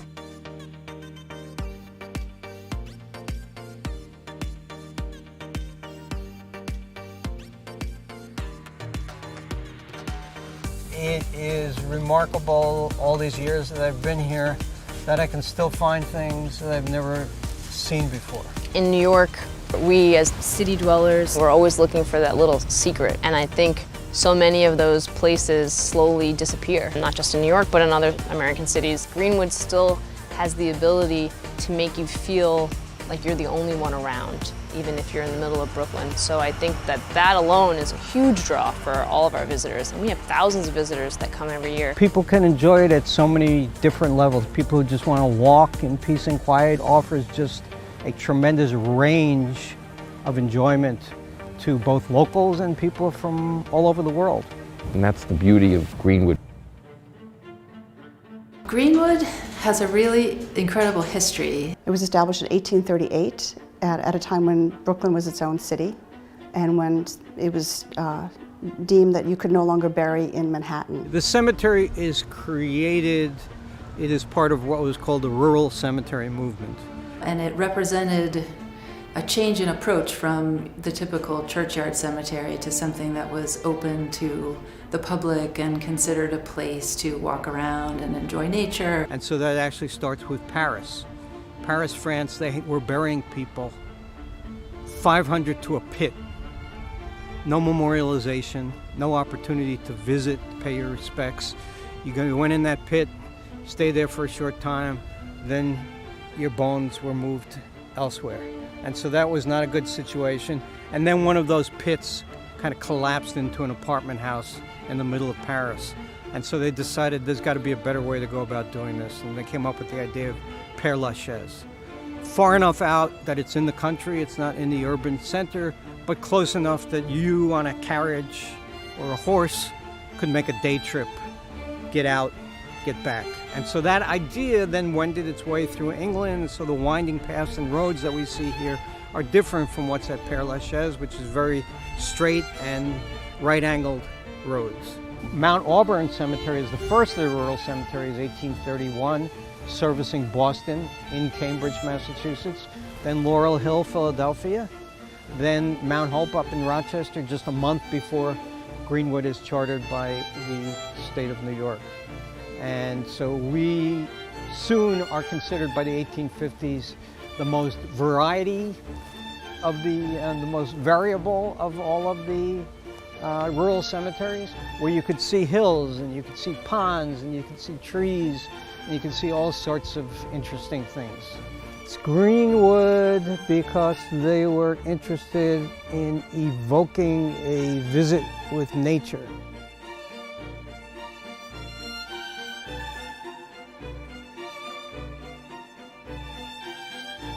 And so it was proposed when the cemetery was established to call this place the Necropolis, the city of the dead.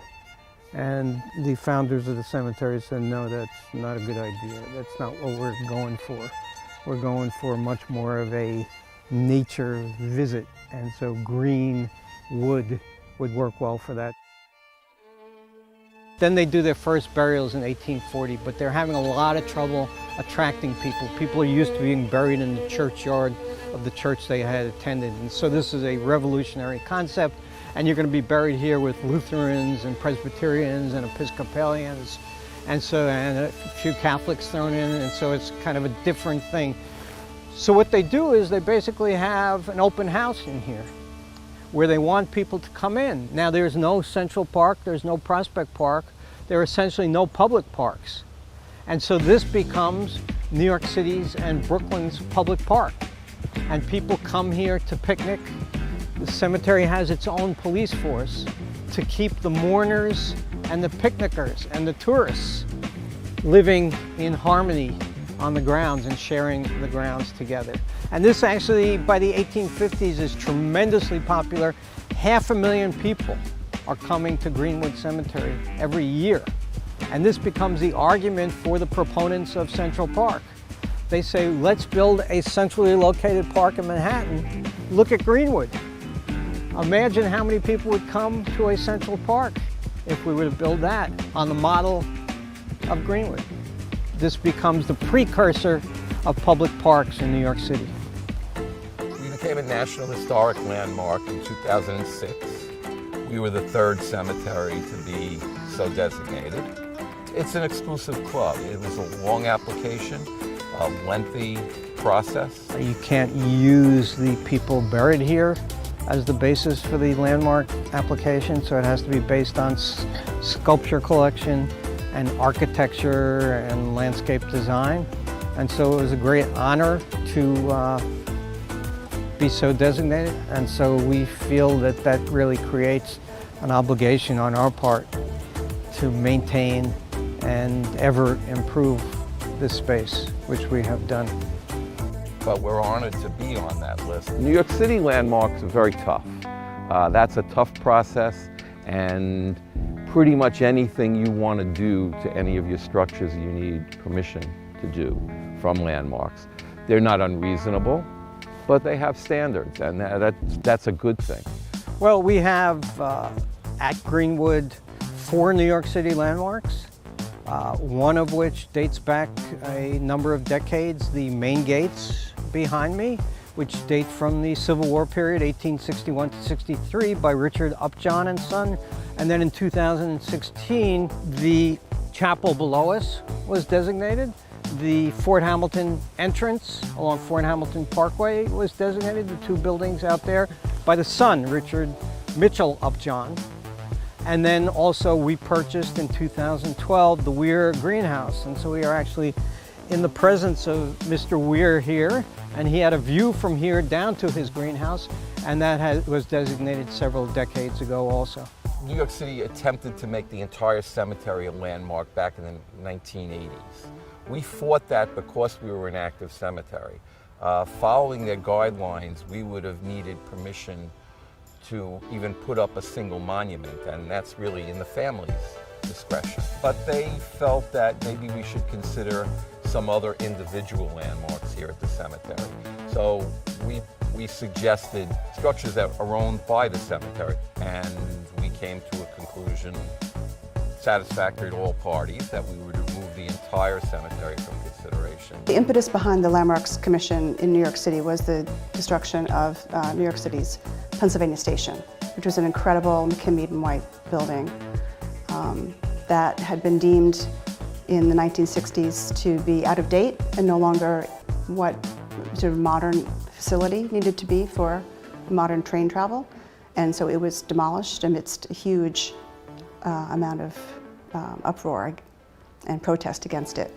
And that helped to spur the Landmarks Preservation Law that took effect in 1965. The creation of the Landmarks Preservation Commission in the 1960s was really important. The city before that did not have a way to protect its historic architectural heritage. It did take some time to get the law and to get the commission established. The loss of Penn Station really galvanized the public support for that. And so it is something that is important to the public good to protect the city's most important buildings and neighborhoods and historic character. Well, with respect to the main gates, the Gothic Revival gates, first of all, the trustees of the cemetery were concerned. The entrance was formerly along 6th Avenue, and a number of bars and commercial establishments that the trustees of Greenwood did not feel were appropriate for the entrance path to the cemetery were there. And so they decided they had to move the main entrance, and then they purchased that land that would become the main entrance and remains the main entrance today, right around 1860. The main gatehouse structure was designated in 1966, which is really in the first year of the commission. So it's one of the city's first individual landmarks.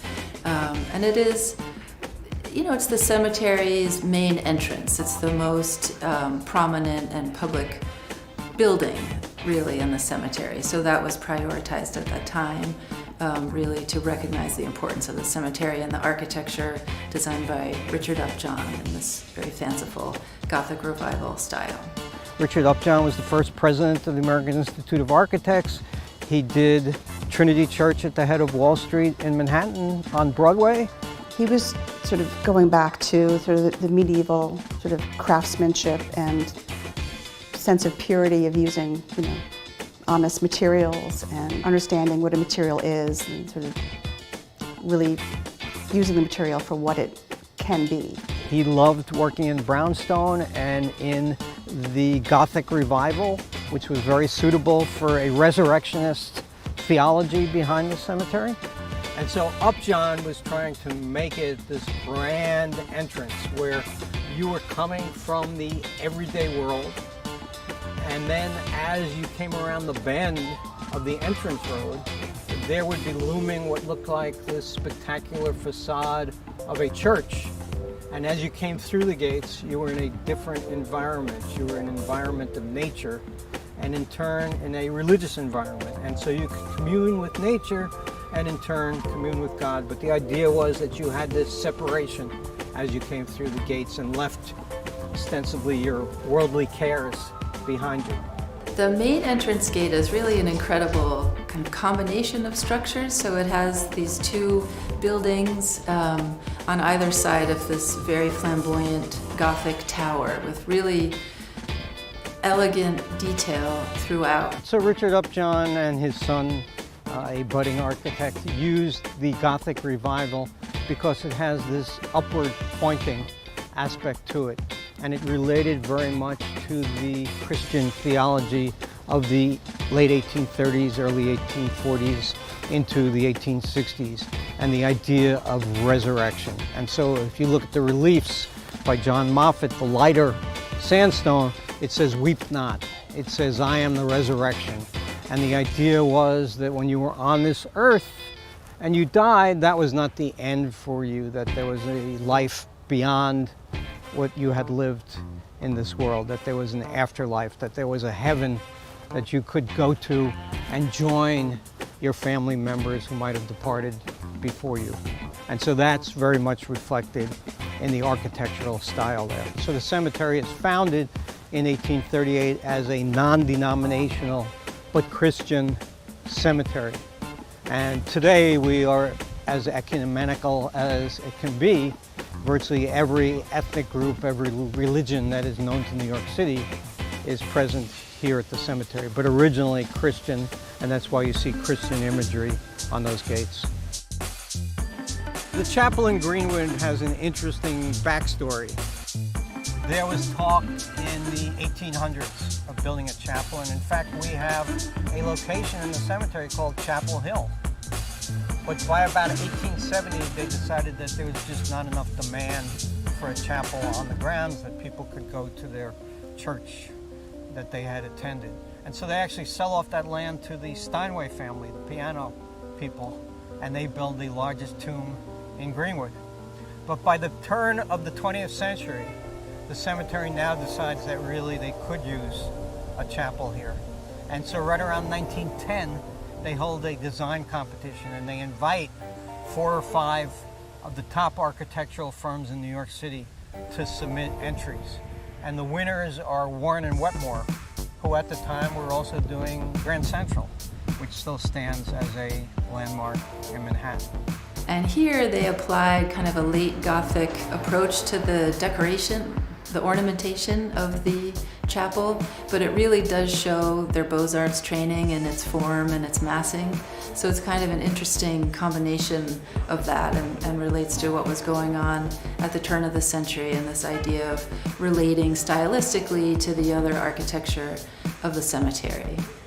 So it's a beautiful space. It is open until about 1980, and then the cemetery once again reevaluates and figures that there's just not enough demand for funeral services in our chapel, and so they seal the chapel up for 20 years.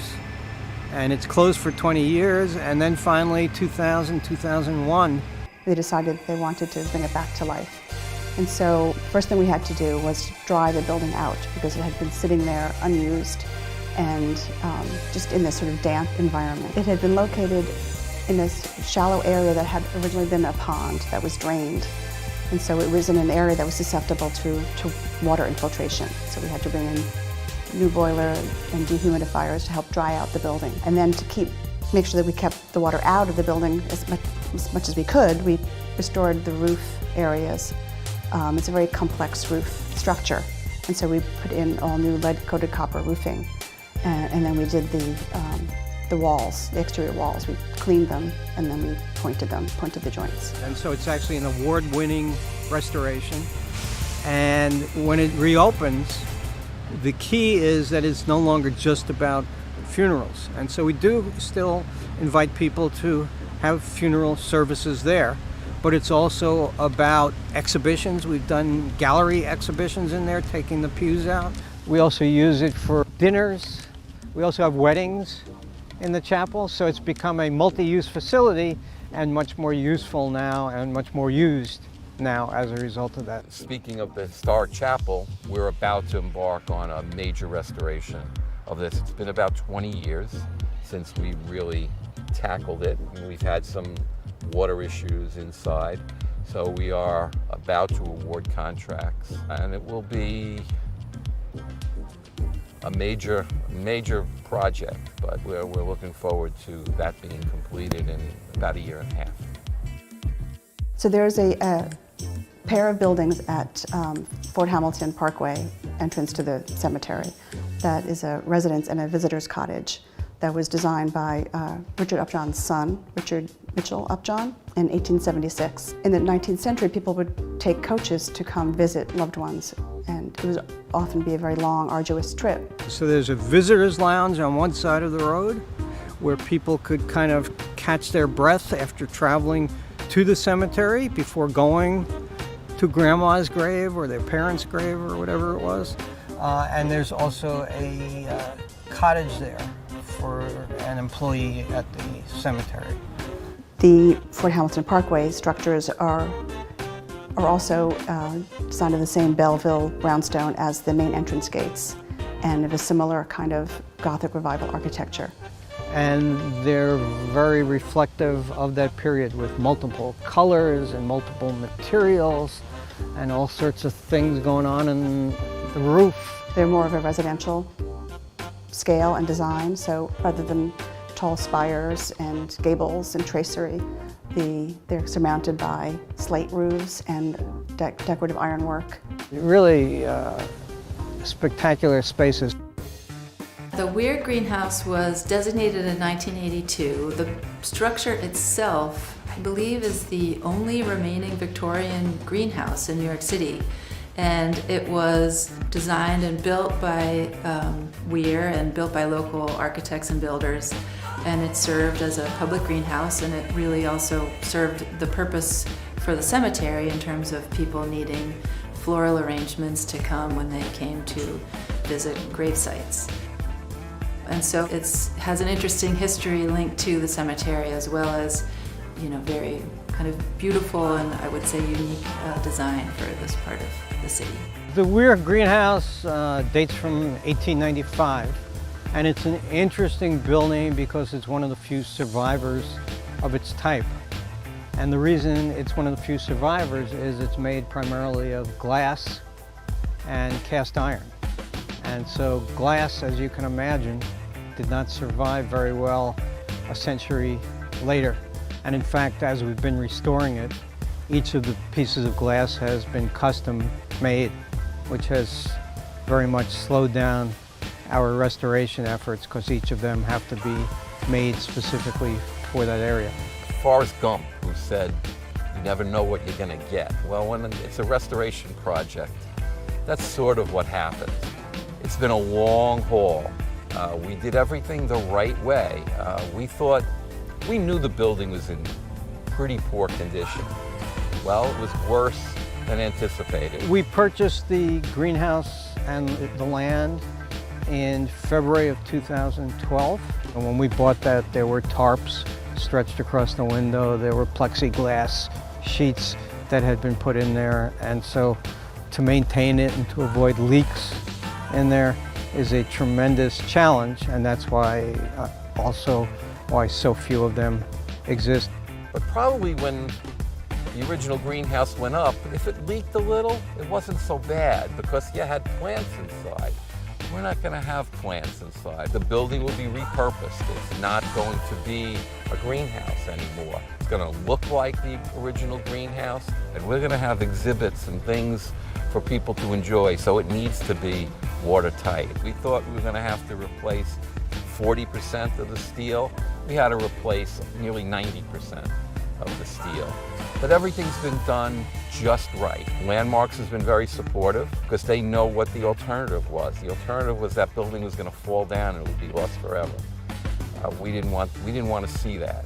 So while it's a very small building, it's only about 1,700 square feet, we're going to consider it one of our gems, and it will be the place where you will learn about Greenwood and its history, where we have been, where we're going, and it will be where you go before you take a tour, hopefully. I mean, that's the plan. I'm very proud to be working here, where fortunately we do things right, and the preservation work. The history of New York is, you know, hundreds of years old, and to have a small piece of it have been able to have had an impact on that. It's extremely gratifying and fulfilling. One would hope that all landmarks are treated with great respect, and unfortunately that's not the case. And so I think it's a good thing that Greenwood in fact respects the landmarks here and has made every effort to maintain them and restore them.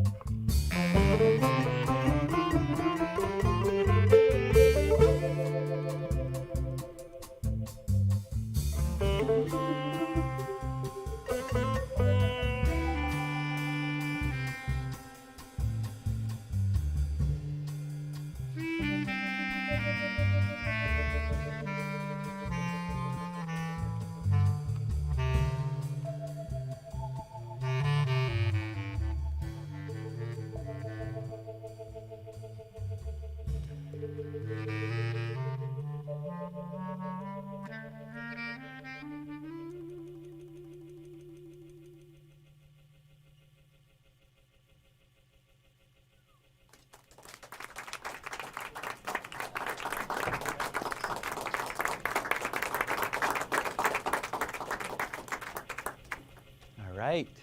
Welcome to B-Side. I'm your host, David Ellenbogen. I'm delighted to welcome David Freeman into our studio. David, come on up and welcome one more time, David. Yeah, so before we start, can you tell us all these great musicians, introduce the band? Yeah, of course. Great band. Mustafa Bagat on sitar. And we have Steve Hudson on keyboards tonight. Yeah.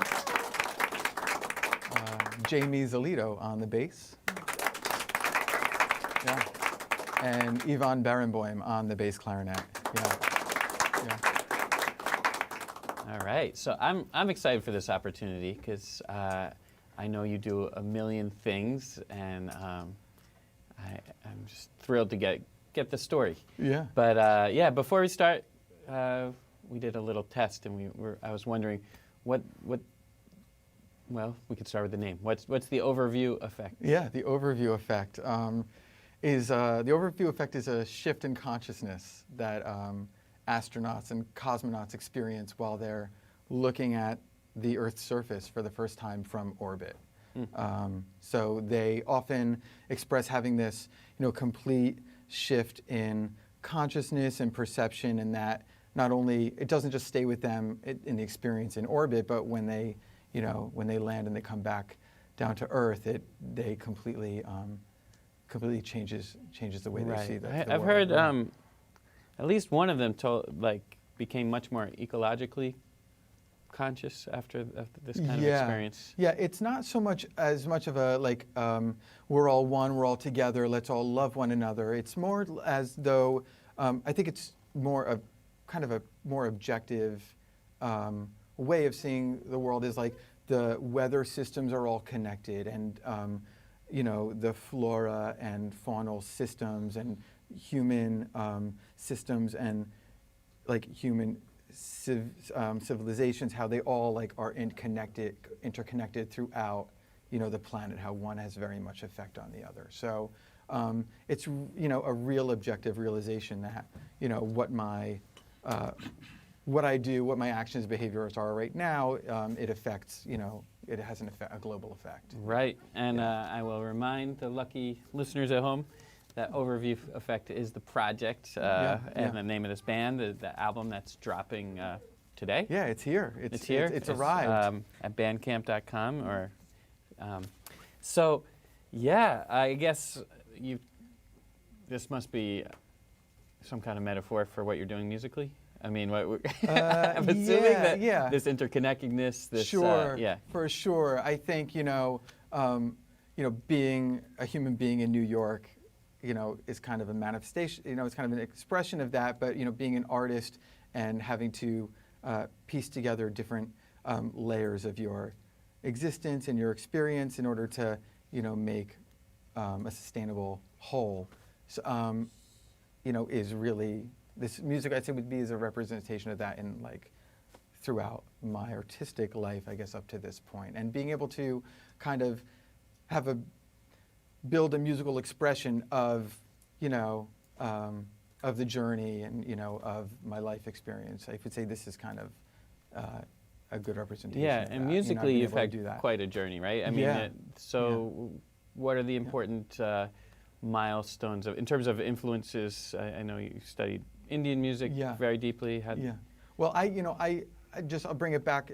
Well, we should have a couch because we talk about my childhood a little bit. But yes, it all goes back to my mother. Oh my goodness! But what we should do is just take a second because I grew up in a very sheltered, insulated world growing up, and for me, in order to break out and kind of engage and connect with the world around me in my immediate community, but also in the national, international, global community, music was the vehicle of which I kind of did that. So, my first foray into exploring the world around me was West African music, and very involved with a lot of musicians and teachers, very much of the traditions and steeped in that music. And then, just from there it went into Latin and Afro-Cuban music, and drum set led me to jazz music, and that led me to Indian classical music. So very much living where we do in New York, which is cultural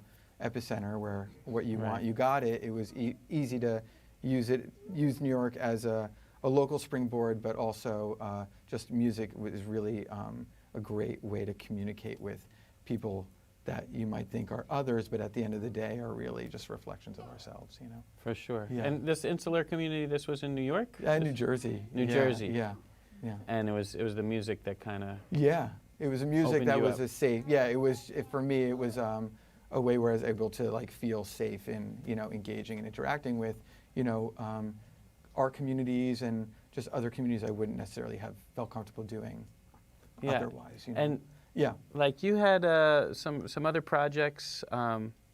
One was Jewish music, Merkava. Yeah. Merkava was like an exploration of kind of reclaiming, Jewish identity and reclaiming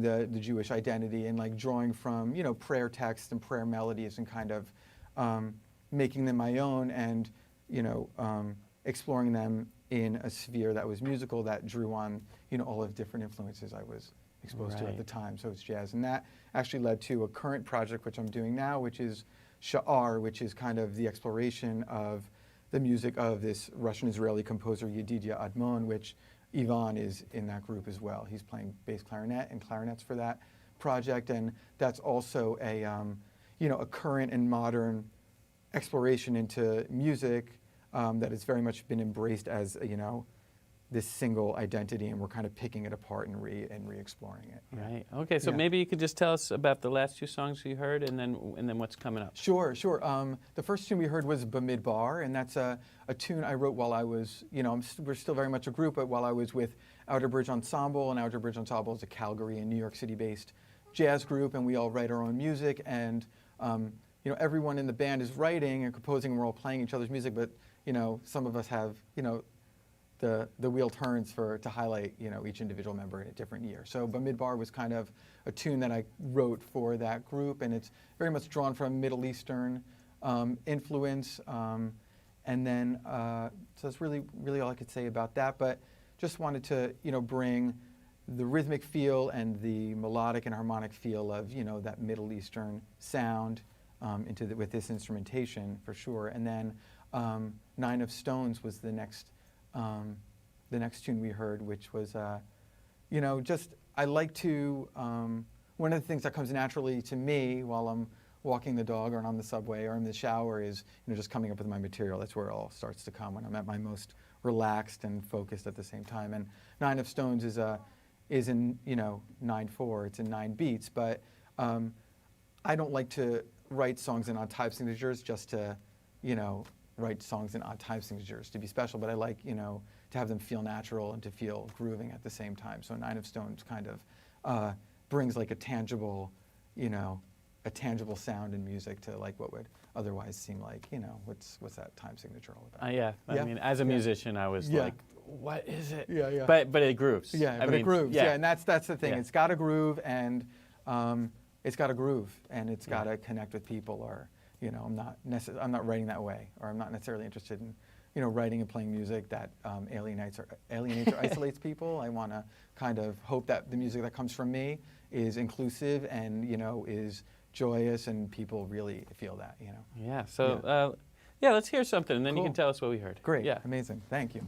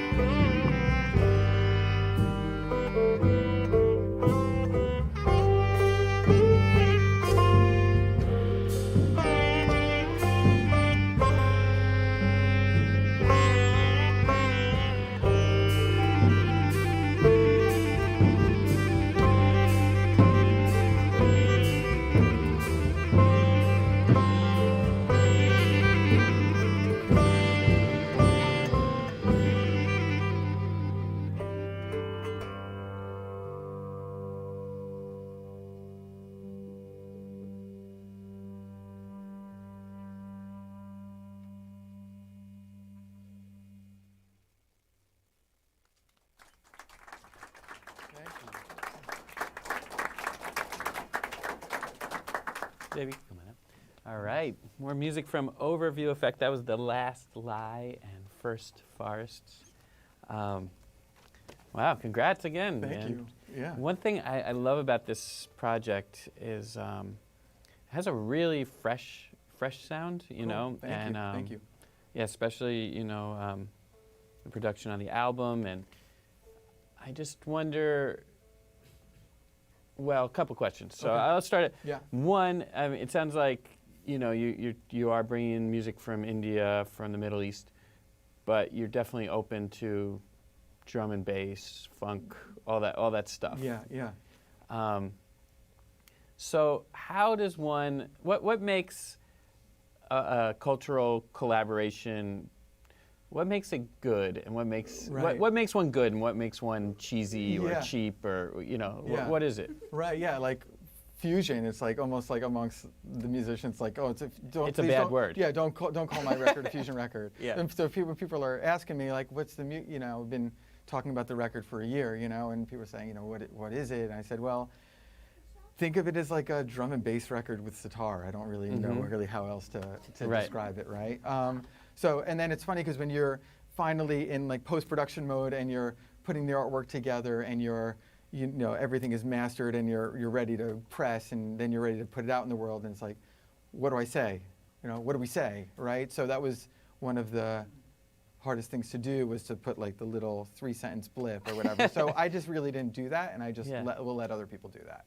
But I think to make a good record, like whatever style it's in, but even more so when you're blending all these influences, which we see, you know, which we hear a lot of, it has to resonate. It has to be current. It can't be there can't be really any pretense. So all of the music that I wrote and I arranged for this, it had to feel good. It had to, you know, and Steve also says it has to pass the smell test. You know, it has to pass the gut check, right?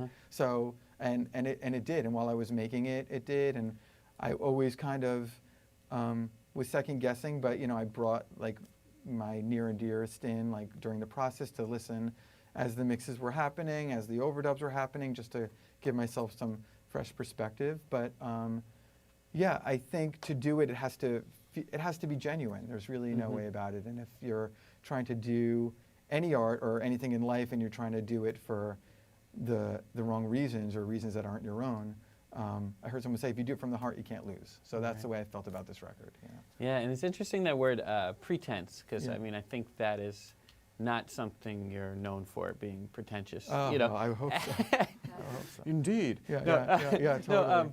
And I think I first became aware of you through the Biryani Boys, which was something that you and the sitar player Mustafa put together. And what was unusual about that project was that Indian classical music is not known for not taking it seriously, right? Sure. So I mean, what kind of brought you to Indian music, and why did you think it kind of could take a step back from taking itself so seriously? Sure, and you know, Mustafa and I are close friends for almost 20 years, and when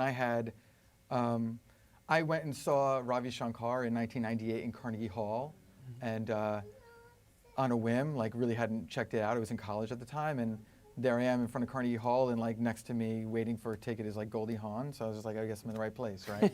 So I went and saw the show. I didn't have a ticket, and I got, I was the furthest seat that could be that you could get there in the hall, and I was just, as we all are, just transformed by the prowess, the charisma, the musicianship, the artistry that is Ravi Shankar and Indian classical music. So I really wanted to go ahead and study it. So I went to India and have since been there a few times. And Mustafa and I had overlapped in similar music circles in New Jersey. And when I came back from India the first time in 2003, I want to say, I called Mustafa up and I said, we don't really know each other that well, but I know you play sitar and I play tabla, and we're both coming from, eclectic rock-based music backgrounds. So we started playing together, and we've been like close friends ever since. And we've traveled to India together, and we, I don't want to necessarily speak completely for him, but I will, But this is your chance. But I will. Now's my chance. We wanted to. There's a funny story that I'll get to in a second, but we wanted to kind of express our passion for Indian classical music while being humble and genuine and just real about who we are. What are be true to what we're accomplished in, what are our strengths and what are our weaknesses, and try to put our best genuine selves into preserving and promoting and celebrating this music that we as students and we as musicians love. So the Biryani Boys was born, and we put Mustafa's technical and video editing prowess, and together with my pushiness and my vision and his shared vision for sure, and our shared vision, and we started making these videos that we felt was really the most respected, fun, enjoyable way that we could do it. It's a bit tongue-in-cheek, but that's kind of what our roots are in anyway. So why not just kind of share that with the world? And if it makes people a little bit more interested and makes people more interested in Indian classical music, then that's great. That's part of our mission. So we can do that. And we do that together. And I wouldn't want to be doing it with anyone else. I'm just so glad that Indian classical music has brought me and Mustafa together and kept us such close friends for so long. It's been great. Yeah. So let's hear some. Okay. Let's play. Sure. Yeah. Thanks.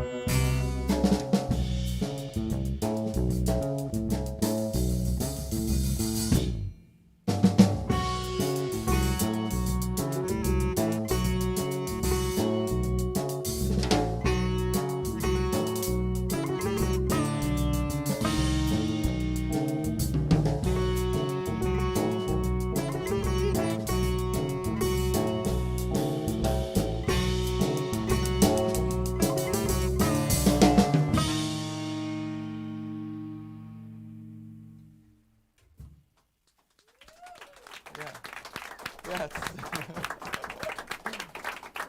Yeah, man. All right. Yes, yes, yes. Killing band you got there. Thank you. Yeah. Thank you. Yeah, let's Thank mention you. their names one more time. Yeah, sure. Jamie Zolito on bass. On the bass. Yeah. Couldn't be happier to have Jamie with us. We were looking for bass. Mustafa and I were working on the beginnings of this record together, and we were looking for, it's not about the instrumentation, but it's about the, the right guys. And when Mustafa asked, said, "What do you think about Jamie?" I was like, perfect. And he's been solid since the first note. I can't express how much we love him. And then we have Yvonne Barenboim on the bass clarinet. Yeah. On the keyboard, Steve Hudson. And then Mustafa Bagat on the sitar.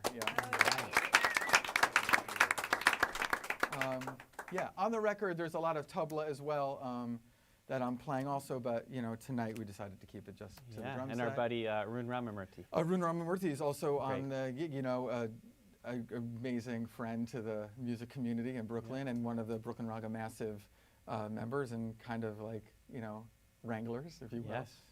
He's great, and he played, really well on the tunes he was on. And we're playing next Thursday at Brooklyn Raga Massive at Jalopy Theater on May 31st, and he'll join us on stage. Yeah. That'd be great. I'll be there. Yeah. So I know that social justice is part of everything you do. I know there's a track on here which has a kind of chanting protesters, which we weren't able to arrange for today. Sure. The live scores of people or hundreds of people. Yeah, So I mean, why don't you talk about how that kind of works its way through everything you do? Yeah, I mean, I'm not here to claim that I'm the most civically engaged or, socially justiced, but, I certainly have been woken up, in the last year and a half. Our country is definitely going through a growing pain. I think a lot of the masks that we wear as a community, as a society, has been taken off, and I think a lot of the truths that have been revealed, and also a lot of the lies we tell ourselves, both in our personal and our familial and our community, those have also been kind of exposed. And this record kind of we made this record over this past year, and it's no doubt been a very challenging year and a stressful year for a lot of the people that I love and a lot of people that are around me. And I think, so the last year I've been very socially engaged, actually going to, meetings to meet with like civic halls and, hearing what politicians have to say, writing letters to politicians, like doing my best to be heard, doing my best to kind of, not just in my own personal life, but, really, it's like put up or shut up. Like, you have to kind of express something, and I've been just very socially engaged. And a lot of the material on this record kind of, there's the song titles "Tell the Truth" or "The Last Lie." Even "Tales of Wolves" is like, okay, now that now that a lot of us are really, it's at our doorstep. Like. Charlottesville, it's at the doorstep, it's very much a real thing. Young black men being murdered by the police. It's a real thing. Not that it hasn't always happened, but now the data is there. The curtain's being pulled, and it's time for us to really look. For those of us who haven't looked, and I don't claim to have been looking this whole time, but I've been very I've been inspired, I've been frightened, and I've just been a little bit charged up, and I just want to start paying attention and doing the best that I can through my music, through my daily life, through my private life, through my public life, through my creative life. So one of the things that was really important to me, not just like on the political and socioeconomic level, but also paying attention to the natural disasters that are happening too. So I put together a kind of like a montage that brings together field recordings and sound recordings that I've done, both in the studio and while I've been going on the marches and just putting things together and kind of helping through sound as a representation of this track, kind of we can have our, hopefully it induces somewhat of an overview effect through that track especially. So if you want to hear it, you'll have to pick up the record. I don't know what to say. Yeah. Yeah.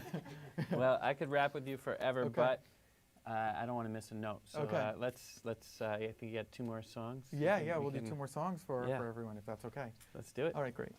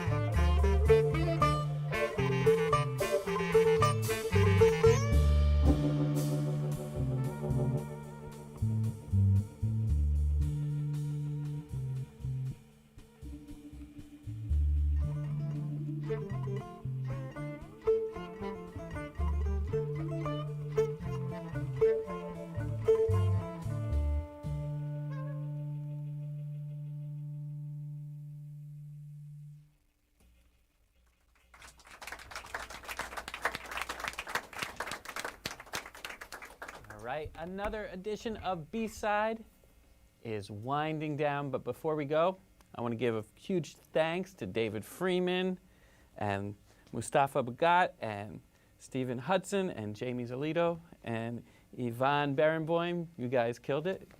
And thanks for sharing all these beautiful musical creations with us tonight. You can pick up a copy of The Overview Effect at davidfreeman2.bandcamp.com and catch him next week, Thursday at Brooklyn Raga Massive at the Jalopy Theater. That's in Brooklyn. And if you want to rewatch this past episode, or any past episode on B-Side, go to BRIC TV YouTube channel and look for the B-Side playlist. There's also a podcast. You can listen to this all audio on soundcloud.com/B-Side podcast.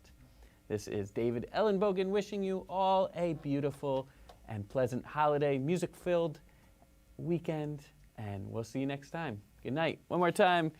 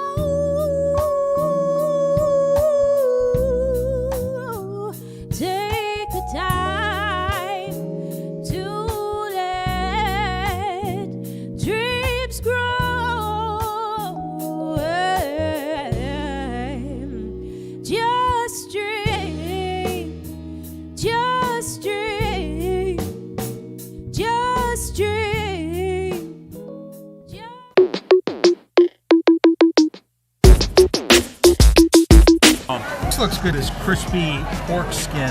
That looks like it's properly done. This makes me feel like I'm in Hong Kong, you know? Charles is an individual who, when he started with us, his mother just wanted him to see what he could do. He started bowling with us, and he was getting transportation to the bowling alley. And it was kind of cutting him short because they would pick him up before he was done. He was frustrated, he wasn't being with his friends. So on his own, he reached out to whatever resources, asked a lot of questions. He looked at the subway map, and one day he says, I don't need that ride, I'm gonna make it on my own. Modesty fashion to me is covering your body in loose clothing that's not really tight. I went to rookie mini camp and I freaking balled out. I came back with a 3-year contract. And that's how I got my shot in the NFL.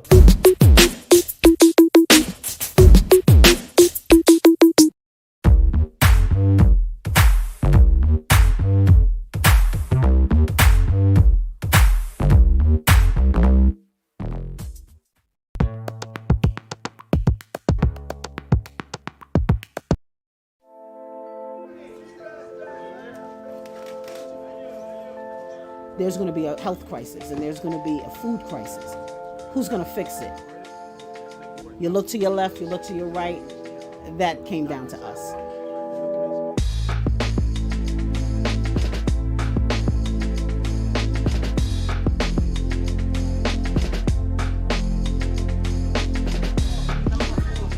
Number 4, all right. These are my good people. We'll be starting in a few minutes. Before the COVID-19 pandemic, an estimated 1 million New Yorkers went without food. From March to May, that number more than doubled. Some estimate that 40% more New York City residents will face food insecurity this year as a direct result of the economic fallout. So, Chef, what happens on the corner of Belmont and Watkins on Thursdays? We prepare 2,000 cooked meals Monday through Thursday, but on Thursdays we have our fresh produce boxes where we distribute to the community. Come on, you gotta get another wheel, girl. Yeah, we're gonna fix that for you. Chef Rodney and his business partner LaToya Metters are co-founders of Collective Fare, a culinary training and catering business. When COVID-19 hit New York, they knew they needed to transform. We are located in Brownsville. It is an under-marginalized community. It's considered a food desert. When COVID struck, my partner, he said, what happens with a community that's in crisis is put into an additional crisis. So we acted immediately and we launched Meals for All BK on March 12th. We were able to scale from the 400 people we were feeding at that time to an additional 8, to an additional 1,000. We got potatoes, corn, carrots, peppers, sometimes onions to it. And said, no, these are also cooked meals that we offer through Collective Fare. These are ready-to-eat meals. They could heat them up when they get home. People always hear the negativity about Brownsville as far as the high murder rates, the drug activity, but there's still a good amount of people in Brownsville that's committed to make their community better. Even when we started in 2016, we thought the issues were telling people how to eat healthy, teaching them how to cook healthy, and finding them jobs. And we thought that would solve a problem. We have since changed. We realized that we need to be that access point. Without people like us on the ground fighting for food justice, things are not going to change in these communities. In Brownsville, you don't get to choose. You only get what is handed to you. And these are the things we need to start to fix. Getting to choose has always been a key element of increasing food security in Brownsville, where even pre-pandemic, some experts describe the neighborhood as a food swamp, an area with limited access to healthy food and an overabundance of unhealthy options like fast food chains. Systemic inequalities like disproportionately high rates of unemployment, families below the poverty line, and extreme housing burden also make obtaining whatever fresh food is available even more difficult. Local growing is one way to turn short-term aid into long-term food security. And in Brownsville, I met a woman who's been doing the work long before COVID. I'm Brenda Thompson Duchesne. We're at Green Valley Garden, 93 New Lots Avenue in Brownsville, Brooklyn. We have 5 community gardens, 4 in Brownsville, 1 in East New York. We started in 2000 to grow for the community, 100% nutrient value, fresh and locally grown. Dirt on my nails is my tranquility. Gardening is so peaceful, it has a serenity. Ms. Brenda founded Isabalia Ladies of Elegance Foundation 2 decades ago as part of her mission to increase access to healthy food in Brownsville. I want your family to taste the difference between the supermarket and what is really fresh. People like, that grow in Brooklyn, in Brownsville? Are you crazy? Peppers and rate too, right? We have a high rate of childhood diabetes, obesity, hypertension, cholesterol, because we're not eating properly. If we don't eat healthy, we will not be able to deal with whatever come our way. COVID come, and look how much of us have passed because our immune system was weak. Diabetes, hypertension, and obesity have all been shown to increase the risk of COVID-19. Ms. Brenda wants her neighbors to know they have other options. The nearest farmers market was in East New York. A lot of people could not have traveled to East New York Farm, so they settled for the supermarket. Once we started doing this, it was more convenient because it's in your backyard. It just looks like pale raspberry. Why do we have to wait till it's gentrified in order to get the best? Yes, we need housing, but just as much as they're taking the land to do housing, you need to do locally grown. We got another year or so of COVID. COVID ain't going nowhere. If you look at the food lines, it's people will have never thought they'll have to come in line. So if we can't get the food to import it, how are we going to survive? Why are we not encouraging and teaching our community? Come to the garden, get a plot, grow your own. We need to start to be our own food czars and our own food advocates in our communities. The only other way that's going to keep me out of business is by learning how to create healthy access to foods within our communities. Then someone like me won't be doing anything really special because everyone will be eating healthy. What the Lord placed on my heart is to help the community. I can't help everybody, but as much people as I can help, as long as He leave me here and have me here on the earth, then I have accomplished my goal.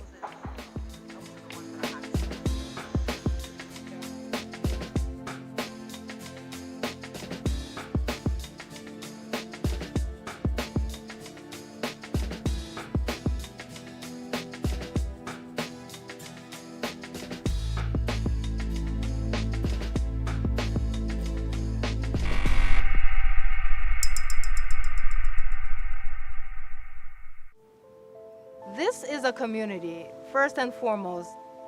They survived and they're resilient because these things have happened before.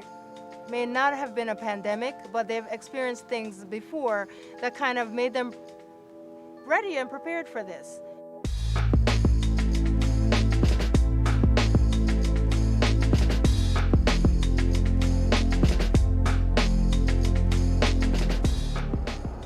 America has suffered upwards of 220,000 deaths due to COVID-19, more than 23,000 of them in New York City. In Brownsville, Brooklyn, more than 2,200 cases have been reported, and many of those people have sought treatment at Brookdale University Hospital and Medical Center. Brookdale, like the neighborhood around it, has been fighting the pandemic on 2 fronts: the disease itself and the emotional and psychological damage from the loss of loved ones, the loss of work and wages, and the loss of freedom to just live life normally. But a lot of this stress goes way back. Intergenerational trauma where the parents had trauma themselves, the grandparents had trauma, and we're really in the first generation where people are getting a reasonable amount of mental health supports. Dr. Camille Archer, a child and adolescent psychologist at Brookdale, says a lot of people may not realize that during the height of the pandemic, many of her young patients were waiting at home, uneasy. This community, I think, has a high percentage of essential workers. And one of the things that I saw a lot with the children here is that they would worry that their parents have to go out to work. And that caused a lot of anxiety and, you know, their fear that their parents are going to get it, that their parents are going to get sick and bring it home to them. Other reactions to the pandemic varied, depending on how old her patients were. A lot of conflicts with adolescents and their parents were about they want to hang out with their friends, they're leaving the house, they can't stay here, this is horrible. But then there's a real subset of children who are anxious, who are being teased or bullied in school, and those kids are so happy they don't have to go to school. In the spring, Dr. Archer was treating most of her patients remotely. At the same time, Brookdale's emergency room was under intense pressure, according to its chair of emergency medicine, Dr. Sandra Scott. No one really expected what we experienced. So once it became evident that COVID-19 was on its way to New York City and on its way to America, we started to prepare in the best way that we knew how. So we started to think about surge space. We started to think about what additional equipment we would need. So for example, the oxygen demand went up considerably. So we went from an emergency department that maybe had an exchange of 10 oxygen tanks per day to an emergency department that needed 250 oxygen tanks per day. But it was far more than a question of beds and equipment. Dr. Scott agrees with people who say this was akin to going to war. So I feel like my employees were soldiers in a war against this pandemic, and they showed up. They showed up and they supported each other. And that's what kept people coming to work every day. That's what kept me coming to work every day. Even though we saw unbelievable, unimaginable tragedy on a daily basis, the drive to provide care and to help and to try and save as many lives as possible is what got people up in the morning and helped them to perform the selfless act of taking care of others. I'm wondering how many of those folks were presenting with pre-existing conditions that sort of exacerbated the condition that they were in with relation to COVID, and how that may have made things more difficult for a place that serves a community like Brownsville. I think what this pandemic has done is just, it's a big, gigantic spotlight. So for some of us, we already knew intimately what we were dealing with, and we weren't terribly surprised that the pandemic had a much more a negative impact on this population. I think the culmination of the Black Lives Matter movement and the pandemic highlights how the outcomes that we see are really outcomes of racism and slavery. There's a direct line from centuries of barriers for Black and brown people to the deep healthcare discrepancies Dr. Scott sees in Brownsville today, the neighborhood with the lowest life expectancy in all of New York City. But she also sees some specific, affordable solutions that should be nurtured. We learned that telehealth was super, super effective, and, you know, we have the technology to provide telehealth to all kinds of communities, right? You don't need to be in a wealthy community to see your doctor on your smartphone. We should have been doing that a while ago, right? We should have had that access to telehealth for all communities should have been readily available, and it should be readily available today, because that's a very effective, reasonable, relatively low tech in this day and time way to bring healthcare into the household of people who are not able to get out of their household easily to access healthcare. And even if you can get to the ER, no one wants to sit around with a deadly virus in the air. We opened a new process in our emergency department so that patients can actually call ahead and speak to a nurse, and the nurse can give them guidance about checking into their visit from home so that they really are, you know, having their weight at home. But let's say that you weren't able to get your diabetes medicine refilled, you can't get in touch with your doctor, you have one more day of medication left, you're feeling reasonably well. That's a situation where you can say, hey, I feel like I need to come in. And we can say, all right, come in, we're ready for you at 10 o'clock. And you leave your home, you come in, and we see you right away and we get you right out. Meanwhile, Dr. Archer says the healthcare system hasn't done enough to treat the psychological impact of COVID. No, I'm not satisfied at all. I don't think there is much mention of mental health in terms of this pandemic. And there are a lot of mental health issues that have been exacerbated or unroofed because of the pandemic. For example, there are a lot of people who have become more isolated, and now it's gotten worse because they're so isolated, because they're not around their family, they're not around a lot of people. Dwight is an outpatient at Brookdale, diagnosed with schizophrenia. He lives with his father and doesn't work outside the home. For him, the pandemic has meant long stretches of cabin fever. The cabin fever in my house is more walking around the house trying to find things to do. And when everything is done, as you see, to the refrigerator, on the couch, to the refrigerator, on the couch, and then you might lie down and take a little sleep or something like that. Then you wake up and you say to yourself, I can't live like that. Dwight started hearing voices at around 20 and says he and his father used to be at war. But since he's had consistent treatment, things are much easier between them. You and your dad worked it out now. You guys got to a good place. The war is over. But if you had to describe what schizophrenia is to someone who has no idea, what would you tell them? Schizophrenia is an illness where you hear voices and voices telling you to do things. Your feelings does be up and down most of the time. You have sad days and you have happy days, you know. But most of the time you're sad because I thought that I was dealing with something mystical and some mystical being or something did something to me, and now I'm walking around with a bag of noise in my head and people talking to me. Do you think it's harder for someone who might have schizophrenia or another mental health issue to deal with this pandemic and what's happening now? Yeah. With mental illness, it could be harder on them because, as I say, they blame themselves for everything.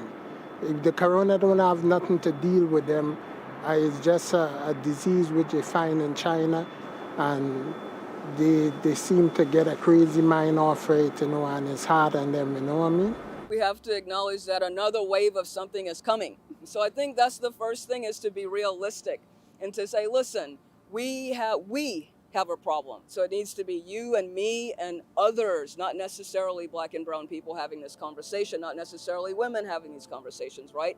It needs to be multi-generational, multidisciplinary, multicultural, multi-ethnicity, having the conversation and then collectively creating the solutions.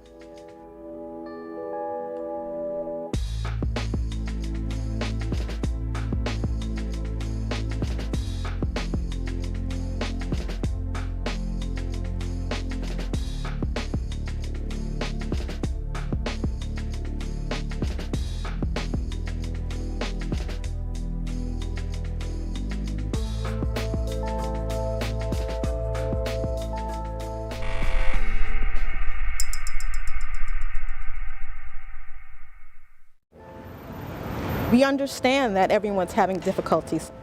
Our goal, even pre-pandemic, was never to evict someone. We're always willing to work things out because life happens.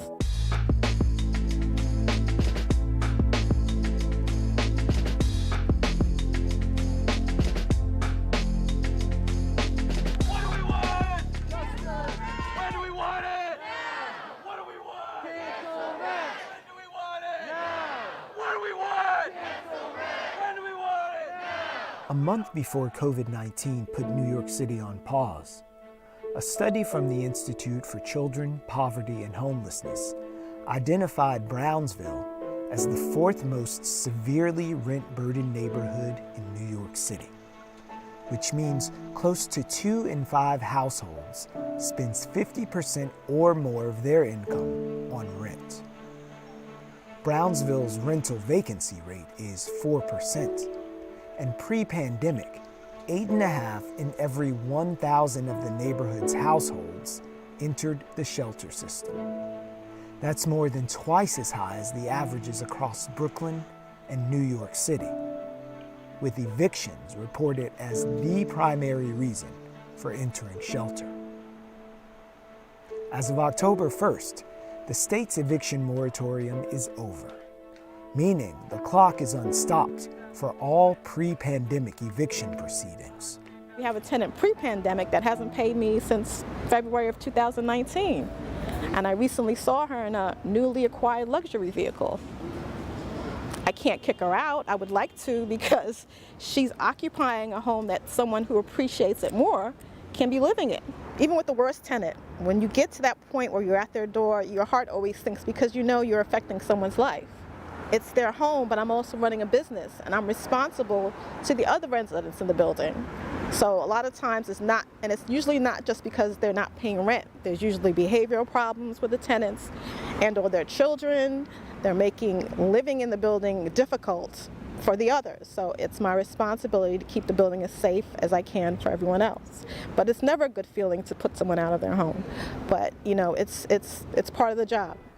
Part of the job Sharon Redhead has done for 20 years. Managing the 19-unit apartment building her parents bought in 1987. And her young sister Kim has been sharing the day-to-day responsibilities for the past decade. It's a family business in every sense. My memories have always been going with my parents to the building to do the maintenance. You know, Dad used to take me around and we would be in the basement. He would be gathering his tools because he had to do something. And I was always the one carrying, can I carry the hammer? Those are my memories. So those are the things that I remember as a child coming up and handling some of the paperwork. I used to have to draw the lines for Daddy's Low Balance book. Those are the things I remember, you know, and that's my memory. So when I get, or I read in the paper, or I see the approach of the ugly landlord, you know, that's not my family. It's a family business, and that's how we treat it. My name is Alban Redhead. My wife and I purchased this building in 1987. It was closed up for a long period. I was told about 14 years. There were no tenants in the building, and most of the area was in a very desolate situation, but we decided to take the chance. By most measures, it was a good gamble. But after more than 30 years in the property management game, he can't help but feel a little nostalgic. My tenants and I were like neighbors, brothers and sisters, but since the politician got involved, everything split. The tenants were never hostile to the landlord before, never, until the politicians got involved.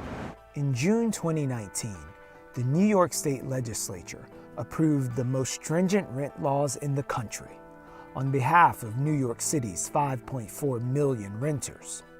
From killing the dreaded broker's fee to making unlawful evictions a misdemeanor. And in June of this year, the Rent Guidelines Board voted to freeze rents on New York City's rent-regulated apartments because of the economic effects of the COVID-19 pandemic. That's good news for some, but not nearly enough for others. The call to #CancelRent has been ringing out from the streets of our city all the way to the halls of power.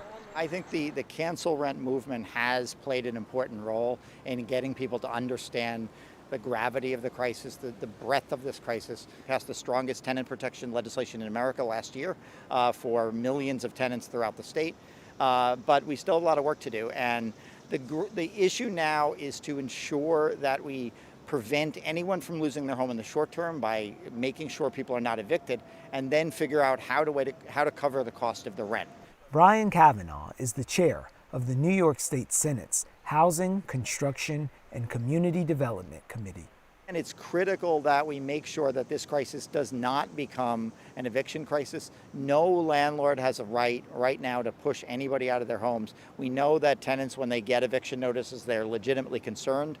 We have legislation that would prevent not only evictions from happening, but the cases from proceeding, even cases from being from beginning and notices of eviction being filed on people. Right now, the courts are processing these things in a limited way, but we are committed, many of us are committed to making sure that nobody loses their home because of COVID-19 or because of the economic shutdowns, which were necessary, but were ordered by the government in many cases. So, this is not a problem that low-income New Yorkers created. It's not a problem that landlords created either. It's a problem that we all have accepted as our means of dealing with the public health crisis.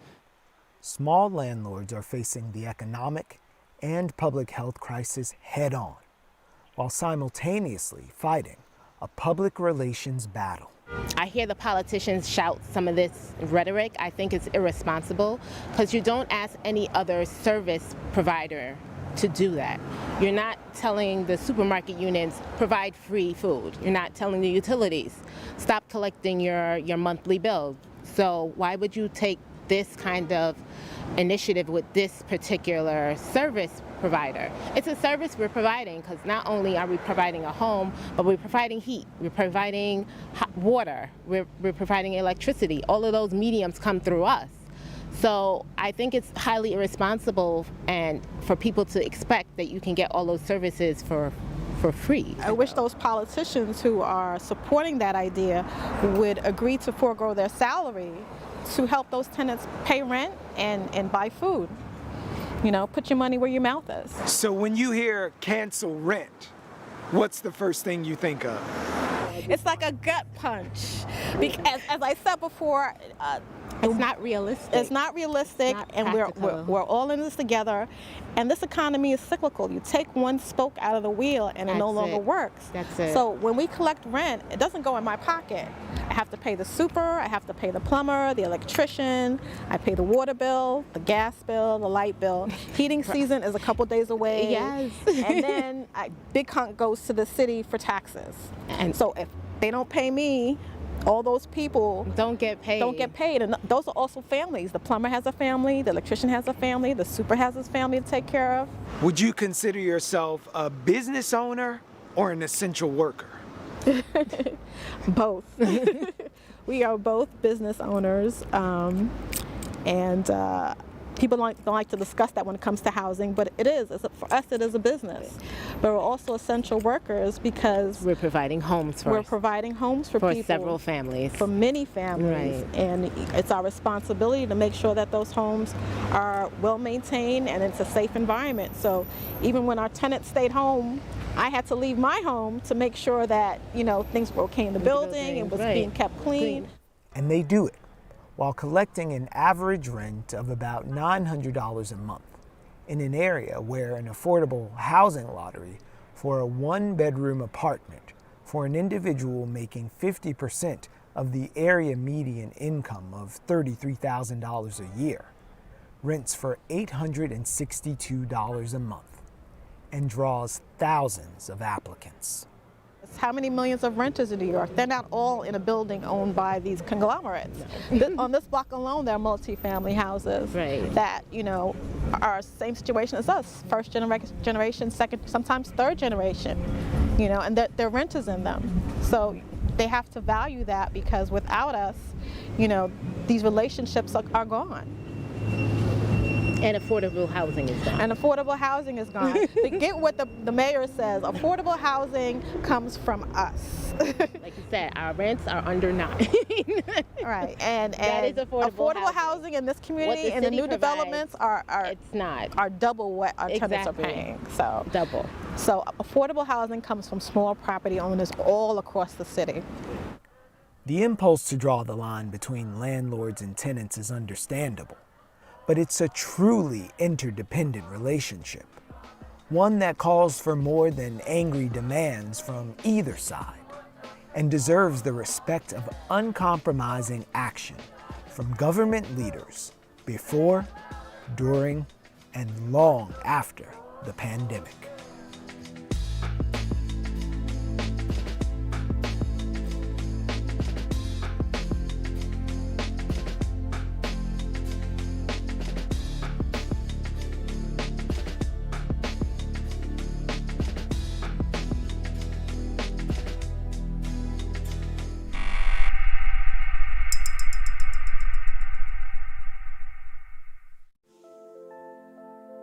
It feels sometimes going to work, no matter how great the community is, it's the outside forces that can make the work that much more difficult.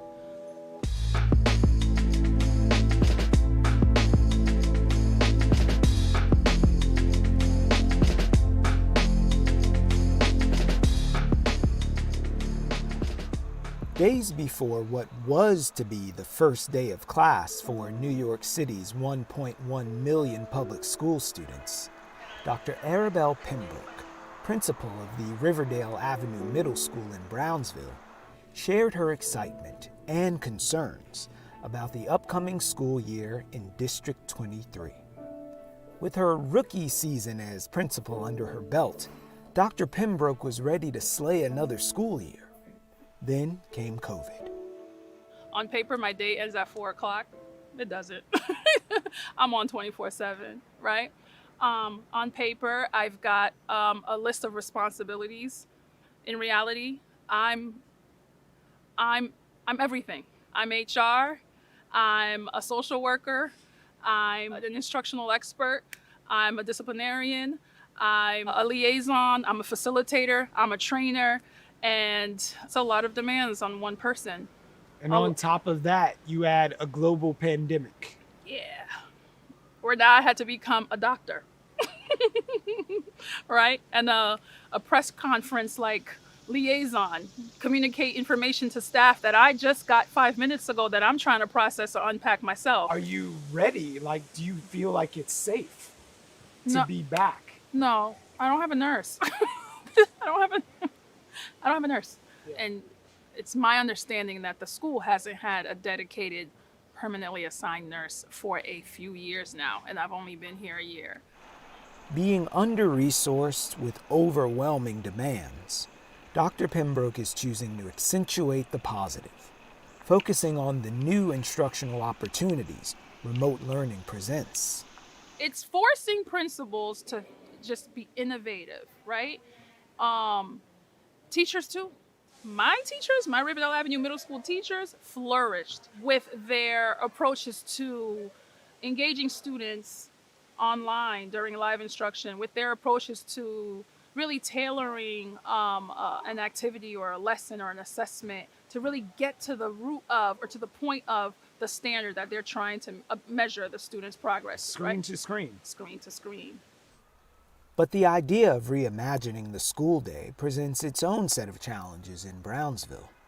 Yes, outside learning makes sense, but not every school can. I would love to have outdoor classes here with my students. I don't know how realistic that is, given the neighborhood that the school is in. And, you know, some of the real challenges that are happening here. I would not take that risk. Gun violence, gang activity. I wouldn't take that risk with my students. Absolutely not. I wonder if there was any thought to how complex the problem is, so it wouldn't be a one-size-fits-all answer or solution. It just can't. COVID highlighted some of the disparities that folks knew for a long time. What people love to say and what looks good on paper is a strong leader will turn a school around. There's truth in that. I could turn a school around if I've got strong community partnerships. Strong community partnerships look like community leaders that are in alignment with what my vision is for my school and in alignment with what their vision is for their community. What that should look like is job opportunities, continuing adult education programs that are local, financial literacy programs, things that when you have too much of a deficit now start to climb up the priority ladder and take away from the day-to-day business of a school. The Brownsville average for students that are in temporary housing, the ratio is 1 to 4. My school alone is 1 to 3. Temporary housing. Yeah, students that are either in shelters or displaced for whatever reason and then living with a family member. 91% of students in District 23 are considered economically disadvantaged. 29% have some form of disability, 15% are homeless. So I've got students traveling from the Bronx to come to school every day. So when they show up to school at 9 o'clock or 9:10, you really think I'm gonna start like really harassing them about why they haven't gotten here on time? It is still my job though as the leader to motivate my kids to come to school, right? To meet with my families that are in temporary housing, to get them to, make every effort to send their children to school. But if that family's priority for right now, for that day, is something else, and on their value judgment, like ladder, school is here and finding a job is here, I'm still going to do my job. Brownsville's unique challenges highlight the need for additional support in order to help families prioritize school in a post-COVID educational system. But through it all, Dr. Pembroke keeps families, students, and her own well-being at the center of the conversation. What advice would you have for a parent of a kid who's in your school? Health and safety trumps everything. If you're putting your child in, an environment, in a position that could potentially, be fatal, I think the answer is pretty clear. What's keeping me awake at night? What if I contract the virus, test positive, I go home, my 2-year-old now is sick? That's what keeps me up at night. You're on the front lines, man. Yeah. And that's the job. It's the job. Scary. But I'm taking every precaution. My team will. And I just stay prayed up.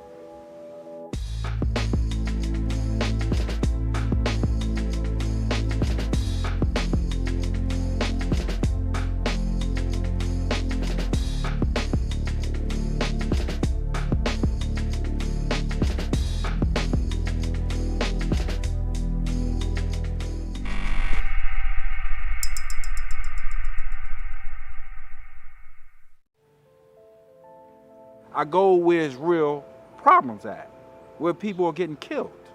I can get killed. I don't got a bulletproof vest. I don't carry a gun, but I still go in these places 3 and 4 o'clock in the morning. You know why? Because the sick, the elderly, the kids, and everybody else need help.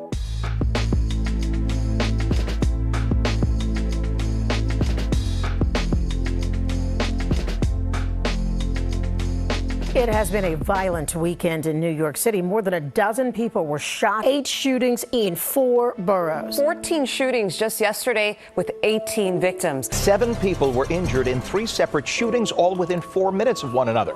The shooting broke out just before 1 a.m. at the corner of Livonia and Watkins in Brownsville, Brooklyn. The shooting in Brownsville, Brooklyn. 3 people have been shot in Brownsville, Brooklyn this morning. Crime in New York City has been on the decline for decades. But in early summer, as the city cautiously emerged from months of COVID-19 lockdown, a surge in gun violence began. According to the NYPD, as of November, there have been 1,331 shootings in 2020.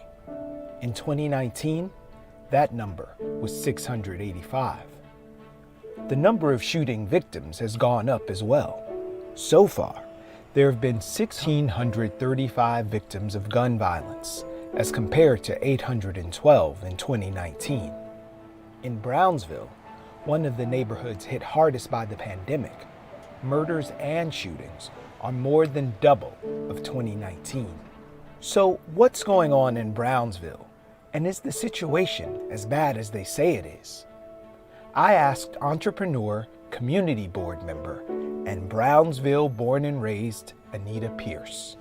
When you read the newspapers, you would think that Brownsville is hot all the time in terms of violence. Okay, so let's be real, it does happen. It's not like we're sitting in the middle of a war zone, right? Where, we can't go outside. where we can't experience life. Those things do exist, but it's not every day. And it's frustrating to me, when people are constantly, making a statement to say, yeah, Brownsville is this. There are pockets of stuff, right? But I promise you it's not every day. Brownsville's 73rd Precinct reported that violent shootings went up from 30 in 2019 to 85 as of November 2020. The number of shooting victims has gone up from 48 to 105. That's a 183% increase in shooting incidents and almost 119% increase in shooting victims. Do you think that Brownsville actually does have a higher level of gun violence than other communities around Brooklyn? The data says we do. We absolutely do. But we're the last to get the resources, right? So let's talk about it. When you're scrambling for resources, you will have more violence. Brownsville native Kamara Jackson is the founder and CEO of Elite Learners, a youth empowerment and anti-violence community organization. She believes that the economic hardships caused by COVID-19 in a community that was already struggling could be a major cause of the rise in gun violence. When the pandemic initially hit, violence numbers dropped because individuals were inside, right? We were quarantined. They weren't really out on the street. But as we started to open up, our violence numbers started to hit the highest that they've ever been. And that was just as a result of the temperament that people are on as a result of the pandemic. So we have people that could not get on unemployment, people that lost their jobs. We have individuals that were released from prison with no resources, right? So here we are, we're saying, okay, we're going to let you out because of a pandemic, but we're gonna provide very little support for you to become successful. All that creates chaos. Chaos in families lead to chaos in communities. A hungry person can become a violent person. Lost jobs, lack of resources, hunger. On top of these, criminologists also attribute the rise in shootings to pandemic-induced cabin fever and the advent of summer, traditionally high crime season. The New York Police Department, however, has blamed a recent bail reform law, which limits a judge's ability to keep people in jail pre-trial. They also connect the rise in gun violence to the emergency release of incarcerated people in order to curb the spread of coronavirus.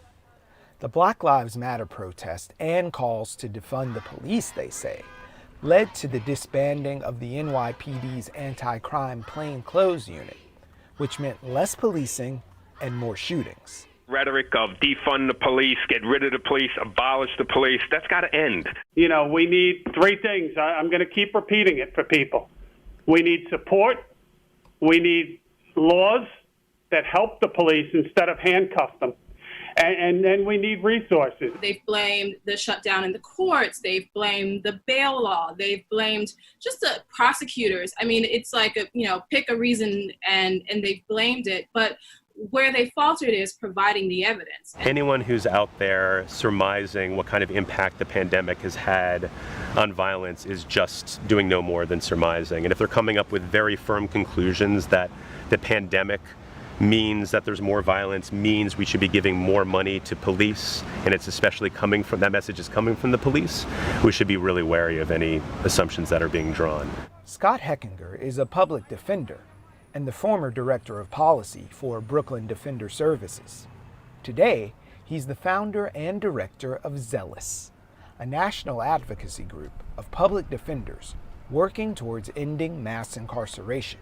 Police are the reason why there is more crime, so-called crime, in these neighborhoods, and more violence. Characteristics that drive violence: isolation, shame, economic deprivation, and violence itself are the primary consequences of over-policing in communities. It makes communities feel isolated, makes people feel ashamed. It takes away resources that otherwise would be spent on poverty alleviation, and being handcuffed, even if you ultimately don't get arrested, being stopped and frisked unconstitutionally, being shot by police is obviously a form of violence itself. police officers, there's very little engagement. There's a lot of patrolling, right? There's a lot of looking, and there's very little interaction. In our community, at the state that it's in now, we need engagement. We need interaction. We need people to know how we're feeling and how's our day going, and we need, to have support systems around. And that's what the Cure Violence organizations provide. It's a big support system for communities. Cure Violence programs take a public health approach to reducing violence by training credible insiders to be what are known as violence interrupters, usually former gang members who draw from their own experiences. Their job is to engage with young people and then identify and mediate potential conflicts before they turn violent. I want to show the black young male and also the black young lady what a black male can be even when you go through all that. Despite me going through all that I've been through, prison, being shot, shooting people, being arrested for murders, being accused of murders, being in prison, going to war, being in solitary confinement, doing almost 35 years in prison, and all this, total, all this violence that I've been through. I'm showing them that despite I've been through that, I didn't break, that you can change. You can change your ways. You can change everything about you despite what you go through. You don't have to give up. Anthony Green is a violence interrupter who's prevented hundreds of shootings that could have led to people getting killed, injured, or ending up in prison. Just the other day, I was fortunate enough to get some young guys jobs. Do you know how good I feel? Seriously, even my cousin's son, I got him a job. Do you know how good I feel just doing that? I got another young black man a job. That's action. Instead of worry about what his problem is, I wouldn't solve the problem. The community members are more likely to listen to someone that looks like them, comes from where they come from, and really walk the normal roads of life. And that looks 9 times better than having 40 police officers on one corner. Our young people are already naturally afraid, and they have a guard up when it comes to officers. What is the relationship like being a violence interrupter versus working with the police? I just want something clear. We don't work with the police at all. A violence interrupter is here for the people of the community, whatever community that you're in. I'm not getting involved with your police work, and I'm not here to assist you. My concern is my community, to keep them from hurting each other, killing each other, robbing each other, or whatever the case may be. Whatever y'all do, that's on them. I'm from this area, and this area has always been violent, unfortunately. You can say poverty, you can use the drugs, you can use all that. But let's not get it twisted. We can't bring guns or drugs here. However, if you don't have jobs and you don't have ways and means and resources to do things, what will you result in? Our kids are hungry, they're starving, and they're starving for success. They want to make it out of Brownsville. They want to tell a different narrative. And that's what we're here to encourage them to do. We are mothers, we're fathers, we're community members. We don't want violence. We don't want to be hurt. We don't want people to be shot. Never ran, never will. Yeah, that still exists. However, when you're thinking about, what you can't Google is the heart and soul of the community residents that live here and want to remain here. The new Brownsville is one where we are aiming to create an environment where everyone is happy, whole. One where, when I think about where we're sitting, that my daughter comes and plays and there isn't any issues or concern. It's peaceful, it's quiet, you can sit and be able to enjoy, just actually sitting in a park and enjoying it.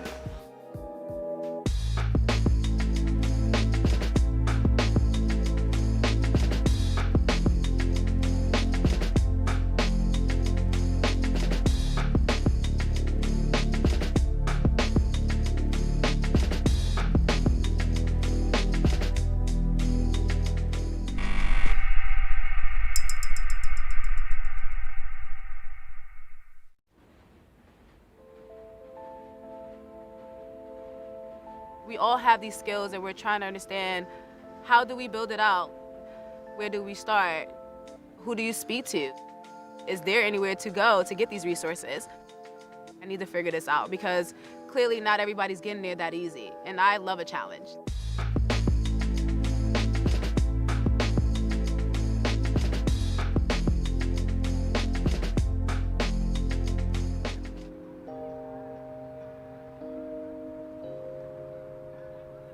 Before the pandemic hit, the median American household income was nearly $70,000.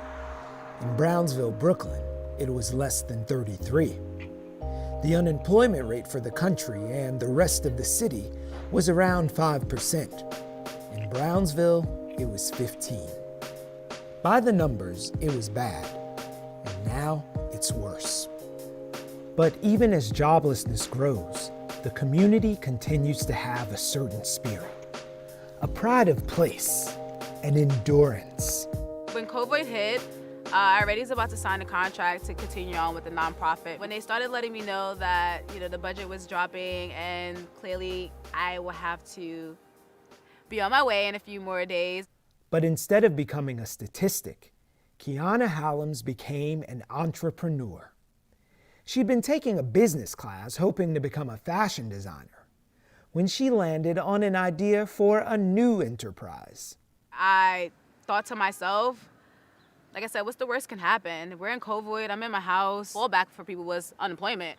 So I thought, I'm not gonna lie, I was like, hey, if I don't beat this entrepreneurship, I'm gonna sign up for unemployment right away. The first week, I met someone in my class. That's how it took off. But Brownsville isn't the easiest place to start a business. Kiana was only too familiar with what the neighborhood lacked. I was a young girl. I didn't have no activities really for me to do to express myself the way I wanted to. Tell me your first address that you remember. 725 Stanley Avenue. That's the address there. There was a one-bedroom, me, my mom, and my two sisters. It was a really eye-opener for me growing up in that neighborhood. I would never forget the day, when police raided over here. I don't know at the time how it happened, but I do remember them taking my mom, put her in jail right here at the precinct, and they took me along with her. And I would never forget, just watching my mom and her just pleading, just like, she's pregnant. That's the main thing I noticed that we didn't have a lot of, just safety. When it doesn't say safety from each other, it's just in general from the world, because we're already characterized as these people. So people already walk past us thinking we're gonna be this type of person. And I want to change that narrative. Like, who wouldn't want to wake up and say, I own the company down the block, and your neighbor is your friend, and they own your next door business next to you. There's others doing it. Why not start here? Kiana decided to turn from making fashion to making personal protective equipment, or PPE. Things change when the world changed, and that's why I said I was actually just a fashion designer. I wasn't thinking about becoming a manufacturing enterprise. Everything changed, and that's what I thought. I want to save lives with these type of items that I'm making.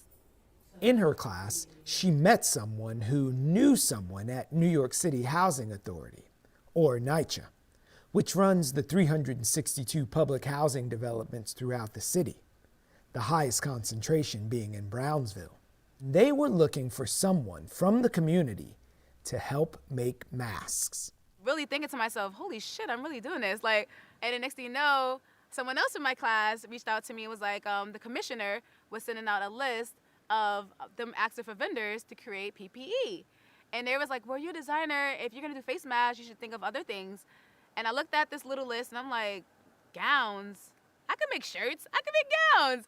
And I kid you not, and I tell people, I looked at the application and it legitimately said 10,000 gowns a week. I looked at it and I was like, who says I can't, She started filling orders and hiring staff, pulling in out-of-work folks she knew from the neighborhood. So for Kiana, we're really excited. I mean, she is the epitome of what you want to see every other person in Brownsville do, right? Take their natural talent, develop a business, obtain a contract, and operate within their own community and then hire people. And so for her, we're actually in the process of helping her locate a space where she can fully manufacture the PPE. LaShawn Muhammad is the director of the Central Brooklyn Economic Development Corporation. What we're looking to do is not just bring in the next Target on Pickett Avenue. If you look at our business corridor on Pickett Avenue, there's only one business that's owned by a local resident. What does that tell you? We are not supposed to create a system where people have to be dependent upon them, right? Because poverty essentially is a business. Helping people become self-sufficient is where economic development plays a role and will address the issue of the trauma, right? Of poverty, right? Of having to depend on another thing, a person, for your very survival. Just before COVID, Brownsville got some help in building these systems. It came in the form of a grant that brought together some of the neighborhood's leading community organizations. So Central Brooklyn Economic Development Corporation, Brownsville Community Justice Center, and the Youth Design Center, formerly known as Made in Brownsville, along with the Community Board 16, 4 institutions in Brownsville that is part of the Brownsville Mobility Labs initiative. And this is a national program sponsored by the Robin Hood Foundation that literally assists community to come up with their own economic mobility strategy for their community. It's been a 9-month planning process with Jobs First NYC. Part of it is a new online portal launching this fall called Own Brownsville. Own Brownsville essentially means, the acronym stands for ownership, wealth building, and networking, right? And so what this website does, though, it literally encapsulates all of the resources that currently exist in the community. This was created as a response to COVID-19. One hope is that these partnerships and internet resources will help spur job growth, but also give guidance to aspiring entrepreneurs, something Kiana lacked when she was first starting out.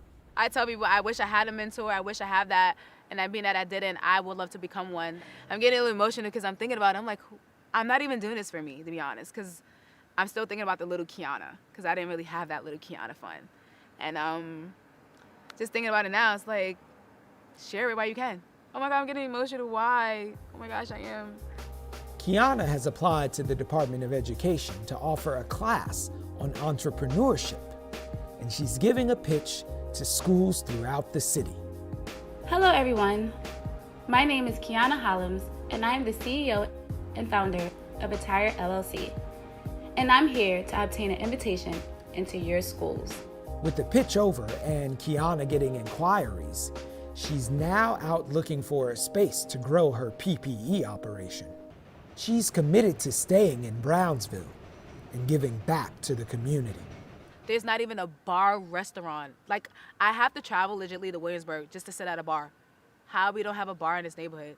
Like, we don't even have a restaurant we could sit down and eat and dine with each other. There's not even a diner. Like, there's no place for us to be civilized people that we can feel in this community. So that's why I'm like, who tells us that we have to leave here for this to be built for it to be comfortable for someone else? No, let's build it and comfortable and stay here, okay? And I think that's what it needs to be changed in Brownsville, and I think that's my way of seeing Brownsville, is that type of change.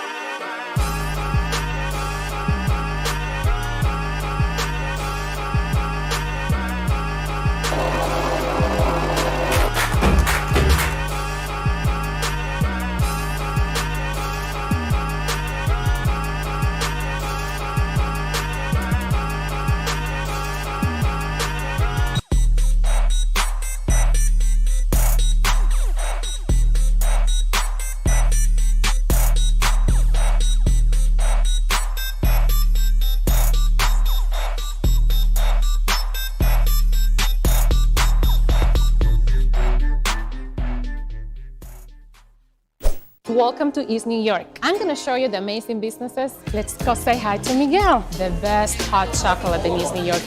Vito! Is it not like a customer, is it like a family to me now? Daily Travel came to the community with only one little desk, and now he owns the whole building. This is a community of opportunities. Hello! The health of the neighborhood is also places like the Cypress Hill Senior Center. We have a little bit of everything here, and everyone feels like family here. East New York is family to me now. As per U.S. law, any child bought or sold into the sex trade is a victim of human trafficking. Why is the first time I'm hearing about this? On the same websites where you sell a couch, there are sections to buy people. Really? And up to half of these victims are boys. There is no such thing as a child prostitute, only a victim of exploitation. And it could be anyone. She's talking about me. Should I say something?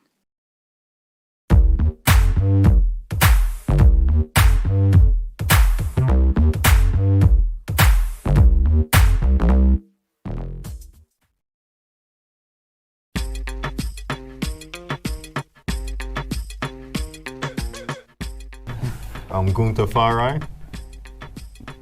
I'm Gunther Farai. More energy, is it? Should I take a shot of Henny for your coffee? Hey, this is Gunther Farai.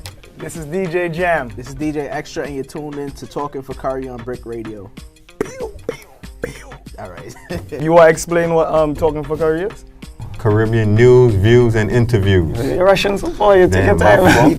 Like, say it as if it ain't scripted. Featuring different aspects of the Caribbean through interviews, updates, and musical segments. As well as old talk. Well, you know, it takes me 5 minutes to explain myself.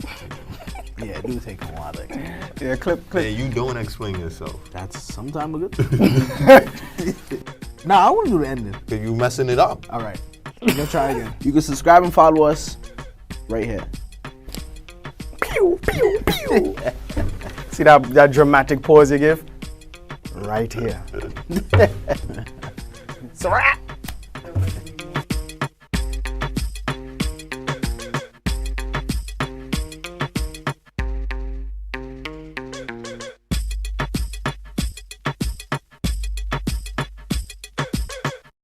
Carriacou, St. Lucia, Trinidad. Where else? You have something else he missing too now. My dad is British. Your dad is British? Yeah. Where does come from? Yeah, my dad, well, nah, my dad, he always Actually, I never heard this in my he was life. I never hear that one neither. Nah, okay. Actually, leave me But alone. he really, all right. You talk about this in the car. So then, This is Gunther Farai. this is DJ Jam. And this is DJ Extra. You're now tuned in to Talking for Curry on BRIC Radio. Barang. Some material may be inappropriate for children under 13. You are now tuned in to Talking for Curry. Transmission begins. 5, 4, 3, 2, 1. Check. Well, this is Bunchy Gal in the Black Spaniard all the way from Trinidad and Tobago. Maderific, presidential and gallerific. Right now you're listening to the baddest program on the air right now. Talking for Curry. Check. Maderific. Yo, this is KMC and you see right now it's all about Talking for Curry. This is Conscience and we're talking for Curry. Big up on yourself. We enough right, no for nobody. Yo, what's up? This is Major Hype and you got a lock right here on Brooklyn College Radio Talking for Curry. Say it fast, say it fast, say it fast. That's right, now you got it. Keep it locked right here. Talking for Curry. Major Hype, I'm out. Randy Valentine representing for Talking for Curry now. Still pushing that vibration, still pushing that love. It's always live. 365 days of the year. The love advocate, I said, blessed love. Boom, boom, boom, boom. You know, Protege representing for Talking for Curry, and we say, we play what we want to play, when we want to play, how we want to play it. I'm Etana the Strong One, and I'm talking for Curry. Keep it locked, and me say that. Cranium, I said, I really want you to understand. I really need you to understand. I really want you to understand. Talking for Curry, you're number one. Wait!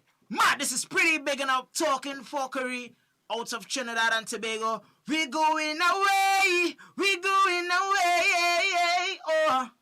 The show that certain artists are afraid to come on. Talking for Curry.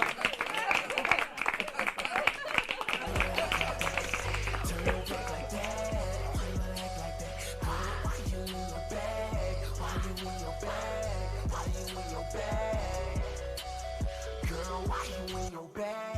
Why you act like that? Turn your back like that. Why you act like that? Girl, why you in your bag? Why you in your bag? Why you in your bag? Girl, why you in your bag? You know that feeling when you want love, but no love is less appealing. Till I'm Al Bundy, married with children. I had to let her know that you get out your feelings. I'm just kidding, but on some real shit. What you mean by that? Sometimes I ask myself, why you gotta be like that? But once a good girl's gone, she might not be right back. I was just fucking those girls, I was gonna be right back. Infatuation with money gotta be like that. Cause first they lie to you, then they lie to me like that. Try to blur your vision, how you gon' see like that? Who would've ever thought relationships could be like that? You out the crib now, you live now. Sitting off the grid now, for kids now. Stacking the chips now, for the pit now. Stand up, nigga, that enough, sit down. Pulling with the shits now, with the shits now. Lobster and shrimp now, big fish now. VIP name on the list now. Say you never change, funny how you switch now. Why you gotta act like that? Turn your back like that. Why you gotta act like that? Girl, why you in your bag? Girl, why you in your bag? Girl, why you in your bag? Why you gotta act like that? Turn your back like that. Why you gotta act like that? Mother road!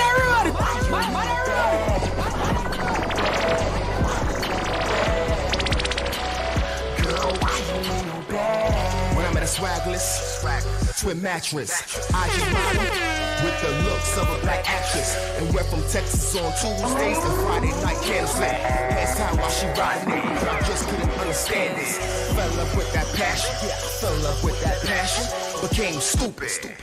Gave a pencil and plastics, threw a key to that M5, go cash out of Manhattan. My car's jackets, the Taj Mahal transactions. Meanwhile, I'm zipping through traffic, and the radars and them scanners. My side chick from Atlanta, my main lady won't understand this. I told her Kim was a scammer, but the lusty picks up in magic. There ain't no TMC cameras. Why you gotta act like that? Turn your back like that. Why you gotta act like that? Why you in your bag? Why you in your bag? Why you in your bag? Why you in your bag? Why you gotta act like that? Turn your back like that. Why you gotta act like that? Girl, why you in your bag? Why you in your bag? Why you in your bag? Girl, why you in your bag? Talking for Curry each and every, was it Wednesday? Wednesday from 7 to when they kick us out on www.mindwbcr.com. Brooklyn College on the Live 365 app. On the inside we have Dash City. What's good, Dash City? You can't hear? You're on the wrong mic. What color? Green, baby, I'm green. Green. Yeah, I'm still here. I'm here, y'all. Thank you for having me, first off, man. Definitely, man. Definitely. Thank you for having the boy, man. It's a pleasure. Before we start, Gunter and Marley, Jam here, just to give all you a little introduction in regards to how I found this artist, because one thing I was telling Dash, a lot of artists who come through the show, we actually just bump into them at whether it's talent shows or, you understand, on the streets, because we're willing to listen and give any and everybody a chance. That's love. You understand? That's love. All you're familiar, I told all you about the event I was playing in the backyard. I was playing in on Saturday. This Friend past of the show, weekend, yeah. Boss. You understand? As well as Christ was performing there. Yes, Christ, man. You understand? Jesus Christ. Go to iTunes, everybody. Cop that Believe, man. Definitely, right. man. Mixtape dropped last week, Friday. I actually have it. I didn't listen to the whole thing yet. It's dope, baby. It's dope, Jam. Check it out, Jam. I definitely will. I definitely will. So, Backyard Swinging had a performance, and this young man. Ow. You understand? I did the mix down again for everybody, and he was like, yo, please, can you just... I said, don't worry yourself, you're safe. You understand? You're safe. Sorry for bothering you, by the way. What drew me to him to where after he performed, I was like, yo, where you from, and so on and so forth, and would you be interested in, having an interview? He had energy. Oh, man, that's love. Like I can see the energy already. You could right. I already feel energy. Just from the interaction before he went on the air. Right. You understand? At least he asked me my name. All them guests just pass me and don't say nothing. You know what I mean? It's respect. No, but Kunta, love. it's the type of energy, right? Yeah. That you know, like when you go to certain performances or certain concerts, like the artist would have an energy. You ain't know the song, but your mouth moving like if you know the words and you understand you're jumping up. Don't mind you ain't never heard the song before. He had that type of energy to where everybody was just grabbing. Yeah. They ain't know the words, but they still bouncing with him. They was going crazy, right, Jam? Yeah. They was you understand? So crazy, I was like, man. yo, we have to do an interview. I said, I ain't trying to hear nothing. That's Talk love. to Christ, he'll tell That's you. Love. It's yeah. a green light. Shout Christ, man. Show. Wherever you at, bro. Understand? So this is how we end up with Dash City. Definitely, sitting man. in the I'm studio here. right now. Jam, thank you so much. Going to shout out Marley. I ain't forget you, baby. We here. Want to thank everybody. Yo, man, I'm nobody, y'all. Thank you for even having me. Nah. For real, man. It's real. Thank you for even having me, man. I did a couple shows across the tri-state, but I'm still working, y'all. This the beginning, you know? So thank you so much for even having me, man. For real. Speaking of the beginning, you told me you're originally from Guyana. Yes, sir. GT. Banner. Don't do this to me, y'all. Is that where you're born and grow, yes, or sir. did you migrate, or how? Tell us how it was growing up in Guyana. To be honest with you, bro, I wish I could give you the detailed how it is growing up, but I actually came up here when I was 2 years old. Oh, okay. My mom, Duke, she's back in Guyana. I want to shout her out too if she's listening. Mommy, I love you so much. We finally made it. I'll let your boy. GT, Sussex Street, we here. Come on, man. So you came up to America when you was 2. Yes, sir. Where did your family reside when you? We actually moved to Flatbush, Brooklyn, Martins to be exact. You know what I'm saying? So Flatbush, we here. Definitely a shout out. But then I also moved to the 50s right after that. East Flatbush. Yes, sir. After that, I actually left New York and I moved to Atlanta. Out there, I was out there for a little while, and I'm back, y'all. I'm here to do this music thing. You know what I'm saying? Performed out there a little while, got the buzz up, but New York is my home, so I'm definitely here to represent. All right. Tell us about your first instances of where you decided, okay, I think music is the route I would want to go. Man, you going to send me back. Yes, I told you. I got you, bro. That's why we here. Well, to be perfectly honest with you, bro, my first instinct, oh, man, this is when I had first time I ever heard Reasonable Doubt, man. That boy Jay, I ain't even gonna lie to you, man. When I heard that, it's like I was hooked. I wasn't writing or trying to do music. I was just interested in music. Like, that's what put me on the rap music. I'm not even gonna hold you. That's real talk. So that was around what, your high school years, junior high school? That definitely was around my junior high school years, my late junior high school. Reasonable Doubt definitely got put onto that. We ain't gonna throw the age out there. Y'all know what it is, though, man. Definitely Hove all the way. So aside from Hove, who else was you listening to in that time period? Please don't judge me, y'all, but I'm more of like a Tribe Called Quest. Like I swore I was Q-Tip. I still think I'm Q-Tip. Guys, look, I still think I'm Q-Tip, y'all. I ain't gonna hold you. I was always that DOS Effects, more of a hip hop kind of guy. I love the beat and all, but I was more of like the lyrics, trying to get into the content, real meaning, you know? It was not about just, oh, you look good, money, how you doing? I want to know real your life, what you really about. So that's mostly the artists I connect with. You know, that's how it was for me most of the time, you know? Brooklyn, we here. Gunter is going to say something? Yeah, well, I was, but Marley didn't mute my mic. I was saying DOS Effects. Yes. Yeah, they dope. Man, why you doing this to me, man? That's definitely one of the influences. I can't even lie to you, bro. That's good, cause I'm tired of all this regular Hove, Nas, these falling off rappers. I'm glad I'm so glad you said that. But you told me I'm joking with the falling off part, but I'm tired of everybody naming the same influences all the time. Absolutely, man. I'm sorry, man. We all from the same, you know? But we all have different stories at the same time. But there's so many artists out there. Yeah. Absolutely, man. We forgetting about a lot of the great ones, to be honest with you. Yeah, definitely. R.I.P. to Fife. Oh, yeah. That hurt me, bro. That's that Guyanese stoops. Okay. That's why I said, bro. That's why I said it hurt me that you mentioned that, bro. It hurt me. I said, oh man, R.I.P. man. You know what it is, man. We here though, man. We here, man. Thanks for pointing that out, Gunter. It's love, baby. Talk to us about your first instance of recording, like actually, saying, all right, I'm influenced to the point where this is something I can do, but now let me go into actually putting it. Oh man, you want to be honest? The first time I recorded, it was so. Nah, I'm lying. It wasn't fire, bro. It was trash. I didn't know what was going on at the first moment, but I worked at the craft. Was it the lyrics? Was it the flow? The beat? Was it the whole thing? It was me trying to be somebody else. It was me trying to be somebody I wasn't. You know what I'm saying? It took me time. I worked on the craft. I wrote it. I had to get into myself before I could actually give it to the people. You know what I'm saying? So when I took the time to get into that, then I felt like it was more me. It was more organic. You know what I'm saying? Other than that, there we go, man. My first time was not good, guys. I don't want to lie to y'all. It was give me some lyrics. You can give me some lyrics on that. At this moment, oh man, I'm too good. It's good now. I'm good now. I'm good now, y'all. That's when I wasn't good. You know what I'm saying? Oh my Lord. I ain't gonna hold you, man. All right, so we what happened?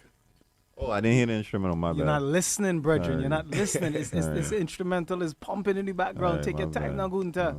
Yeah, we here, man. The energy was overpowering the instrumental, you know. I told you, that is what gravitate me towards him, man. You know, we just feed off of positive energy. You understand? Always so positive, y'all. You understand? Positive I had energy. to get him. So when you went down to Atlanta, right? Yes, sir. Went two. All right. Went forward. That's where you were supposed to. When you migrated to Atlanta. when you went forward to Atlanta. That's what you do. When you migrated to Atlanta, you understand? We understand, being from New York, that the music scene is totally different. They have a different vibe. Yes, sir. Was it a kind of I don't want to say confusion for you in regards to the music and having it adapting, as far as adapting, getting it right. To be honest with you, bro, I feel like I'm a musician, so wherever I'm at in the world, whatever's going on, I have to adapt to that, because I don't know what's gonna happen. I don't know what's beat gonna be played. I don't know what melodic sound is gonna be played. I just have to adjust myself to that. So when I moved to Atlanta, at first it wasn't always, I'm gonna rap like a New York kind of rapper. I felt like I'm gonna rap to whatever's around me. I'm gonna adapt to that. You know what I'm saying, bro? So when I was doing the shows, or I was working with the producers or the whoever they was, I was just trying to merge with them. I was trying to make it one sound. It wasn't about me. It wasn't about New York or Atlanta. It was morely about the sound of the music, how the music gonna come out. You feel me, bro? That's what it's really about. Was it difficult working with some of the artists or producers? You want me to be honest, or you want me to be honest? I ain't trying to. I don't want to black. You feel as if 97 on them dishonest show? Dishonest show up here. We don't normally encourage artists to not call names, but in this case, I don't care. That ain't right. So it sounds like you have some stories there that. Bro, to be honest with you, bro, I feel like that's everywhere, because I worked with artists in Atlanta, I worked with artists in LA, I worked with a lot of different artists. So I feel like you're gonna go places and you're gonna meet people that, I want to use the word, you're not gonna connect. You're not gonna connect with everyone. You know what I'm saying, bro? It's that simple. It's not better or I'm better, they're better. It's just we're not connected. They was garbage. No, we're just not connected. They were garbage. No, we just not connected. I would say connect. We just not connected, man. That's all it is, man. Yo, we just not connected. Step your bars up. We can't sit in the same studio. Man. You understand? Or you can't ride this rhythm. Like, yo, step your Jam, bars up. I'm gonna let you say that, Jam. I ain't saying that, Jam. Was they acting funny because you from New York, or was it all love where they just embraced you because you was down?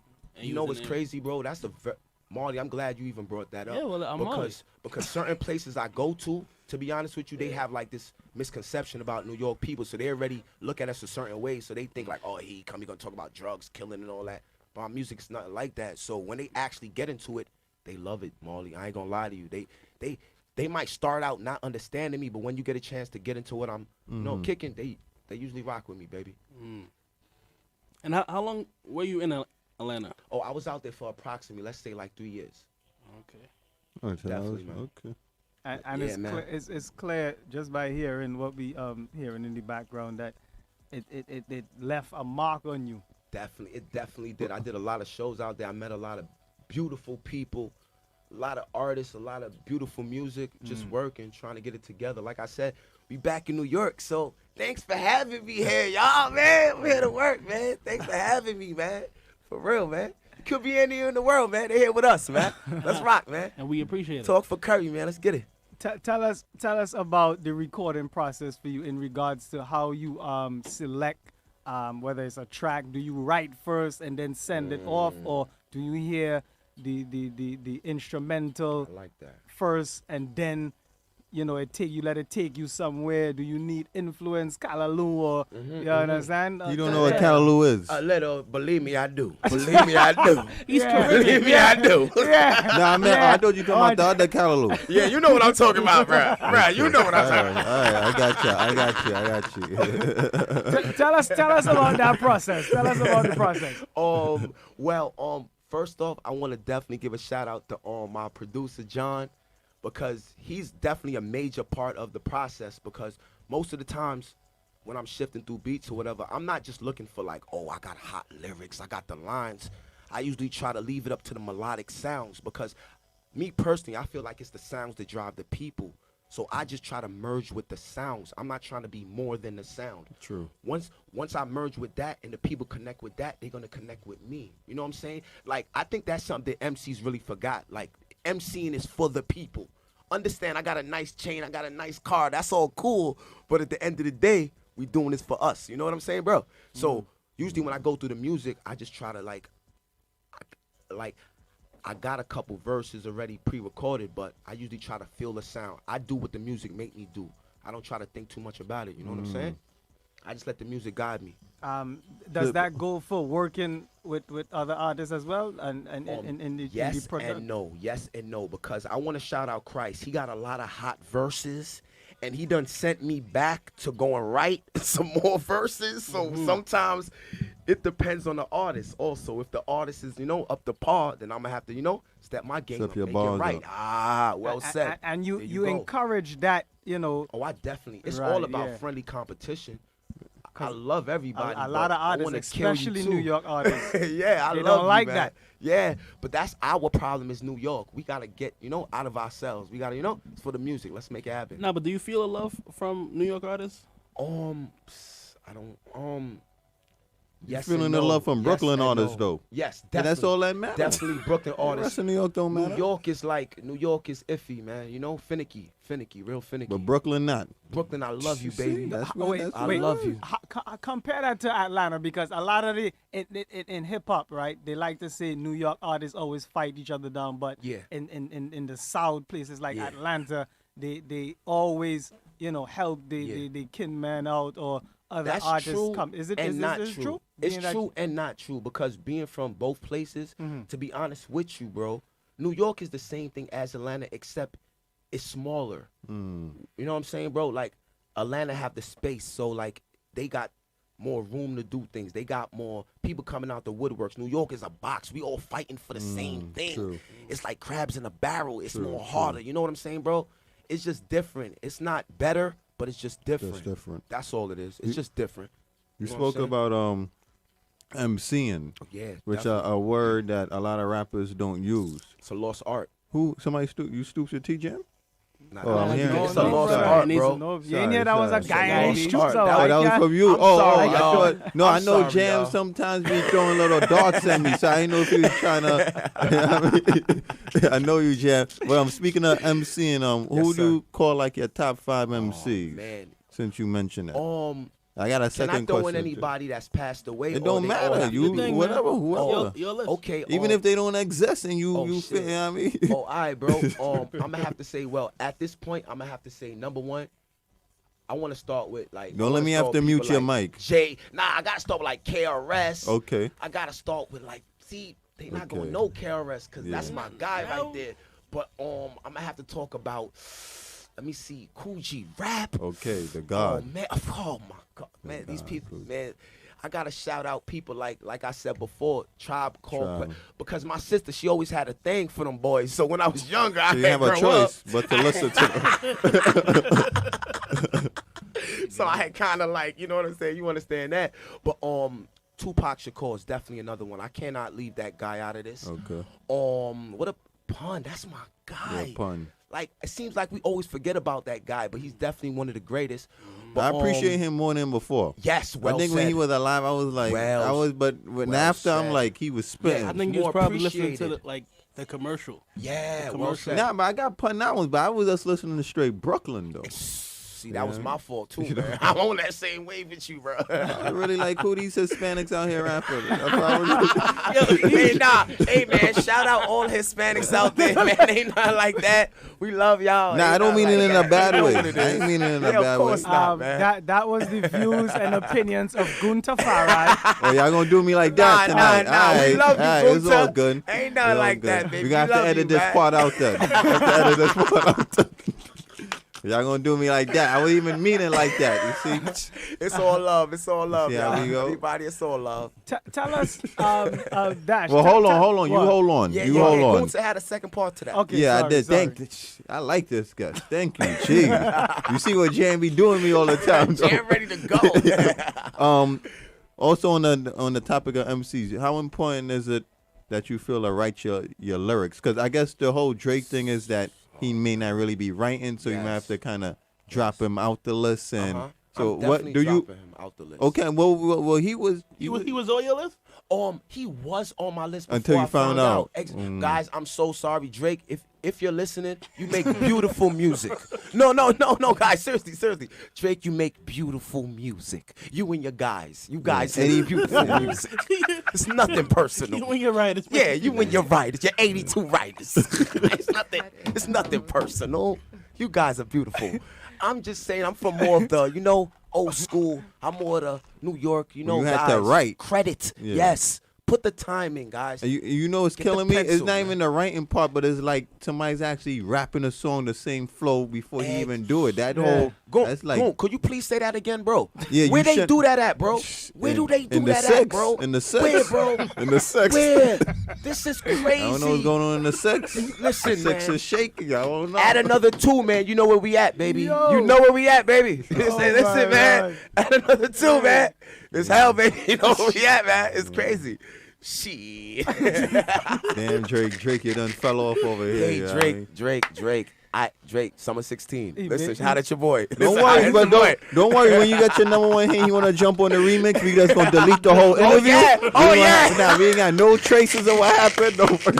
You good. You ain't going to have no traces of we got you covered. Don't worry. Man, we keeping it 100 with the man. It's how we feel from day one. It's how we feel in the mall, man. We don't care, man. Yeah, I'm real with it. rap. No, delete the interview. Listen, you people get a pencil and a pad, man. There's nothing wrong with originality. Yeah, I'm with sorry. you. There's nothing wrong with that. I'm with you. And that's definitely what is lacking now, right? Definitely originality. I'm sorry, guys. We from New York. Yeah, because then you got to put Drake in that Puff, Dr. Dre class. Thank you know what I mean? That's where you got to. Wow, you found somewhere to put him. I didn't even know where to. I didn't know where I put him there. I didn't know where to put him. I Well, wasn't sure. Well, I help out sometimes. So You I said Dre, okay. Okay, yeah, I Drake, like that people that don't write their own rhymes. But you not feeling this, Molly? Like you got something to say? No, I agree. Oh, you agree? I wasn't agree. sure. What you think? Jam is a Drake fan, you know. Oh, that's why you're you're not saying I was never a Drake fan. To Jam, not you. Jam. Jam is a Drake. I could just tell by his reaction already. Jam. Summer 16, baby. No, hear what he gonna say. I respect Drake as an entertainer, and he's not an MC, so it don't really matter. And he never claimed to be an MC, right? Yeah, so we answered your question already, Jam. Next question. Remember your initial question, Gunter. Remember your initial question. Dash say he makes wonderful music. Initial question. You ain't hear Dash say that? Dash Yeah, say but he can't be a part of the 5 best, or top listen, MCs. Nothing against you, baby. People thought Milli Vanilli made good music. Yo, I agree. You guys don't like that? Yo, you guys don't like. Yo, what up, y'all? So what, we putting Drake on MC Hammer list? Like that's the list going on? MC Hammer wrote his own lyrics, guys. Oh damn! So Drake has been low that. That's Millie. That's Millie, y'all. Play one dance in a fetna and see what happens. Wow. See if them people and them trying to. Yo, did he write that? We talking about hip hop. We talking about MCing. Yeah, all right. I didn't ask you who got the biggest reaction in the fed. You cannot knock me. Yo, mute this man, Mike. You cannot knock I ain't me got time for this. For having DJ's perspective. Nah, shout out Drake wherever you at, man. You in the 6 right now, man. Shout you out, bro. Well, I ain't not shouting you out. This is Beautiful Gunta. thing. This is Gunta, and I'm not shouting you out. Gunta. This is Marley Fire for Drake. Oh, man, Gunta, come on, y'all. when you as a Rasta man trying to wind up to hip hop. Hold on. Yeah, now it's hold up, right? Now you want to talk about hold up. Look at him defending Drake to the death. Look at it. Look at it.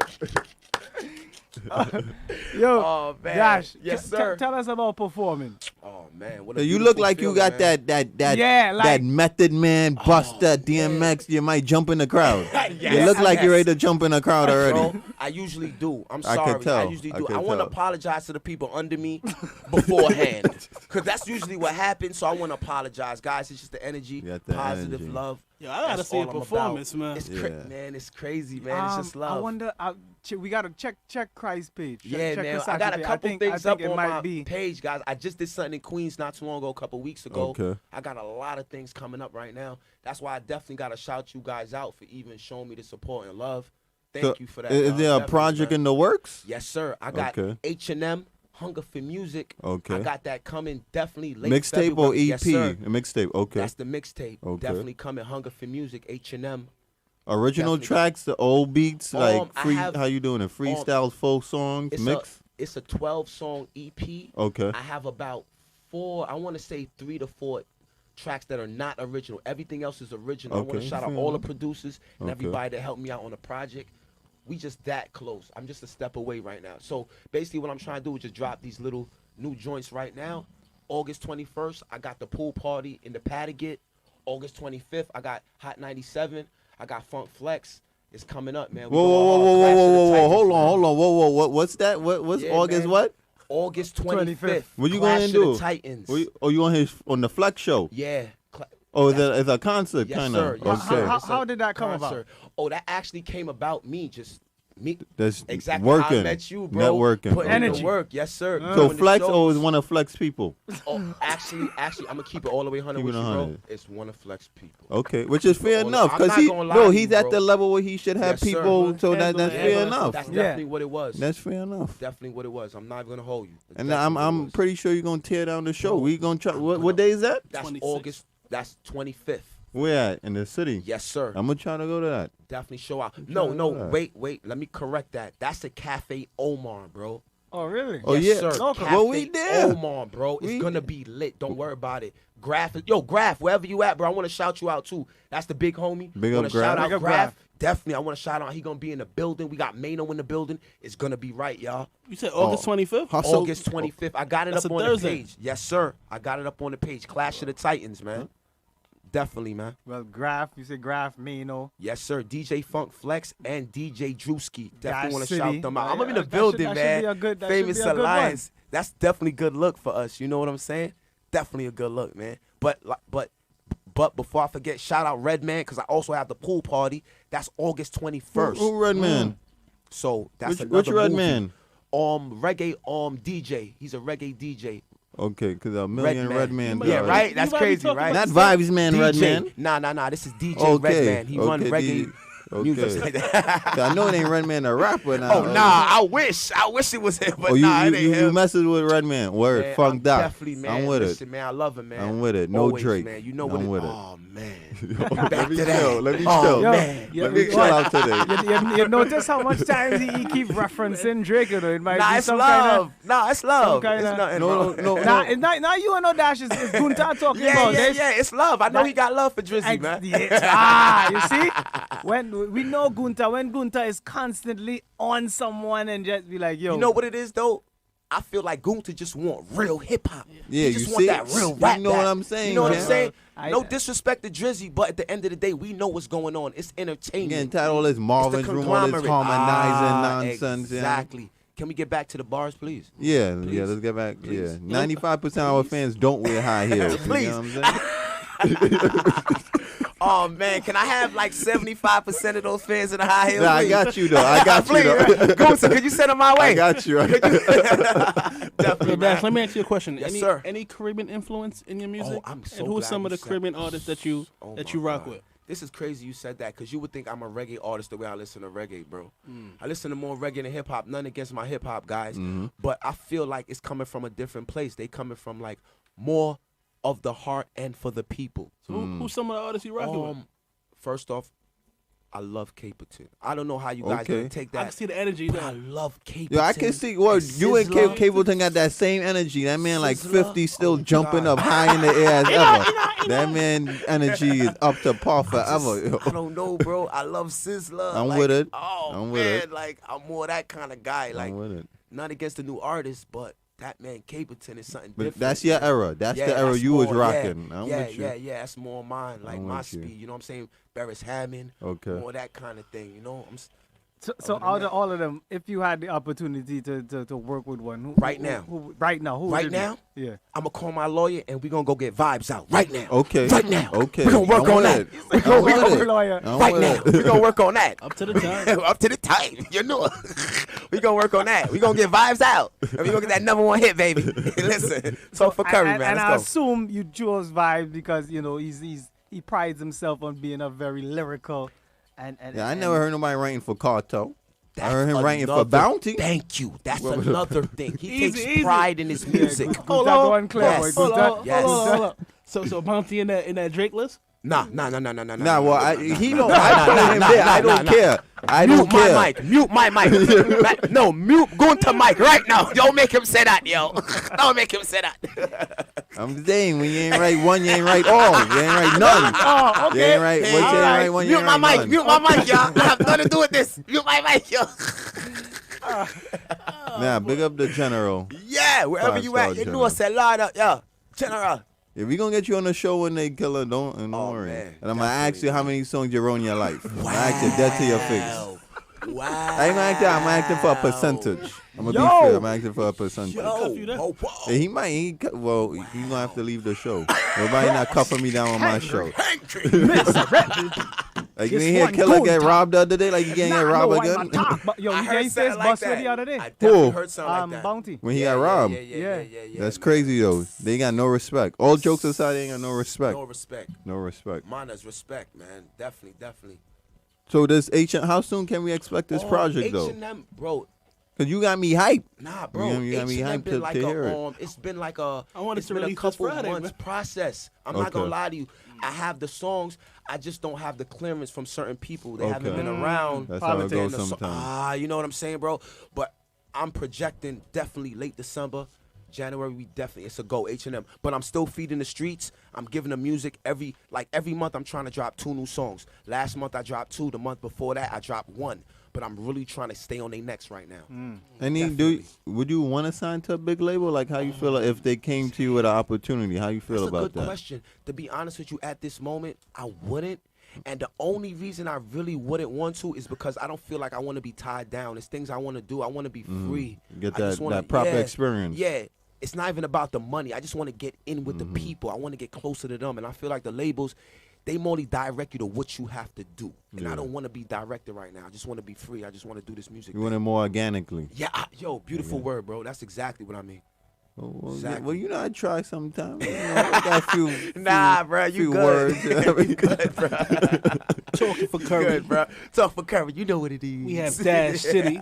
I'm here, man. Despite adversity, stay humble, man. In the city. Yes. Brooklyn, man. FA, we here. At The Talking name- for Curry on the the name- Instagram. Yes, sir. We Famous Alliance. updating as we go. You Ow, understand? So, holla at us, man. The name Dash City. How did that come about? To be real, like, I always want to be a rapper. I have a weird first name, and I figured everybody would laugh at me with my first name. So, despite adversity, I stayed humble.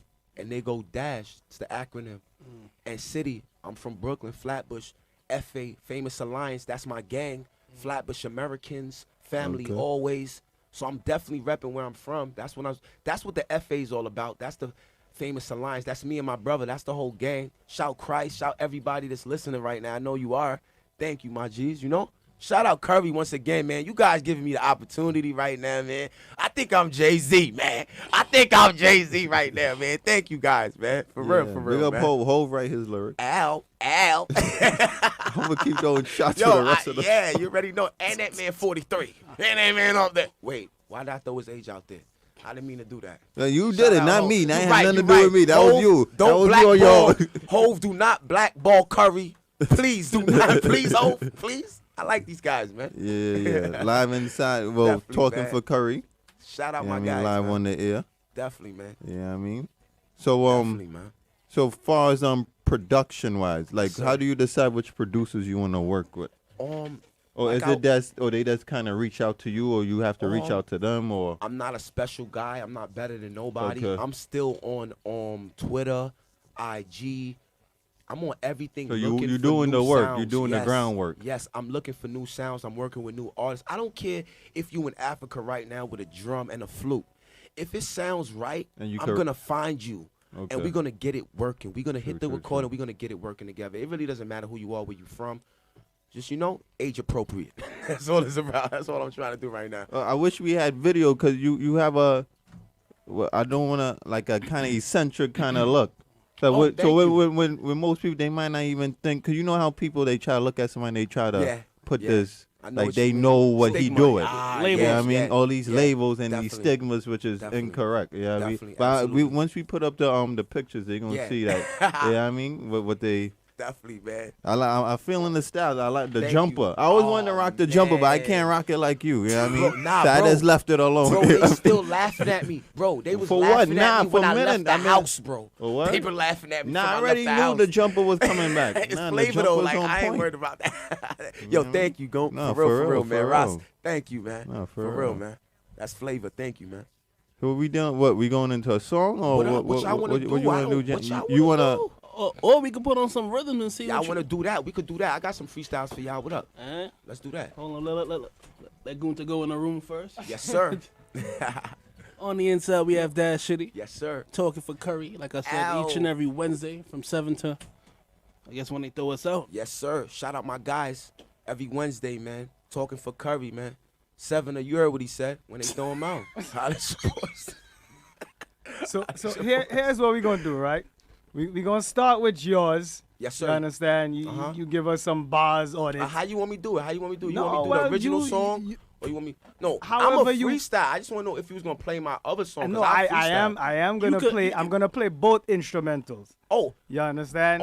Look, and you do what you do. Okay. I might throw some hooks in afterwards. I was gonna say to you, if you got something that's not what I brought. If you got something of your that's own, what I'm telling you. I surprise can me. throw in some little curveballs. I might like that. And some little, I might like some zingers. that. I might like that. I got some New York, Brooklyn beats. Aye. You That's understand? what I want to hear, man. Don't judge me. Don't judge us. We just working. Don't judge us, man. We just working. Dash City. Oh, yeah. Talking for Curry. Shout my guys. Go to, I see you. Marley. Oh, yeah. Oh, I feel like I was destined to be here. I get some money. The only thing made me different. Same charges, no menages. I ain't have a car to pull up at that new garage, kid. But she so bad that she treat me with a friend and she eat me with a friend. She never cheat me on pretend, cause she know that. Same guy better slow back, hold that. Young city better fold back. Big gun better hold that, pop, pop. Better know that. If my name ain't changed, cause the money never changed the man. So ain't no way that money gon' break the man. How they gon' judge us? Same guy, Holy King Selassie can send me to where I reside. That's in the sky, homie. I don't think you really do or act like it's. Young Dash boy can never act like him. I am not the same as y'all. I am the last in Onaki that was sent here to finish y'all. How could you ever stop me? No. It's the $8 Shall I get into my Optimus Prime every time I hit line for line? There you go. Where you at? It's still the same rap. F.A. I'm still here. Self, they can't judge us. Gunta, they said they want us to stop. But Marley, we can't stop now. Let's go.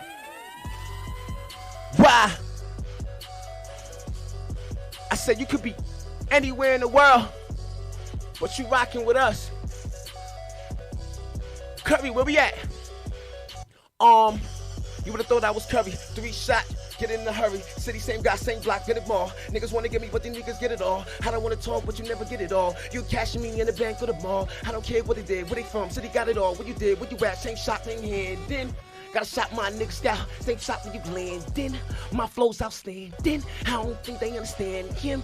It's a freestyle, please don't judge me. Just see me on Flatbush, run up and throw me love. Same guy throwing blood, crip that, know that. Where they at, same guy, really at. Young Dash, really at, where I'm really at. From the same guy, silly cat, to the at, where he at, not really that guy. City hold it down, where I'm really that fly. Freestyle, don't judge me. It's some freestyle shit though, y'all. I'm fucking around. Shout my guys, Curry, you know what it is. I'm still here, we just bullshitting around right now.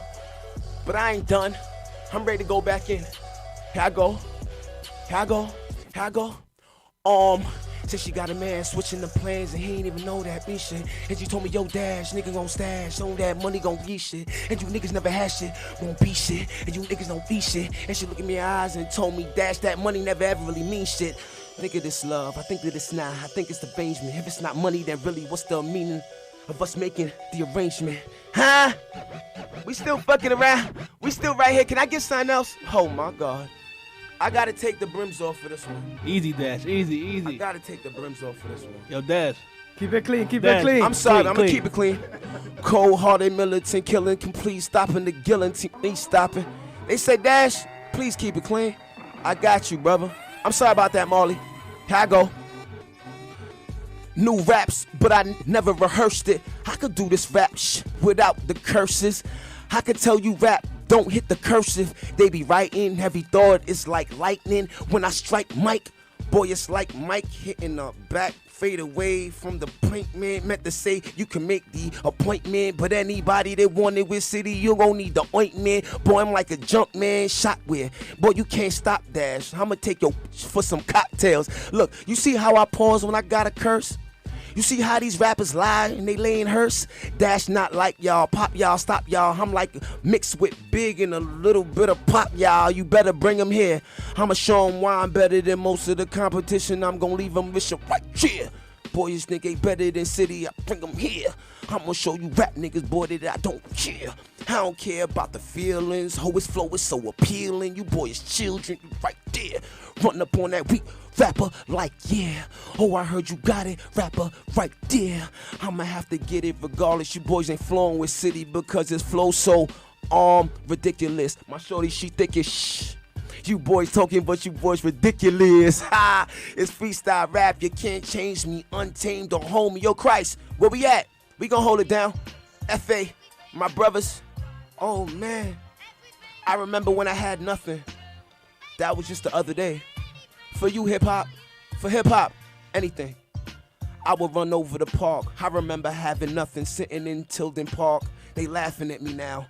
Playing on the swings. Them boys had money, I had no chain or a ring. I would only be myself, cause that's all I had inside. Oh, at that time I had dreads and I would reside with the Crips and the Bloods. Trying to be a thug until I realized that shit'll get you nowhere. Sorry for the curses, Marley. I'm just trying to be smarter than my competition. Leave my opposition missing. Niggas only talk like they love you, but then when you turn your back, it's Cain and Abel. Man, them rappers telling fables. I ain't able. I'm the illest rap nigga at this table. You could call me the King Arthur at the round table, but I'm not writing. I just let my mind strike the beat like lightning. Let's go. I don't even know anymore. Shout my guys. Hey, thanks for having me, y'all. It's some freestyle. It was nothing pre-recorded. I just let the mind work. Thank you. Thank you, man. We for Curry. Thank you, y'all. Shout my guys. This one definitely thank you for having going me, y'all. into the archives. Thank you, y'all. Thank you for having me. You understand? Dash. Wait, how you get the name Black Oh, Rap? How did that listen. Talk to me about that, real fast. Bro, I got my wife with me, bro. You trying to get me in trouble? How I got the Black Brad? Bro, listen, bro. You know, we gonna talk about that. We gonna talk about that at another time, man. Come on, man. Talking for Curry each and every Wednesday. You know what it 7 is. p.m. Shout 10 my p.m. guys, man. DJ Jam, Gunta on the inside. Marley on the inside. Dash City. Yeah. You understand? Famous Alliance. We made it. We here, man. Brooklyn, Shout my guys. Atlanta Thanks Connect. for having me, y'all. Sick. Marley, thank Sick. you, y'all. Thank you Sick. for having No me, man. pre-written, no reading the Nah, Blackberry, freestyle. no That's Drake. nothing. That's how we Sick. like it, Gunther. That's Off how we the ball. encourage it. Off the mind. Let the mind work. Real fast, tell everybody the itinerary, where they could find you, where they can get in contact with if you. If you guys are not busy, like I said, the 21st, I'm going to be at the Padagate. Or the 25th, I'm going to be at Cafe Omar. Saturday, I'm definitely going to be in the city. I'm not sure if I'm going to be at Reflections, but I'm definitely going to be working this weekend. Stay tuned. The IG is the Black Brad Pitt. That's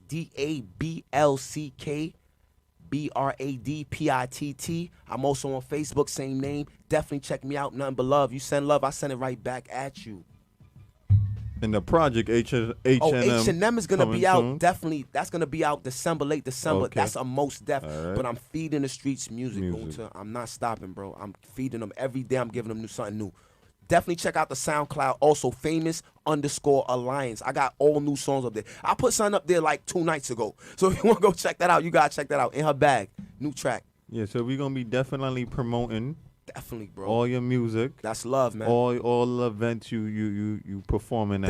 Definitely. And you a friend of the show, Oh, so we that's expect you. automatic. We expect you up here when the project drop. Bro, I'm here, bro. Don't Call get me Hollywood, and I'm here. Bro. Call me and I'm here, bro. I don't want to be trying to find you and I gotta go through your manager, Bro, cousin. Bro, we skipped we skipped the manager, bro. Right, that's we skipped the manager. We got the man. We skipped the manager. Okay. We off that. Face to face is for the people. We here, man. We with definitely, it. man. We here, with man. it. Thanks for having me once again, y'all. Marley, thanks for having me, man. I calling it now best freestyle. Stop it. Don't let I'm Christ with say it. that. Stop I'm it. with it. For the year so far, right? Stop it. No, yo, Bullshit. Stop it's it. unanimous. Stop it. It's unanimous. Thank you, guys, but You stop the understand? bullshit. You remember what we want to do? We want to do that Brooklyn Caribbean little rap cipher with Right. I'm with you it. bringing Christ, I'm here, Low y'all. Life. I'm here. Right. Low. What's it? Low Vox. Sorry. Let me know, y'all. I'm here. Let me know I'm here. Chromatics. Yeah. Now we gotta get yeah. chromatics too. When chromatics, But we gonna get a sick. We gonna get a sick cipher. Yes, we sir. got a little plan that I'm here, I got bro. something in mind too. So I'm we here, bro. gonna get that Say going. the word and I'm here, y'all. Yeah. Y'all show me nothing but love. New York, I want to let y'all know these people, man. Look, man, these guys, man, stand-up guys, man. Nothing but respect for these dudes. I want you to do the same, man. Love and prosperity for everybody, man. Famous Alliance, man. I'm feeling the love today from everyone today, Mal. Everybody came on the show was showing us enough love. Yeah. It must be me. That's what it's about. It's It you, ain't go cool, to. y'all. I know. It's you, man. I'm telling you. Nah. I'm playing. It's everybody, man.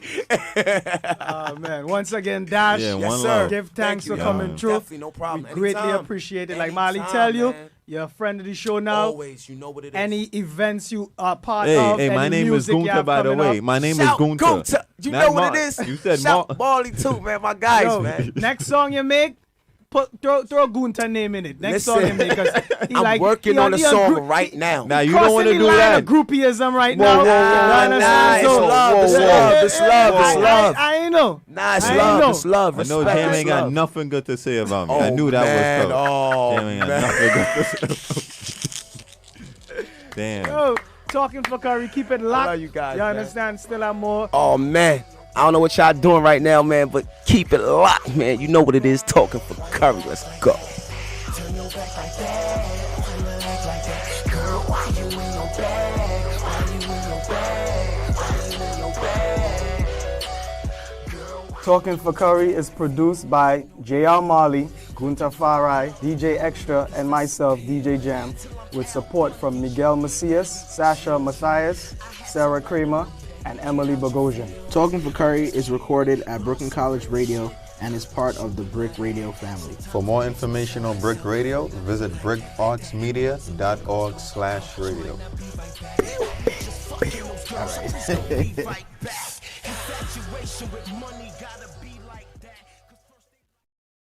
On the inside, we have singer-songstress Ashley Scarrett. What's up? What's up? What's up? What's good? Everything good? Yeah, everything is good. How is everyone doing? Yeah, we Well, you the first person to ask how we doing. Oh, see? Nobody never asked us how we doing. Well, I'm What? doing But- fine. Thank you for asking. That's good. Just trying to maintain. Good, good. Still alive. Ain't shoot we down yet. Yeah. True. We also have family of the show. Yeah. Striker. Hello, hello. Wait. That was the Andrew voice. Oh my Lord. Striker, what's good? I'm chilling like a villain, man. Well, who you are, Striker? Let's reintroduce yourself to. Hi, I'm Striker. From Heights of Wisdom. All right. You acting like you now like you a rookie. Never that. Never rookie. Jokey, but. Easy. All time better. Welcome to the show. Oh my Lord. Thank you. I could remember Gunta where we was in the city. I the don't remember city. the name of the spot. It was from Farai and Tachi event. Right, correct. I don't remember the name of the event. Nah, I don't remember the. You remember the I think location, Was Ashley? it the shrine? Was it the shrine? Nah, it wasn't Shrine. It was in the city. This was recent, right? Like 2 months ago. Like in a basement-y kind of. Yeah, Right. yeah. I can't remember the name of the place either right now. But I know exactly what you're talking about. They had a show and they invited me to perform. And y'all were there? We was there. Alright, That's how I talked to Gunta. Gunta said, We got yeah, video so- of you too. We just ain't put it up. Yeah, we just holding on to the video until on the to right it. time. No, we go talk about that. You may not remember, but yeah, we remember to the T. We don't forget things wrong here. That's good. You understand? So we got. I don't know if it will still be good when you hear me talking. Oh boy. Yes, exactly. So we gonna talk about that later. Ashley Skirt, where are you originally from? I am from St. Lucia. Really? Yes. So you might be related to Extra. Who's Extra? That the little short fella who. He's St. Lucia? So he say we don't know really know where he from. I think on who's your mother? Tuesdays and Sundays he's St. Lucia. I don't know. Okay. Oh, she might be related to on the front of the show. Yeah. Moncherry. True. Oh, I know Moncherry. We're not related though, but Okay. she's cool peeps. You sure? I know, we do look alike. I hear about but- Lucian fathers and I know. Hey, wow. Well, my dad is in St. Lucian, so. Okay, all right, good. You're in the clear then. Yeah. Cause we actually had St. Lucia. We talked about St. Lucia Carnival last week. Right, because it just passed in July. Yeah, you listen. You like any of the songs this year? The Panda one. You feel that? There we go. Finally, somebody with sense. Well, that concludes Ashley's Spirit interview. Please leave the room. I'm not going anywhere. But no, it's okay. What do you like about the song? I think it's one of the best songs I heard for months. I don't think it's What's the joke though? What's the joke? I don't Dead know what's serious, so though. funny, guys. I don't like my. the energy, but I think I like the song because I know the guy who Mac 11. yeah, not Mac 11, the producer. Oh, the producer. Okay. He's an understudy to my producer. The studio he's using in Anstare, it's a community in St. Lucia where Yogi was raised. So the people behind the production, it's like extended family. Okay. And I don't know if you guys know, but Black Shiny recently picked up the song. And Oh, did he? Mac 11 did some dub plates and stuff for him, so it's gonna do the thing where it goes viral. So, you know, it's just a good look for the people Well, he's behind friend the of the show scenes. too, because in fact, he might be calling in next week more than likely. Yeah. Nice, Yeah, nice. he's good. Well, yeah. In But- terms of if you know, it's what your definition is of a good song. There are different types of songs for different occasions. and- His song. He's the one. He's the only one that dislike it. Nah, I don't like it. Yeah, well, we all that's like it. okay. If everybody liked everything, life would be boring. Correct so. is right. You understand? So That song is a 9 out of 10. But Gunta them not try to crucify me because I tell them they like. No, yo, there's nothing wrong with that. This is the hottest song since sliced bread, boy. What's wrong with you? I don't know about. Play the I drum mean, listen. Next question. So you were actually born in St. Lucia and grew up in St. Lucia, or no? Well, to get technical, I was born in Florida, but literally never lived in the States until 2011. So I was raised entirely in St. Lucia. Oh, so tell us about your bring. How was it growing up in St. Lucia? It was, I mean, it's all I knew at that time. Looking back at it now, I'm so happy that's where I grew up. But, you know, it's a lot of really great people, and you know how the Caribbean energy, it's always loving and lots of music, lots of food, lots of partying. There's a very heavy musical culture in St. Lucia. We celebrate everything with music. And I was also a member of a youth choir growing up.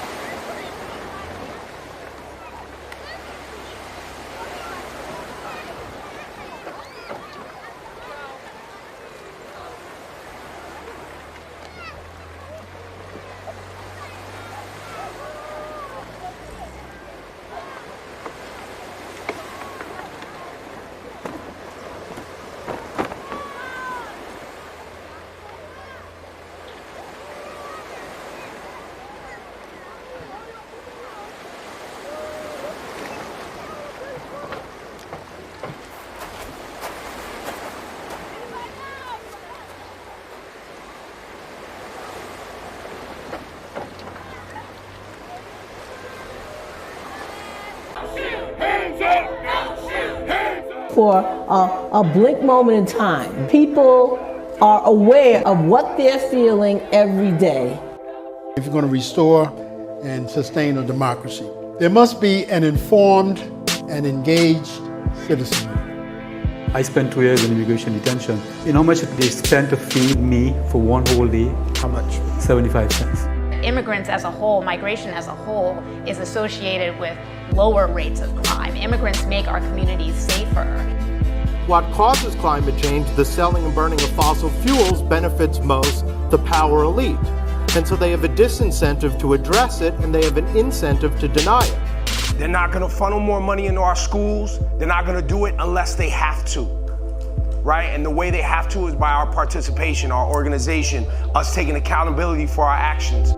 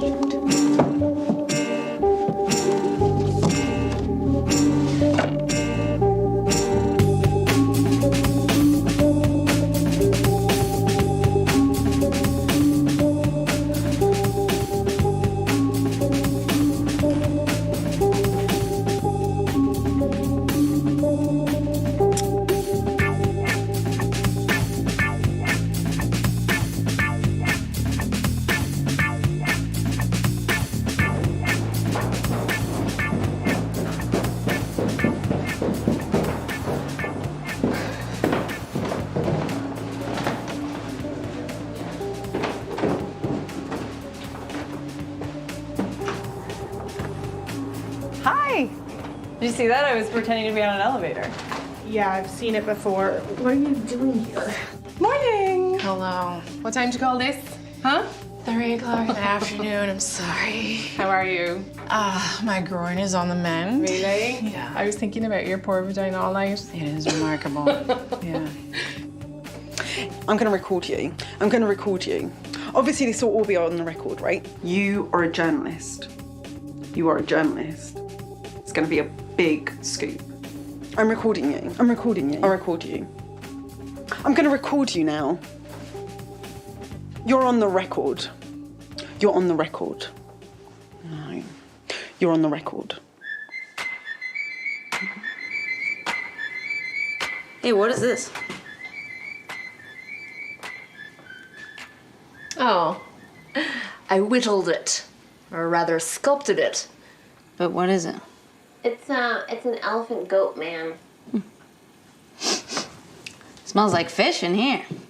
That's the point. I'm making salmon. Oh. It hides the smell of the weed. Cool. We used to make bacon for the smell, but then we watched this documentary on pigs. Oh, was it about how smart they are? No, it was about how horribly they're treated. You know, they're held in these tiny little pens, thousands of them all together, eyeball to ass, no space to be themselves, and then eventually someone comes and kills them. It just grossed me out. I want my food to be free, you know? We watch a lot of documentaries. Okay, I'm ready for you. Okay. What do you want me to do? Just talk. Talk. All right, talk. Oh.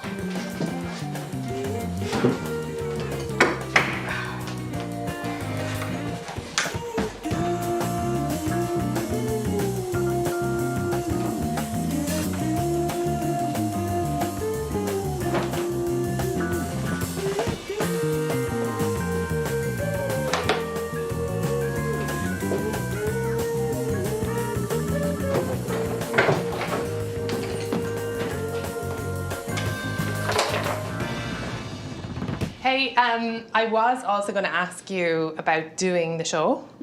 Would you think about doing like 10 minutes at the show? Yeah, I would think great about it. Really? Yeah. You would think great about it? Yeah. I'd love for you to do that. Yeah. You know how Rachel's doing her sexy grandma? Mm-hmm. And then I'm doing my like normal self, just like inescapably sexy. Super sexy. Naturally. So like you could be a little break in between for people to just stop being so turned on, you know? Yeah, like a palate cleanser. Yes. I'm good with that. Well, I was going to tell you about my movie idea. Great. Okay. Jaws, the movie, but the gender roles are swapped.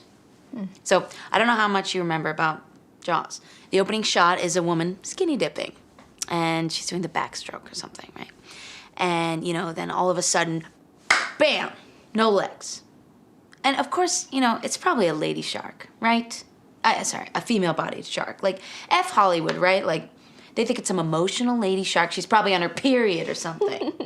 And then, you know, the rest of the movie is just white male-driven conflict. There's the overworked police chief who just wants to keep everyone safe. There's the mayor who just wants the town to make money. There's the scientist, Dreyfus. Yeah. Dreyfus.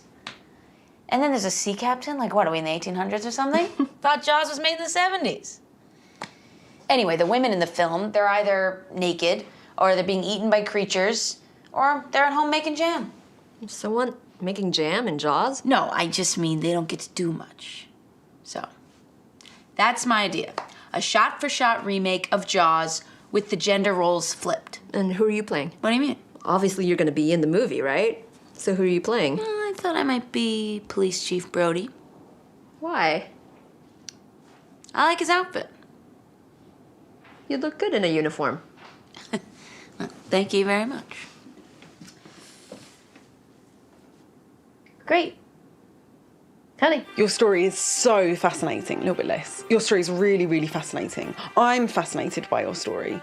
Me? Oh, well, I studied economics, but my real love is journalism. And they say that when you really love your writing, then it just comes out. No, it's way too cheesy. Okay, do you have a cat of your own? When did you realise that being raised by a cat wasn't normal? Are you a cat person yourself? This is being recorded. This is going to be recorded. Do you mind if I record this? Is that okay? Yeah, that's really interesting. I'll make a note of that. Yeah. Wow. My goodness. My goodness. Oh, God. Oh, my God. Oh, thanks for asking. Yeah, this was my mother's ring. And actually, my mother did make us chase mice quite often. But that was just to keep the house clean. What would you say your spirit animal is? I look stupid in this blazer. I'm going to take it off. I brought you a gluten-free pastry. Actually, I'm about to go on a run, so I'll pass on the pastry. Oh. More for me. I don't know, that was like a pirate or something. Anyway.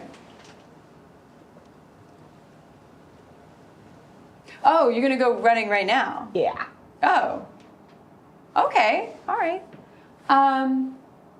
Well, I am sending out the Evite with the details for the wedding tonight, so. Yeah, I have to figure out if I can make it. It's a big time of year for mattress heaven. Really? Yeah, I mean, the new year is when most people purchase mattresses, so we have to prepare for the shopping craze. Oh, wow. We actually have this promotion right now if people buy a queen-size pillow top mattress, we toss in a throw pillow. Actually does really well for the foot traffic lately, so I can't really leave willy-nilly. Foot traffic? For throw pillows? They're embroidered. People really go gaga for pillows, huh? Yeah, some people. I mean, they like to come in, test the pillows. They like to squeeze them. I never really consider the pillows I buy. I just get the cheapest ones. Pillows are important. Yeah. We're also doing a promotion, 2-for-1 bunk beds. Who needs 4 bunk beds? You'd be surprised.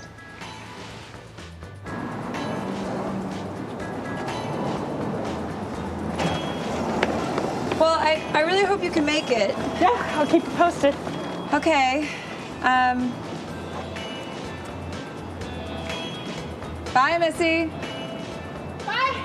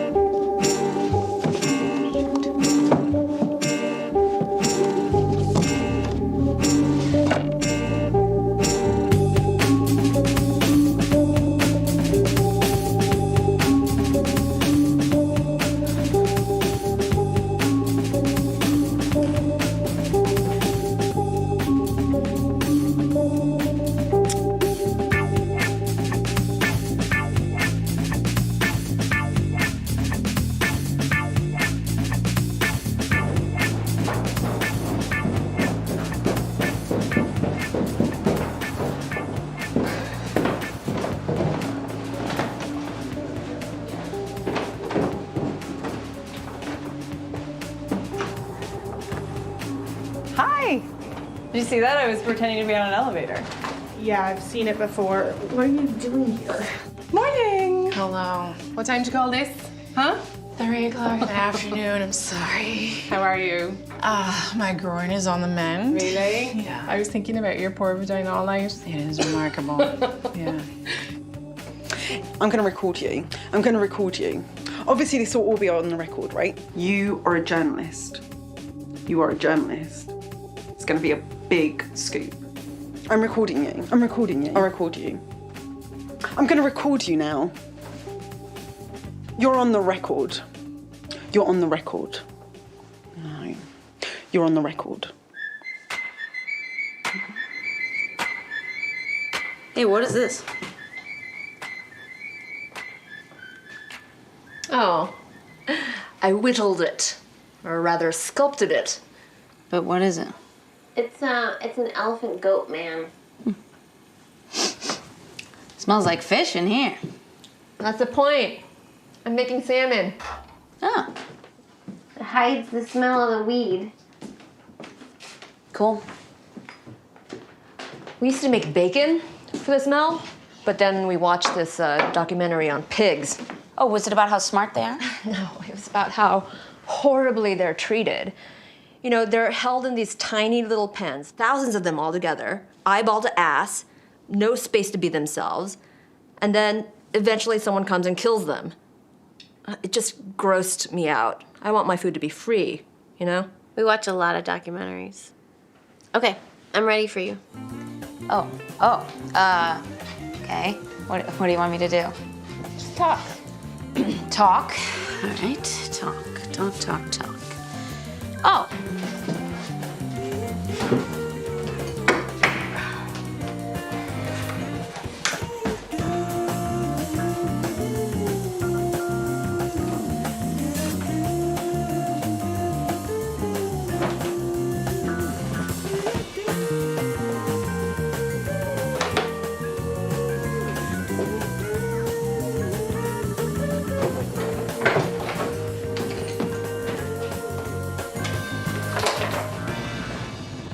Hey, I was also going to ask you about doing the show. Would you think about doing like 10 minutes at the show? Yeah, I would think great about it. Really? Yeah. You would think great about it? Yeah. I'd love for you to do that. Yeah. You know how Rachel's doing her sexy grandma? Mm-hmm. And then I'm doing my like normal self, just like inescapably sexy. Super sexy. Naturally. So like you could be a little break in between for people to just stop being so turned on, you know? Yeah, like a palate cleanser.